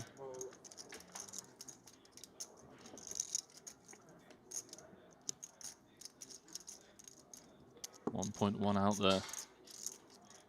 Less than pot behind for Tobias.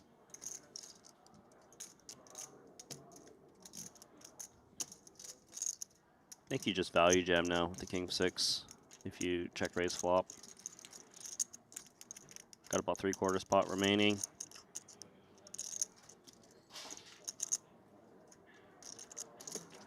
$400. He went on the smaller side. Okay, Tobias. He folded fast. He knows what's up. Very, very professional bluff. Average stack is now 42 bigs. Only Obara and Weiran with more than average.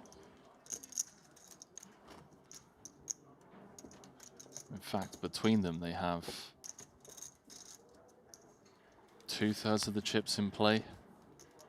Feels like everyone else is playing for 3rd place right now. No shame in that. If you can get up to 300 to 3rd, you get 325K. Currently guaranteed 162, so that'll be double that money.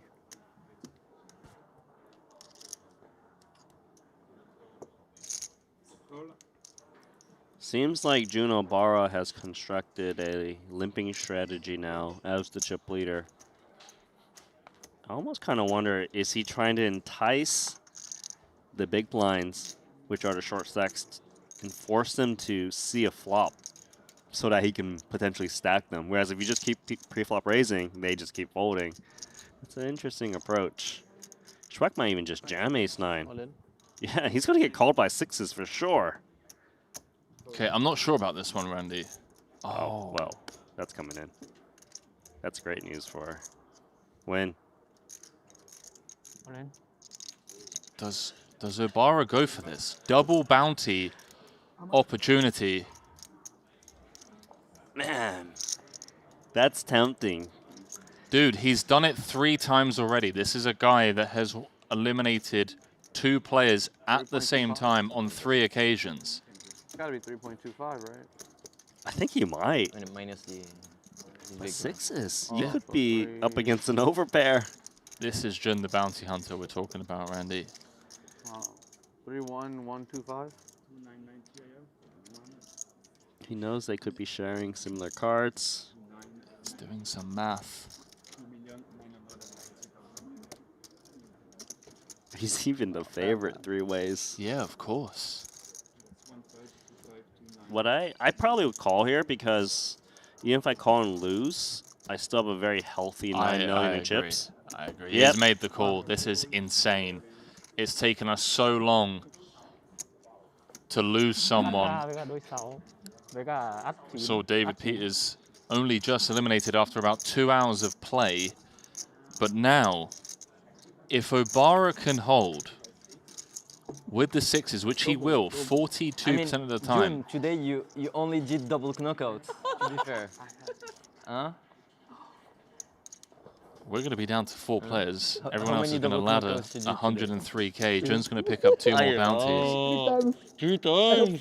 3 times. There we go. Oh my word, it's clean. The 6s. Queen 8 deuce. Randy, I'm telling you now.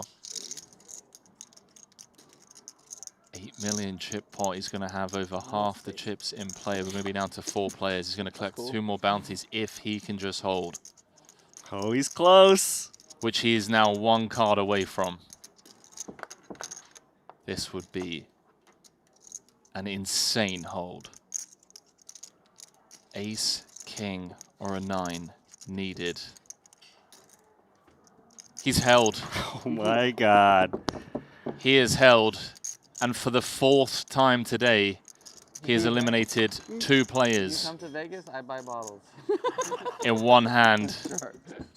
He's up to 18 million. He's scored another double KO. We've gone from 7 to 4 in the blink of an eye. Everyone else ladders 103k. You just heard a Ram say to Jun, if you come to Vegas, I'm buying the bottles, mate. Because he just got a pay jump, double pay jump. Just got a double pay jump. Tobias Schweck came into this final table, tied second. Can we now He's call out. it an FT or still no? Okay, now Let's we see can if do that the one's final gonna table sting. presentation. Before- Tobias had the shorter stack, so he gets the 6th place finish. What do you fold? Lynn gets the 5th place finish for I'll tell you. 211k. I saw I'll his tell hand. you. I saw his hand. Queen Jack suited. Wow. What on earth is going on?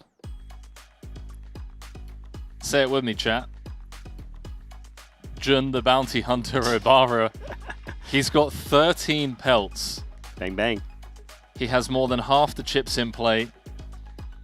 Another double elimination. This is a Triton record, by the way. No one has won 13 bounties in a bounty tournament before. The EV alone, Randy, is over $1 million. $1 million in EV. Over $1 million in EV in the bounties. He's now locked up 265,000. Can I buy out of my bet, by the way, Randy? You really want to? I don't think I should. It's free money for me at the moment. Feels like it, doesn't it? Look at this. So, the stalemate, the gridlock that we were in for 2 hours, the damn walls have burst. Courtesy of Jun Obara. Was it ever in doubt that he was going to hold there with the 6s? Let's be honest, Randy. 7-0. So amazing. Like crazy. Dude. Just to let you know, if he runs bad in All the you gotta bounty say draw was the tomorrow, king which 9. he probably won't, given how he's been running, he's guaranteed $520,000. Exactly, yeah. That's if he pulls the min bounty 13 times. Correct. Man, color up. So $1 million score guaranteed if he One wins. BB? Mm-hmm. You have cards, sir. We have live cards. Well, actually, he's not I mean, if too far everybody away from $1 folds, million nothing score here. happens. Very close. Worth pointing out that Oh, you just Mehdi wanna keep the is free 1 this ladder away from being his career best score.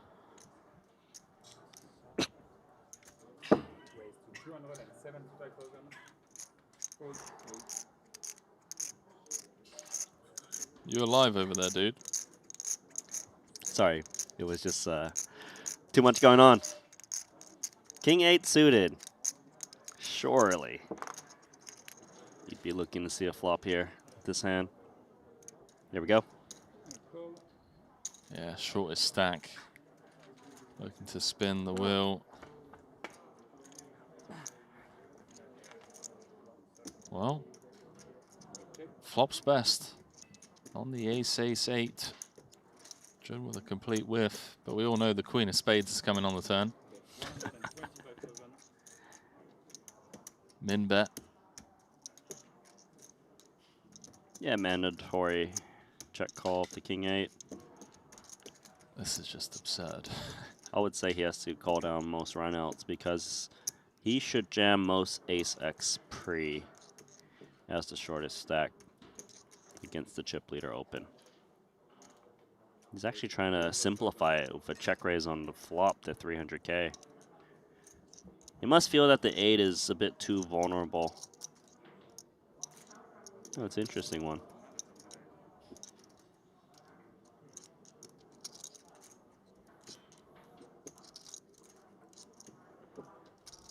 June's like, I don't know what you got, but I've got queen high. Wonder if Jun levels himself here. Sorry. That just folds. Not worth it. Medi hasn't been out of line at all this final table.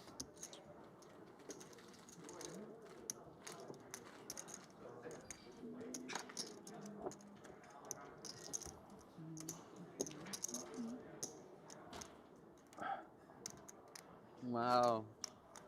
All that and you're still in last. How do you have 142 big blinds? It's okay, I post the blinds, you'll be fine. Thank you. You're welcome.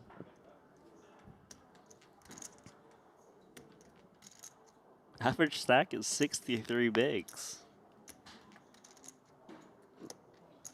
The thing is, though, there's 2 players with sub 20.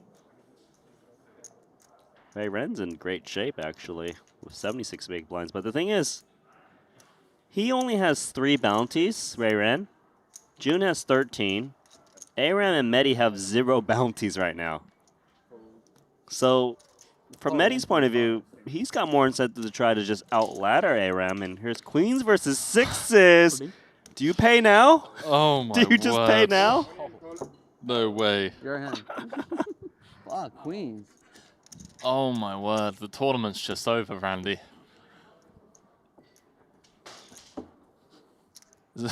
Ram can't believe it, bro. He's been around. It's gonna be. I love this. 1,950,000. Yeah, I like this. It's not going to work against No, June it Obara. is. It It is. really- 6 of spades is coming. This is great work from Ram. He's been playing long enough, Randy. He knows what he's got to do to block a heater like that. I don't know, man. No, I'm telling you, 6 of spades is coming. Always coming 7. Is it? Or 6 of spades. 3-sider? Let him peel it Baccarat style. Yeah, not that 3-sider. Black 3-sider. What the fuck, man? Good game, guys. 2 more outs. 2 outs once. I mean, it just feels inevitable, doesn't it? Magic. No, he's doing it. Ram. He's trying to do it, like doing that. anything he can. Oh no. Full house. Max Payne. Jun Obara boats up. Didn't need it. Just for dessert. The man has 20 million. We're down to 3 players. The damn walls burst that I said. And in the span of an orbit, we've gone from 7 to 3. I need to just pay up my bet right now, Randy. I've lost. You've officially lost. I've officially lost the bet. Obara's just eliminated 4 players. He's got 14 bounties worth $80,000 in EV apiece. But let's focus on this man. Aram Oganyan. So much fun to have him at the table. Chatty, great banter, and world-class poker. Just unfortunate to run in to the man we are calling Jun, the bounty hunter Obara. Unstoppable right now. He is like the Han Solo of the poker world. The Han Solo of the poker world. There's a bounty on the line. He's out there collecting it, mate. So, we're down to 3. Everyone guaranteed 325,000 after Aram heads to collect that 4th place payout of 265,000. It's actually all he's going to collect, given he didn't collect a single bounty in this tournament. But that's all right. Still a good payday. I haven't even had the chance to catch up with the chat right now. I mean, they must be... Yeah, everyone's just going crazy. The chat's just going wild right now. Jun Obara opens against Ray Ren, taking it. So all eyes are going to be on the Moroccan. Mehdi. He's locked up a career best cash. Congrats to him. No bounties for him as it stands. He's got his work cut out. There's actually a lot of reason for Ray Ren to try and collect Mehdi's bounty while he can. Given Mehdi's, what, down to 16 big blinds? Kind of need to just try and get it if he can.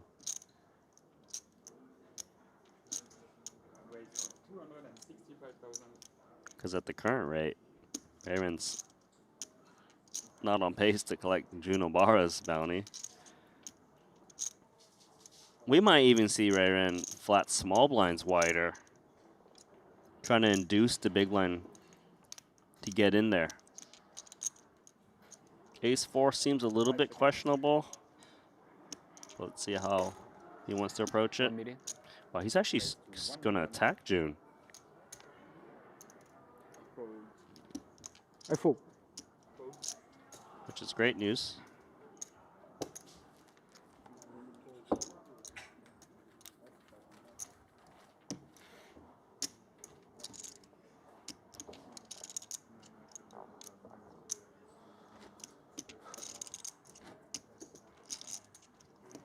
I'll be honest though, Henry. In terms of our little side bet, I thought for him to win the side bet that he would have to win the tournament That's normally. what I thought, yeah. I didn't think he was just going to bust out 4 people. Let me just pay you now, man. We're at, what was it, 50K? 50K. It was your terms. It was. Yeah, I thought I was going to get more of a sweat, to be fair. I didn't think he was just going to eliminate everyone. So between these two, it should be...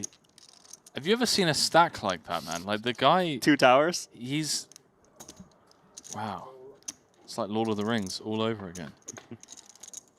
Yeah, hands should play more straightforward between these two because of how deep Ray-Ren is. I mean, look at this flop. Randy, we might just be heads up after this hand. You feeling a king on the turn or something? Dude. Straight versus 2 pair? This would just be ridiculous. Obviously, King Jack's in great shape with clubs to go with it.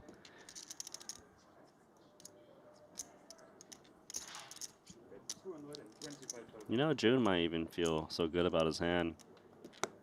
Might even check raise from time to time.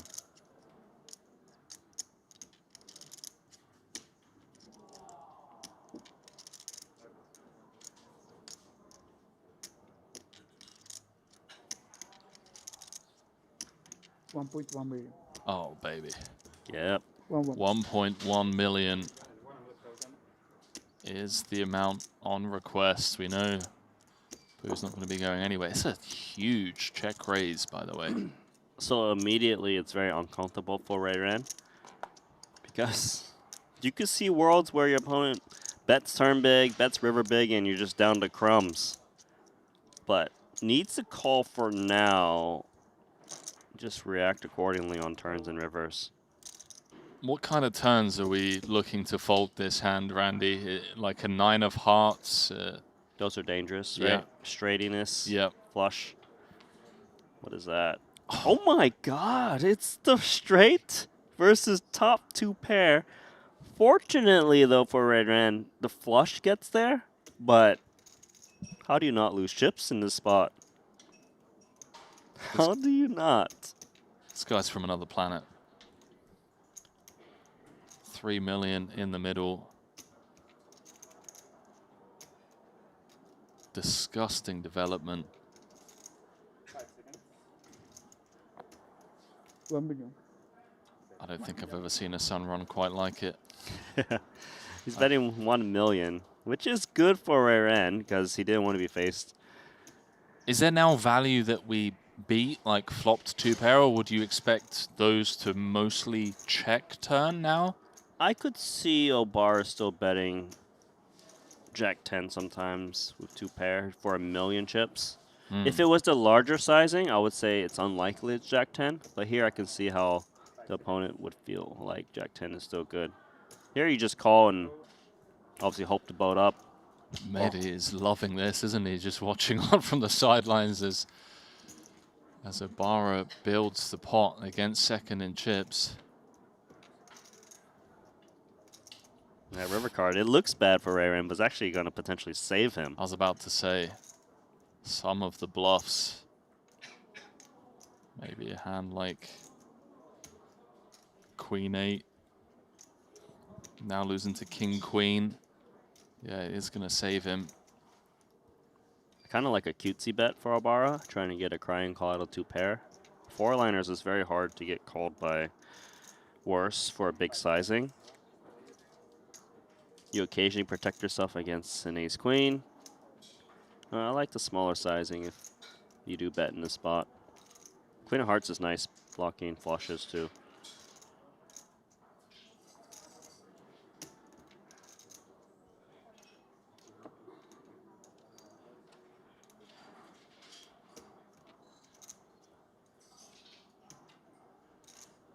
Yeah, he seems to be playing the same game you are, Randy. Looks like a cutesy bet incoming. That's really nice. 10%? Yeah. We're going to flick it in, and he just can't believe. He just can't believe the run that this man is on. I think that river bet really was the max he could get out of his opponent. Nicely done, Obara. Obara now has more than 2/3 of the chips in play. Massive blow to the stack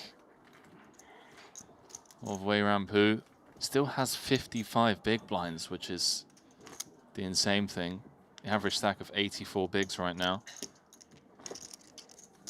So now that Ren is down to that 55 big blind territory, he probably should try to stay out of June's way a bit more and focus on trying to get to heads up or try to collect Medi's bounty. I feel like there's more value there because if he tries to fight June, who has what, more than 3x his stack, he doesn't gain that much from even a double up. You know, he doesn't even overtake June in this spot. So the play should revolve more around the third place stack at the moment. June going to complete. Not a bad hand. Top 1% versus bottom 1%.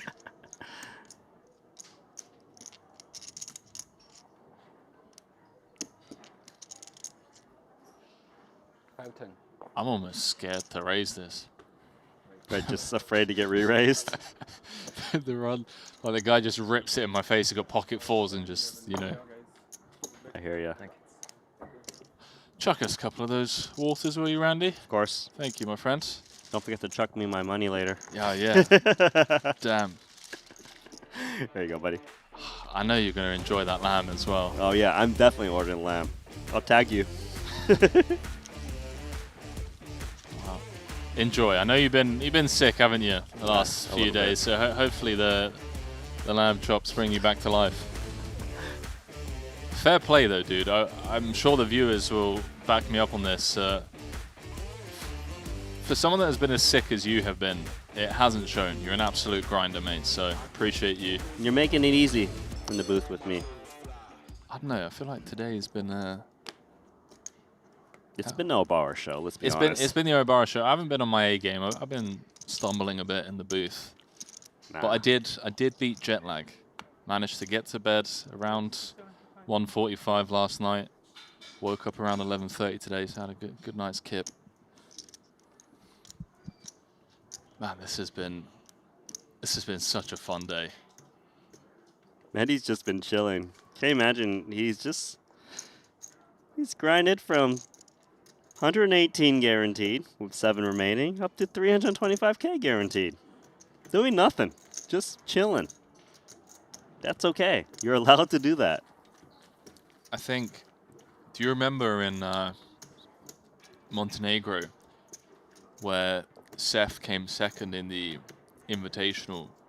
Remember the aces versus kings three-handed for like 90% of the chips in play, and Seth said some of the biggest hands of poker you will ever play, you're not even involved in. You've just folded. Right. Because he just laddered 1.5, 1.6 million in that hand, and it's the same for Medi here. He's secured a career best cash, like you said, by just watching from the sidelines, and Obara with the Obara show. And the way things have been developing between June and Ray Ren is maybe he just sits on the sidelines some more and Ray Ren accidentally busts. King Jack suited, gonna open. What you working with, June? Ace King. Oh my God, this is gonna be really interesting because Ray Ren's been a fighter. He's been willing to defend. And I feel like he's the type of guy that's going to see a flop here with King Jack suited. Mehdi on the sidelines like, pay jumping coming?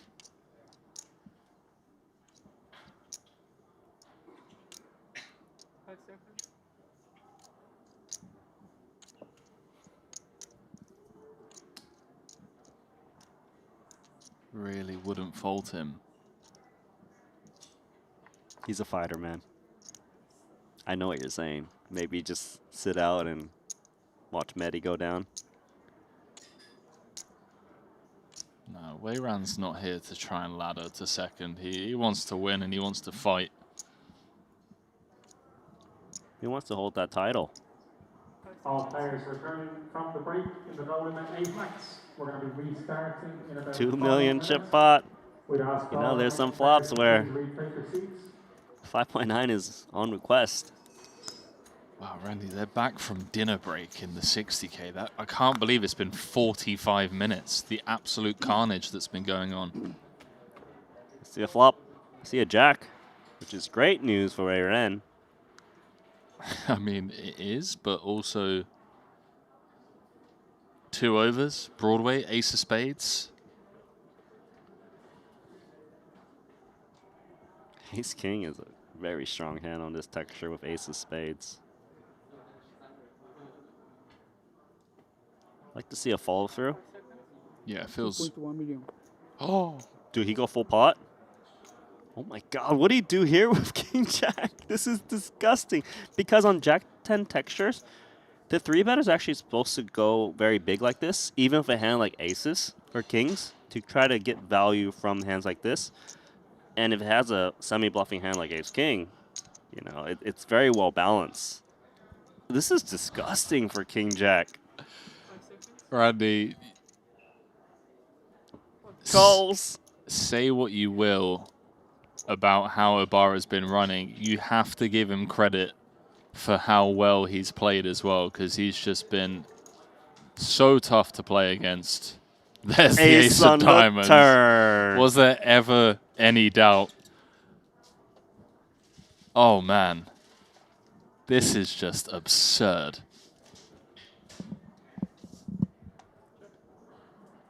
Look at the check.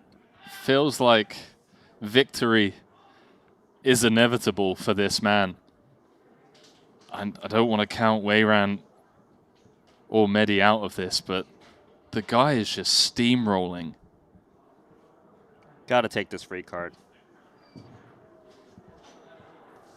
No other play really with pair jacks. Got shot. No limit 8 max. We will restart play in less than 3 minutes. Please start retaking your seats. And for Obara, sure there's some concerns, but once your opponent checks back this turn card, ace-king is practical nuts. Try to get value out of ace-queen, which is a big, I don't know if it's a big part, but it's a part of Ray Ren's range, I suppose. But he's going to check it, which is great news for Ray Ren. So piquant. Why don't you show? Picks up the 6 million. He's up to 26 million. 翻牌打了一枪。 Randy, do you know how many chips there are in play? Tell me. 32. He's got 26 of the 32 million in play. Look, he has... He has 2 towers in front of him. June, what do you want, 15 or 45? I want 45. What do you want? We discuss. Where? What do you want? You want 15 or 45 minutes? They're discussing dinner break. 45. 45? Yeah, me too. Okay. 45. Okay. So it sounds like they're going to go for a 45-minute dinner break. Obviously, Randy, we with the power of technology and the delay gives us the opportunity to actually splice that 45-minute dinner break down. So we're only going to take 10 minutes before we come back. So I believe this is 1.2 million. Last hand. I mean, we might be coming back To heads 2? up. Oh, man. 10-9 offsuit actually pretty tempting. I mean, he has to go for it, Randy. I mean, it's 10 big blinds. That envelope worth 80K folds, and maybe Ray Rampu can go for it. And he folds. Randy, I'm really surprised by that. Explain that to me. Last hand? Yeah. It was the last hand before dinner break. Yeah, but the opportunity to eliminate a player, ladder 150K, and also collect a bounty, I don't know. I could definitely see that being a call given how many chips he has in play. But he passes, and just look at that. 26 million versus 3.6 and 1.7. I mean, what is that? 85% of the chips? 85% of the chips with 3 left.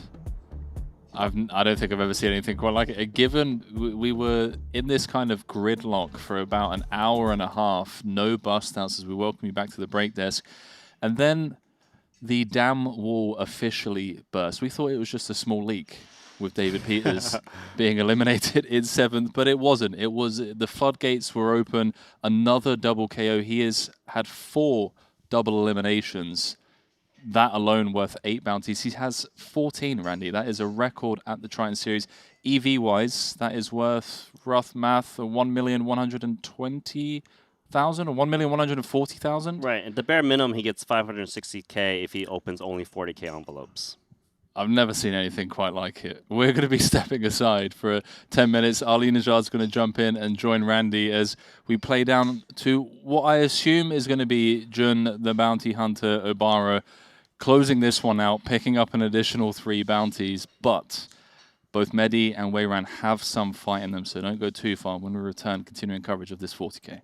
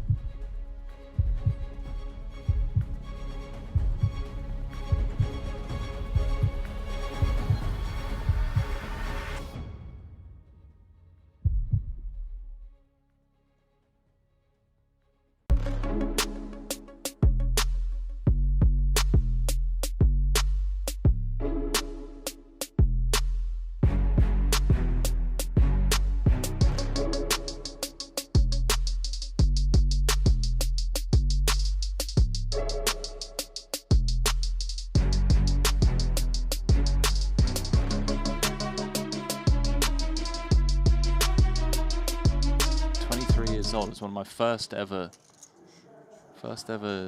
commentary kind of gigs. I thought it was pretty gangster as well. I was just like, all right, dude, like you're playing for €1 million. It's just like David Peters doesn't make deals. Firing 100Ks. Ollie? He's used to it. Okay. Now this is too good to be true. Bin's drawing dead, ladies and gentlemen. Jun Obara, the bounty hunter. See, look, glasses off. stands up. He knows it. We know it. Might as well just put 100% equity next to Obara's name. Evens? Sure. On how much? No, I mean, I'll let you choose. listen. He teased everyone with losing that previous one. He's like, look, maybe I lose some of these, but that was a magic trick. I still think the 8's hold. It's like Han Solo. Who's that bounty hunter from Django? The dentist. I forgot his name. That's Jun. That's Jun's new nickname.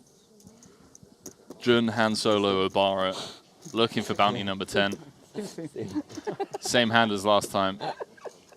Favorite hand?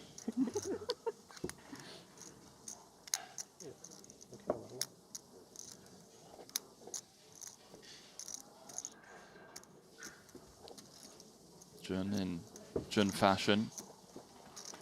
Standing up, leaning over the table.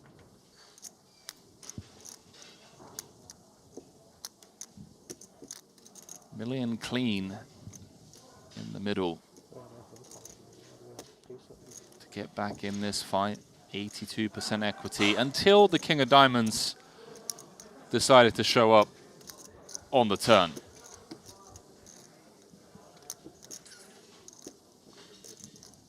You could tell it's almost like he sensed it. Look at Mehdi's face. Mehdi sensed it as well. The way Obara's been running, GG's been Juan got it in as good as one can hope against someone like Obara. Because you need to still kind of preserve your stack. Sure, the bounty is important, but the other half of the prize pool is in play now that we're at the final table, and you do need to consider that portion when approaching hands.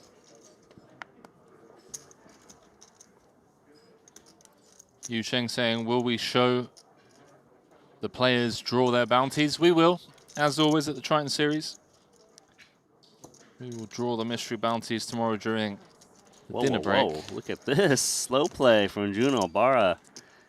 And I kind of like it because Shrek is so deep that Shrek's not going to randomly get in 7 million chips with an inferior hand. He has much more opportunity to gain chips from the shorter stacks behind that might squeeze. Trap set by Jun. Tobias with an interesting one. King of clubs in hand, blocking hands like King Queen, King Jack, King 10, high flush draws. I think a bet is all right here. He went large, 450, so he's trying to shake out a lot of the floats. Like the weaker ones with backdoors. Trying to keep it simple. Queens are queens. Queens are queens. 1.5 million as everyone else watches on as first and second and chips go at it. 10 of hearts gives Tobias. Broadway draw. Broadway. My bad. Straight draw. It actually seems like a mandatory double barrel with King Queen in the spot. Obara's going to call for a lot of pocket pairs on the button and feel like they need to call a 9-4 deuce 2 clubs, but they probably will just fold to a double barrel, you know, 5s through 8s with another overcard showing up. Just whatever sizing you think can shake out those hands, as well as maybe some speculative ace, queen, ace, jack that called on the flop.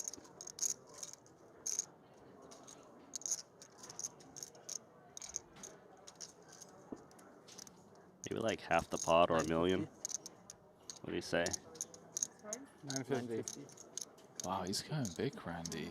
2/3? Yeah, 75% on the flop, 2/3 on the turn.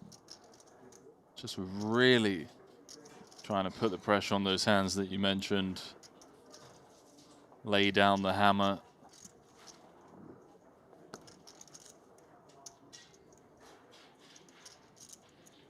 Yeah, there's just too many chips behind for Schweck to want to raise and protect what's in the middle. You don't want to accidentally run into 2 pair plus kings aces. So you just have to call as played.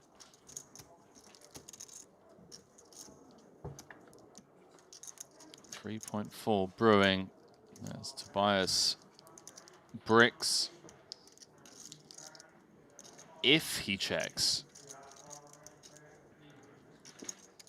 I feel like he will, not having a heart in hand, getting called on flop and turn after betting big. It's really going to shift things at the top of the chip counts. Obara is going to be up to more than 12 million. And second closest is going to be Schweck with 5.6. He's going to have more than double. Yeah, you can see Schweck giving up also because let's just say he fires 2 million plus here, gets called and is wrong. He'll move down to the leaderboard, and you know he just wants to keep a lot of chips to allow him to still cover most players. And Obara snap checks back to queens, perhaps. Fear this hand though. He's like, come on, 3-bet me one time. Oh, mystery hand time, and it's the big stacks.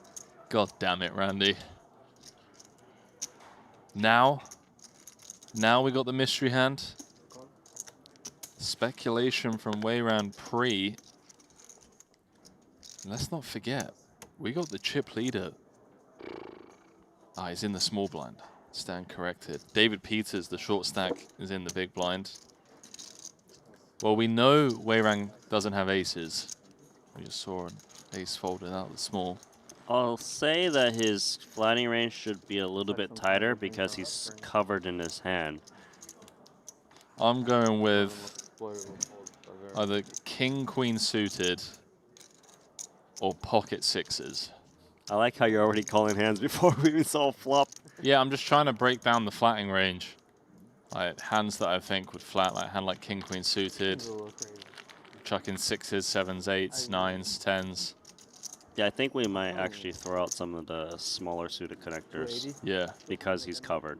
But if he was covering, then I would throw those hands in. Does it count if I guess every single combo known to man and then claim that I got it right? No, it doesn't. Okay. But you're allowed to kind of narrow your answer as we get further into the hand. Okay, well, off the bat, I went with king, queen, and sixes. He folds, you all in, I call. I'm sticking with those two. Where are you, Randy? I mean, king, queen would make a lot of sense as played. Maybe some of that jack, queen, jack, jack 10 stuff.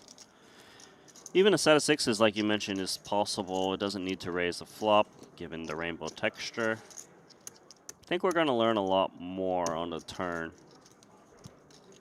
1.36 in the middle. This is second against third in chips. Short stacks, watch on. Aces should be looking to continue to build this pot. It can go on the large size with a flush draw showing up. A lot of Tobias' semi-bluffs are flush draws or ace, queen, ace, 10 type hands. He's not setting up stacks, Randy. That's the interesting thing. That's right. Stacks would be going towards 3/4 or even higher for pot. Yeah, I thought he might go Geo here, but he's not. Attention 60K tournament players, you have 45-minute dinner break. That's 45-minute dinner break in 8-minute 60K tournament. Okay, let's see. Randy, he's just come with call. Worth noting that Tobias has the ace of diamonds, so a hand like ace, jack of diamonds we can safely remove. Do you think he's trapping, Randy? Well, let's see what the river card is first. So the diamonds get there, but he's got that ace of diamonds blocker. That ace of diamonds is very relevant because Ray Ren has hands like ace queen of diamonds, ace 10 of diamonds, but clearly that's impossible. Is he ever in here with like a jack 10 of diamonds, queen jack of diamonds pre-flop? Yes, I think so. Interesting check though. Pocket jacks, flatting. We've seen pocket queens flat. not impossible. All right, what are the viewers saying? Get your guesses in. I'm going with...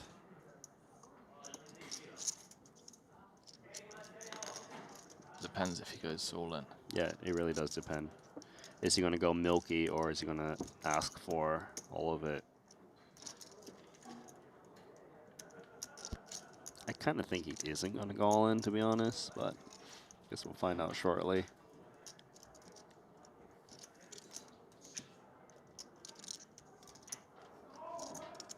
Been a brutal start to this final table for Tobias.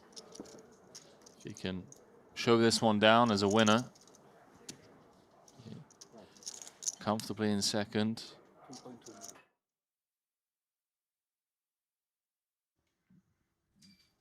And welcome back to continuing coverage of the Triton Poker Super High Roller Series. Not the first time I got caught off guard on the day, but listen, you want to talk about people getting caught off guard. Ali Nejad, Randy Liu, and a bunch of victims who have fallen to the hands of the Japanese Obara, who has been a one-man wrecking crew out here in this mystery bounty, an astonishing 14 of them already collected with 3 more available. 3 more available. Of course, he gets to collect his own bounty if he does win the tournament.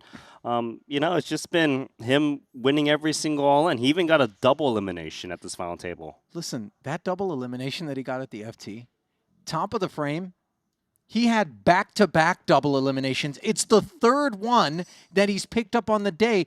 Each one of those bounties with an expected value of 80,000. That's 480 right there. And we were doing the math, producer James and I, during the break, Randy. Mm-hmm. If he ends up winning this one, which as you look at the chip counts right now, who's betting against him? 11 bigs for Mehdi, Wayron with 24 bigs, and Obara's son running in every situation. He would have 17 times 80, $1.36 million in expected value of the envelopes to go with 699,000. Now, we probably shouldn't be talking about this because of the superstitions that maybe we're hexing or cursing or jinxing someone. But hang on now. Oh, what's you. happened? This is the free money from the 4 bounties I collected. Oh, not I collected, but June collected against Henry. So wow, thank you for the money. Lamb chops. Look at me. Lamb chops. Lamb chops. Henry's paid the marker off. Wow. How big was the bet now? This is Korean won? 50K Korean won, which is about, what, 35 US? 35 US? Yep. Well, I didn't know you were a Lamb fan. Get some mint jelly going there, Randy. All right, let's get it back underway. Good times being had here in Jeju, and we hope back at home or wherever you happen to be streaming this coverage from, as the players are back in the saddle. 3 of them remaining. Who will lay claim to the top slot? You know who we think it's going to be. 26 million plus, playing 3.5 and 1.7 respectively, with the blinds at 75, 150, and 150. The Glimpse brought to you by WPT Global. Most recent casualties also right there on your screen. D. Peets, Tobias Schwecht, who had a massive chip lead for a good part of the day. Hu Dong-win, and then Aram Oganyan most recently. Cards back in the air. Obara taking us to a little north of the min, and seems like the stage is very much set, and it couldn't get a lot better for him because this chip distribution, Randy, means Wayron Poo is in absolute ICM prison. The vouchers weren't tasty. Is that why you were so quiet over there? You actually ate them? Double knockout. No heads up, right? No heads up.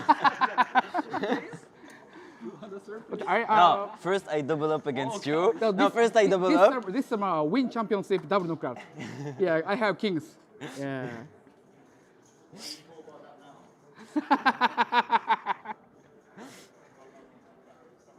Good times, as you see Mehdi with a little gallows humor, feeling like, how on earth are we going to scale this summit and dethrone Obara?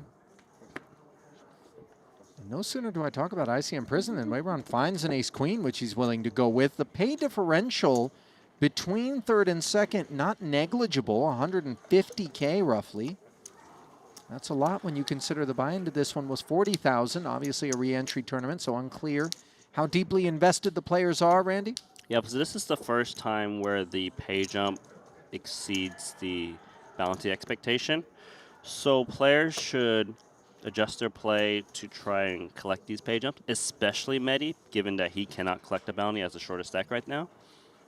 So you can see why Ray Ran actually went for open jam with ace queen, trying to just increase his likelihood that he doesn't get called by the covering stack. And sevens can easily shove.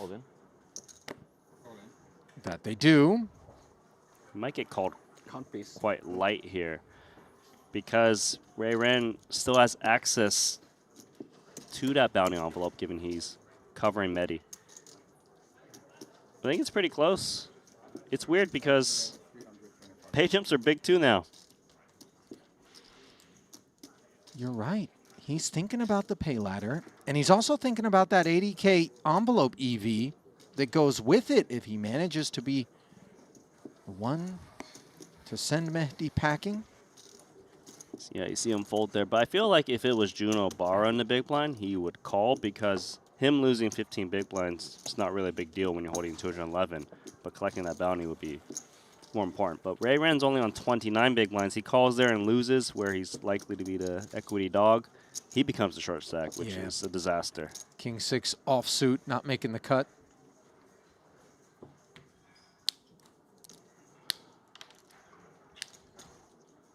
I love the way that Obara stacks his chips, just so menacing. The tall towers. You heard him briefly talk about pocket kings and the win. I don't know whether or not you guys caught this clip going through social media of this beat that the man took. 7-8 versus kings versus tens. King 7-8 flop. Obara with the kings up against 7-8. And it goes 8-8 for quads. Oh, fives is in there.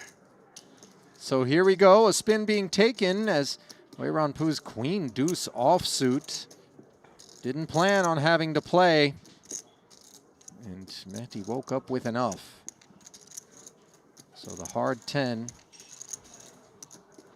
trying to hold on for a double and a roll reversal here, and it's looking good on a 10-7-4 board.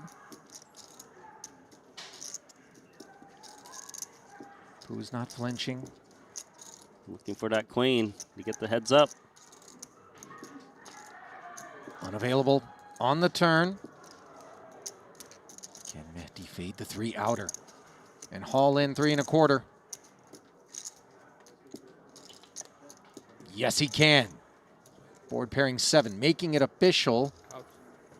And that is harmful for Weiran Poo, not just because of the value of the chips being lost, but the fact that it places him at the bottom of the chip count, so Mehdi can target him for a bounty as opposed to what's been going on up until that exchange. Especially because Mehdi's got direct position on Ray Ran, so he's more likely to have that opportunity.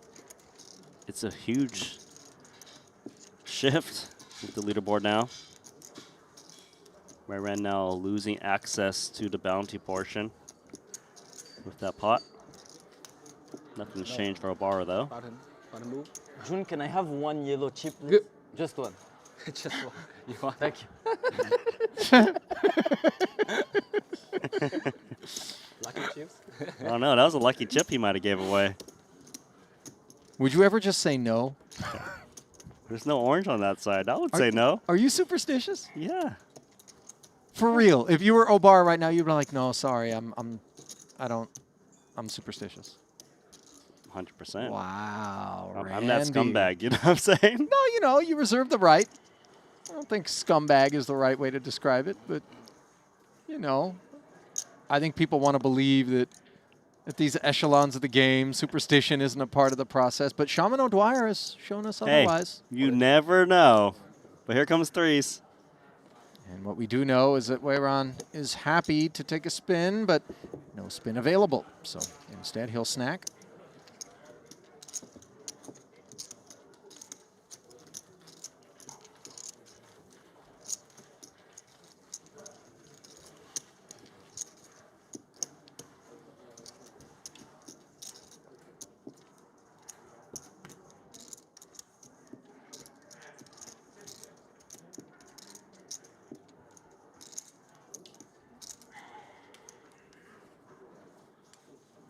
Taking a look, by the way, at Mehdi's Triton track record.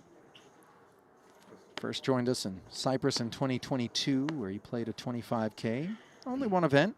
Came out and did the same thing, playing the 25K in Monte Carlo in 2023. Then a full docket here in Jeju earlier this year, coupled with a full slate of Triton 1 events leading into this moment.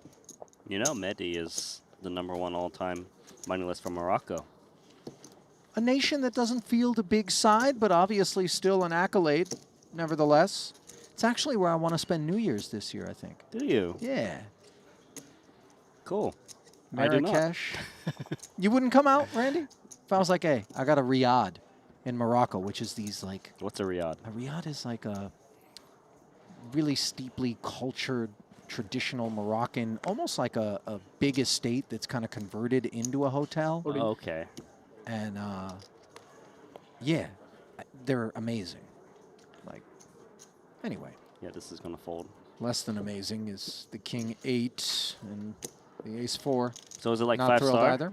Oh yeah. No, okay. One of these places is like among the best hotels in the world. It's called La Mamounia. And then there's the Royal Mansour. That's the other one that been kind of eyeballing. Maybe I will come then. Yeah, but we're going to have to go happers on the room, Randy, because these things are insanely expensive. And so is playing poker without being brushed up on your spots. And the best way to do that is by running exact hands that you play in the GTO Wizard Solver to find yourself the perfect move. The quickest way to sharpen your game, catch hidden leaks, and start playing elite poker. Follow GTO Wizard on X and Instagram for your chance to win free subscriptions to the best poker training app for poker players. Start crushing today at GTOWizard.com.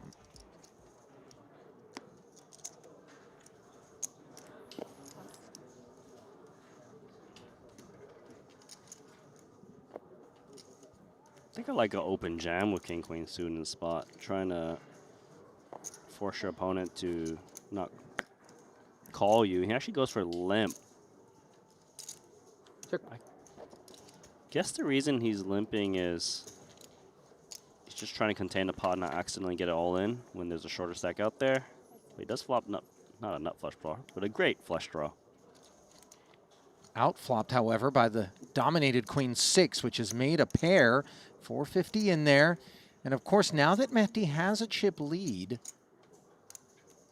he's going to look to protect it. Oh, so precious is the opportunity to collect the pelt of Weiranpu potentially, or allow him to bust first in terms of that 150K. I think he plays passive live King Queen suited just because he's got a big lead on Red Ren. So probably just goes check call. But now deviating because he wasn't making these plays before. Must feel like he can just fold out a lot of stabs. As played though, Obara's got the opportunity to collect a bounty. He's got a pair of 6s with backdoor diamonds. Should be calling here and see what develops. 1.2 more into the middle. Oh, I love that check raise check when you make the flush. Because your opponent has straight draws that won't call another bet, like 7-8, 10-8 when 3 clubs show up, and maybe they'll stab.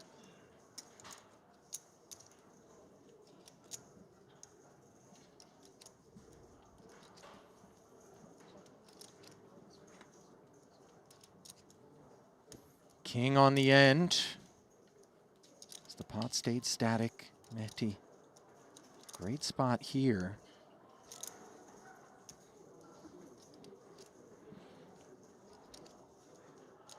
Yeah, very unlikely his opponent's made 2 pair, holding the king yourself. The only reason you would check here is if you felt like a straight draw was a big part of your opponent's range that needs to stab. It makes sense to build the pot yourself. You don't want to see a tight check back from your opponent's weak 9 or 6x.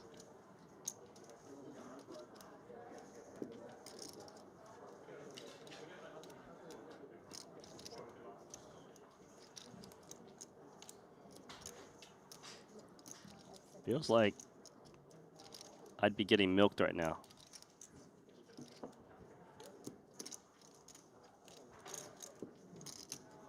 I'd be very worried about a 9 that's value betting in this manner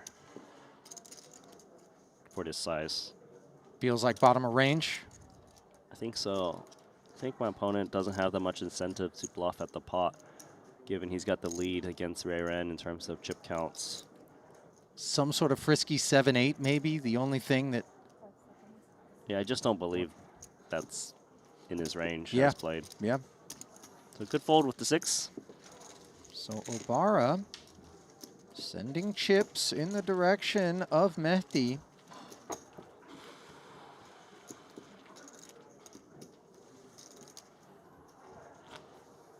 Shall we happy to expect it, or accept it rather?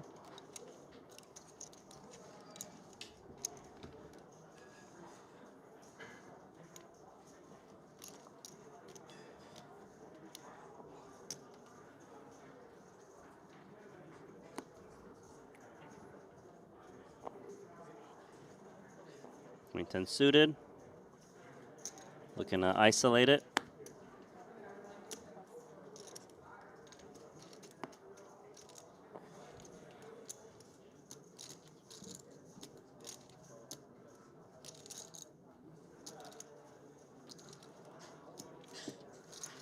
$300,000.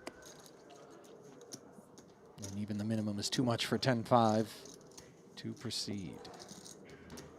Is Obara allowed to buy back the orange chip?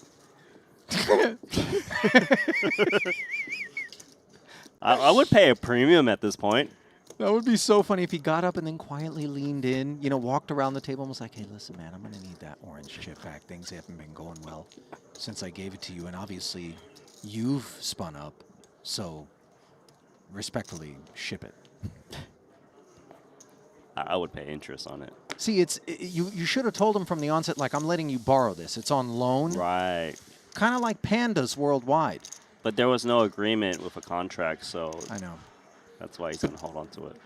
King, Queen of Diamonds, Obara holding on to $325,000 in dominant suit there, 10-9.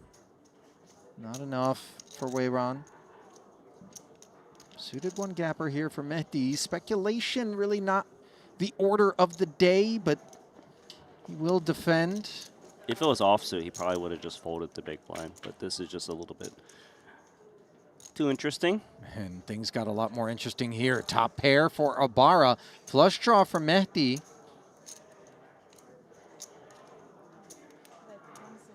Super cute bet here. 175K on this texture.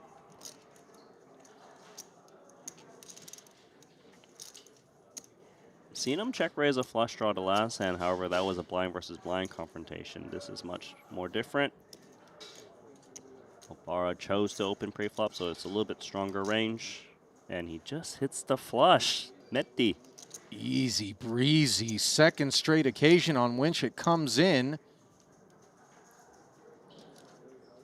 I'd probably still bet King Queen though. It's such a strong hand. There's plenty of 10x of a single heart you want to charge. Yeah, and you know, it's just hard to make a flush. True. Yeah, bet turn and maybe check back river seems pretty good for King Queen. The size is nice because it's not inflating it too much against a flush, but then again, I still get value from worse. As played, I would just check call with the flush. My opponent has a lot of incentive to try to barrel me off of a check calling range.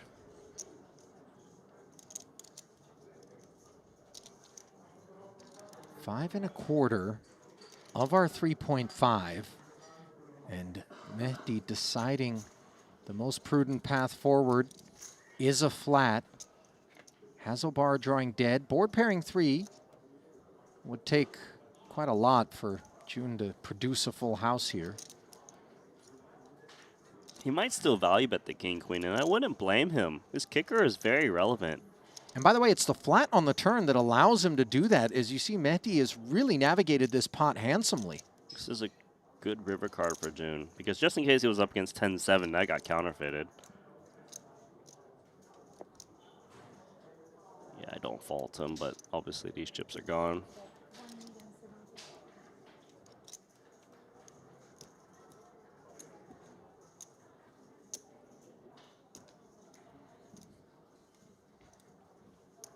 I'd feel very comfortable with the flush. Probably even value jam this. It's a little scary, right? Because there are bigger hearts and there are full houses, but I feel like my opponent would go for a different sizing if they held those hands. You know, Randy, I know I'm not supposed to be focused on this, but you said the word comfortable, and it comes to mind not with the visual in the foreground, but in the background on the rail. These two gentlemen appear to have become very okay. They just heard me. They literally just heard you. That's hilarious. I mean, it was a really prolonged sort of embrace. It was, anyway. Okay, well, if I had anything else to say about this hand, it's gone. And let's see whether or not the king-queen is going to be gone. We know that Mehdi's willingness to jam here carries a whole lot of weight.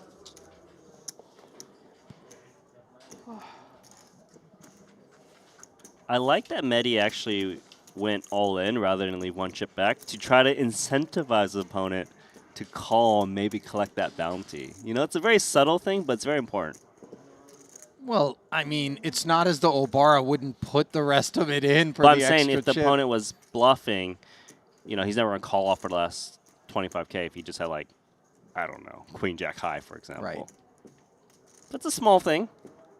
I would be pretty happy folding as played because Mehdi's shouldn't really be bluffing as played. There's a short stack out there.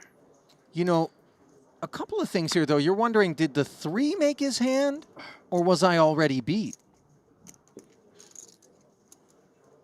A 3 is not really supposed to check jam the river when the flush exists. No, but it could be a boat somehow. Right. Right. But what are the hands that make sense? What are the hands that we beat as played, Randy? Can you think of any? Honestly? I have No, a there's tough not a time. single yeah, hand. I just... He calls, though. And that's bad news. A really healthy infusion of capital to Mehdi, and you hear him cracking the knuckles and cracking the king-queen as well. Hey, you know that single orange chip? It's got friends now. Dude, ever since he got that orange chip from Obara, he has just been straight up. It's actually pretty wild. He's got 55 big blinds. That's a lot. Yeah, a whole new ball game. Wei Ranpu just left to witness the spin up, sitting 11 bigs.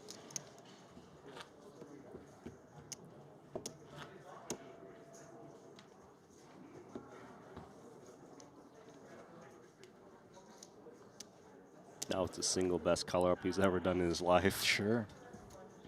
Timing's impeccable. King 3 offsuit for our short stack. At this stage, he just has to build his own stack now because Mehdi is not really going to go down off of my 8.2 million.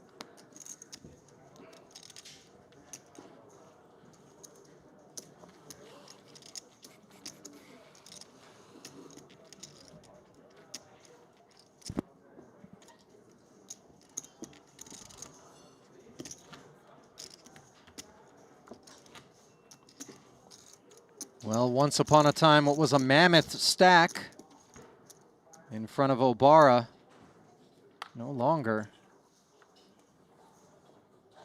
Though perhaps I'm underselling it, he still sits very pretty. But you know what's a bit psychological too, Randy? If he had spun it up to the situation he's in right now, he would be thinking, this is great. But when all of a sudden you're off that high watermark considerably, it feels different. It does feel different, but he needs to look at the landscape. The landscape is he still has over half of the chips in play. Perspective is everything.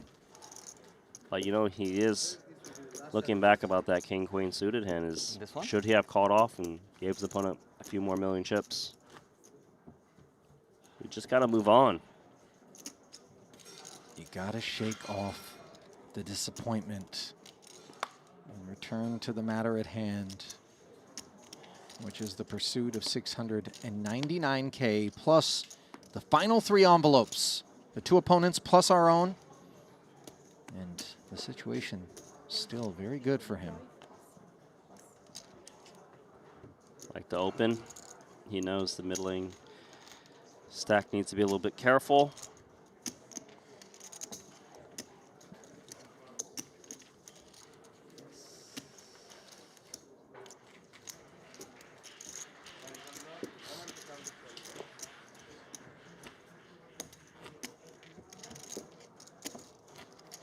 Mehdi, conversely, where Obara may be feeling a little bit of disappointment and anxiety or concern, is thinking, all I need to do is double one more time through the big guy. And guess what? I am the captain now. In that voice, yes. I am the captain now. Jesus Did you not Christ. see Captain Phillips? Oh, it's a movie, so you didn't. Is it Moroccan pirates?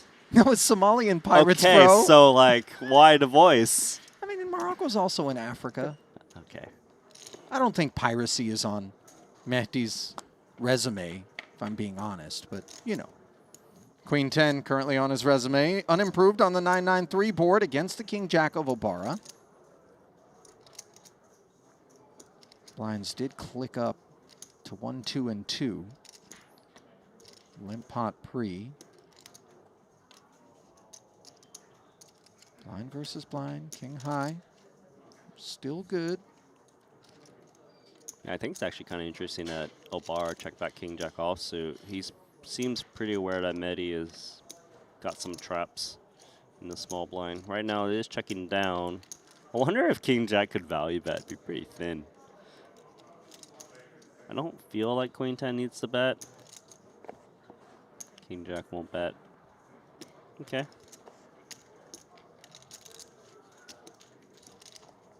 Uneventful exchange. A little bit more caution perhaps being exhibited from Obara. I don't know that that single data point suggests that there's been some sort of mindset adjustment. It's hard to say because King Jack certainly could have raised in that spot. Yeah, I tend to agree. We'll see. 72% of all the chips at the table, almost 23 million for Obara, who still very much has one hand outstretched and on the trophy, even though we're not even down to heads up. Show me somebody that wants to bet against him. I know Mehdi will take his own action in that spot, just given the spin. You saw that little eye roll with the fold there? It's I like, did. You did, right? Oh, hold on. 9-3 offsuit against Queen 5. Well, this definitely suggests that any perception that he is going to be more conservative is unwarranted and incorrect. A horrendous-looking offsuit combo that Obara is going to potentially gift Weyron a double with. Queen high, the best hand pre and post. Pooh's rail, loving it. Good luck winning this with 9-3 off. Hearts covered.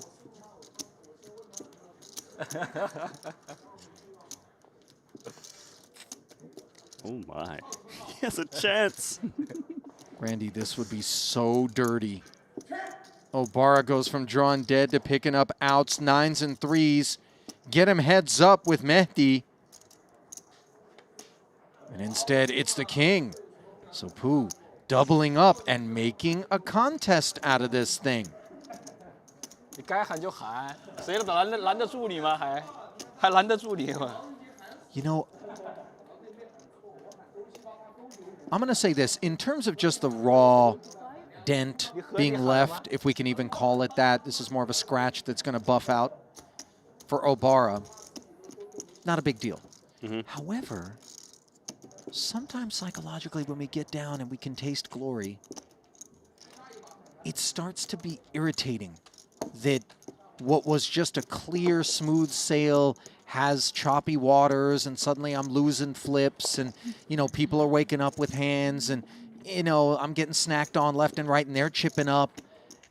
What's going on? And, you know, we've seen things come undone. I'm not alleging that Obara is going to be guilty of that, but you've seen it. Right, it's like the beginning of a mosquito bite. You itch it a little bit, and you're like, all right, feels nice. But then when you itch it like crazy, it can really crack that skin. Yep. Do you ever used to take your fingernail and press it into the mosquito bite and put like a cross in there? Are you serious? I used to do that to prevent myself from itching it. It would give me like relief for long enough. I might actually be the only person that does that, by the way, and I shared the story as though it's just everyone does it, as I'm realizing. You a psychopath? I can't even remember the last time I had a mosquito bite. Oh. By the way. I don't. Congrats. Well played. Well, Obara might not feel like well played is the way to describe the 9 tray, but here he is on the button, attacking, and an ace tray under consideration for Mehdi. A lot of things going through his mind. 2.1. Wow. This is a bit unexpected. Yeah, 3-bet off of this size. He's 3-betting massive. He's basically saying, don't play back at me. I don't want you to speculate with your 6-5 suiteds. But also, in case of emergency, I want to reserve the right to just muck it and play 5-4. Right. Oh my God, Juno Barra's in there. This is not what Mehdi wanted to see. How do you feel about the call, despite the size of the 3-bet? Adventurous, but it's the best hand. Second pair on a 9-high board. And you assume honesty in terms of the kit for Mehdi 3-betting to that size. And if it is honest, it's got to be an overpair, Randy, for 5s to be no good. I'm actually really lost on how you're supposed to approach ace-3 now, because you want to fight for the 4.5 in the middle.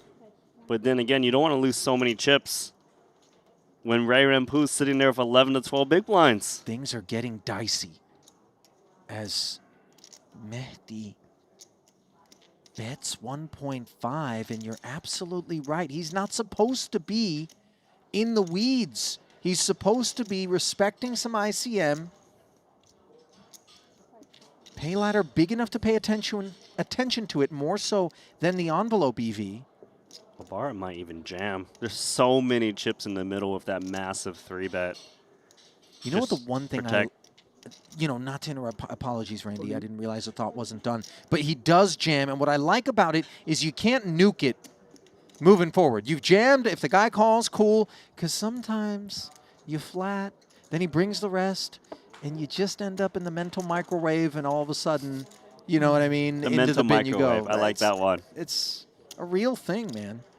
That was a really nice play. Wow, Mehdi just torched so many chips in that pot. 3.6 million. Now he's down to 19 bigs when Rayran's got 11. He was very comfy and most likely going to get the heads up. Well, listen, he's still got almost double Wayron stack. But you're absolutely right. Suddenly, Pooh could sense an opportunity. If he spins through Obara, he could lean on Mehdi. Even better if he can spin off Mehdi. Sure. Then you flip the script. Ace deuce suited. Is he just going to close his eyes and just jam? All in. He is. Well, the eyes are open. Oh my God, this might be it. And the shop is as well. Obara, ace-5 suited. More than enough to take a stand.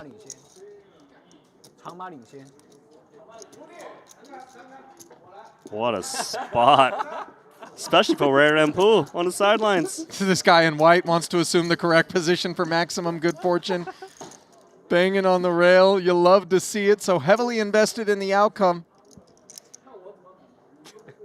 And Mehdi totally invested in ace deuce of diamonds. 7.9 million in the middle.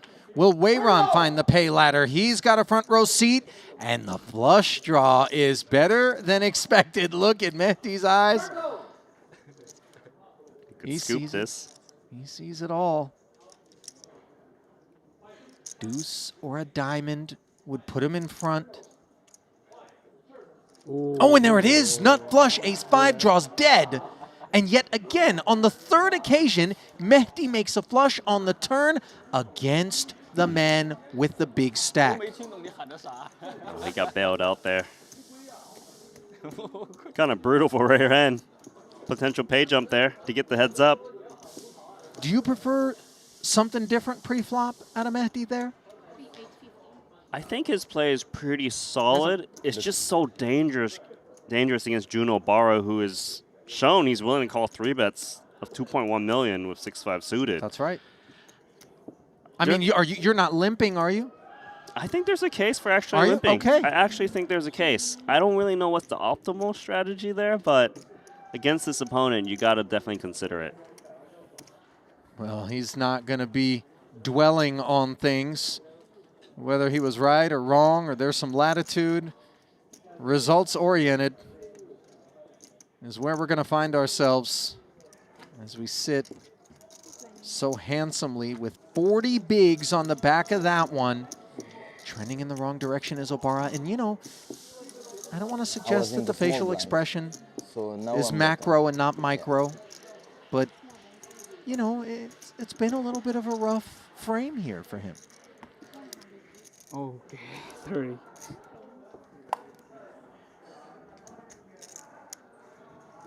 Conversely, it's been quite nice for the Moroccan.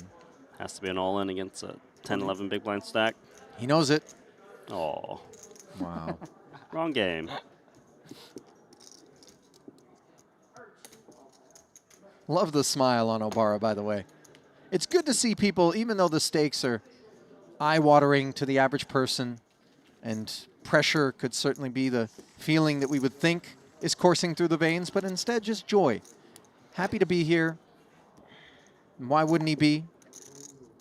First ever Triton Festival, 3 cashes across the Triton 1 portion of the program for Obara. Deepest finish was runner-up in the 5K Bounty Quattro. And here he is with a shot at his first ever Triton title, where he is still a heavy favorite.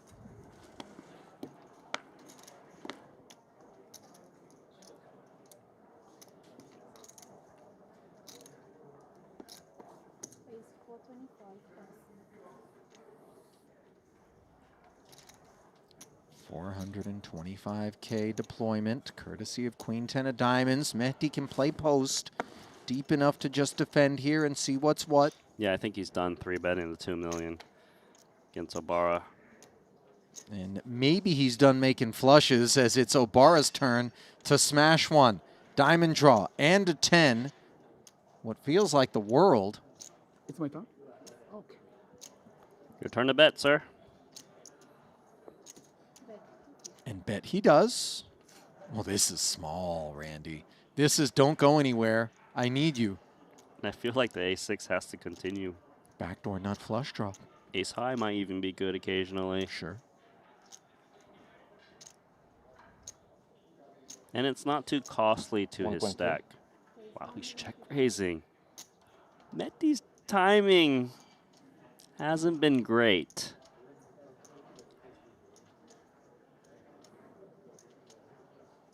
Tell you what, you could see a world in which Obara might want to take it to the streets. But instead, the flat. Yeah, I think it's pretty good in position. Not so good as a 3 of spades.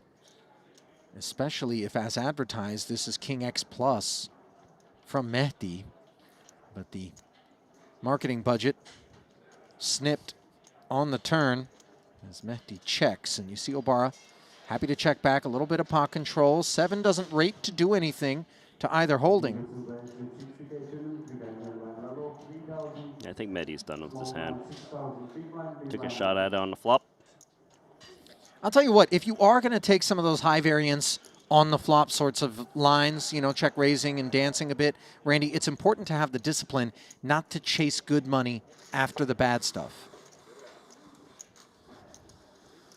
It's just slightly surprising for me to see him kind of attack the chip leader right now multiple times when he is very comfy in second place, with Ray Ren going to be put in no matter what shortly. But it's working out for Jun Obara. It just feels very risky to me. That's sure. With the pay jumps being so big at the moment. And it's not like he can collect Jun Obara's bounty. He's out-chipped, of course. Right. So I think I prefer more passive play from him at the moment, but moving on. 8-9 offsuit, card dead is Pooh. He wants to wait for a premium, but every orbit, which is just 3 hands in total, $500,000, comes off of his stack.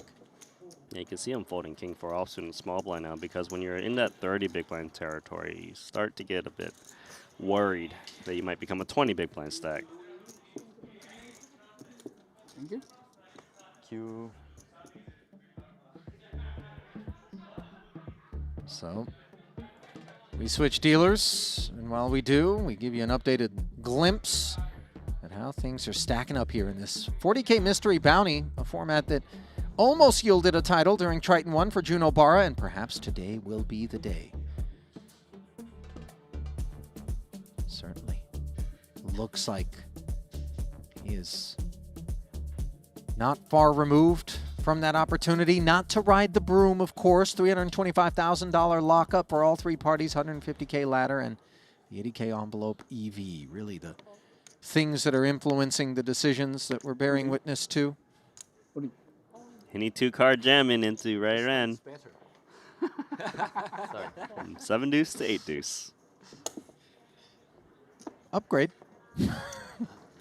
Eventually you get the aces, but I think you get blinded out by the time you get the aces.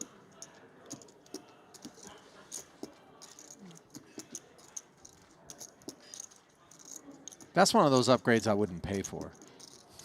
You know, it's like, oh, it's like when they have 4 seats in the middle of the plane, and you're like, well, if I move over one, I'm still in the middle. If you're in a middle seat. You know, the real move there, if you're flying economy long haul on one of those wide body planes, you find the row in the middle that nobody's in, and then bed. Then you gotta lay flat. Right? And if one person's on the aisle, you can put your pillow on them and then just kind of still lay flat. Oh, is that a thing? And you know what? I remember I was super young one time. I was flying to New York from LA. And I was in a row with a pretty cute girl. I was single at the time. And it wasn't but like 2 hours later on this red eye that we were cuddled up and laid out in the row. And I'm thinking back, like, how the heck did that even happen? I guess it was a functional 5-hour relationship. It's a short relationship, huh? When we woke up, it was kind of awkward because we were both like, how the hell? What's going on here? What was her name again? You got to bring your seat back up for landing. Well, Weiron has landed on A7, and it's go time, and Mehdi with Ace5. He would love to collect the pelt. I would reshove this spot. Because even if Obara calls, Ray Ren has to come out ahead against you.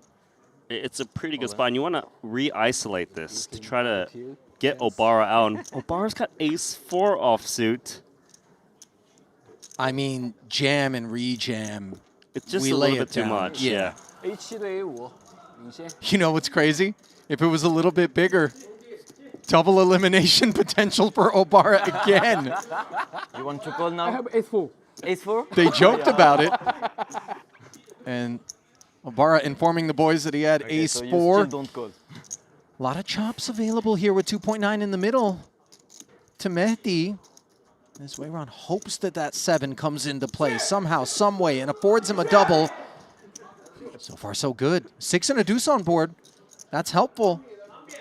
As you see, Weiron 71% to win it, 13% for Mehdi. It doesn't add up to 100, but not a whole lot of chops left on this flop. 16% of the time they carve it up. Otherwise, somebody's going to lay claim all on their own. Now, all of a sudden, chopportunity.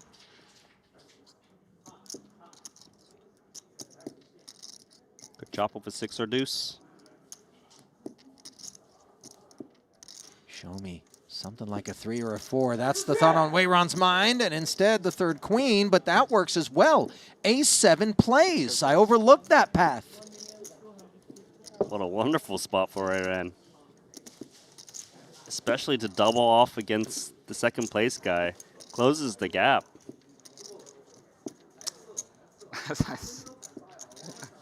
No, button's good. Button. You got to admire the lack of quit. Not that quit is something that is replete in these streets, but I always have, you know, a sense of deepened respect for somebody who never lines up in punt formation. We saw Emilian Patavi earlier in this festival manage an incredible 8 doubles off of just a lone literal chip in a chair, 25K. And that's all the inspiration you need to recognize that it behooves you to approach every single spot with care. Something that Sean Winter is often showing us 2 blinds, 3 blinds, and he's just bringing the same amount of consideration that he would be if it was a, 20 BB stack. Right, as you should, because sometimes you do run up the stack. Well, Obara running it up to 500 with 10-6 off, dominated by Queen 6 off. Weiron with the freshly minted 2.5, not exactly deep. But this is the first time Obara has just open raised rather than outright jam small blind versus big blind, which is going to allow Ren to continue. Well, let me ask you something. Do you make anything of that in terms of where you put the range? It's usually pretty weak or just really strong, quite polarized. Like an ace X would probably just jam pre, so definitely shifts the ranges. Might not matter here though. So none of that kind of middle strength hand stuff. This is either a dust bunny or the goods. Should be, yeah. And when I say the goods, in relation to the spot, obviously, not aces and kings, but, of course, something like a raggy ace, like you were talking about, offsuit, would be more likely to jam. Instead, the 10 high has just brought 200 forward now. 1/6 pot. But Queen high, not looking for trouble. A little mini bet.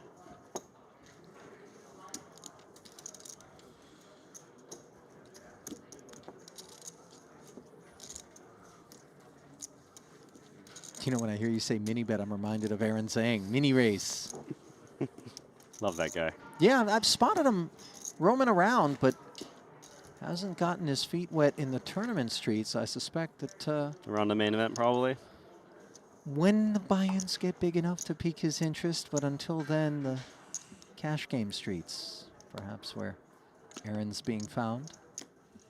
Rumor had it there was a 30-hour marathon session that took place already here in Jeju as Obara's King 3 qualifying for the jam. No qualifications from either blind to give action.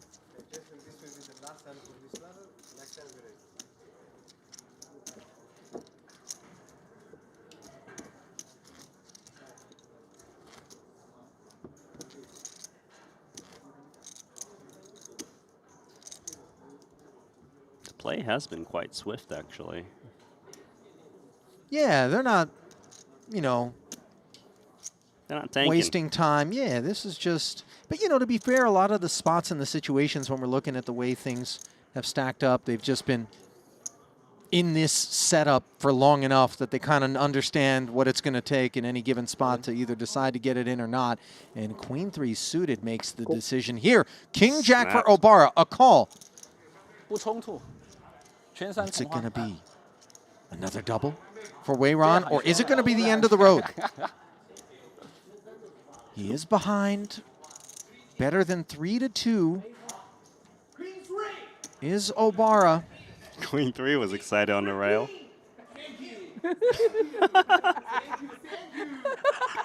Thank you.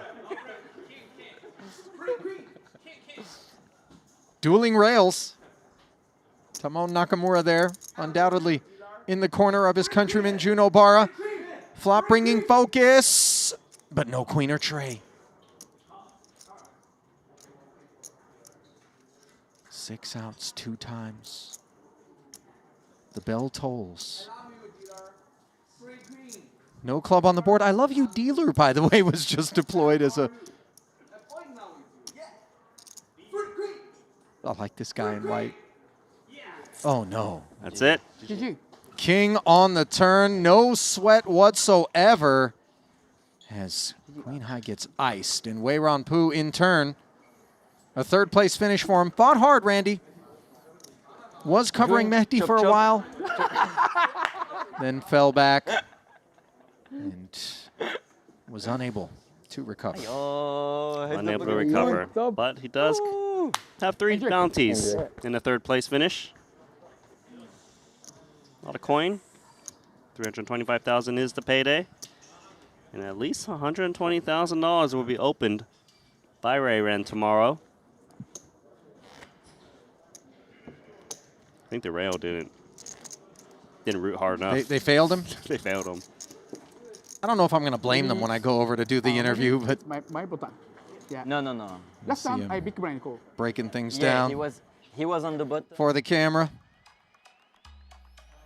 Valiant effort there from one of China's finest. A name we are not done crossing our lips with here in Jeju. This much we know for sure. As Wei Ronpu does collect the third place payout, a handsome $325,000 going to him, as now a lockup of $473K for Mehdi and June. $699 up top. They're going to play a $226K heads up sit and go with lines of 125 and 250. The glimpse there brought to you by BetACR. As we bring you back to the desk, Ali and Randy going to give the folks a little bit of an opportunity to set the stage for heads up. Not going to go to a commercial, by the way. We are going to get things done rather quickly. But as you set the stage here, Mehdi playing June Obara. Is Mehdi going to grind, or is he going to try to find that big double early? Hopefully he can get that double, because if he does double, he gets to the 30 to 40 big blind territory, and obviously you can maneuver, even try and overcome that huge chip lead. You have opportunities to 3-bet, see more flops, but it is going to kind of come down to what he's dealt a little bit at the moment. And you did mention that payout that we are playing for, but it's actually 2 envelopes you can collect as well on top. Yeah, because it's not just your opponent's, but your own as well that comes into play. So that's $160K on top of the 226 that you're playing for in pay differential. But all eyes on Obara, first ever Triton event, second already in a bounty format, now looking for the one slot available better than second, and that is, of course, first and the title. So as we get that stage set up for heads-up play, do want to touch on the fact that there's only 40 envelopes in total. If June Obara wins this thing, Randy, he's going to have 17, and I said this number earlier, an astonishing $1.36 million in expected EV, the $699 up top, and that represents over a third of the entire prize pool. That would just be unbelievable. And again, those figures help to illustrate why it is that you see so much emphasis being placed on the bounties, because that's where you make your money in these things. Especially because the bounty makes up half of the prize pool. And the thing is, he went to the final table with 10 bounties. He has 15 now. 7 to 2 players remain. That means he collected every single bounty so far. I mean, for him to just clean sheet straight through a final table and win every pelt, I mean, is there any better way in terms of a cherry on top of the story for June Obara, who suffered that tragic beat that made its rounds through social media, the Kings against the running quads? I mean, in the rear view is that straight through the windshield is where he's looking right now, but he can't get ahead of himself. He can't, because, the thing is, he doesn't want to double up his opponent, who is a very experienced player. And it is heads up. You have all to lose. You have all of the chips and 2 bounties. You don't want to lose those 2 bounties. I've talked about this phenomenon before, but sometimes having the big chip lead heads up, you feel more pressure than the other player. Exactly. And the thing is, it could happen. We've seen runs where the short stack has doubled up. They've grinded their way. But right now, he's feeling on fire. Well, we're ready to go as the table is sorted out. Chips being moved around as we shuffle the seats and give you a glimpse at the tall task before Mehdi. 3.725, playing 27.875. It feels like an impossible thing to pull off. But 2 doubles and he'll have 60 bigs, Randy. That's all it takes. Let's get the first one down first. Easier said than done. You're right. Good luck, Jay.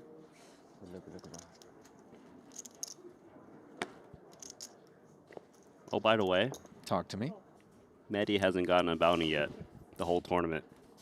I'm so glad that you say this, because it's incredibly improbable to work your way down to second without a single bounty, but it's because Obara's been hogging them, and he's hogging equity here with ace-queen against queen-4, both players suited.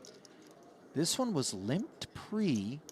Obara maybe looking to allow Mehdi to hang himself. Joey has no designs on such things on the 10-9-9-6 board with 3 clubs, but Obara also doesn't feel the need to barrel, nor should he, as it comes 3 of spades here on the end. Yeah, it's hard to sell that you've got a good hand for Mehdi, hence why he just continues to check. Queen high. And the ace-queen is going to be shown, so now Mehdi knows immediately that his opponent might be trapping on the button. Yeah, that's a good point.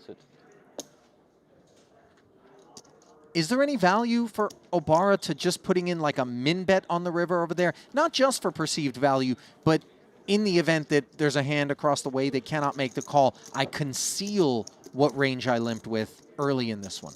I actually kind of prefer showing that I've got ace-queen high at showdown, mainly because in heads up you just get dealt so much garbage. So when you limp, you just get a little bit more credit and get to see more cheap flops. Okay, so more value actually in showing your man the ace-queen. I think so.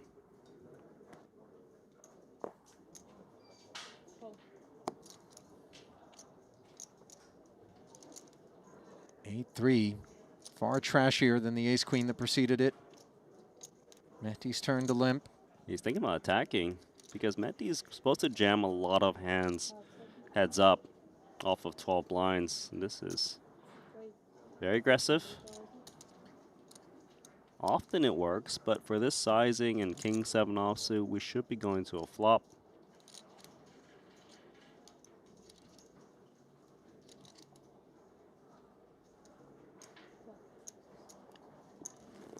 And 600K from Obara does indeed get called, as Mehdi's intent was not to limp fold, but it was certainly to flop better than this. Jack 9-5, 2 spades, adrift, and eagerly awaiting Obara's procedures, which are to check. So it feels like he was just trying to get it done pre. There's certain textures where you'll see bet with 8-3. You are going to whiff a lot, but Jack 9-5 rates actually hit the limp calling range quite a bit. 450. And that's why Mehdi's actually attacking with a hand that just has absolutely nothing. He's supposed to have the goods on this type of texture. Yeah, reads his man for an honest post-flop check and does so correctly. So pass that 600K my way, says Joey.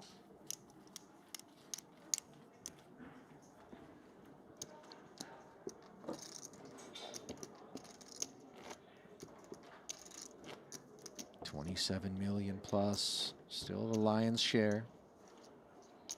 It's okay to let your opponent win some small pots here and there. You just don't want to give them the double.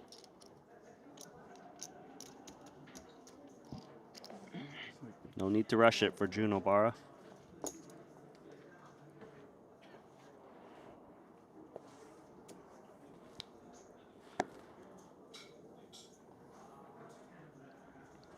He might jam, to be honest. Yeah.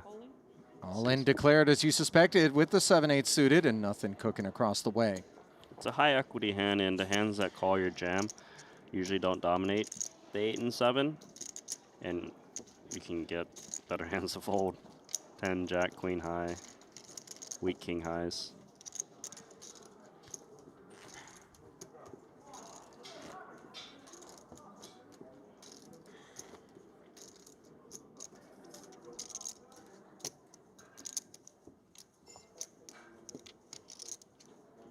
Round and round we go.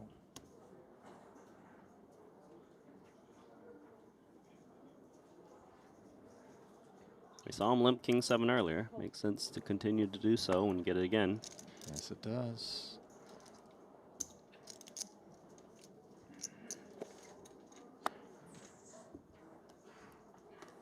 This time, Obara with enough of a hand to want to see one post, and the sight is pretty. Middle pair on a queen high board versus, unbeknownst to him, bottom pair. 750 in the middle, and Mehdi checking back quickly. Ace on the turn, not supposed to be a part of either player's kit as played, unless, of course, Mehdi's limp was on balance. Probably just keep checking here with the pair of 7s. The ace is by bought him another free card.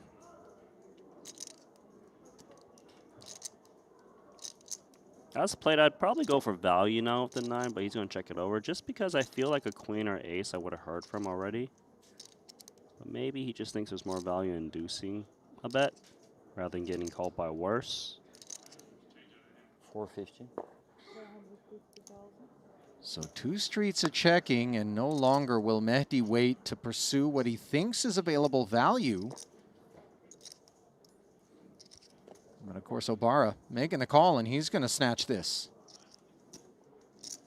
Ooh, there you go. Oh, I thought I was going to muck for a second. Right.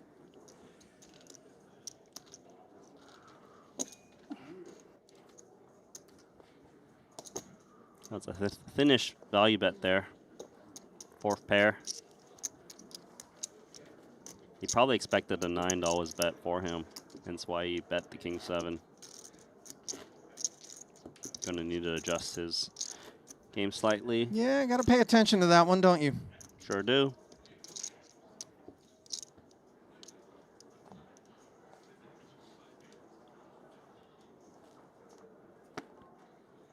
Holding. Ace has got a call. Run it. Queen 9, jam, ace 4, defend, 5.5 million. Mehdi taking the best of it. Slight edge, but enough of an edge to be proud of.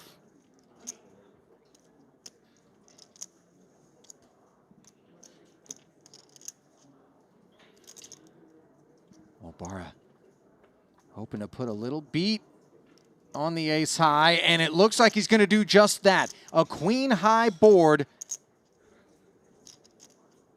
Could glory be his at his first ever Triton stop? Or will an ace or a 4 pay a visit for Mehdi Chaoui to keep this one going?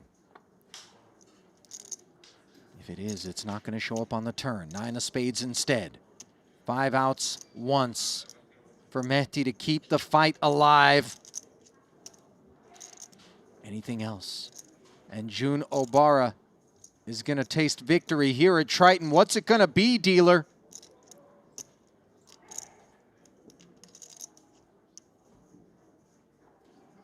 It's going to be a win. Congrats.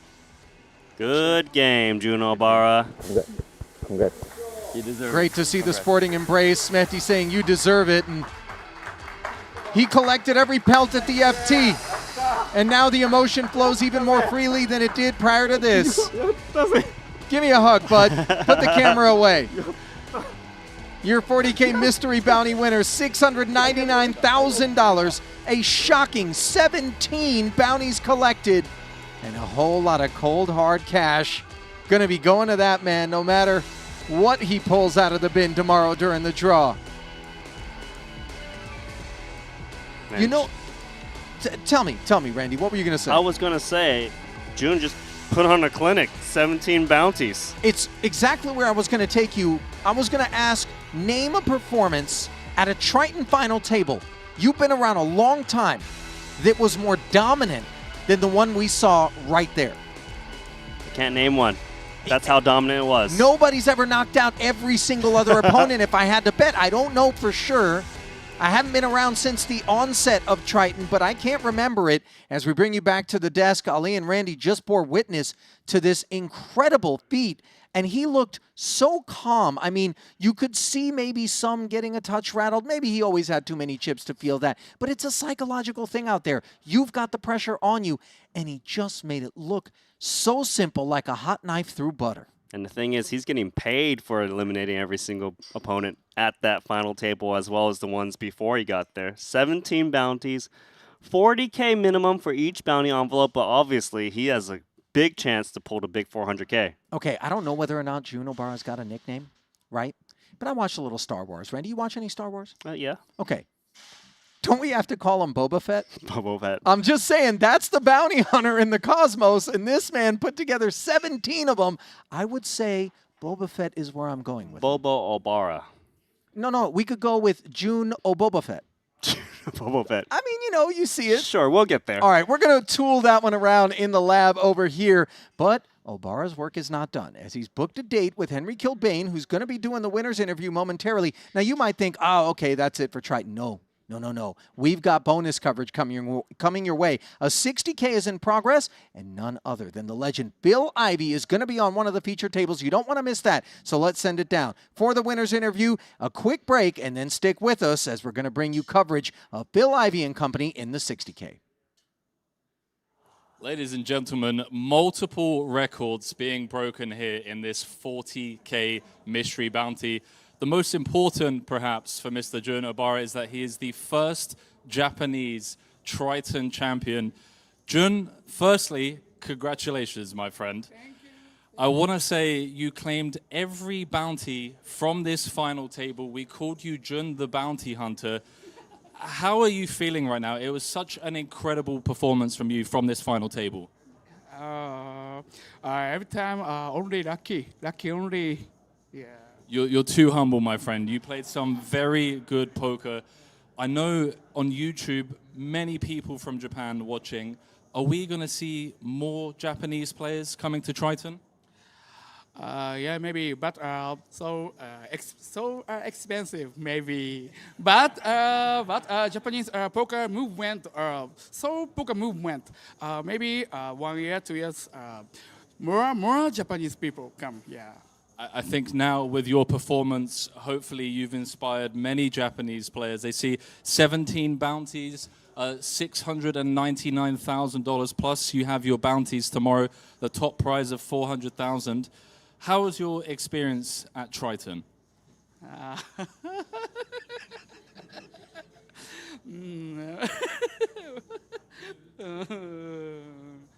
Good energy, yeah? Yeah, good energy, yeah.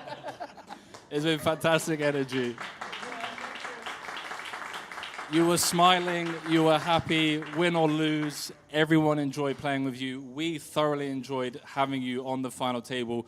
I know Mr. Luca Vivaldi is going to enjoy presenting you this trophy, a first ever for Japan. Ladies and gentlemen, your 40K Mystery Bounty champion, Mr. Jun Obara.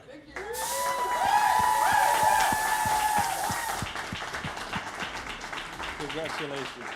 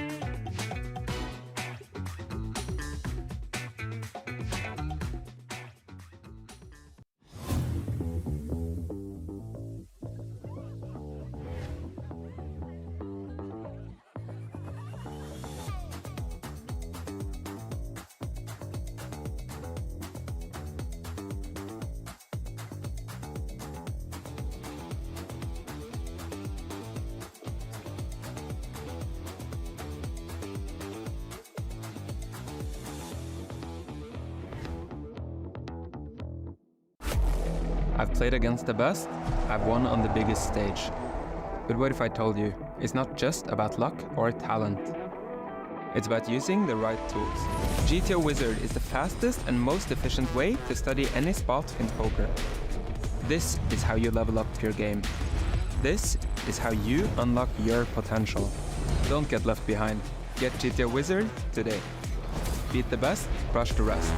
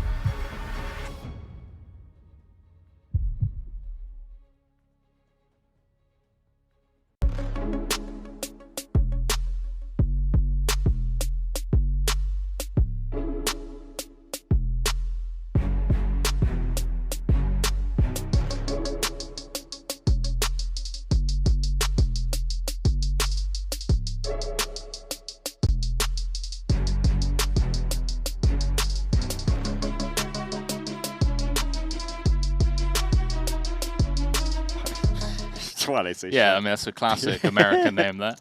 Tobias Schweik, the American. No, he's German, of course. Natural 9. Oh, yeah. It's suited, too. Don't think it gets you a bonus payout, though. I was about to say. Well, it depends. I don't know. If you play the bonus games at the top. Yeah, I wonder what the bonus games are on top. What'd he go with? He went with call, which is actually pretty interesting. Looking at the stack sizes. Yeah, it seems like he doesn't want to play an inflated pot against Jun Obara, but it allows him to still be in the pot with position against Medi in case Medi wanted to complete the small. A lot of different strategies being employed here in the mystery bounty. Forced to play 7 deuce off. That's a slot machine pot. Randy, have you been gambling on break? What's going on? Usually you're trying to get the 777, but Jack is. You're talking about bonuses for the suited natural 9, and now you're talking about slot machine jackpots. So what's? You found my pastime. I think we may need to call someone up and get you some help, my friend. Checks through on the flop.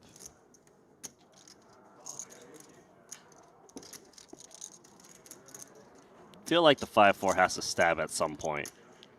And you'd rather stab now, right? I feel like you'd rather stab now. Honestly, I probably would have stabbed on the flop. But hopefully, if it does get checked to him the 3rd time he attacks with 5 high. Yeah, you can see now he's given Obara the opportunity to stab. I feel like he just cost himself this 360k chip pot by not attacking. Yeah, I agree.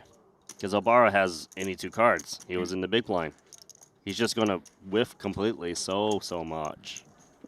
Felt like a flop or turn stab was needed. As played. Stepping 2 out of line, Rennie, other than that ace-5. I mean, obviously we're very, very early into this final table. Obara just staying patient.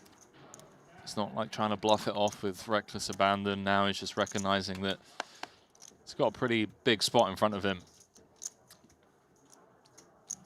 Overwhelming chip leader. Has about a third of the chips in play. Comes a pre-flop raise. From who? Into the chip leader, who's got ace-queen. This hand can play for stacks.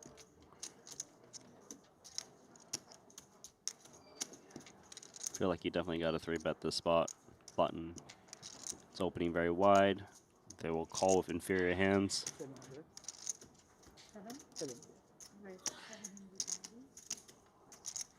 So there is the 3-bet, 700k. Because we're playing this format, I probably would just pitch this hand because I'm still comfortably ahead of 3 players at the table and can still go bounty hunting.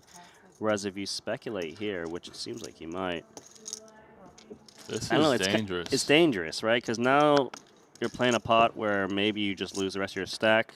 You're closing the gap if you don't hit, which he doesn't. Yeah, this is really dangerous for Win for those reasons that you mentioned. Like, he covers 3 other players, those bounties worth $80,000 in EV. And now just bleeding this additional 500K, he's kind of, he's going to be down there with those other 3 players and potentially in a ICM jail. Yeah, so I'd be much more happy calling his 3-bet if I had the stack of Ray Rampu or Tobias Schweck, where if you called a 3-bet and you just fold to a flop C-bet, which likely will happen here, this layout of the chip stacks hasn't changed at all. But here, the gap is closed quite a bit. There's only a separation about 500,000 now between Wen and Aram and Medi. You know, Peters is only a couple. But if it was Juno Obara, he's got a lot more incentive to call because you need to still kind of preserve your stack. Sure, the bounty is important, but the other half of the prize pool is in play now that we're at the final table, and you do need to consider that portion when approaching hands.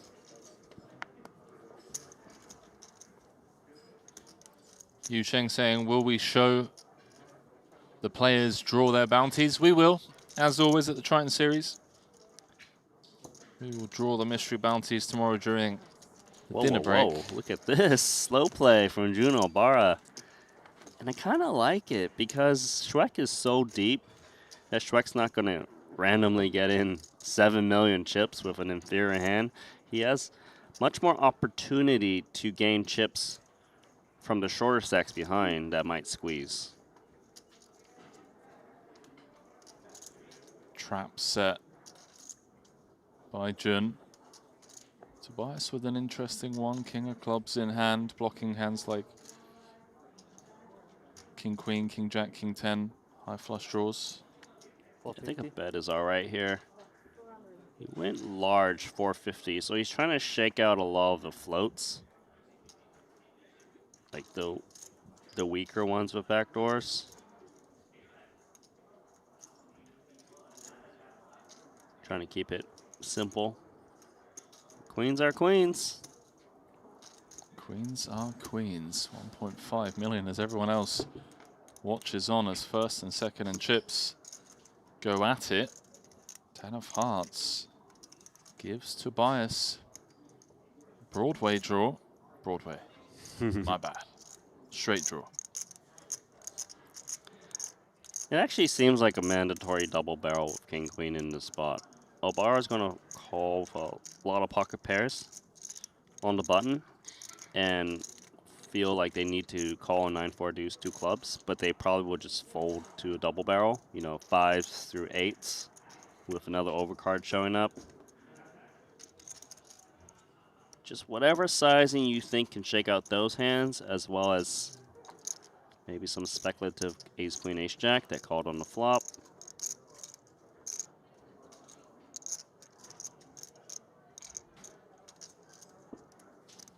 Maybe like half the pot or a million. What do you say? 950. Wow, he's going big, Randy. 2/3? Yeah, 75% on the flop, 2/3 on the turn. Just really trying to put the pressure on those hands that you mentioned. Lay down the hammer.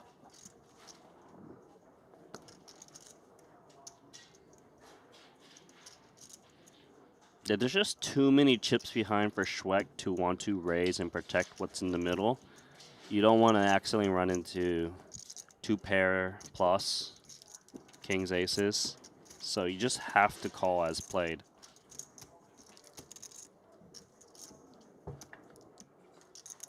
.4 brewing. There's Tobias. Bricks. If he checks. I feel like he will, not having a heart in hand, getting called on flop and turn after betting big.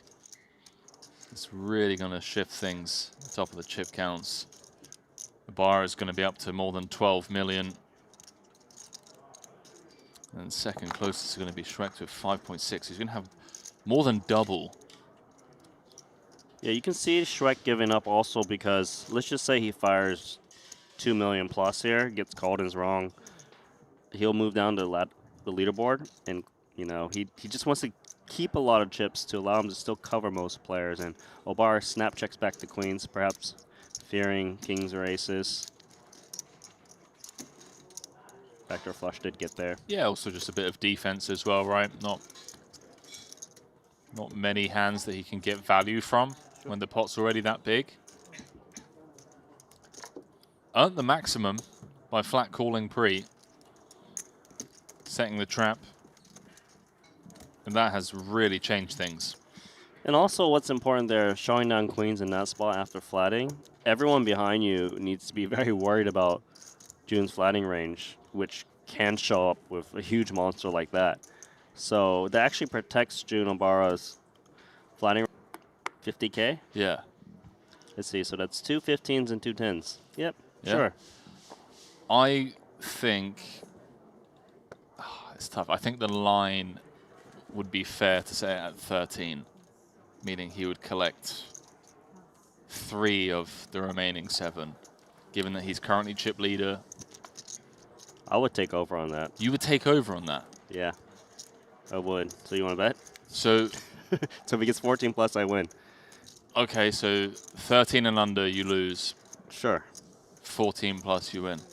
If you like to. Yeah, booked. I think it's tough. I don't know. Yeah, okay, booked. Nice. All right, we're good. That's a fun bet. Can I buy out yet? I'll let you buy out for 10, for 40K. Just kidding, no. Even if multiple, I know it's tough for me because obviously if other people collect the bounties, that's bad for me. But you know, I'm feeling it. Okay, I like it. A fun sweat. I mean, based on how many he's got, surely your favorite.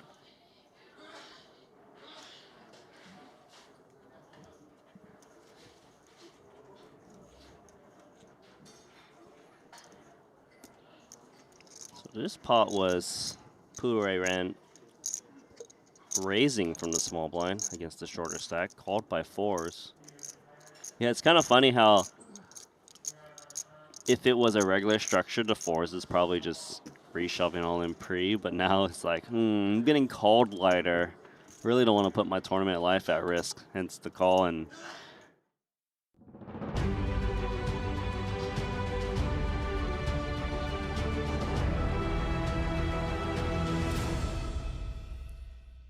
And welcome back to continuing coverage of the Triton Poker Super High Roller Series on the back end of June Obara being a one-man wrecking crew. In the 40K Mystery Bounty, we bring you bonus coverage. Ali Najad joined now by Kevin Rabichow to take you through the wee hours here in Jeju, where the action is far from over. Certainly hope you enjoyed what you've seen so far, and if you enjoyed that, you're likely to enjoy our 2 feature tables here, Kevin.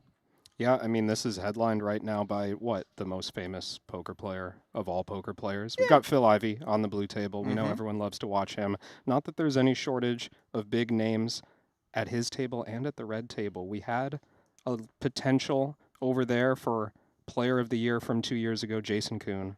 Player of the Year from last year, Danny Tang. But he departed just a moment before we picked up action. And we've got Ivan Liao, Player of the Year, leader this series, Artur Martirosyan. Yeah, that we do. And of course, Martirosyan needs to put a little bit of buffer between himself and the people nipping at his heels, who have obviously put in a little bit of work so far this series. Looking at you, Alex Foxen, whose wife, Kristen, is actually at the blue feature table alongside Phil Ivey, Sosia Jang, and David Yan. A couple of Kiwis also out there, as we're going to come in with 4K, 8K blinds right now, 74 of 128 entries in the building, and Igor Yarashevsky at the top of the chip counts with 130 bigs. Illustrious company, obviously, in the form of Calvin Lee and Thomas Boivon up there in the top 3 as well. And how about Shirzad Hisu, who's had a really tough go of things? Last time we saw him, Kevin, there was queens against an ace-king, clean flop, dirty turn, and couldn't find the set, and his dry spell continues. So we're hoping maybe he can turn things around, as Jonathan Jaffy did, as we get set to send it back in. Yeah, absolutely. I mean, I'm seeing a number of familiar names in the leaderboard. Obviously not all at our feature tables right now, but there's a few people on day 4 here continuing a very good run to start off Jeju. Yeah, day 4 of this festival. Day 1 of this 60K, which got underway a little earlier. Here's a look at how it all stacks up. Zarzubov, dead heat with Martirosyan. Over there on the red table, those two pretty familiar with one another.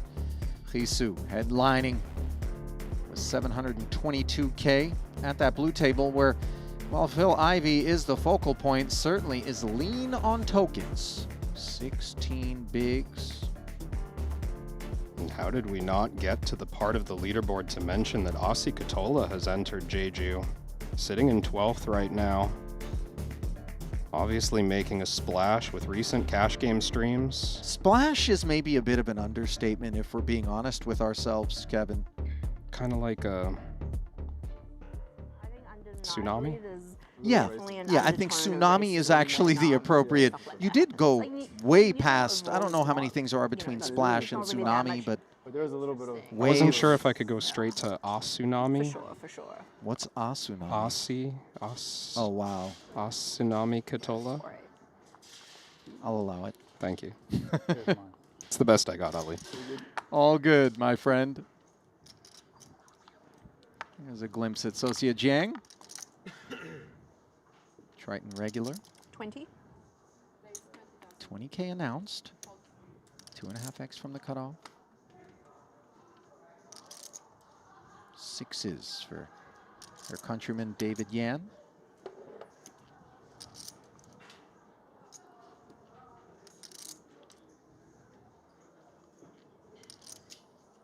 $20 bigs in the small blind, cutoff open. I think all in's the default play here. Maybe you give a little hesitation when the open size is 2.5x into Ivy's big blind. Ace-8 suited, no small hand for this spot. Not at all. You're occasionally ahead of the Yan rejam. Suited broadways. Ace-X suited maybe. Looks like Sosia's already passed.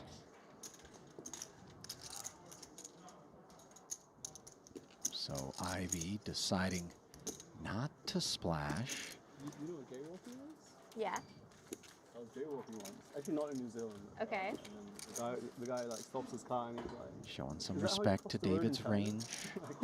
Wow. Yeah, I found that more funny than anything else. Not sure what that other side card was, by That's the way, hilarious. for Sosia. Wow. Yeah, comments like that now and then. Not Queen of often. clubs is my bet. Yeah. I mean, it helps when you have like. Feels like a fair guess. As the players continue to settle in, let's flip it over to the other table where we find the two Russians bookending Alex Ponikov's. And boy, that's a tight bookshelf, isn't it? Just two big blinds separating those three stacks and then the fall off to Kazuumi Furuse. Bads, Kuhn, Weiran Pu, who just finished in third in the 40K Mystery Bounty. Yeah, looks like a fresh stack for Pooh. No break, just jump straight in here. A little late reg. What? I can change. Thank you. Only Alex has. Bank of Latvia. Best exchange rates.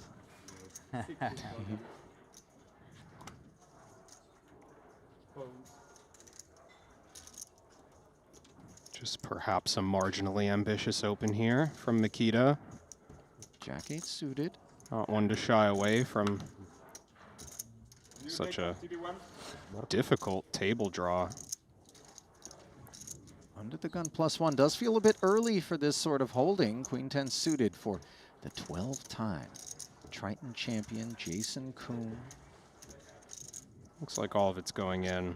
That it Just is. shy of 30 big blinds. Jason expecting to fold out all the offsuit broadways. Oh my goodness, he's run into kings here, direct left in the big blind for Furuse. Credit to Jason for correctly identifying Bads' range would be wide enough to have the open fold against the 2 1/4. Premium short, I And can't. now all of a sudden, I cannot beat it. Furuse has Kuhn in a really bad spot. Уголка карт. 18% Видно, equity. Резали. Причем не самое примечательное, поэтому, скорее всего, случайно. Free of spades. 3 of spades. Nah. Marked card. Queen, Jack, 4. Kuhn finds a pair and a glimmer. Marked was other card. Somebody He's marked the not 3. amused by any of what's going on here as he's trying to hang tight with the kings. What do you think it's going to be? Yeah. What do you think the river's going to be? 9 of spades. 10 of spades. 8. 8? That's fair.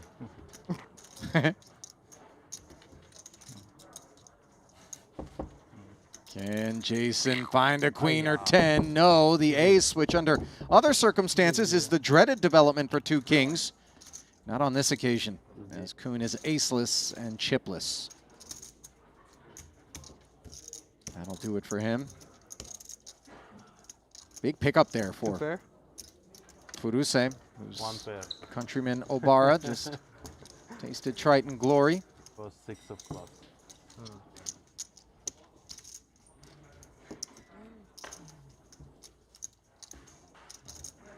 Business as usual. Yeah, Jason appearing rather unbothered by the outcome there.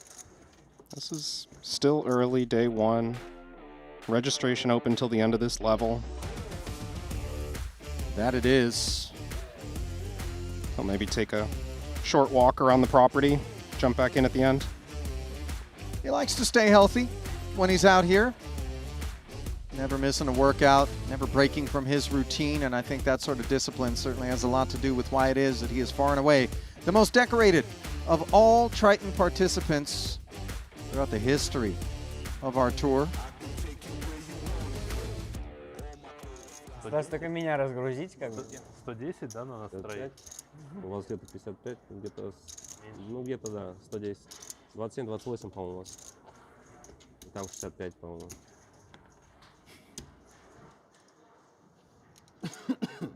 10-8-6 board now as we pick up one in progress involving chip leader at this table. Shares out Jeju, who has nothing more than a backdoor diamond draw to be piquing his interest. David Yan was the aggressor to 17,000 pre-flop, courtesy of the 9s, which are ahead of Ilya Nikiforov's 8s. East Asian and South Asian. Uh-oh. That's not good. That's not good. Board pairing 10 after the round of knuckles. Nikiforov trailing, but it's the kind of card that he actually can get behind. Doesn't complicate texture any. Hisu with the speculative suited king. No interest in this board. Let's see if Ilya decides to go for value. I do think it's reasonable. But out of the big blind, with the weakest range, you don't want to get too active with the marginal parts. This is a good bet size, I think, for the situation.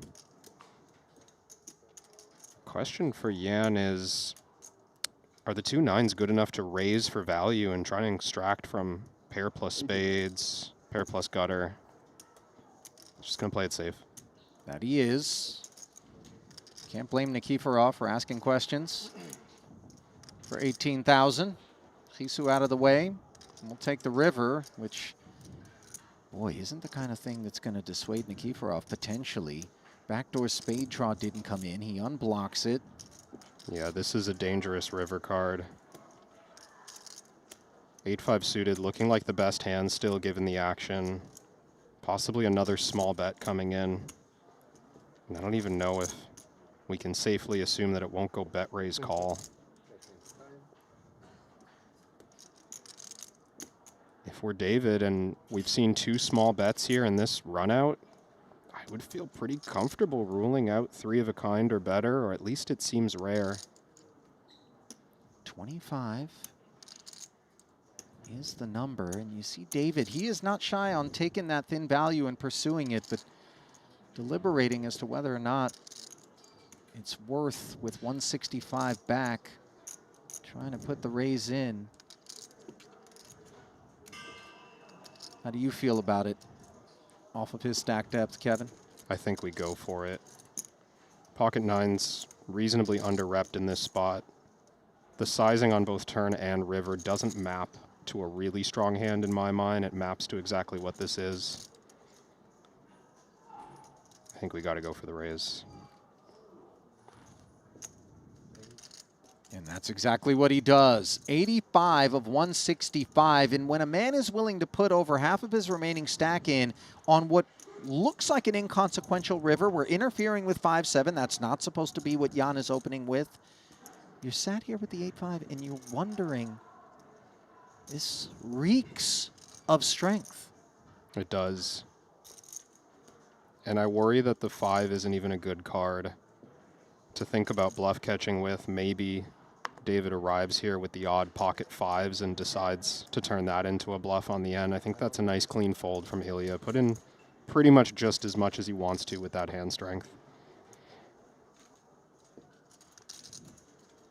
Okay, So well, Jan the good news is, like, doesn't you've get definitely paid. lost. But, Good news for what? The good news. So, I don't know, there's an explanation if you want to see it. So further up the top it says 28%, and then further down it says 22 to 25. So, you know. Man, I feel like it's changed. Interesting. Yeah. Can I see? It's a little higher than I would have thought. I would have guessed like around 20. How did you word the question? On the app? Yeah, I can read it out to you. What are we? 8?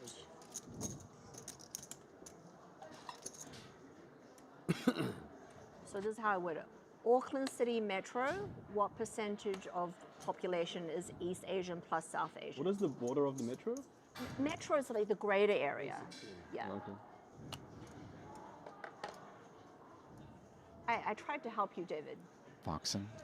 King 9 of hearts feels like a little Trivial Pursuit might be being played there I've looked with into respect this, to like 10 years ago, and sounds off. I don't know.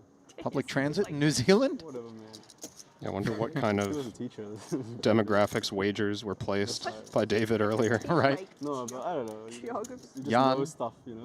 placing the flat call wager of 16,000 in front of him. Dominating Foxen. 2 weight chips or 3? 7s for Ivy. He ships back around to Kristen.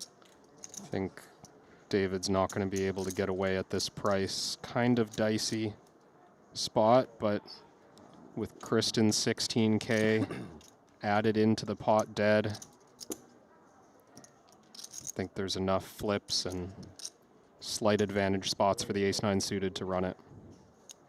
And that's exactly what David Jan's going to do. So fresh off of picking up that last pot where Nikiforov didn't pay him off, he covers Ivy and he takes a spin.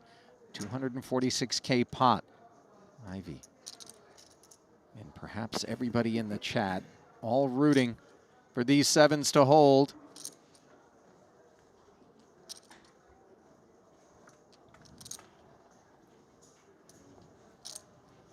And hold they do not. Ace, King, 10, top pair for David. No reaction. He's been around long enough to know you don't celebrate prematurely lest the poker gods get vengeful.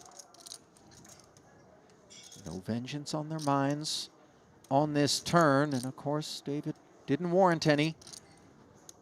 Can Phil Ivy keep his seat? It's going to take a hockey stick. And instead, he gets slap shot right out of here. GG's, Mr. Ivy. It's always heartbreaking for poker fans when Ivy gets dispatched. And what's crazy is we bring him here to be on the feature table, and I know he doesn't love it. You know, he'd rather be out of the spotlight, but he's just so popular, so adored, But not from Burger King. so out of chips. You can do better. People are gonna be tuning in and be like, all these Triton people, Burger King, like, no, not for Kristen. I love a good burger. Yeah. Yeah, but that's not Burger King, right? It's No, like it's McDonald's. definitely not Burger King or McDonald's. Oh no, we might be like causing problems with something. I don't know. No, he's joking. Like, Had that going sponsorship out to deal dinner lined with up, David. Yeah, what the hell? You're Quit never messing going us to be up. underfed, and you're never going to be disappointed. Aw, okay. That's nice. That make your top 5 most wanted list of potential sponsors to get on the Triton Poker Super High Roller. I don't know if that one's on the top 5, I mean, if I'm being honest. Of all the most prestigious logos, you don't think the Golden Arches makes the cut? You see, I was confident, and then you snapped me off, Prestigious and I was isn't like, necessarily the way I describe the Golden Arches. You know, ubiquitous, not only that, you were like, iconic. snap like 30. Sure. Oh boy. But I don't know if from a Appetizing. culinary standpoint they sync up with our branding. I really don't think luxury and Big Mac in my word association pool, as you see Jan with a less than luxurious ace-deuce suited, one that qualifies for his 17,000 offsuit queen jack from Nikiforov. The highest in the last 15 years.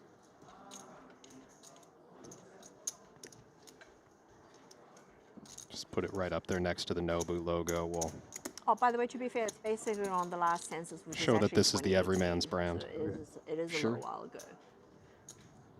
Foxen decides to hop in, likes the price from the big blind, 63,000 in there.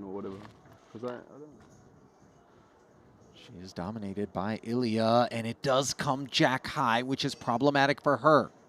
Covered by Nikiforov in more ways than one. Top pair, but a bad kicker.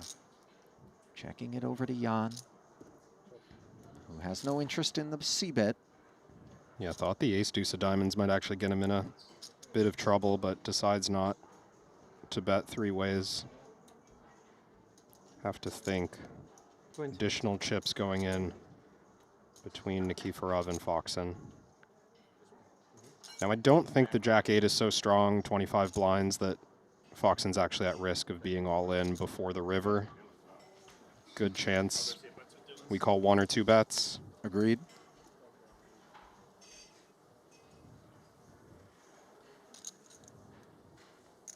Well, hold on. Foxen choosing to play this aggressively with Jan behind, and that could be trouble. 55,000 smoldering in front of her here. No one near me, and they have their own, so I don't know where those came from.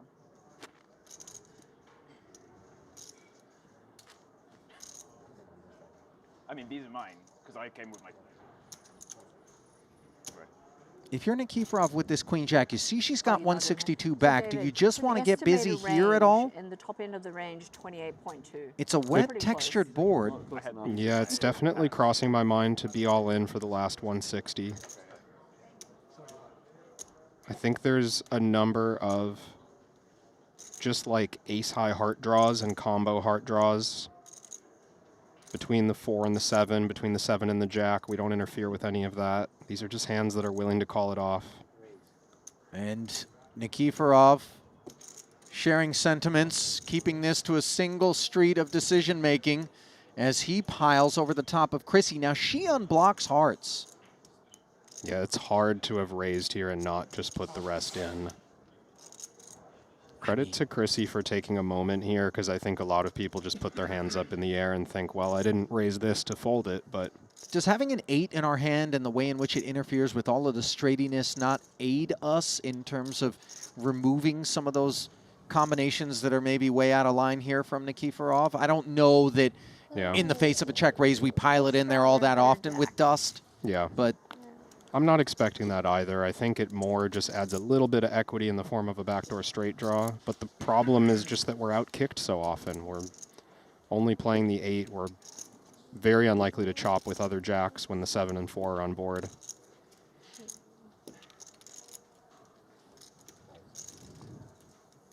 This is the problem with raising this hand in the first place, is that we're on a board where fast playing is appealing, and the best way to not get stacked by the better hands is to just check call the flop.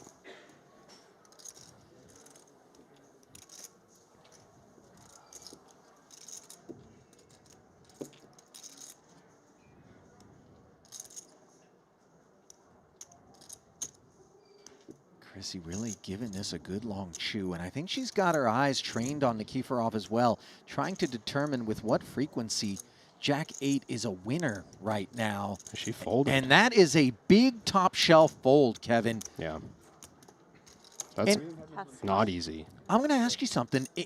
Nothing. I just said tough spot. You know, maybe the check call feels more like the standard procedure. But ask yourself, we don't know what that turn card was going to be, and that's relevant. But she gives away 55,000 by check raise folding to the jam. If she check calls, Probably losing more. exactly 20 there, and then a more than 35K on the turn. So not to be too results oriented, but just lest we maybe be critical of that decision from Chrissy, let's point out that maybe it was economical. It said likely like 22 to 25. But top end would be 28. I mean, if Chrissy knows that she's never calling down unless she improves, then that is kind of a reasonable way to think about it, is let's try to get value from a passive line. If Ilya just flats the raise, right, I believe I'm ahead, or at least, I think I'm getting value. But once I face the jam, if we treat this as the equivalent to the, the river jam, exactly what you said applies, Ali. Yep. King Jack here for David Jan. Party starting once more. Jeju with a spoonful of medicine, but he's going to bring, what is it, 46,000? Just short of 3x the initial raise. Do you know how long is the delay? King Jack offsuit, though. Typically 30 minutes. 30? Yeah. Not going to play well enough. See or not see? Yeah, I'm also curious. Yes. What I had? I'll tell you what I had. She kind of said what she had, right? Yeah, some jack. I had jack. You had a mid. I had jack 8. Oh, kicker. What did you have? You had outs. I had outs. Oh, okay. But I needed them. Who knows? Like a half an hour or something. I think he gave that away. Half an hour. No, I mean, like a little bit, but I always Yeah. find that when you get into what Okay. seems like a sporting exchange where the information is going to be equally All right, distributed, I'm he gonna guess played it closer to the vest. Queen Jack. Nailed it. It's a good guess, I think. I think it's the best jack I can have there. Maybe. Maybe some King Jack. Maybe Ace Jack.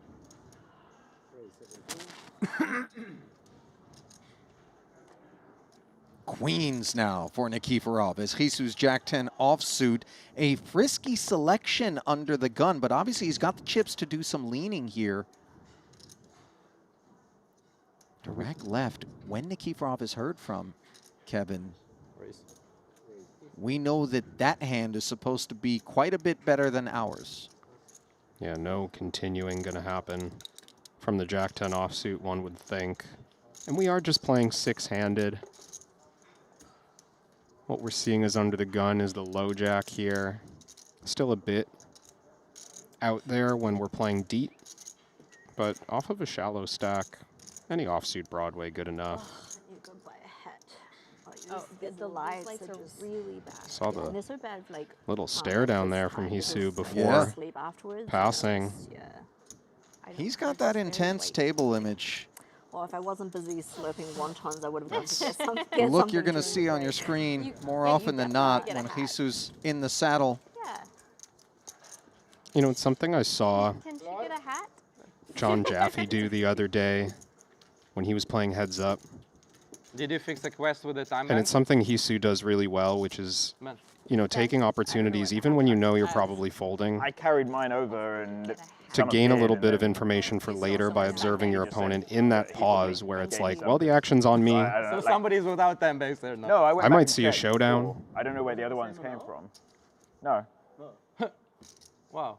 Then he's sorting out a double stack of time banks that he's been gifted as a move type feature. This is my first bullet, and I haven't used the time bank, so I have 12, which is correct. Oh, okay. Like, I got 12 at the beginning, and I haven't used one. How many was in the wrong pile? There was just like 9 there or something, or 10, I don't know. Like, Yeah, I was trying to think of some possibilities, but I don't know where they came from. So. Like, for example, maybe he thought you were a new entry, and then he got you the same as when you busted the first one, something like that. And then you guys would have been impressed. You'd be like, oh, this guy's... Well, his attention turns from time banks to 8-9 suited. Fold it around to his button.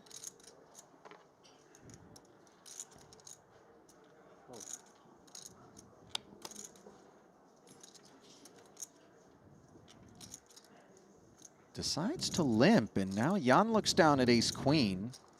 Off of 131, the limp is understandable, dare I say? I like this from Heath. Sub 20 big blinds. There's more EV to be had by introducing limps to your strategy than not. And this is a pretty nice sizing from David. 9-8 suited, not generally limping with the intention to do anything but call. Heath maybe going to evaluate the price just a little bit, but registration still open. Might call this a chip EV spot. I think we're just happy to limp call and see what comes. Yeah, you know, when you observe play during the registration period versus after it closes, you can see some people embracing variance and taking sort of a more liberal approach to things, as the approach for Heath is to call the 26K, taxed by Jan, and he's going to be calling another street, if I had to guess, with something as good as second pair and a backdoor flush and straight proposition. Jan, of course, ace of hearts plus top pair with the kicker. Happy to deliver chips forward or check in this situation because he thinks the hand is so strong that he'd rather allow Heath to maybe hang himself, get committed with a barrel. Yeah, I like this from David. I think it's a board that rates to do really well for the button limp calling. Lots of equity for Ben in this spot. 9-8 suited, just pretty strong.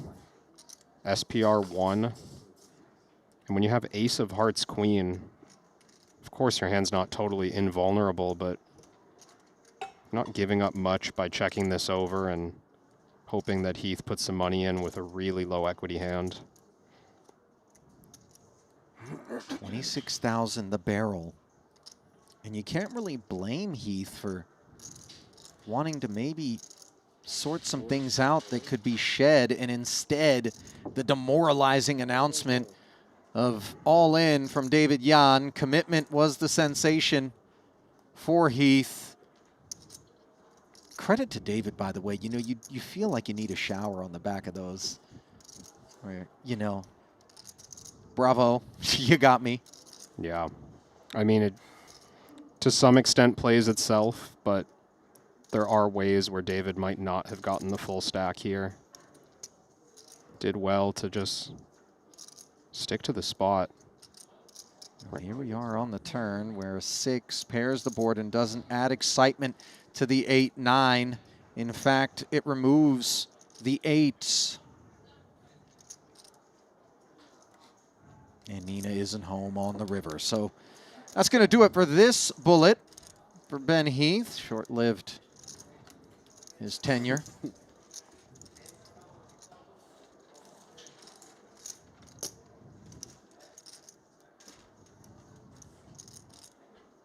Sit open. GG's offered. Kind of unfortunate, of course. This is the path that we're committed to playing. I'm not sure that's where the mic goes, Ben. No, I agree, but if, you know, the pace at which he sought to exit stage left was not the pace at which he had that look staff like was available. No one's going to see this. He wasn't littering, you know. Did before. I think it's actually a good place to put it insofar as certainly it won't go unnoticed. Yeah. True. But he was easy to travel with because he could just go right in front of you. Yeah. But I think it was easier when he was That's not older a- because he just slept so much. Right. If he was younger, Like a stunt trophy Yeah. on the podium out there. That's a real Triton trophy that we have on display, correct? But as he was older, it's like I would think so. you know, he couldn't. And even it isn't affixed leaving him in the hotel to room its for a bit was its home, is it? We will, but What idea not are you quite getting? yet. Well, I mean, Yeah. let's say your They're the head's up Yeah, and they really a are. guy really sun ran and ends up beating you. I could see like a... Are you imagining like a race out of the room? Yeah, well, you know, grab it and run. Grab You know the what I'm saying? trophy You're like, and you know run. what? I deserve this. And just gloriously bolt. Oh, what kind? You know, I get these delusions. Kevin, Done good. mischief on my mind. Yeah, they're Yeah. very smart, right? Yeah. The injustice, right?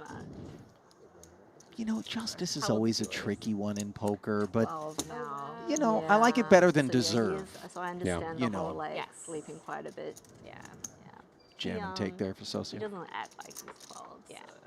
senior I was don't trying to do place the movie memory that was running through my brain, and I eventually got there. Talk to me. It was Shooter McGavin. Yes, that's right. Of Running Happy Gilmore running fame. off with the green jacket Yep. after he just lost. Yep. Have you seen the second one yet? Yeah. Good stuff, right?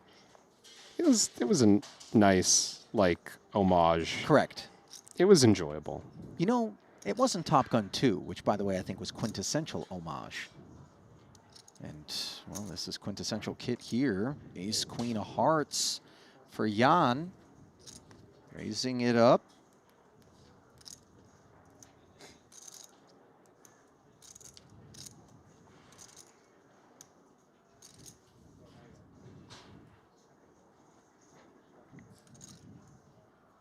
Ilya thinking about his options with ace-9 offsuit. They're playing quite deep for this type of hand. I think flat is the play if we're going to continue this. I would not like a 3-bet. Just the low playability of this one. He agrees.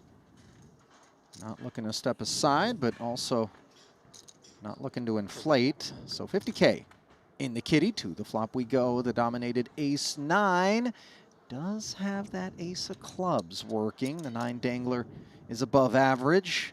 Yeah, pretty well-connected hand to this board. Definitely a bluff check raise candidate, but I don't know that David's going to c-bet this one. Ace queen high with some showdown value. 2 hearts not connecting with the board. Just checks it back.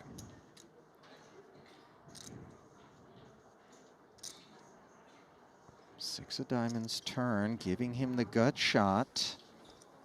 Nikiforov, that is. And here, kind of an interesting bluff opportunity for Ilya. I see the idea seeking showdown value. Maybe we occasionally beat ace-4 suited, king-queen at showdown. I also think betting could have folded out hands such as this. You know, people just have dogs on planes and they're just allowed inside Back again Some from places Jan. they're Clubs come in. crazier. Key ace of clubs here for Nikiforov. Do we look to leverage it? I mean, surely we feel like at this point, better lurks. I think it's ambitious to bet right out. Maybe a check raise would have been coming had David opened the action here on the river. Battle of the ace highs.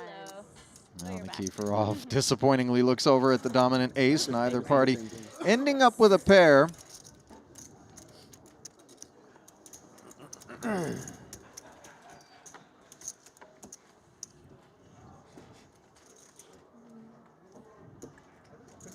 Before poker or not? Have I what? Done something before poker or not? No, not really. Oh, thank you so much.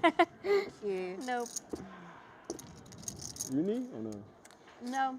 No, I was in, oh, sorry, I was in university when I started playing poker. Did you finish or no? Is that all I need to do to get one of those nice Triton 1 caps? What's that?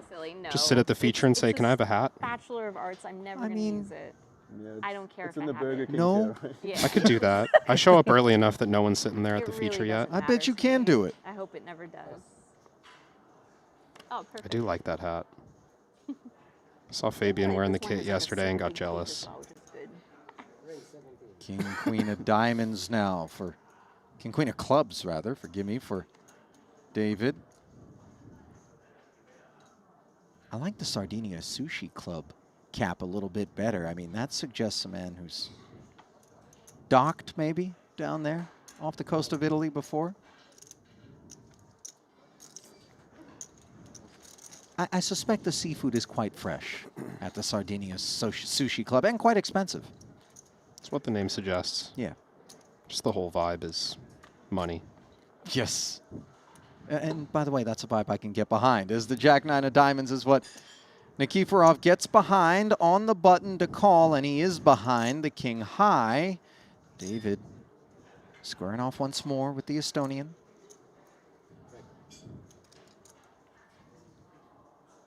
Out of position here, starting with a check.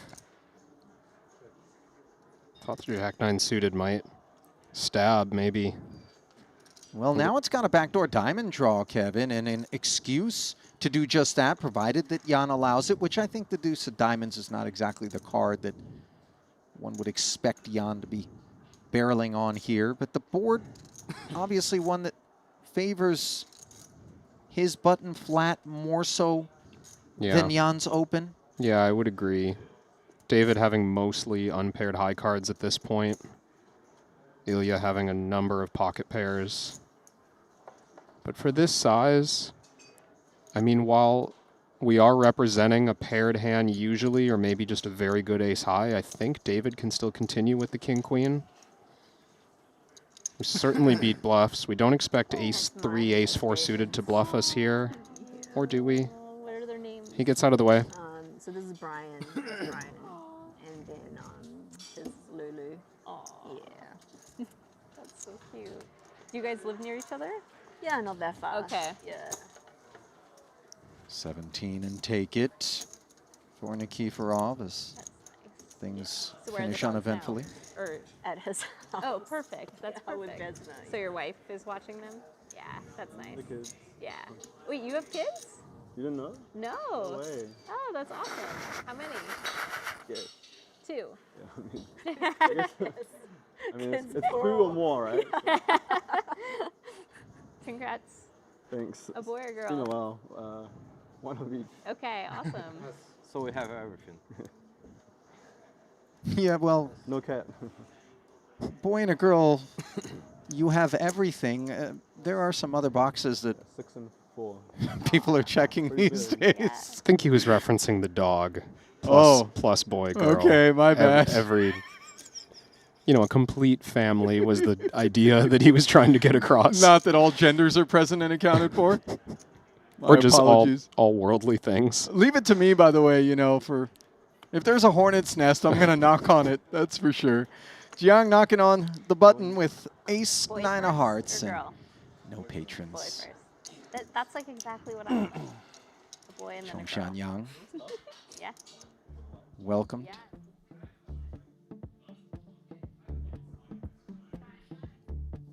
Little peek there at the state of our 2 feature tables. Furuse, $500,000 plus, has found his way to the top of the leaderboard at that red table, which, by the way, as I look back at it, is not the one you want to draw, Kevin. No, that's a tough draw. That's a really nasty little collection of killers. Not that there's a lack of those sorts of tables lurking around every bend at a Triton, but wowzers. Over in Blueville, Hisu, Steady Eddie, Nikiforov, 613 behind him. Well, no, I thought it would have been closer. So she has 16 bigs. Yeah. See if the what Kind goes of just don't fly down toward the faster, you bottom. know. Yeah, well, you still have. Anyway, so you got to fly into Asia somewhere. So that's almost always a 12-hour flight, and then you do the transit. Okay. Is mine? Okay. Oh, I didn't realize it's that far. It's because you got to fly over the fat. Coming where? To New Zealand. I mean, I would love to go. Yeah. That sounds like it's probably not anytime soon. No, well, there's. David's very honest. I would love to go. Yes. Yeah. Yeah, that's the time of year. Come. Just a literal reply. You been to New Zealand, Ollie? You know, no, and I've been to Australia a number of times, and it kind of feels like if you're going to go that far, you might as well take the little hop. Yeah. But I adore Australia. It's perhaps my favorite place I've ever been. Oh, yeah? Would love to go Forgive back. me, I didn't put the read in that maybe asking you whether or not you've been would have been an appropriate way to respond. You never ask about me, Ali. I do, I promise. Jack 7-4, ace 5. Defense inferior and not really rating to find any trouble on this particular board. Let's see if Hisu brings the follow through into 46. Yeah, might sometimes seek showdown value with ace-10 high on this board, but from under the gun, I'd like to see aggression. I don't think ace-10 is all that strong in the context of his range here. Nice bluff. Doesn't take much.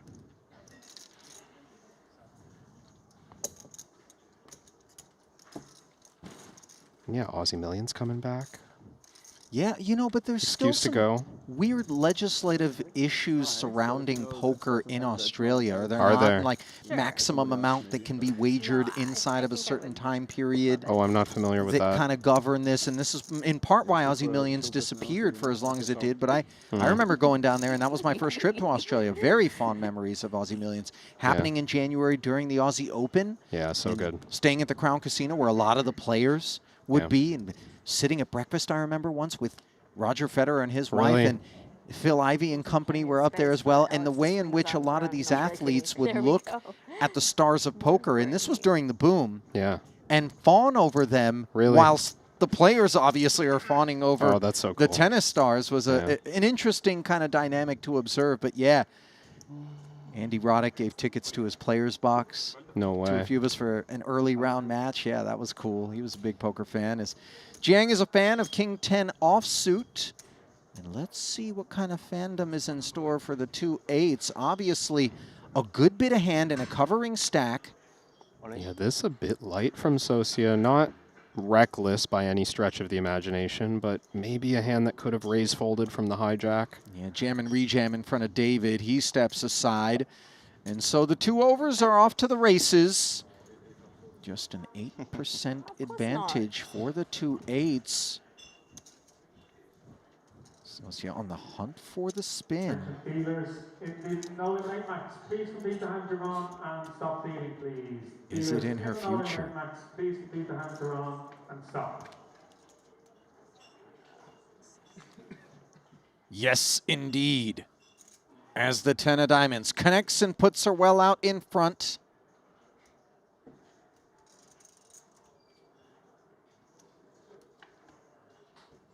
Now top 2 pair, but you'd prefer not to have found it in King of Diamonds fashion. As you see, all of a sudden the flush draw added to those 2 black 8s.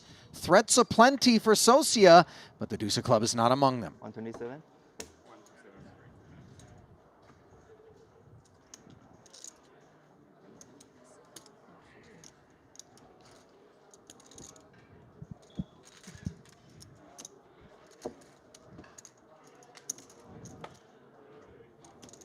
Yeah, it's all good. Yeah.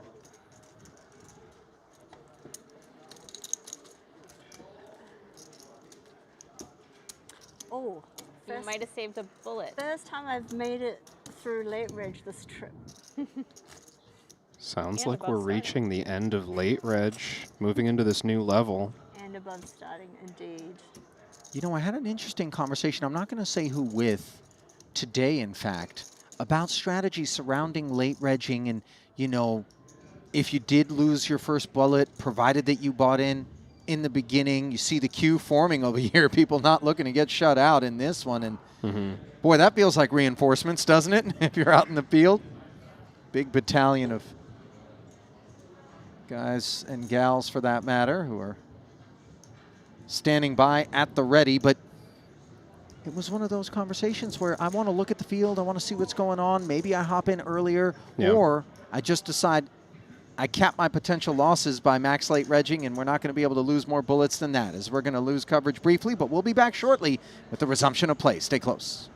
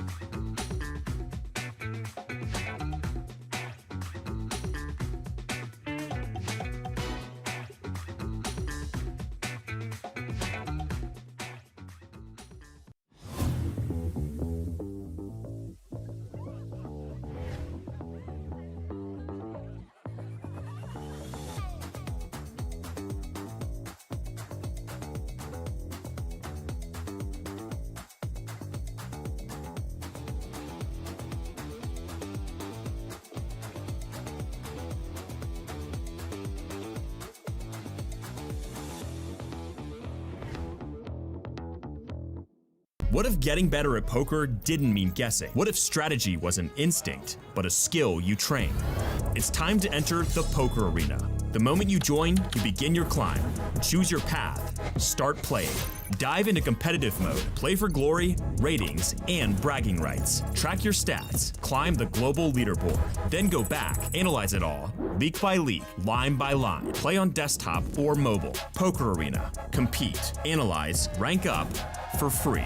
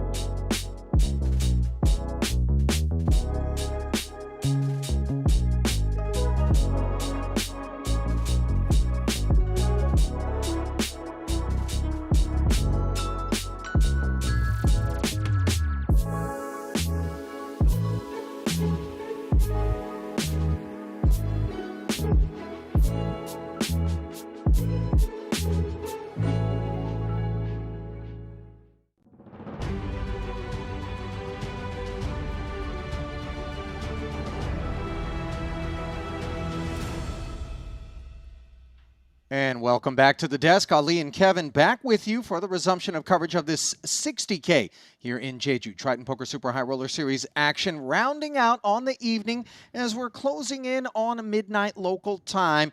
And closing in on the chip lead was Thomas Boivin during that last frame as we dive into the Triton Poker Plus app ever so briefly to give you a glimpse. Same app that is available for download to those of you at home. Yaroshevsky displaced an Anatoly Filatov, who picked up glory here last time out. There in third, 936,000 for him. Masashi Oya has established himself as somewhat of a fixture as you get a glimpse there at the top, but of course a different affair altogether for those at the bottom. And I want to touch on something as we got a little bit of time here at the studio. If you're sitting, what's the threshold, Kevin, as registration's closing in an event? Yeah. If you have 5 bigs, let's say, and you're ready for another bullet, would you sooner just take any old spot and maybe you double, you got 10 bigs, and you're almost rooting to lose the 5 bigs because you can't add on? Yeah. What's the threshold and the cutoff for you where maybe punt ain't the right way to put it, but just get it in there, shower yourself, and get a fresh stack is the idea? I mean, not to push back too much, but like, I do think it's misunderstood a little that having, let's say, 5 big blinds at this stage isn't as valuable as a fresh stack. It's actually just extremely valuable to be in the chair at the last moment of registration, right? So if you're lucky enough to still be in with 5 big blinds, that's not that much worse than being in fresh with, 15 big blinds, 20 big blinds, whatever you get buying in at that moment. It's really just, if I'm out of the tournament and I want to get back in, I want to get in at the last possible moment because now I'm as close to the money as possible and I don't need to play that many hands to get there. Well, you're going to look into the app and find a number of 200K stacks. That's 20 bigs. So, but there has to be a point, doesn't there? 3 bigs? Sure. I mean, 2 bigs. The You value, know what I'm saying? Yeah, of course. The value of, let's say you think you're a 5% return player at the last moment in this event. You have a little bit of calculation to say, okay, well, if I have 5 big blinds, a quarter of a starting stack, maybe that's worth, I don't know, $20,000 tops. Okay. Take a spot that's a little bit off, a little bit, close to that 3K in EV you think you're making. And yeah, there's an amount that you could sacrifice, but I think it's smaller than most players would think. Yeah, well, a lot of players obviously have decided 20 big blinds is what they want to hop in the saddle with, an astounding number of them, in fact. As I'm trying to figure out how many total entries we've got, 154 listed in the app. 91 uniques are going to be in here as we send it right back down into the arena for the resumption of coverage. Feature table staying the same, and Ivy ain't done. You'll be thrilled if you're an Ivy fan to see him return to the feature. Doesn't look like he waited for the last moment. He hopped right back in and... Yeah, I thought maybe it was a fresh stack max late reg, but it looks like right after he got showered, he hopped back in and he's been replaced here at the blue table with that 105K, all that's left of the 200 dimes he got courtesy of his rebuy. So not breaking the downswing, trending in the wrong direction in terms of chip depth here. There really is quite a number of 200K stacks in the app, Ali. I'm seeing from 51st, 50th, all the way down to 91, as you said. Mm-hmm. Of course, there's some at the bottom there who are below 200,000, but We got like 25 entries there at the last moment. Yeah, it's pretty strong. I don't know. I'm looking at Ivy's chips there, and I think he's got a fresh stack. We'll find out shortly. It would be weird to have had that arbitrary figure listed next to him. Sue telling Sosi to pull the blind back. Is Jack 3 offsuit not enough? Quite happy. Will she be? I Given she had appreciate it. queen You're a deuce. gentleman. You're welcome. Oh, it's mine. Ah, another one. Thank you. It does look like Okay. a fresh stack, doesn't it? 6 whites for 150 and then Yeah.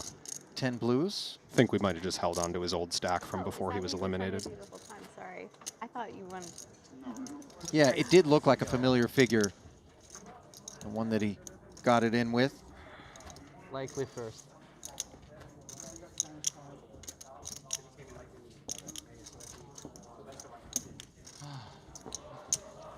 Checking in with Alex Ponikovs and co at Murderer's Row here. I tried to catch your card. You know, I always, if you find yourself, if there's 2 tables or more available to be sat at in a cash or in a tournament, you know, you end up at this one and you just kind of look longingly over at the other option or options thinking, why me? What have I done to deserve this? It's dangerous. Sometimes you know, obviously these players are keeping track of the updates. They might look at the Triton Poker Plus app and follow hands that are happening at other tables. And it's easy to feed into that mentality like, oh gosh, what happened over there on table 7? Yeah. I could have been in that seat. Yeah. King 10 of spades. Mario raising it up, getting 3-bet by the dominating ace 10 of Martirosian. King 10 suited not the strongest from +1, but it does have those qualities where we think about 4-bet jamming sometimes. And he has it within him, by the way. It's not like Mosbach is bashful. No, he's going to be thinking about what Martirosian's most common raise folds are. What kind of cards is he going to have when he's 3-bet folding off this stack from the hijack? Maybe he decides that it is the ace-10 offsuit and having a 10 not so good. Fortunately for Arthur, it gets through this time. Still in a profit.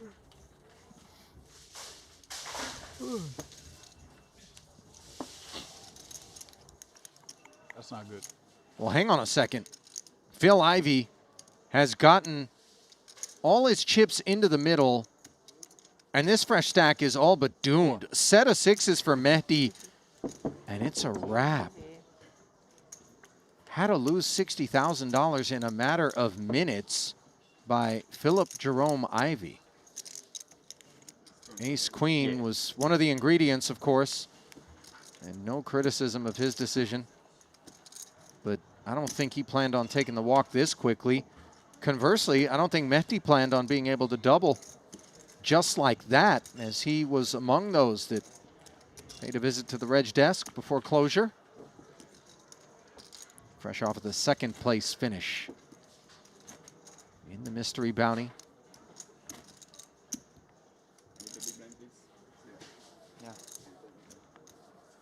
It's a nice feeling to jump straight from one success into the next tournament and just pick things up right where you left off. Yeah, sure. I'm just going to spin this again. Make another deep run. Potentially. Oh.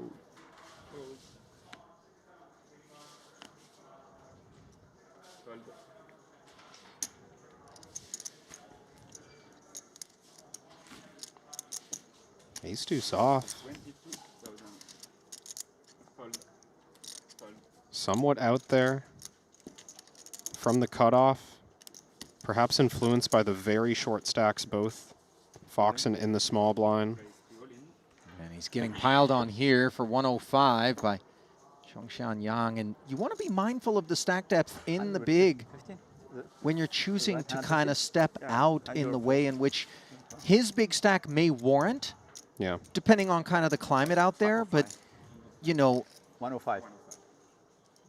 I kind of like opening a hand like ace deuce if we're thinking ahead to the idea that, okay, the small and big blind are very short and I can raise fold, but it doesn't seem like that's what Hisu's come with. I think the plan was put together after the jam went in. Well, he does end up making the call, so Yang's going to go ahead and get a spin here, but this feels like an altercation that wasn't a necessary one. I agree. For Hisu to find himself in. Maybe min raise and fold to the jam was on the table, even just open fold. Both of those seeming like the preferred option. I will say that it's got to be such a relief for him to be sat and presiding over a healthy stack as Reg closes. It's a sensation he hasn't had maybe in a long time, and so eager to kind of experience some of the latitudes that are afforded him. He connects with a deuce on this flop, but still needs help. Can he give Zhongxian Yang a bad beat here on the inside of Reg closure? No, he can't. So the nines will not chomp, but certainly not nibble. What's the word for in between that? Bite, I suppose, then? It would be? Sure. Bite into Hisu. 2 tens. Putra, the party starter here, Bads, said, let's make it a real fiesta. Third scoop to 45,000, flatted by Wei Ranpu in the small blind, back around to Ferdy. Why do I feel like that may not be what Wei Ran did? It's a bit surprising to me, the cold call. No, you're right. It is, in fact, an all-in from Pooh, and Putra in turn. Pooh does cover Ferdy, Bad's out of the way. Oh my god. Don't mind this from Wei Ran. Unfortunate that one of the kings is folded by Makita. Putra in a great spot. Flat of 45K just didn't feel like the kind of thing that would have been. There's some players where I'd be like, okay, that's what he did, all right. But I've seen Wei Ran play enough. I didn't think that was the move.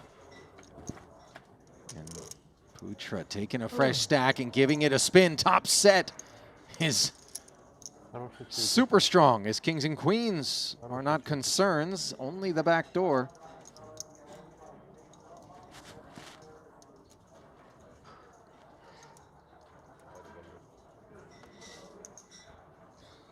And a single queen is not enough to present any concern. Drama avoided.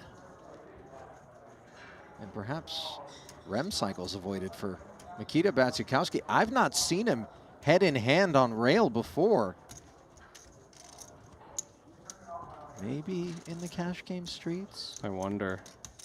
Maybe adjacent to an over-exuberant couple in his hotel room? You ever been in that spot, Kevin? Feels less likely the issue, but yeah, I have. I agree, but you know, indulge me in imagination. You ever bang on a wall in an effort to get people to quiet down? Once, yeah. Didn't work. Never does. Meanwhile, the 8-5 working here against Hisu. Road traveled and opened by Shirzat with a much better ace than the one that preceded it.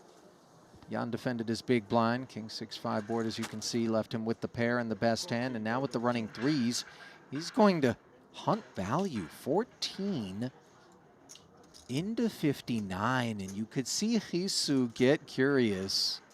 Yeah, definitely. It's hard to fold the ace high at this price. Too good to be true. He knows. Knows it's not going to work, but feels guilty folding it anyways. You know, it feels like these days, those cutesy bets are more often tethered to the value than somebody trying to make it look like value. Yeah. You agree? I mean, there was a moment in time where it was like very en vogue to downsize. Like, let's see if I can get away with this one on the cheap bluff. Yeah. But these days, it's like, it's value because when I price it right, you're supposed to call, even though, as you could see, Shirzat wasn't particularly optimistic. Yeah. But I'm sure you know from playing mix that if the price is really good, it's a dangerous to start being someone who folds. Yeah, you don't want to get exploited. You don't want to open yourself up to getting bluffed for that cheap. Getting 6-1 and you got a reasonable hand, you kind of just put the money in.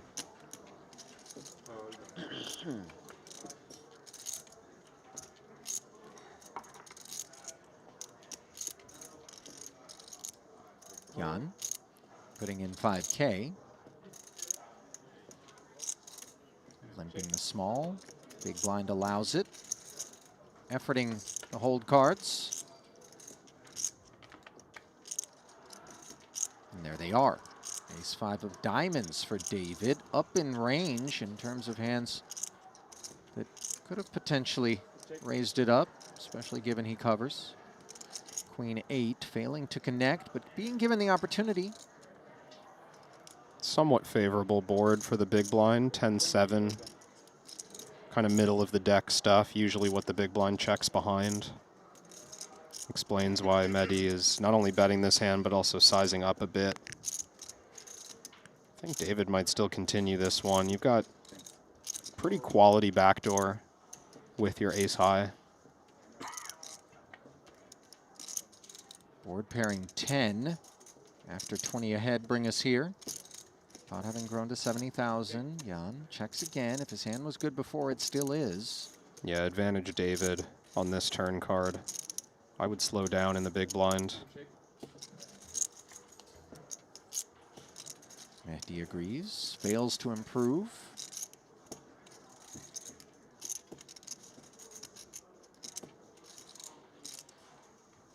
Don't see any reason for more money to go in the pot at this point.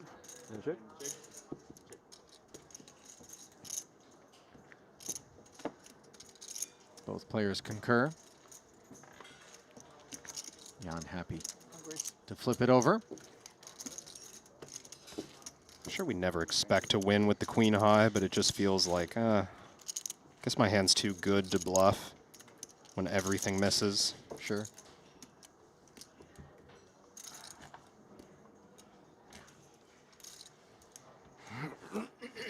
Like the poise that we've seen out of Mehdi, by the way. Not exactly coming from a pocket that we see high stakes play hailing from in Morocco. I know there are casinos there. I confess I'm not up on the poker scene, but of course with so many opportunities to play online and do so against a lot of these guys who in between festivals here at Triton, the regulars that is, stay sharp by getting involved in a lot of the MTTs available in cyberspace. Boy, I dated myself. Nobody says the word cyberspace anymore. My God. That's a, yeah.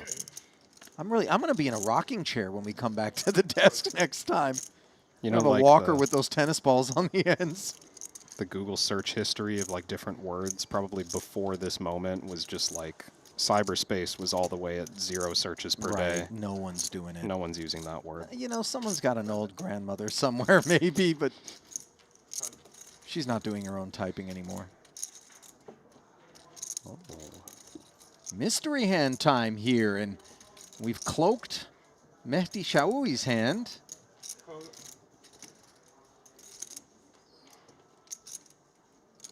Small blind limp here. Hisu with a dust bunny, but a lot of chips, and you know, when we don't want to see a flop with these hands, we make an effort not to, as he goes north to 35,000. Trashy hand, trying to attack the weaker parts of Mehdi's range. I don't think it stops here.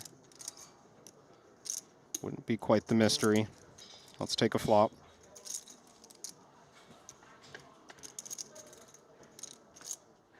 And what does that flop have in store? Deuce, deuce, tray, trips for Hisu.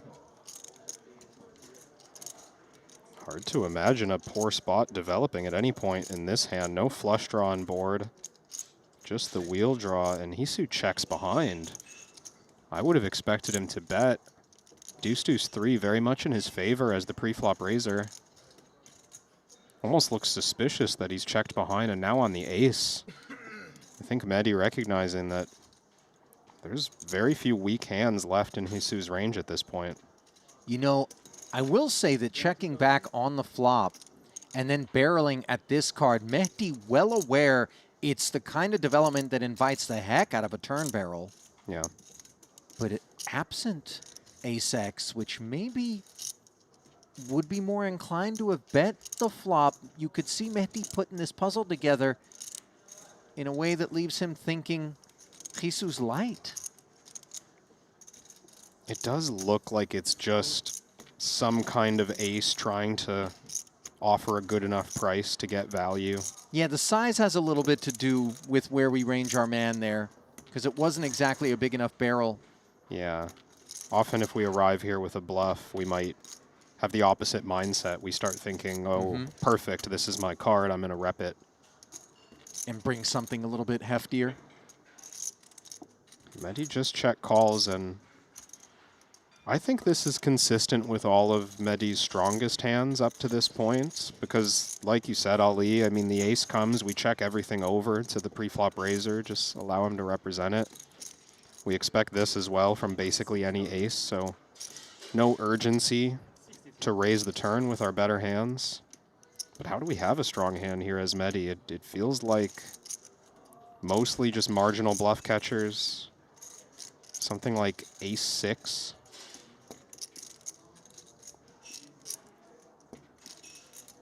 King-3 suited, perhaps. 3-4 suited, these kind of hands that limp call pre-flop.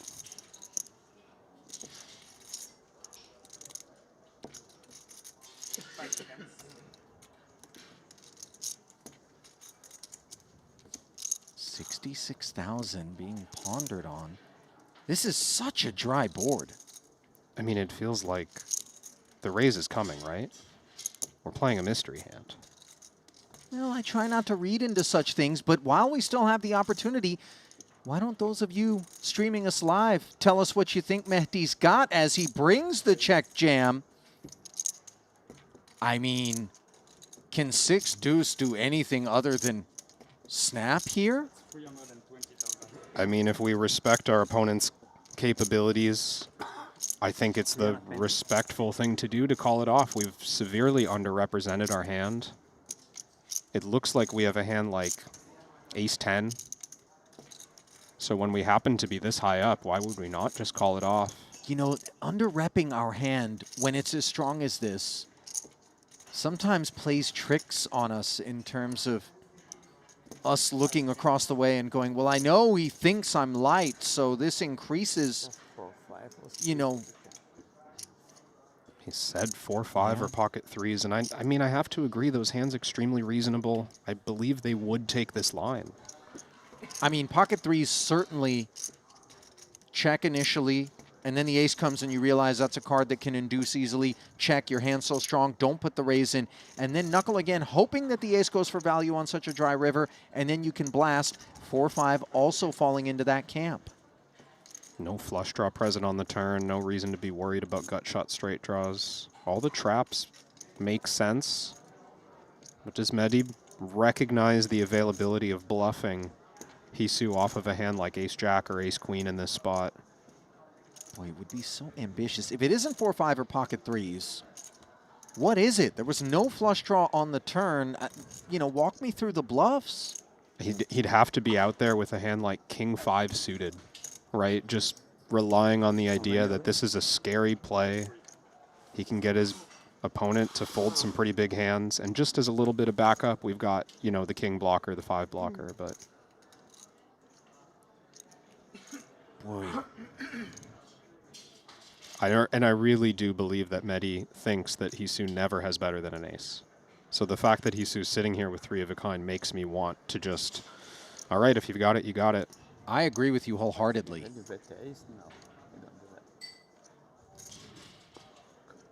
Talk to us, chat. What is it? Is it the 4-5? Is it the pocket threes? Or is it a bluff?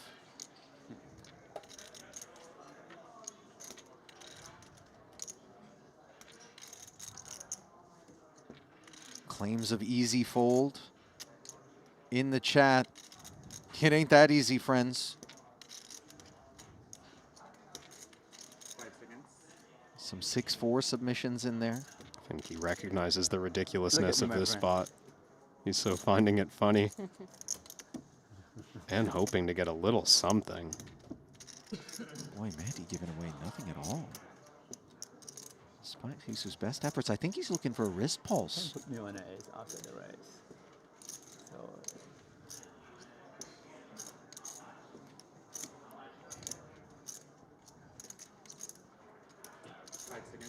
Stone Cold Blender has multiple time banks, understandably, being utilized. I have a deuce. That's a nice one. To just say something Yeah, yeah. outlandish. See if you get anything. Oh, come on, guys. No. Keep us there with the mystery hand. I get it. Wei Ron Poo is all in, Jack 10 of spades. But I don't want to miss a moment of Shirzal Hisu unpacking that pot. Yeah, but that's what he did in the final table. Like once he reached final table, he managed it. Nobody just having it. What is going on? Zubov calls the ace-10. Please, just can we rip 5 off the top? Can we just... I desperately want to get back for the outcome of that. I mean, it's a mystery hand, Kevin. What, are we going to get a note from above? This just in? This is what happened? You missed the rest of it?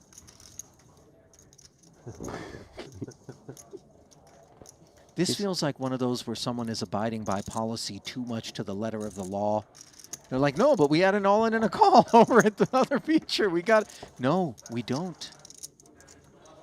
Maybe Hisu has like 7 more time banks, you think? I mean... He was getting into the good stuff, though. Well, the speech play was... Yeah. It had me. Loved it. Zubov looking across the way is what has now turned into a gut shot, and on the turn turns into the best hand. Top pair for Wei Ron. Zubov. Ace for the W, 8 for the carve up. Prepay. Oh, and that ace. You know, that's why I don't do that, Kevin. It's a pretty good run out, you know. Not good for Wei Ron Poo. That is brutality. Okay, here we go. He's Cut having it. a good day, though. All right, more time banks. And more efforts to try to glean something. And Mehdi looks so stoic. It's tough to hold for this long if you're the guy all in, especially if you don't have that deuce beat. I mean, is there any part of Mehdi's range that would want to start to engage with Hisu? Like, that's... At this point, he's hoping that there's some reason for Mehdi to talk to him. What do you think Jesus going to do here? He looks ready to fold. I agree. He's looked like he wanted to fold the whole time. And he feels it's ridiculous and is trying to come up with a reason not to. How can I fold the deuce?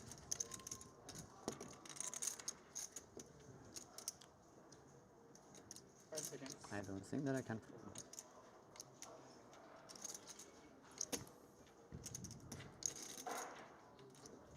It's the kind of thing you'd say to someone if the plan was to fold. Unless you get a little something.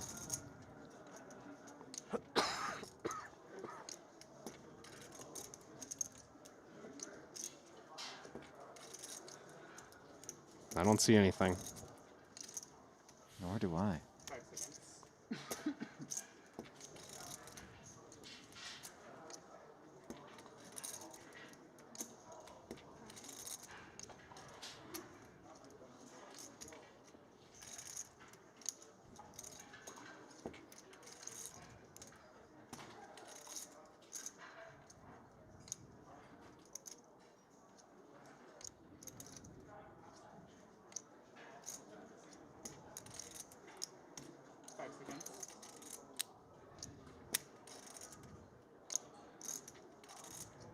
Is that his last time bank? I think it is. He has shredded them all.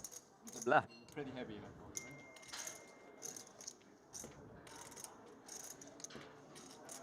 Maybe it's suicide by time bank. Or you want to let the lack of them make the decision for you. 10 last seconds. 5, 4, 3, 2, 1. Oh my goodness, at the last moment, he ends up making the call. What does he get shown? It's a bluff. Ace 3. Or is Top two. This might even have been value. Ace-3 suited. I mean, he puts his guy on ace-queen. Gets to the end with better two pair. I got to tell you, I was convinced that there was nothing other than 4-5 or pocket threes that was going to get shown. The more I looked over at Mehdi, the calmer he looked throughout that epic tank by Jeju. And how validating is that? You'd spend all the time banks in the world to end up making the right decision there, and that'll catapult Shirzad Jeju.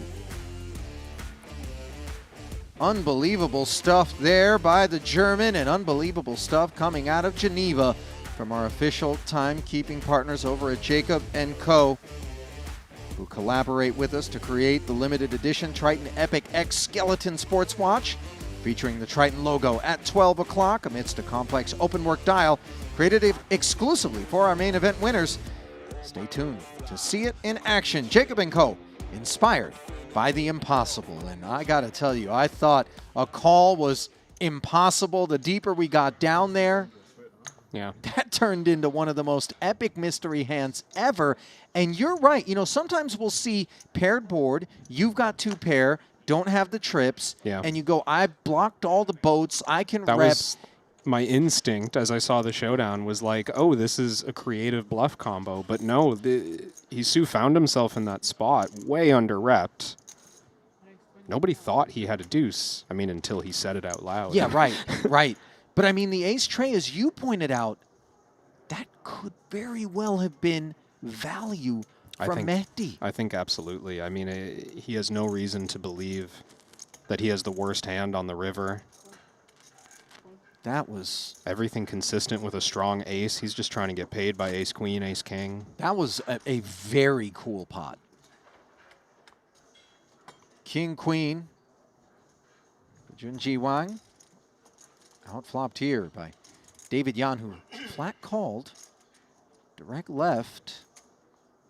Suited one gapper, by the way, with multiple parties behind him for Yan. Still good enough, I think, at this stage of the tournament. Very early. And deep. Yeah.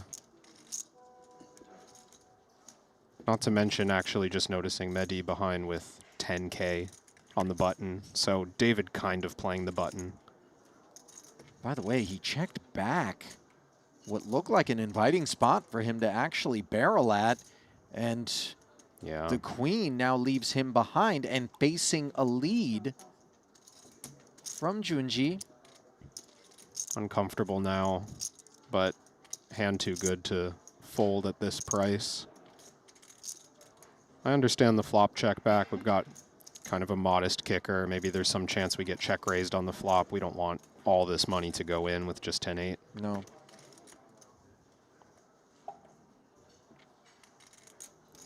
Perhaps an escape path now for David. 27 ahead as Junji improves to kings and queens. And that second overcard versus a pre-flop opener, this Broadway stuff is always supposed to be interacting some way, somehow. 123 in the middle.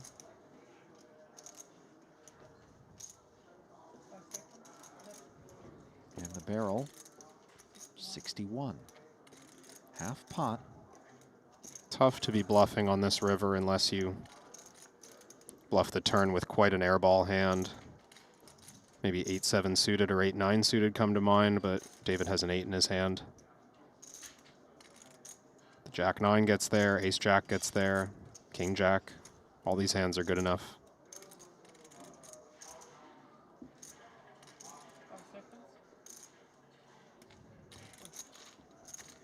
Clean fold.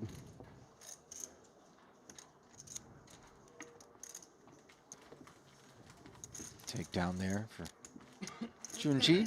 Not the most eventful thing we're going to bear witness to on the day. My mind is still just raptured by that mystery hand. That was something else. By the way, look at Mehdi. I mean, if you thought he was showing poise and looking cool throughout that merciless tank, he looks pretty chill in the aftermath, too. I'll have a glass of whatever it is he's working with. Kava, what, you know, something.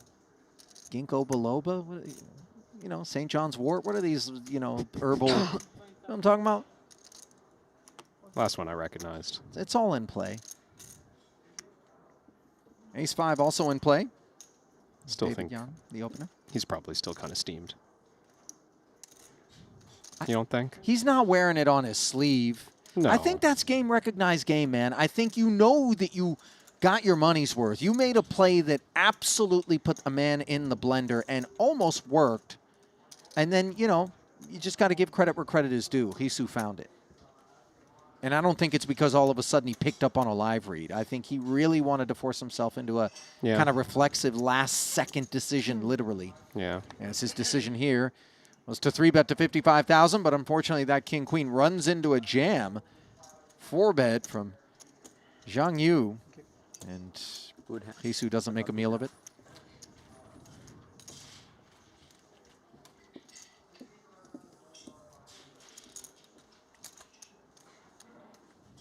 Ooh, where are we headed? Love this shot. Through the hallways from which our final tablists are brought out during their introductions. You know, late in the night, this is how our camera guys kind of keep themselves awake, right? If you're just planted on 2 feet, static. Sure. Take a walk. Yeah, you mess around and There's some get cool tired. sights to see away from the table. I don't think they're authorized to go out. Imagine you they know, just... We cut to camera 4 and it's just at the theme park, you know, in a swimsuit, just down a water slide we go. We should consider it. Maybe for the social accounts. Oh, man, talking about down we go. King-9 of spades has just run into aces right on the heels of the ace-king 4-bet. Zhang Yu likely to be the Undertaker.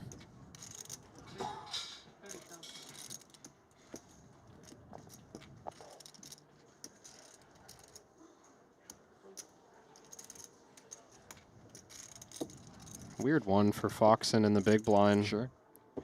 Think our hand is still strong enough to defend even against 3x.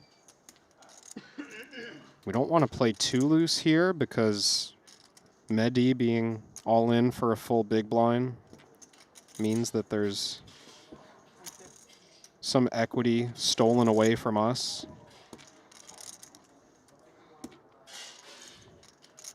It's hard multi-way to realize post-flop. Oh, she just folds it. So out of the way comes Foxen. Oh my God.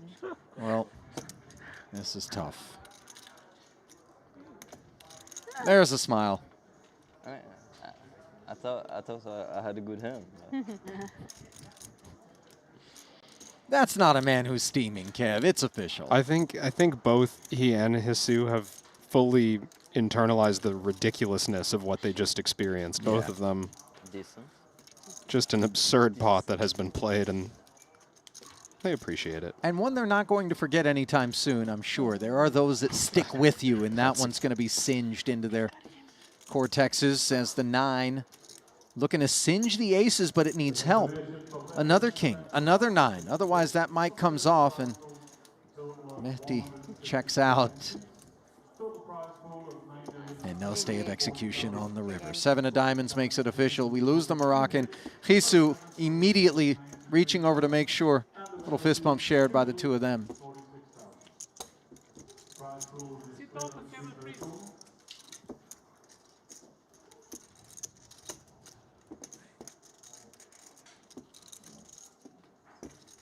GG's.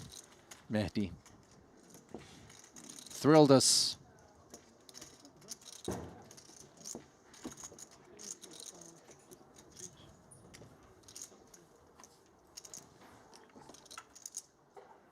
You know, I've had that experience before where you make a big raise on the river with what you think is the best hand. Okay.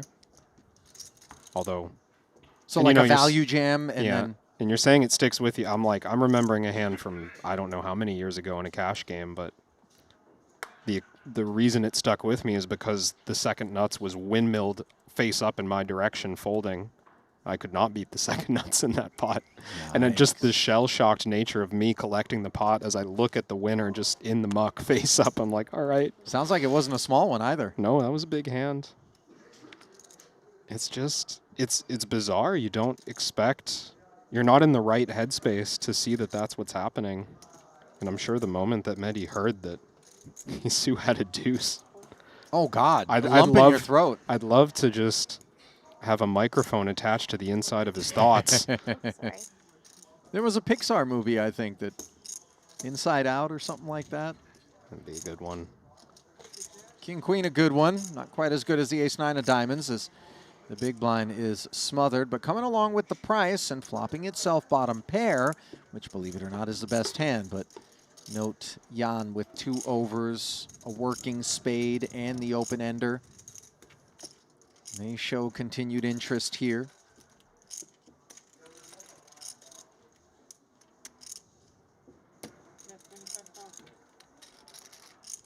$25K. Not comfortable with the 4-3 of diamonds, but maybe obligatory at the good price. Really hoping for a disconnected card, because if they stay high, I think David's just going to find a way to win this one from us. And they do indeed stay toward the upper portion. 8 of diamonds. The 8 does look like a card that connects.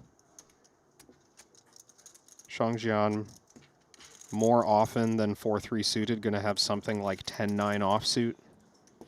Type of hand that David might not expect to fold the turn, so he does slow down on this card. No bluffing going to be needed. For David anyways. See if Yang gets any ideas. His pair of 4s has really withered as the board developed here. That it has. It's a tempting spot to try to bluff. Of course, Jan will be quite cozy with the nuts.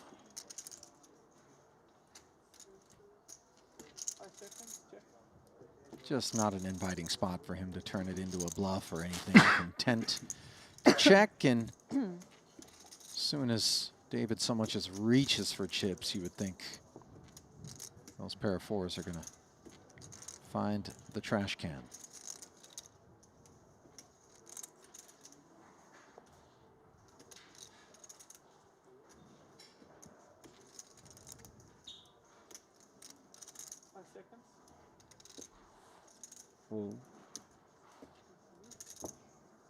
Asks for the full 165, does David.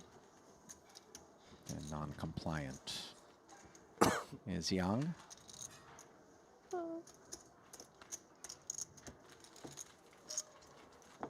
David, by the way, you know, he's not lean on tokens. 60 big blinds here, overshadowed, of course, by Hisu, who hasn't relinquished that chip lead. Came off the high water mark, but now has reset it in the aftermath of the most epic mystery hand ever.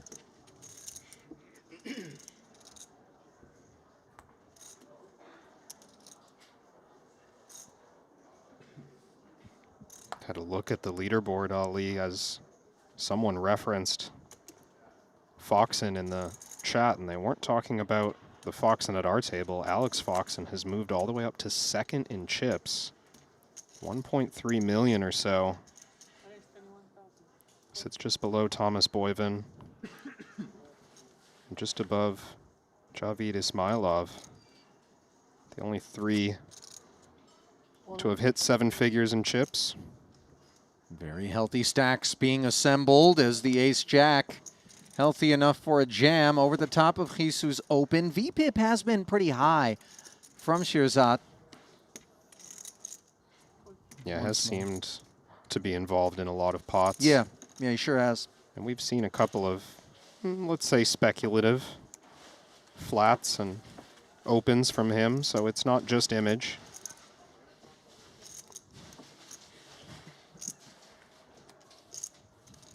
Players in the no-eliminate match. New blind level. Front line 6,000, big line and empty 12,000. 6,000, 12,000 next time. At the end of this level, we will have a chip race of the 1,000 value chips. Announcements being made. With regard to the blinds and a race off of the smaller denominations, which will no longer be needed.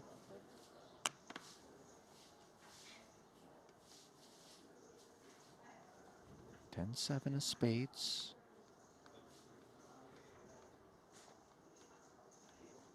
Brief pause, but nothing further.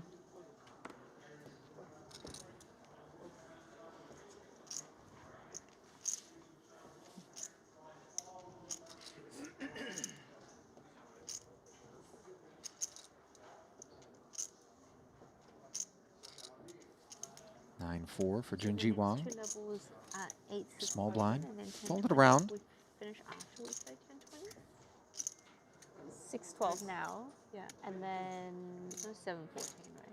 Let me see. No. it must be. Let's see.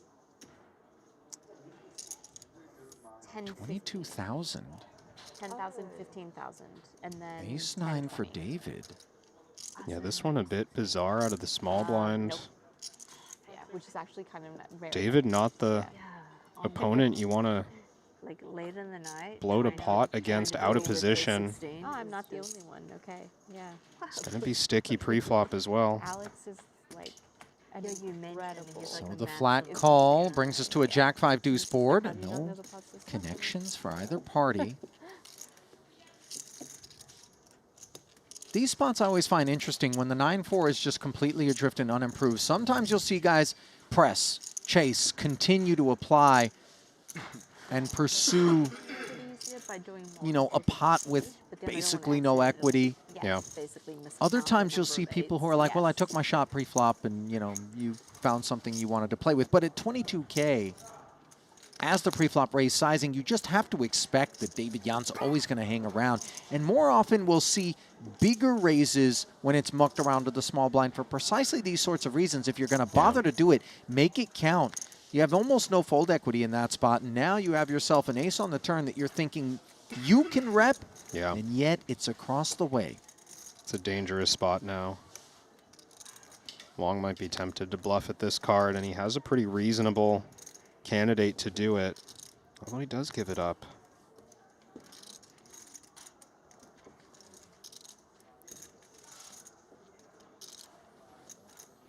Have to think from David's point of view that a lot more chips could go into this pot. Not just an ace, but 9 kicker. Playing in very reasonable blind versus blind. If Wang ever had a marginal ace.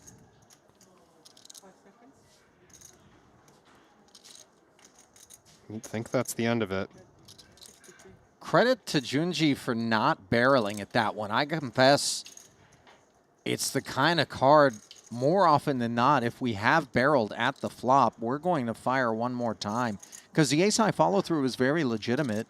And then, you know, connection, if our pre-flop raising holding was upper crust, would be a natural second barrel. Instead, we check and face 63K. Wheel gutter, nothing more. Is glory on his mind?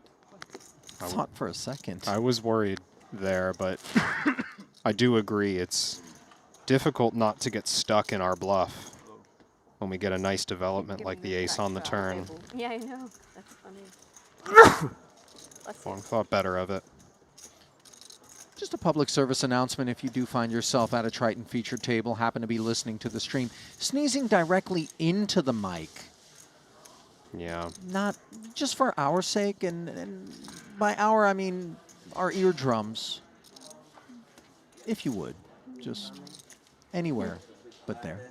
We got to think about that when we come up with the tethering system for the mics. Was that our discussion? That might have been Henry. No, that was me. That was you, yeah. Tethering system is a generous kind of way to describe it. I was just saying, let's hardwire everybody to the table. They'll never walk away with the mics. But in addition to that, now let's think about mic placement such that we never get sneezed or coughed into again. Maybe we can come up with some kind of headset system. Nobody wants to wear a headset. Rather than the clip here. I get it. I don't think there's a way around it. Can I get a count, please? And no way around Jack's Jiang jamming over the top of the 24K open from Hisu, and look at Boxen asking for the count. 9s and 88,000 back. I mean, I think if Foxen had more, she might find an escape path here, but this is hard. She's got 7 or 8 blinds. Yeah.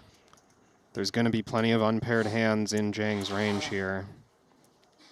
And Hisu, we can see ace-queen, but all he's done is just make a single raise. We don't have to assign that much strength to him just yet. Nonetheless, this is a strong play from Jiang to 25 big blind from +2 to just be all in and not wasting any time either.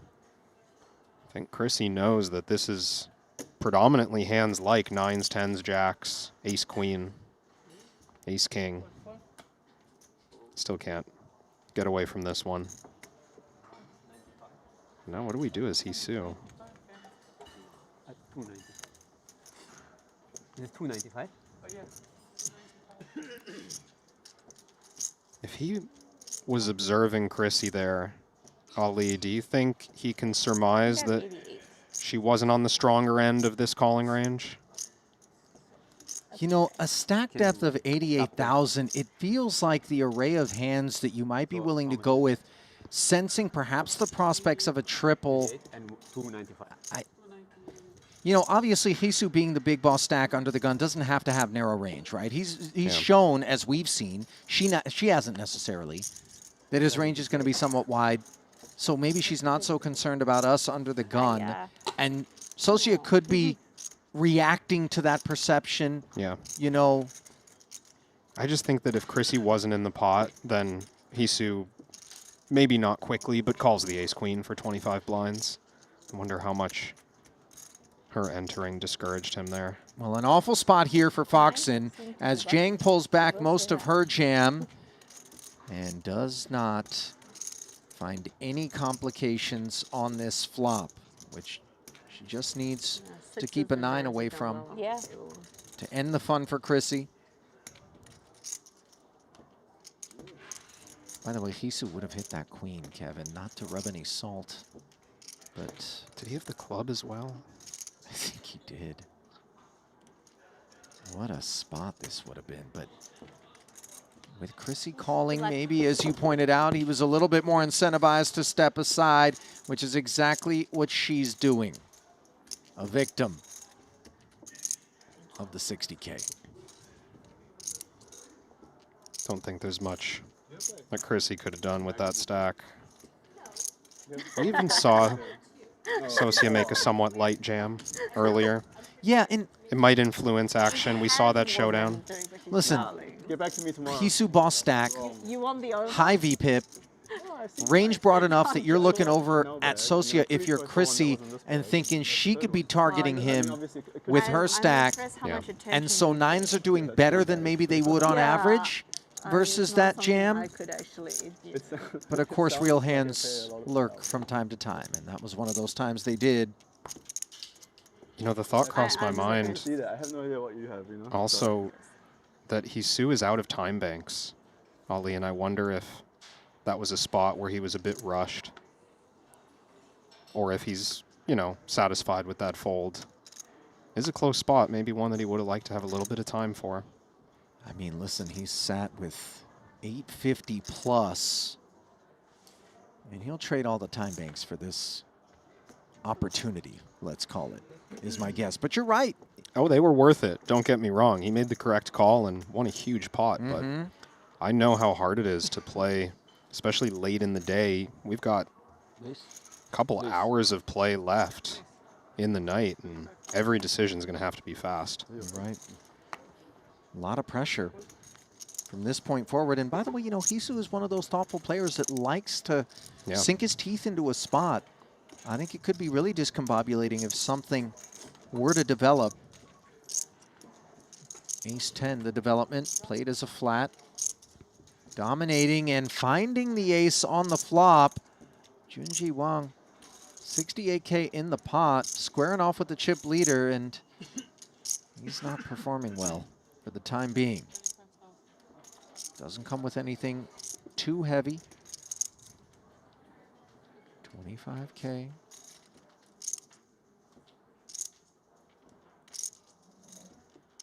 Wonder if the ace-10 feels good enough to fast play and try and put stacks in against the cutoff range. Jeju just flats, but there's enough weaker aces, I think, that could have been a successful path. Here, not sure if on the 7 of diamonds, Wang Junji will be confident about continuing to barrel and risk putting in another 260K.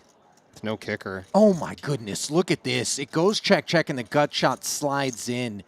This is brutal. Granted, just 118K pot, and I don't mean to take it lightly, especially given that that's a significant quotient of the 259 Junji's playing, but no, but this is dirty. I mean, it's turned out much better for Jeju. Not check raising the flop now, just going to put in a small river bet. It's actually like half pot. Yeah, 66. And I mean, still a sizable amount to lose on the end here. He's just going to get snapped, no raise. Oh, and this is not going to go down smooth. As you realize that outkicked ace morphed into a straight. I mean, I think there was a real possibility there that Jeju could have just check raised the flop and jammed turn, and he ends up giving the full double to Wang, so still not losing the max. Check raise and then ask for all of it on the turn. For sure the ace-4 is sticking around? I don't want to say for Yeah, sure. you know? It's I mean, fair. He might find the fold, but flush draw present on the flop, and we Yeah. pick up a gutter on the turn. It's hard to get away from top pair. Not wrong. So Jeju slipping to 60 big, 724,000, 6 and 12K. What we're going to play as Junji Wang, the beneficiary there, 37 bigs. Punches a ticket into the third slot at this feature table chip count.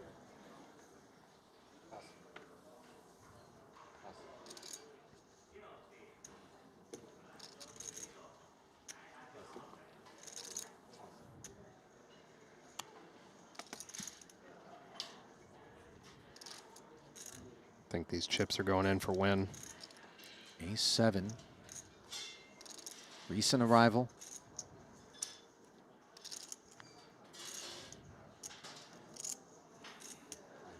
All in? 130. All in declared on the button. We can get behind it with 130. And a hand such as this. And hand me 2.5 bigs, please.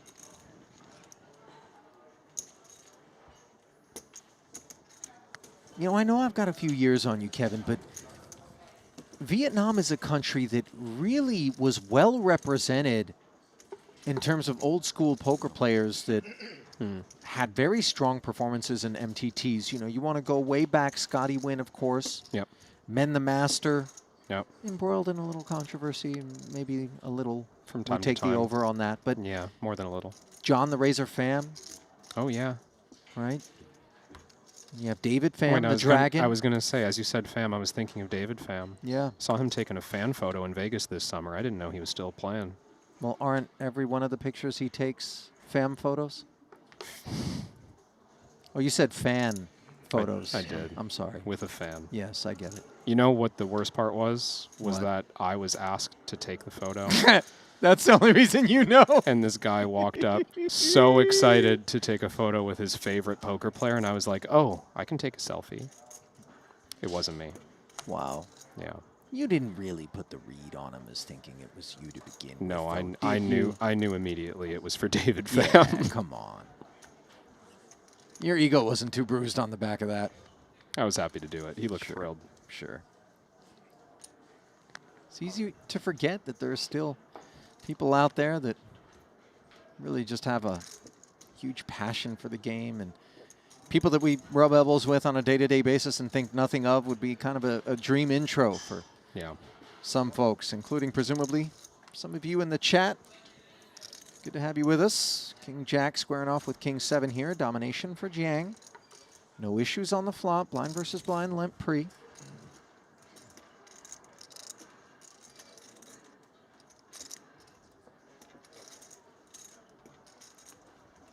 Both parties checking. No, 9 on the turn is an interesting one. Open-enders in both camps. Still king high. Feeling showdownable blind versus blind. Zhang's gonna try to win this one, but it's gonna take more than one bet.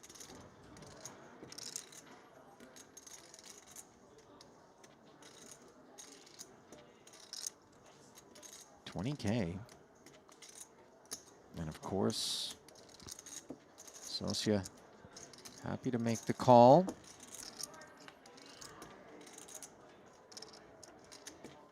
And hits the nuts on the end. This is where she's praying a jack was semi-bluffing on the turn, and she can put it in a blender. As we can see, though, it's just unimproved king high, and, well... It's hard not to bluff at this one when you're Zhang.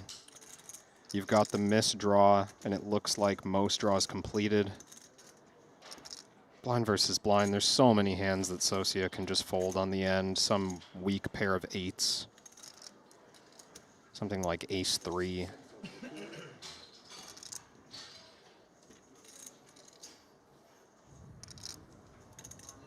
$42,000 the effort. And that's never coming home to roost. Yeah, fortunately didn't go much larger. Could have easily decided to go pot or bigger, trying to represent the straight. They'll be left with 300K after this one. All in. I like this choice from Sosia. Just go for every chip. You want to put a jack in the most brutal spot and maximize against those coolers. Yeah, and I feel like, you know, even for all of them, that jack is going to identify that that is the path another jack might want to take to dissuade us from calling, and it's tough to show up with king jack there because I've got a king in hand. Well, if you had a king If in you had hand a jack, and yeah, a right. jack, then it's... I realized you it got there. late. Yeah. But if we had a jack... You can't have both king 7 and and a jack. That's a few too many cards. Right. One too many.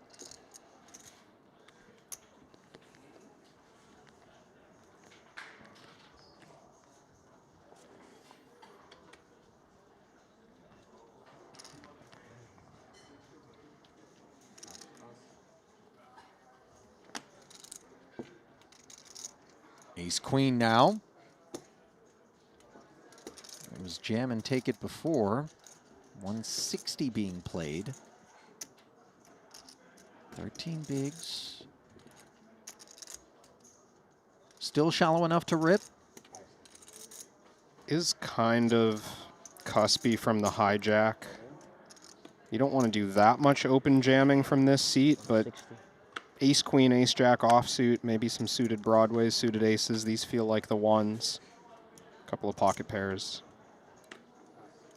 Min raise call, the other option. Well, jam is what he comes with. And nobody a customer.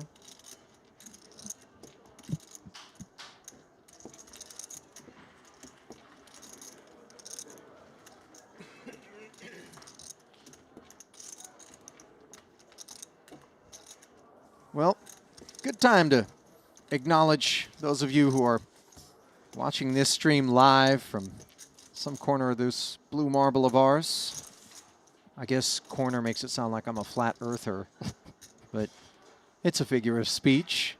Good to have you guys with us, and if you are enjoying what you're watching, you can let us know by clicking the like button, and while you're at it, clicking subscribe to ensure that you don't miss any of the excitement we have on offer. Still on the front end of this Jeju Festival, 2 weeks worth of action will be coming your way. As pocket aces come the way of David Yan, and an ace-9 suited for Zhang Yu. Facing under the gun open.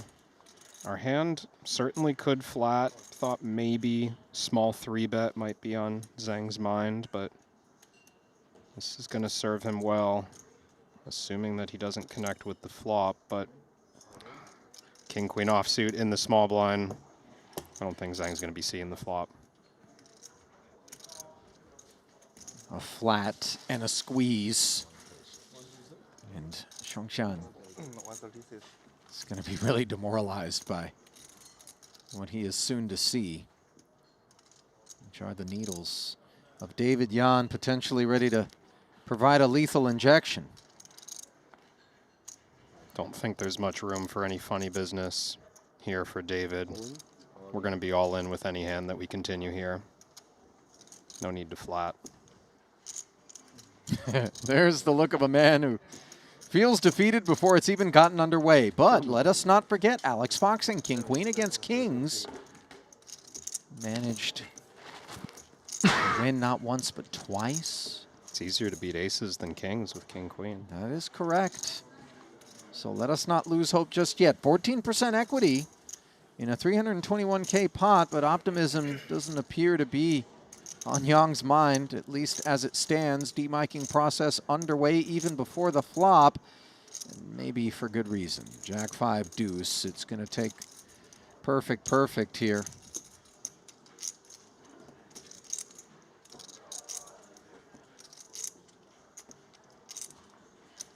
And it's a wrap. No equity acquisition, and on his feet goes Yang. And up the leaderboard goes Yan. Seat open. That wasn't the toughest game of limbo on the way out of the door, but he did manage to clear the jib. Those are the real psychos, by the way. I don't know if you've ever been on a cruise. I think that's the only place on earth where limbo still happens, maybe weddings. But when you go head first instead of lean back, that's freaky. That's where being double jointed, I guess, really comes in handy. You ever limbo? I'm leaning back. Which joint is double jointed? Have you never seen this person that kind of went in with the knees inverted? Oh, like, yeah. I think they were on roller skates too, which was the really cool part. Anyway. That's not the direction that I bend, generally. Nor most. I think I could have gone, I think I'd be the one who goes head first as well.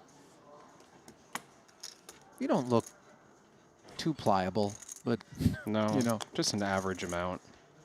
Like you're just tapping out. You walk up Maybe. and the bar's been, you know, lowered to that one. You're like, guys, no.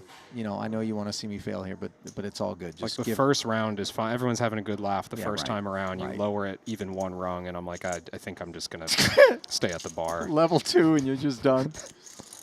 Ace 10 of hearts. Zhang Yu raising it up.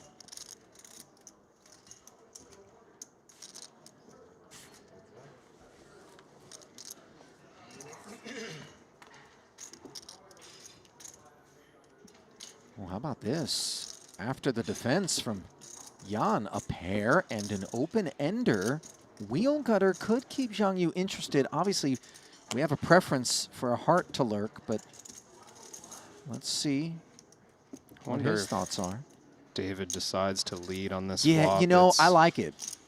Like, I don't know that when the wheel draw is there that we can really get away with much bluffing in this way, but you've just got the kind of hand that wants to do it. You've got the kind of board that looks big blind favored.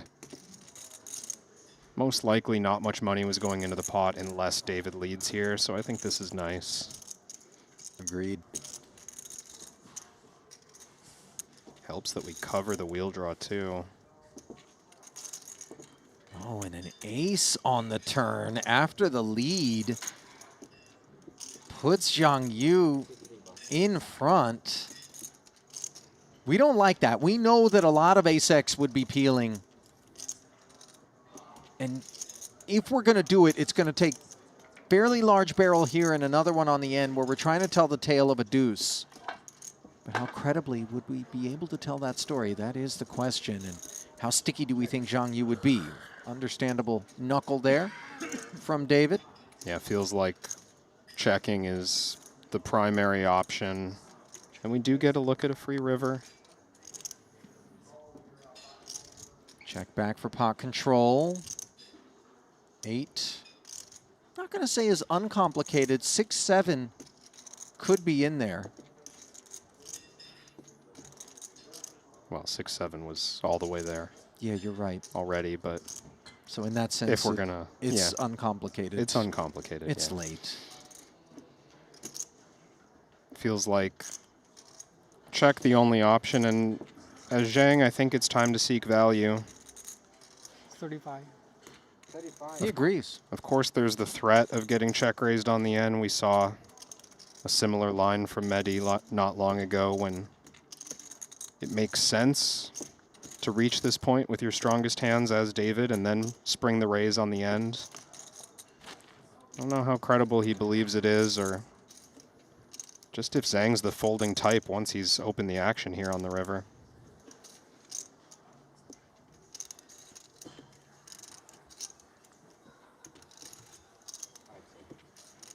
Don't really get the sense from the body language that raising is on David's mind right now. No, I tend to agree, and bluff catching feels a little ambitious, but the lack of a diamond in hand obviously plays a part.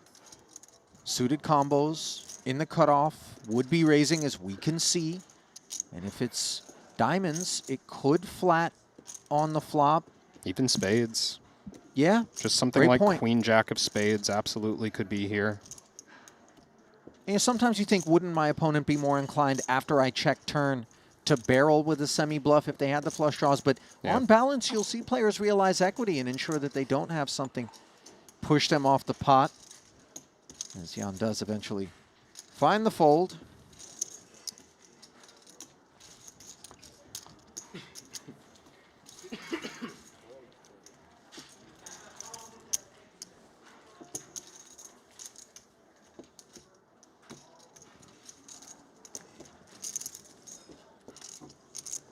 Nifty little pickup there.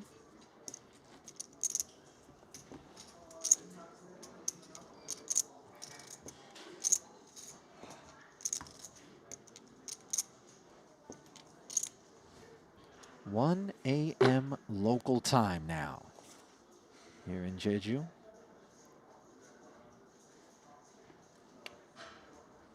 Especially for those who came out for the very successful Triton 1 portion of the program. You could see how these late nights would begin to take a toll. So important to have the physical stamina and health regimens that allow you to grind your way through a Triton festival. As Jeju is grinding his way through this featured table quite successfully for the most part, raising it up here, king, queen offsuit, but running into Mendoza, who's already been crowned champ at this festival. And now 3-betting from the cutoff with this ace-king. Another 45,000. We have to be conscious of the fact that the 3-bet is coming versus our under-the-gun open, of course, Kevin, but is king-queen just strong enough, given the way in which it interferes with the hands that we fear? I think we should probably be folding from these positions. It might cross my mind to make a small 4-bet now and then as a bluff, but we're in trouble against a lot of the strongest hands, and this isn't very high up in our initial range. Oh my goodness. The nuts for Mendoza, non-spade obviously. Nuts straight to be exact. Top pair and an open ender for Jeju, who is spadeless. 180 in the middle for now, but I suspect that number's gonna go up. And while we might sometimes be worried about flopped flushes, although as I say this, Mendoza checks behind.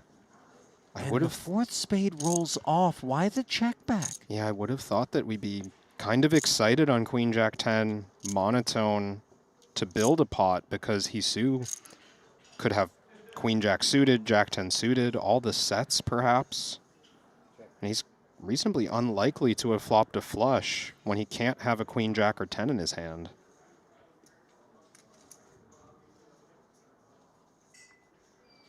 Now on the 4th spade, there's some threat of hands like pocket 8s, pocket 6s, these hands having made a flush.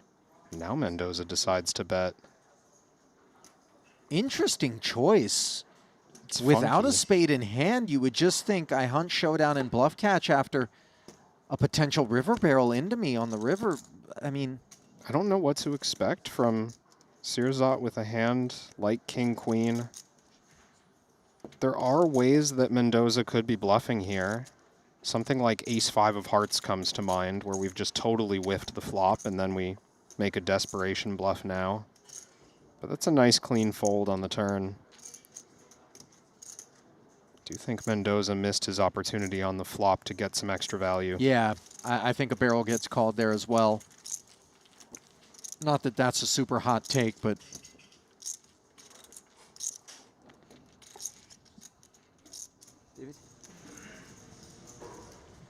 what's this? Next feature. Talking about tough lineups. Nick Pietrangelo, Thomas Boyven, Clemens Reuter, our new champ, June Obara. Yeah, it looks like the talent won't stop there. As you see Ben Tollerine and Danny Tang, among others. Ben Heath, Tom Fuchs.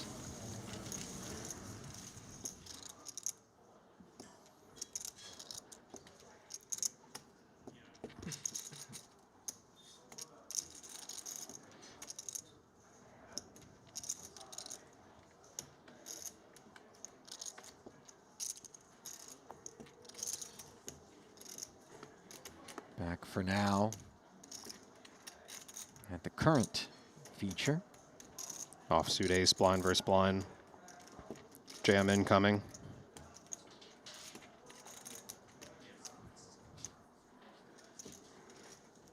All in. As expected. And the muck incoming. 166. Well, lack of time bank's not an issue there. Lack of hand for Jeju. More the problem.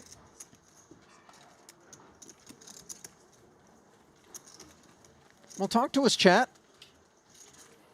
You've been enjoying our coverage so far.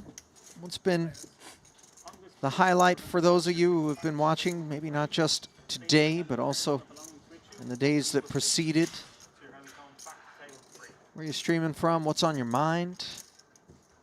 Well, keep us awake out here more than the action itself, which has ebbs and flows.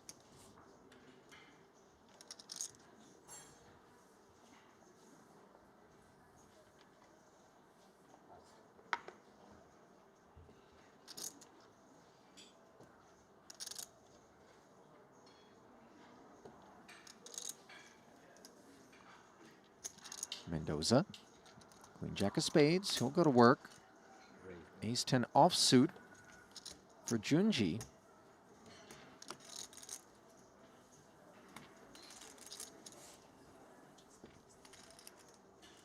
Surveying. 35 blinds effective here.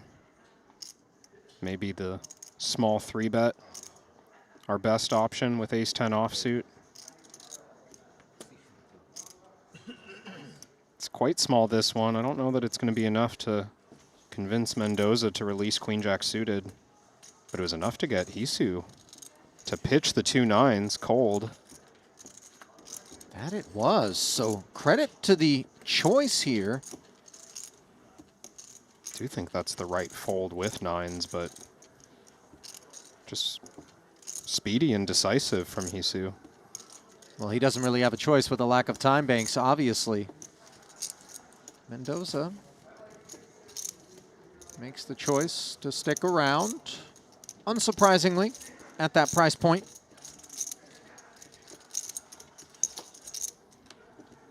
So to the flop we go, 154 in the middle. No queen, no jack. 775. One spade. It's not the best flop for Wang Junji range-wise, but I do think the typical outcome here is going to be c-bet bluff and take it. Mendoza rating to have a lot of the pocket pairs pre-flop that Wang wouldn't 3-bet.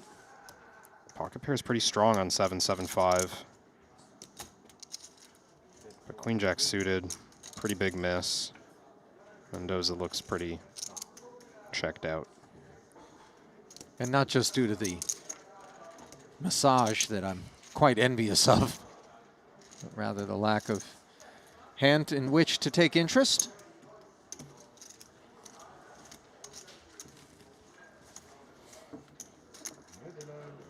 Seeing a lot of support in the chat for Win, I assume.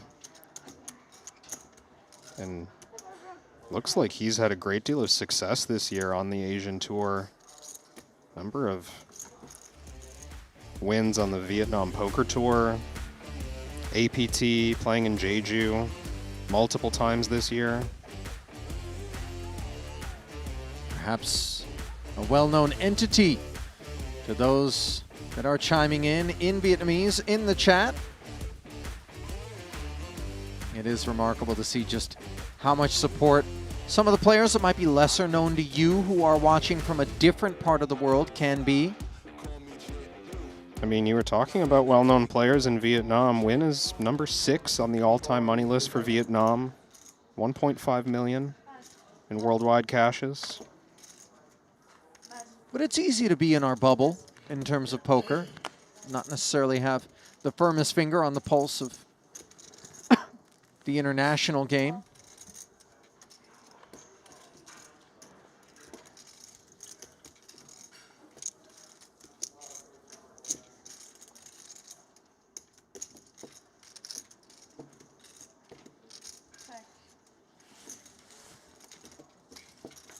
Limped one. Blind versus blind. Jack 5 and Queen 6. Top 2 for Zhang Yu. Unfortunately for him, not a whole lot happening for the Queen 6. You know, relevant cards in terms of trying to grab backdoor equity.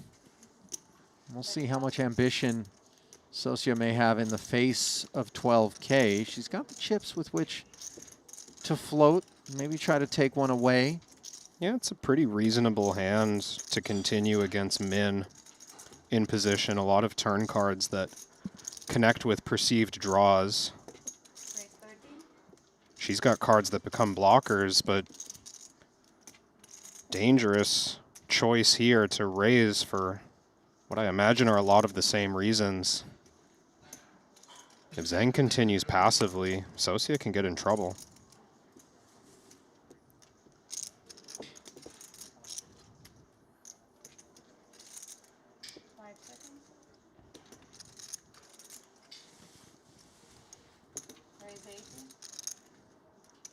Well, poorly timed was Socia's choice.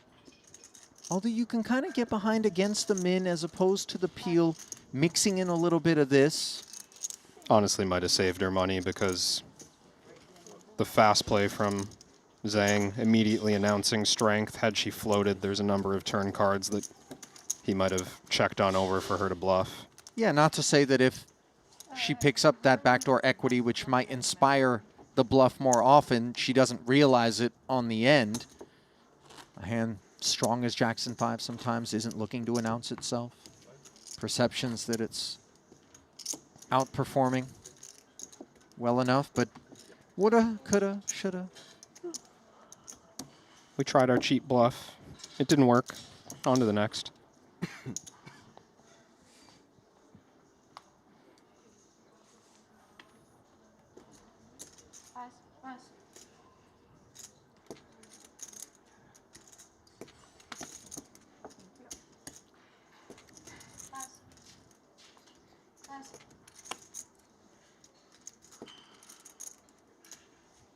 Ace-9 now. First hand of any real notoriety here. Button rings to 25.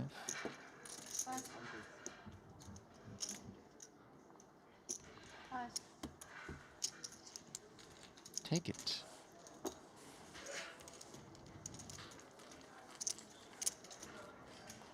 Play one of my hands. Players in the no-limit match, please have your on 15-minute break. Once again, players, please ensure your 1,000 value chips are sold to one player before leaving the table. Leanest stack in the room right now belongs to China's Wang Yang, and he's got company down there. Jingyao Yan, second leanest. 38,000 and 150K, respectively. Thank you. Pass.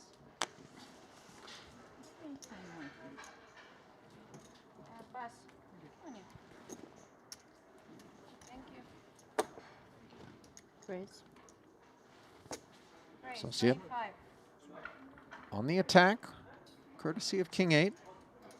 Plus button, plus healthy stack. And no takers. We've seen quite a bit of this. Folded around to the blinds that maybe take a board or raise and take sort of stuff. Less ambition at this time of night, perhaps. That's a real idea. Yeah. Don't want to get out there. Yeah, just kind of work your way to the end of the night. Beer level, as it's often referred to at the World Series of Poker, a level in which you'll often see some really dial it up. As we dial you back to the desk, Ali and Kevin with you. A couple of new feature tables going to be inbound on the backside of this particular break. But as we examine who's at the top of the leaderboard, didn't talk about it earlier, new shooter. Azerbaijan's Javid Ismailov, Thomas Boivin has been displaced. Nikiforov out there rounding out the top three, and just get a load of Alex Foxen once more, as we see him do so often, putting together a big stack, 7 figures in nature for him. So we're going to be seating the desk here. Henry and Randy are going to be coming in. Any final thoughts here as we hand it over in this 60K? Only thing I noticed, Ali, we didn't see him when we were looking at those feature tables coming to the stage, but Peter Wang sitting there in 6th, he's at one of those feature tables along with some of the crushers you mentioned, Danny Tang, Ben Tollerine, Ben Heath, and the likes. Yeah, always fun to see those cash game guys bring their particular style of play into the MTT format, because it can break with protocol and do so to the tune of quite a bit of excitement, of which there is plenty still left to come. We're going to bow out, as mentioned. Henry, Randy coming in, and more 60K coverage coming your way from the Triton Poker Series after this.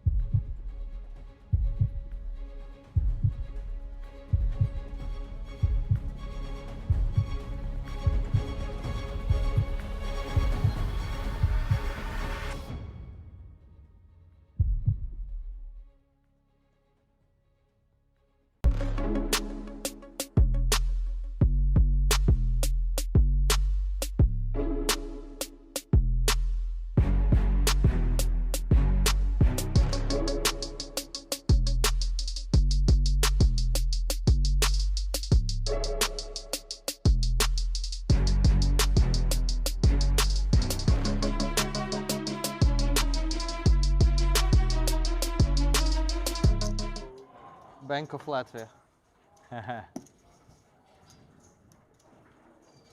Best exchange rates.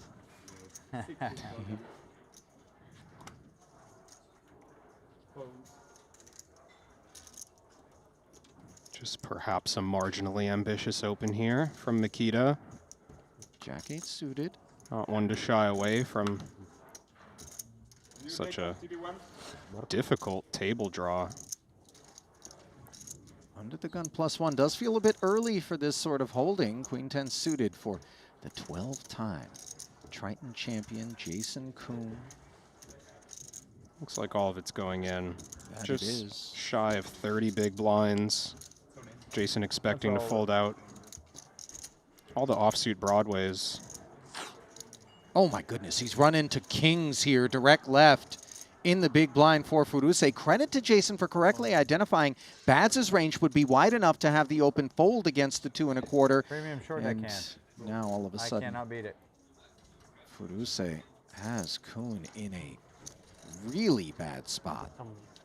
18% equity. Причем не самый примечательный, поэтому, скорее всего, случайно. Three of spades. Three of spades? Marked card. Queen, Okay. Jack 4. Kuhn finds a pair and a glimmer. Marked was other card. Somebody Furuse marked the not 3. amused by any of what's going on here as he's trying to hang tight with the kings. What do you think it's going to be? Yeah. What do you think the river's going to be? 9 of spades. 10 of spades. 8. 8? That's fair.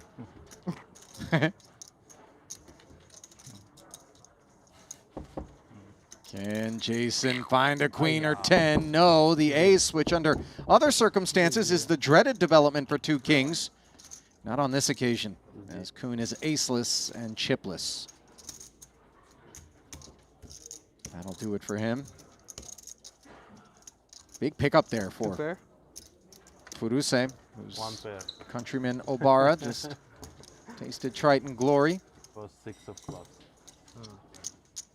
On the app? Yeah, I can read it out to you. What are we? H?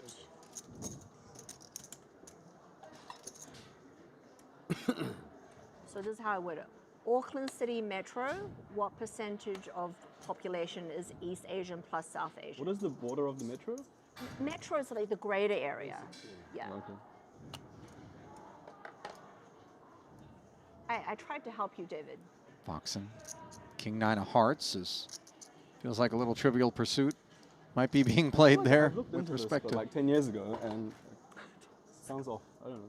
public transit in New Zealand. Whatever, man. Yeah, I wonder what kind He of was a teacher.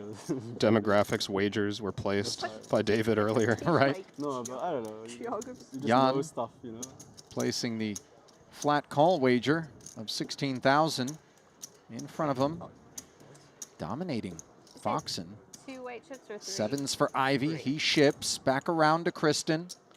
I think David's not going to be able to get away at this price. Kind of dicey spot, but with Kristen 16K added into the pot dead, I think there's enough flips and slight advantage spots for the ace-9 suited to run it. And that's exactly what David Jan's going to do. So fresh off of picking up that last pot where Nikiforov didn't pay him off, he covers Ivy and he takes a spin. 246K pot. Ivy. And perhaps everybody in the chat all rooting for these sevens to hold.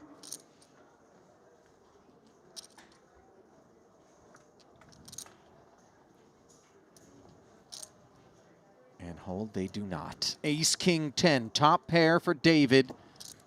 No reaction. He's been around long enough to know you don't celebrate prematurely lest the poker gods get vengeful. No vengeance on their minds on this turn. And of course, David didn't warrant any. Can Phil Ivy keep his seat? It's going to take a hockey stick. And instead, he gets slap shot right out of here. GG's, Mr. Ivy. It's always heartbreaking for poker fans when And I haven't used one. There was just like 9 there or something, or 10, I don't know. Like, Yeah, I was trying to think of some possibilities, but I don't know where they came from. So. Like, for example, maybe he thought you were a new entry and then he got you the same as when you busted the first one, you know? Something like that. And then you guys would have been impressed. You'd be like, oh, this guy's... Well, his attention turns from time banks to 8-9 suited. Fold it around to his button.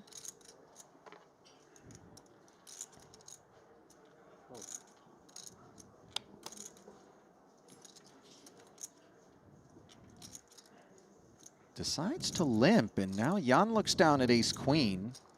Off of 131, the limp is understandable, dare I say? I like this from Heath. Sub 20 big blinds.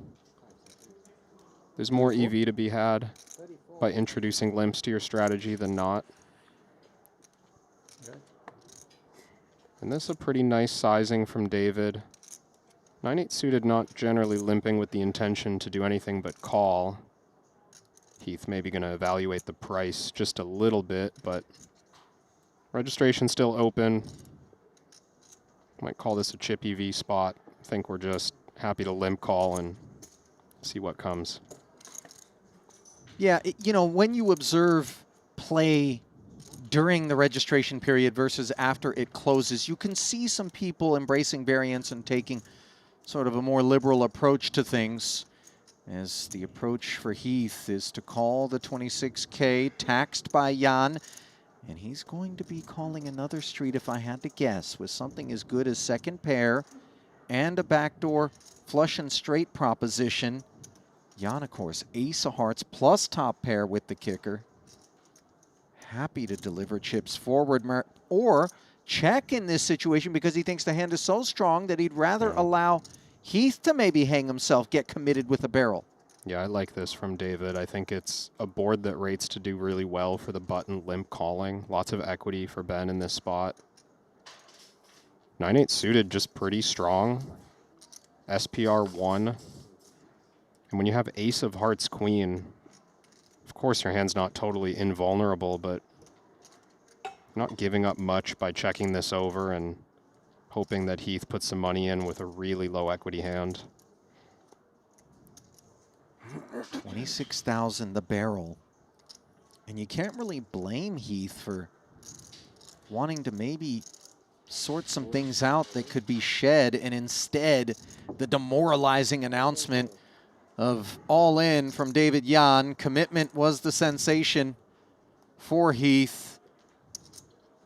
Credit to David, by the way. You know, you feel like you need a shower on the back of those. Where, you know, bravo, you got me. Yeah.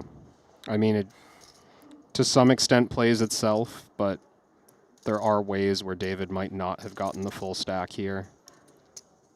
Did well to just stick to the spot. Well, here we are on the turn where 6 pairs the board and doesn't add excitement to the 8-9. In fact, it removes the 8s. And Nina isn't home on the river. So that's going to do it for this bullet for Ben Heath. Short-lived his tenure.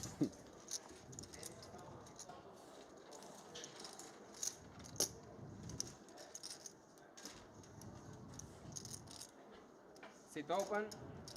Happening in January during the Aussie Open. Yeah, so good. Staying at the Crown Casino where a lot of the players would be, and sitting at breakfast, I remember once with Roger Federer and his wife, and Phil Ivey and company were up there as well, and the way in which a lot of these athletes would look at the stars of poker, and this was during the boom, and fawn over them whilst the players obviously are fawning over the tennis stars was an interesting kind of dynamic to observe. But yeah, Andy Roddick gave tickets to his players box. No way. To a few of us for an early round match. Yeah, that was cool. He was a big poker fan. Jiang is a fan of King 10 offsuit. And let's see what kind of fandom is in store for the 2 8s. Obviously, a good bit of hand and a covering stack. Yeah, this is a bit light from Socia. Not reckless by any stretch of the imagination, but maybe a hand that could have raised folded from the hijack. Yeah, jam and rejam in front of David. He steps aside. And so the 2 overs are off to the races. Just an 8% advantage for the 2/8s. Sosia on the hunt for the spin. Dealers, in the no limit max, please complete the hand you're on and stop dealing, please. Is it in her the no limit future? max, please complete the hand you're on and stop. Yes, indeed. As the 10 of diamonds connects and puts her well out in front.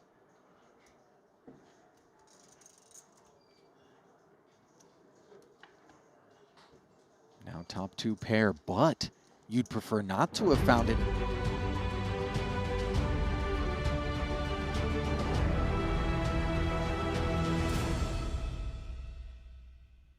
The stakes are getting higher here in Jeju. It is event number 5, the 60K.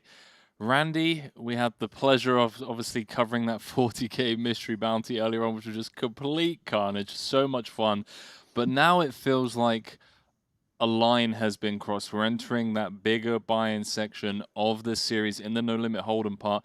$60,000 is a lot of bread to be ponying up for a tournament, and no surprises in the turnout here. The prize pool, first $2 million prize that we're going to be awarding that we've streamed, and some serious Ivan Liao Player of the Year leaderboard implications. I know I keep mentioning, but every time I see Foxen or Martirosyan with the top 10 chip count, it just gets me a bit excited. I feel like we're gonna have a nail-biting finale. They're both knocking on the door of big results. And those are the two guys who are always gonna keep rebuying if necessary. They know how to build big stacks. Fox is in 4th overall. Archer's still in the tournament, I believe. It's near the bottom though. Near the bottom, but still in, and hopefully a little bit of hope. Yeah, he's definitely got hope, but sometimes, you know, hope can be dangerous, Randy, okay? Could be costly. Foxen's in 4th. A couple of new feature tables for you, Table 5 and Table 2. We've got the likes of Thomas Boyven, currently sat 2nd overall. He's joined by our newly crowned champion, Obara. We've got Reuter, Wilson, Fritz, Petrangelo, some we haven't seen so far this series, and Lee.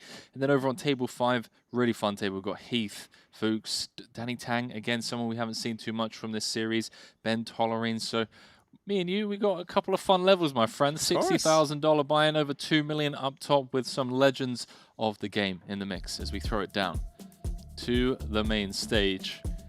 For the final time this evening, day 1 of this 60K. Scan around the room. Who we got? See Webster Lim. Our attention on these 2 tables.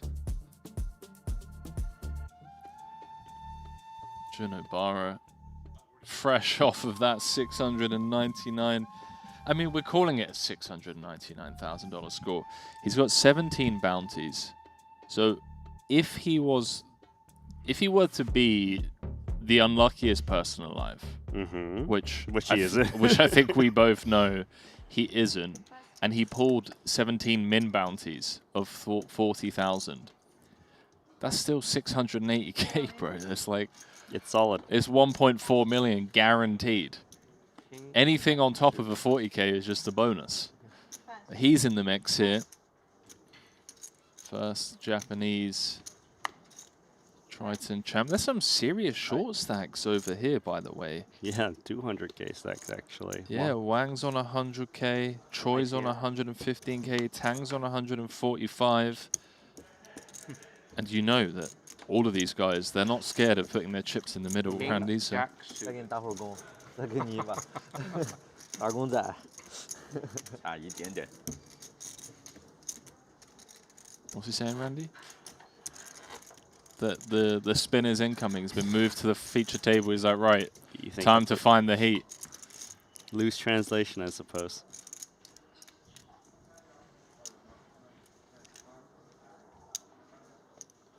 Tollerine. Swallowing. Swallowing.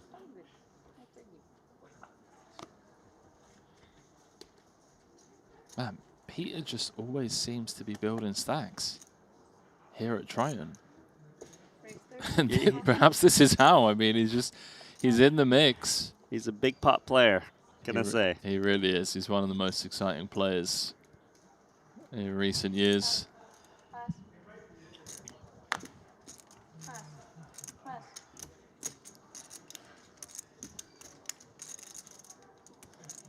Bollerine playing just north of 30 here. Out of the big, will defend. We're still a ways off the money. 27 places paid in this one, 58 left, so ITM 50%. Some early ICM implications, Randy, but still pretty much straight up poker being played. Agree with that. And this is straight up poker. See betting with a flush draw.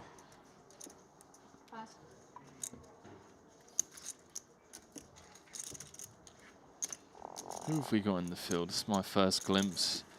Javid Ismailov, currently chip leader. Foxton in 4th, Anatoly Filatov in 5th. Brandon Wilson, someone you're familiar with? I believe we've seen him at a past Triton, if I recall correctly. Yeah, he was here back in March. Few final tables in that one for him, by the way. The 30K, the 50K, and the 50K. Seems to only FT when he cashes. That's a pretty... I'm pretty happy to see Javid back here at Triton. He's the guy who looked like he was going to ship the invitation to Montenegro, but got 3rd for 2.8 million. Yeah, arguably, I mean, in terms of dollar EV, one of the biggest bad beats in the history of the game. I mean, his aces getting cracked by kings, all in pre-flop, 3 left for 90. I think it was like 92% of the chips in play. I remember. And 3rd was just chilling there like, okay. Seth Davies, yeah. Seth just ladders $1.4 million. It was what, over, yeah, it was like 6.1, 6.2 for first. He might have got a little bit of luck because I'm looking at the app and scrolling back to a big pot he won. He actually...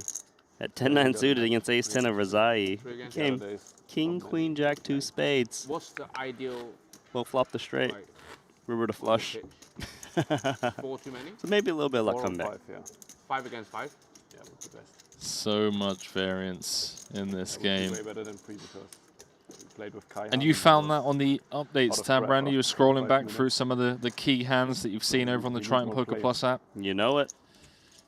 Yeah, I'm just looking at that now. For the viewers at home that perhaps aren't too familiar with that feature, you can click into the tournament event number 5, get your blue and red table up as you normally do. Those are the ones that we're currently streaming. But then if you click on the updates tab on the right-hand side, you'll see all of the biggest hands from the outer tables, just so you don't miss anything, really. And then my favorite part about that is you can actually then click into the hand. So if you see like an 18 big blind pot, Kyan against Santosh, for example, just 2 minutes ago, you can click into it, get all of the pre-flop action, the flop action, the turn action. Oh, I didn't know you can click into it. Well, you see, Randy, that's why they pay me the big bucks. Thank you, Henry. Much appreciated. More time being spent on the app for me now. I feel like you practically live in the app, Randy. I mean... Some people live in the solvers, I live in the app. Ace-Jack for Brandon Wilson. Yeah, I was about to say, talking of solvers, something these two both be familiar with. Wilson just flatting on the button. Does open the door for Nicky P to come in with a defend.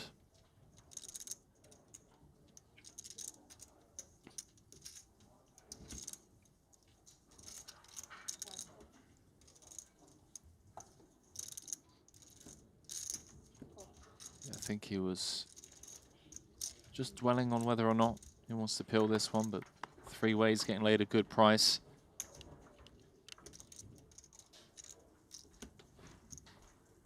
Is obviously difficult to navigate out of position against the likes of Boyvin and Wilson. Top pair, top kicking, looking solid for Wilson. It'll likely get checked over to him, especially because Boyvin's got middle pair. It doesn't get much clarity if it was to c-bet on the flop, but here we go. It's just going to be a c-bet. A little bit surprising.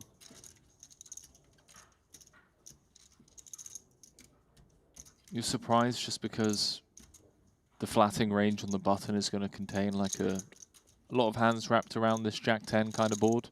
It could easily be 2 pair plus. It could be straight draws.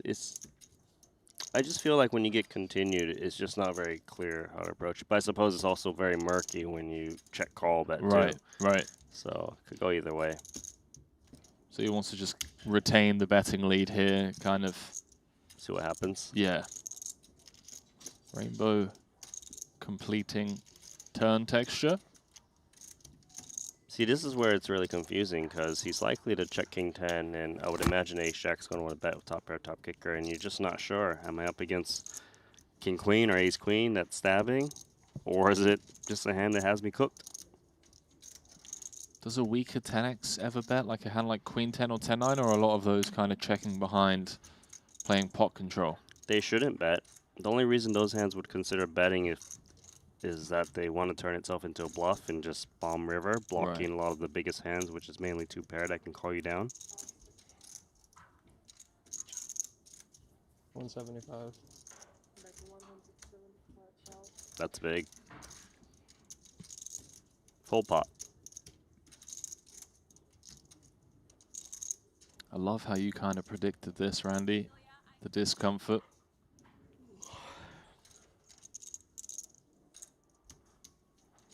Feels like a tough ask to just fold right here, but Boyvin's done it. Well done, sir. Yeah, it's just so uncomfortable because you don't even know if the river bet's coming in. And a hand that is willing to semi-bluff there has a lot of equity. But back over here. Oh, I like these glasses for Velocivich. These are new. They look like the rocker sunglasses that Huberman's like promoting. Just supposed to be good for like blocking out like blue light and all that. Okay. All that jazz. I like it with the clear frame. Usually I haven't seen that here at Triton yet. From your friends. Then. From our group? Yeah. You're having your dinner with your other, but enjoy. Thank you. No one's really that good, I guess. Wait, what was the question from Dom? I kind of missed it. Asking Danny who he thinks like the best is from their group. It looked like an awkward question was asked. Yeah. All I heard was Danny say no one's good from our group. Maybe they were talking about tennis or something like that, because Danny's group, when it comes to playing poker, you got the likes of Punak, Kiat Lee, some sickos in that clan. So I'm using this updates tab that Go on. you're What have you talking about, and it just says that 3 minutes ago we lost Bernhard Binder in 58th place, and I'm clicking into the hand like Cool. you suggested, and he raised the button, king queen suited, got jammed on and called it off. He was up against ace deuce of hearts, but couldn't get there. So just lost like a, what was it, like a 56-44.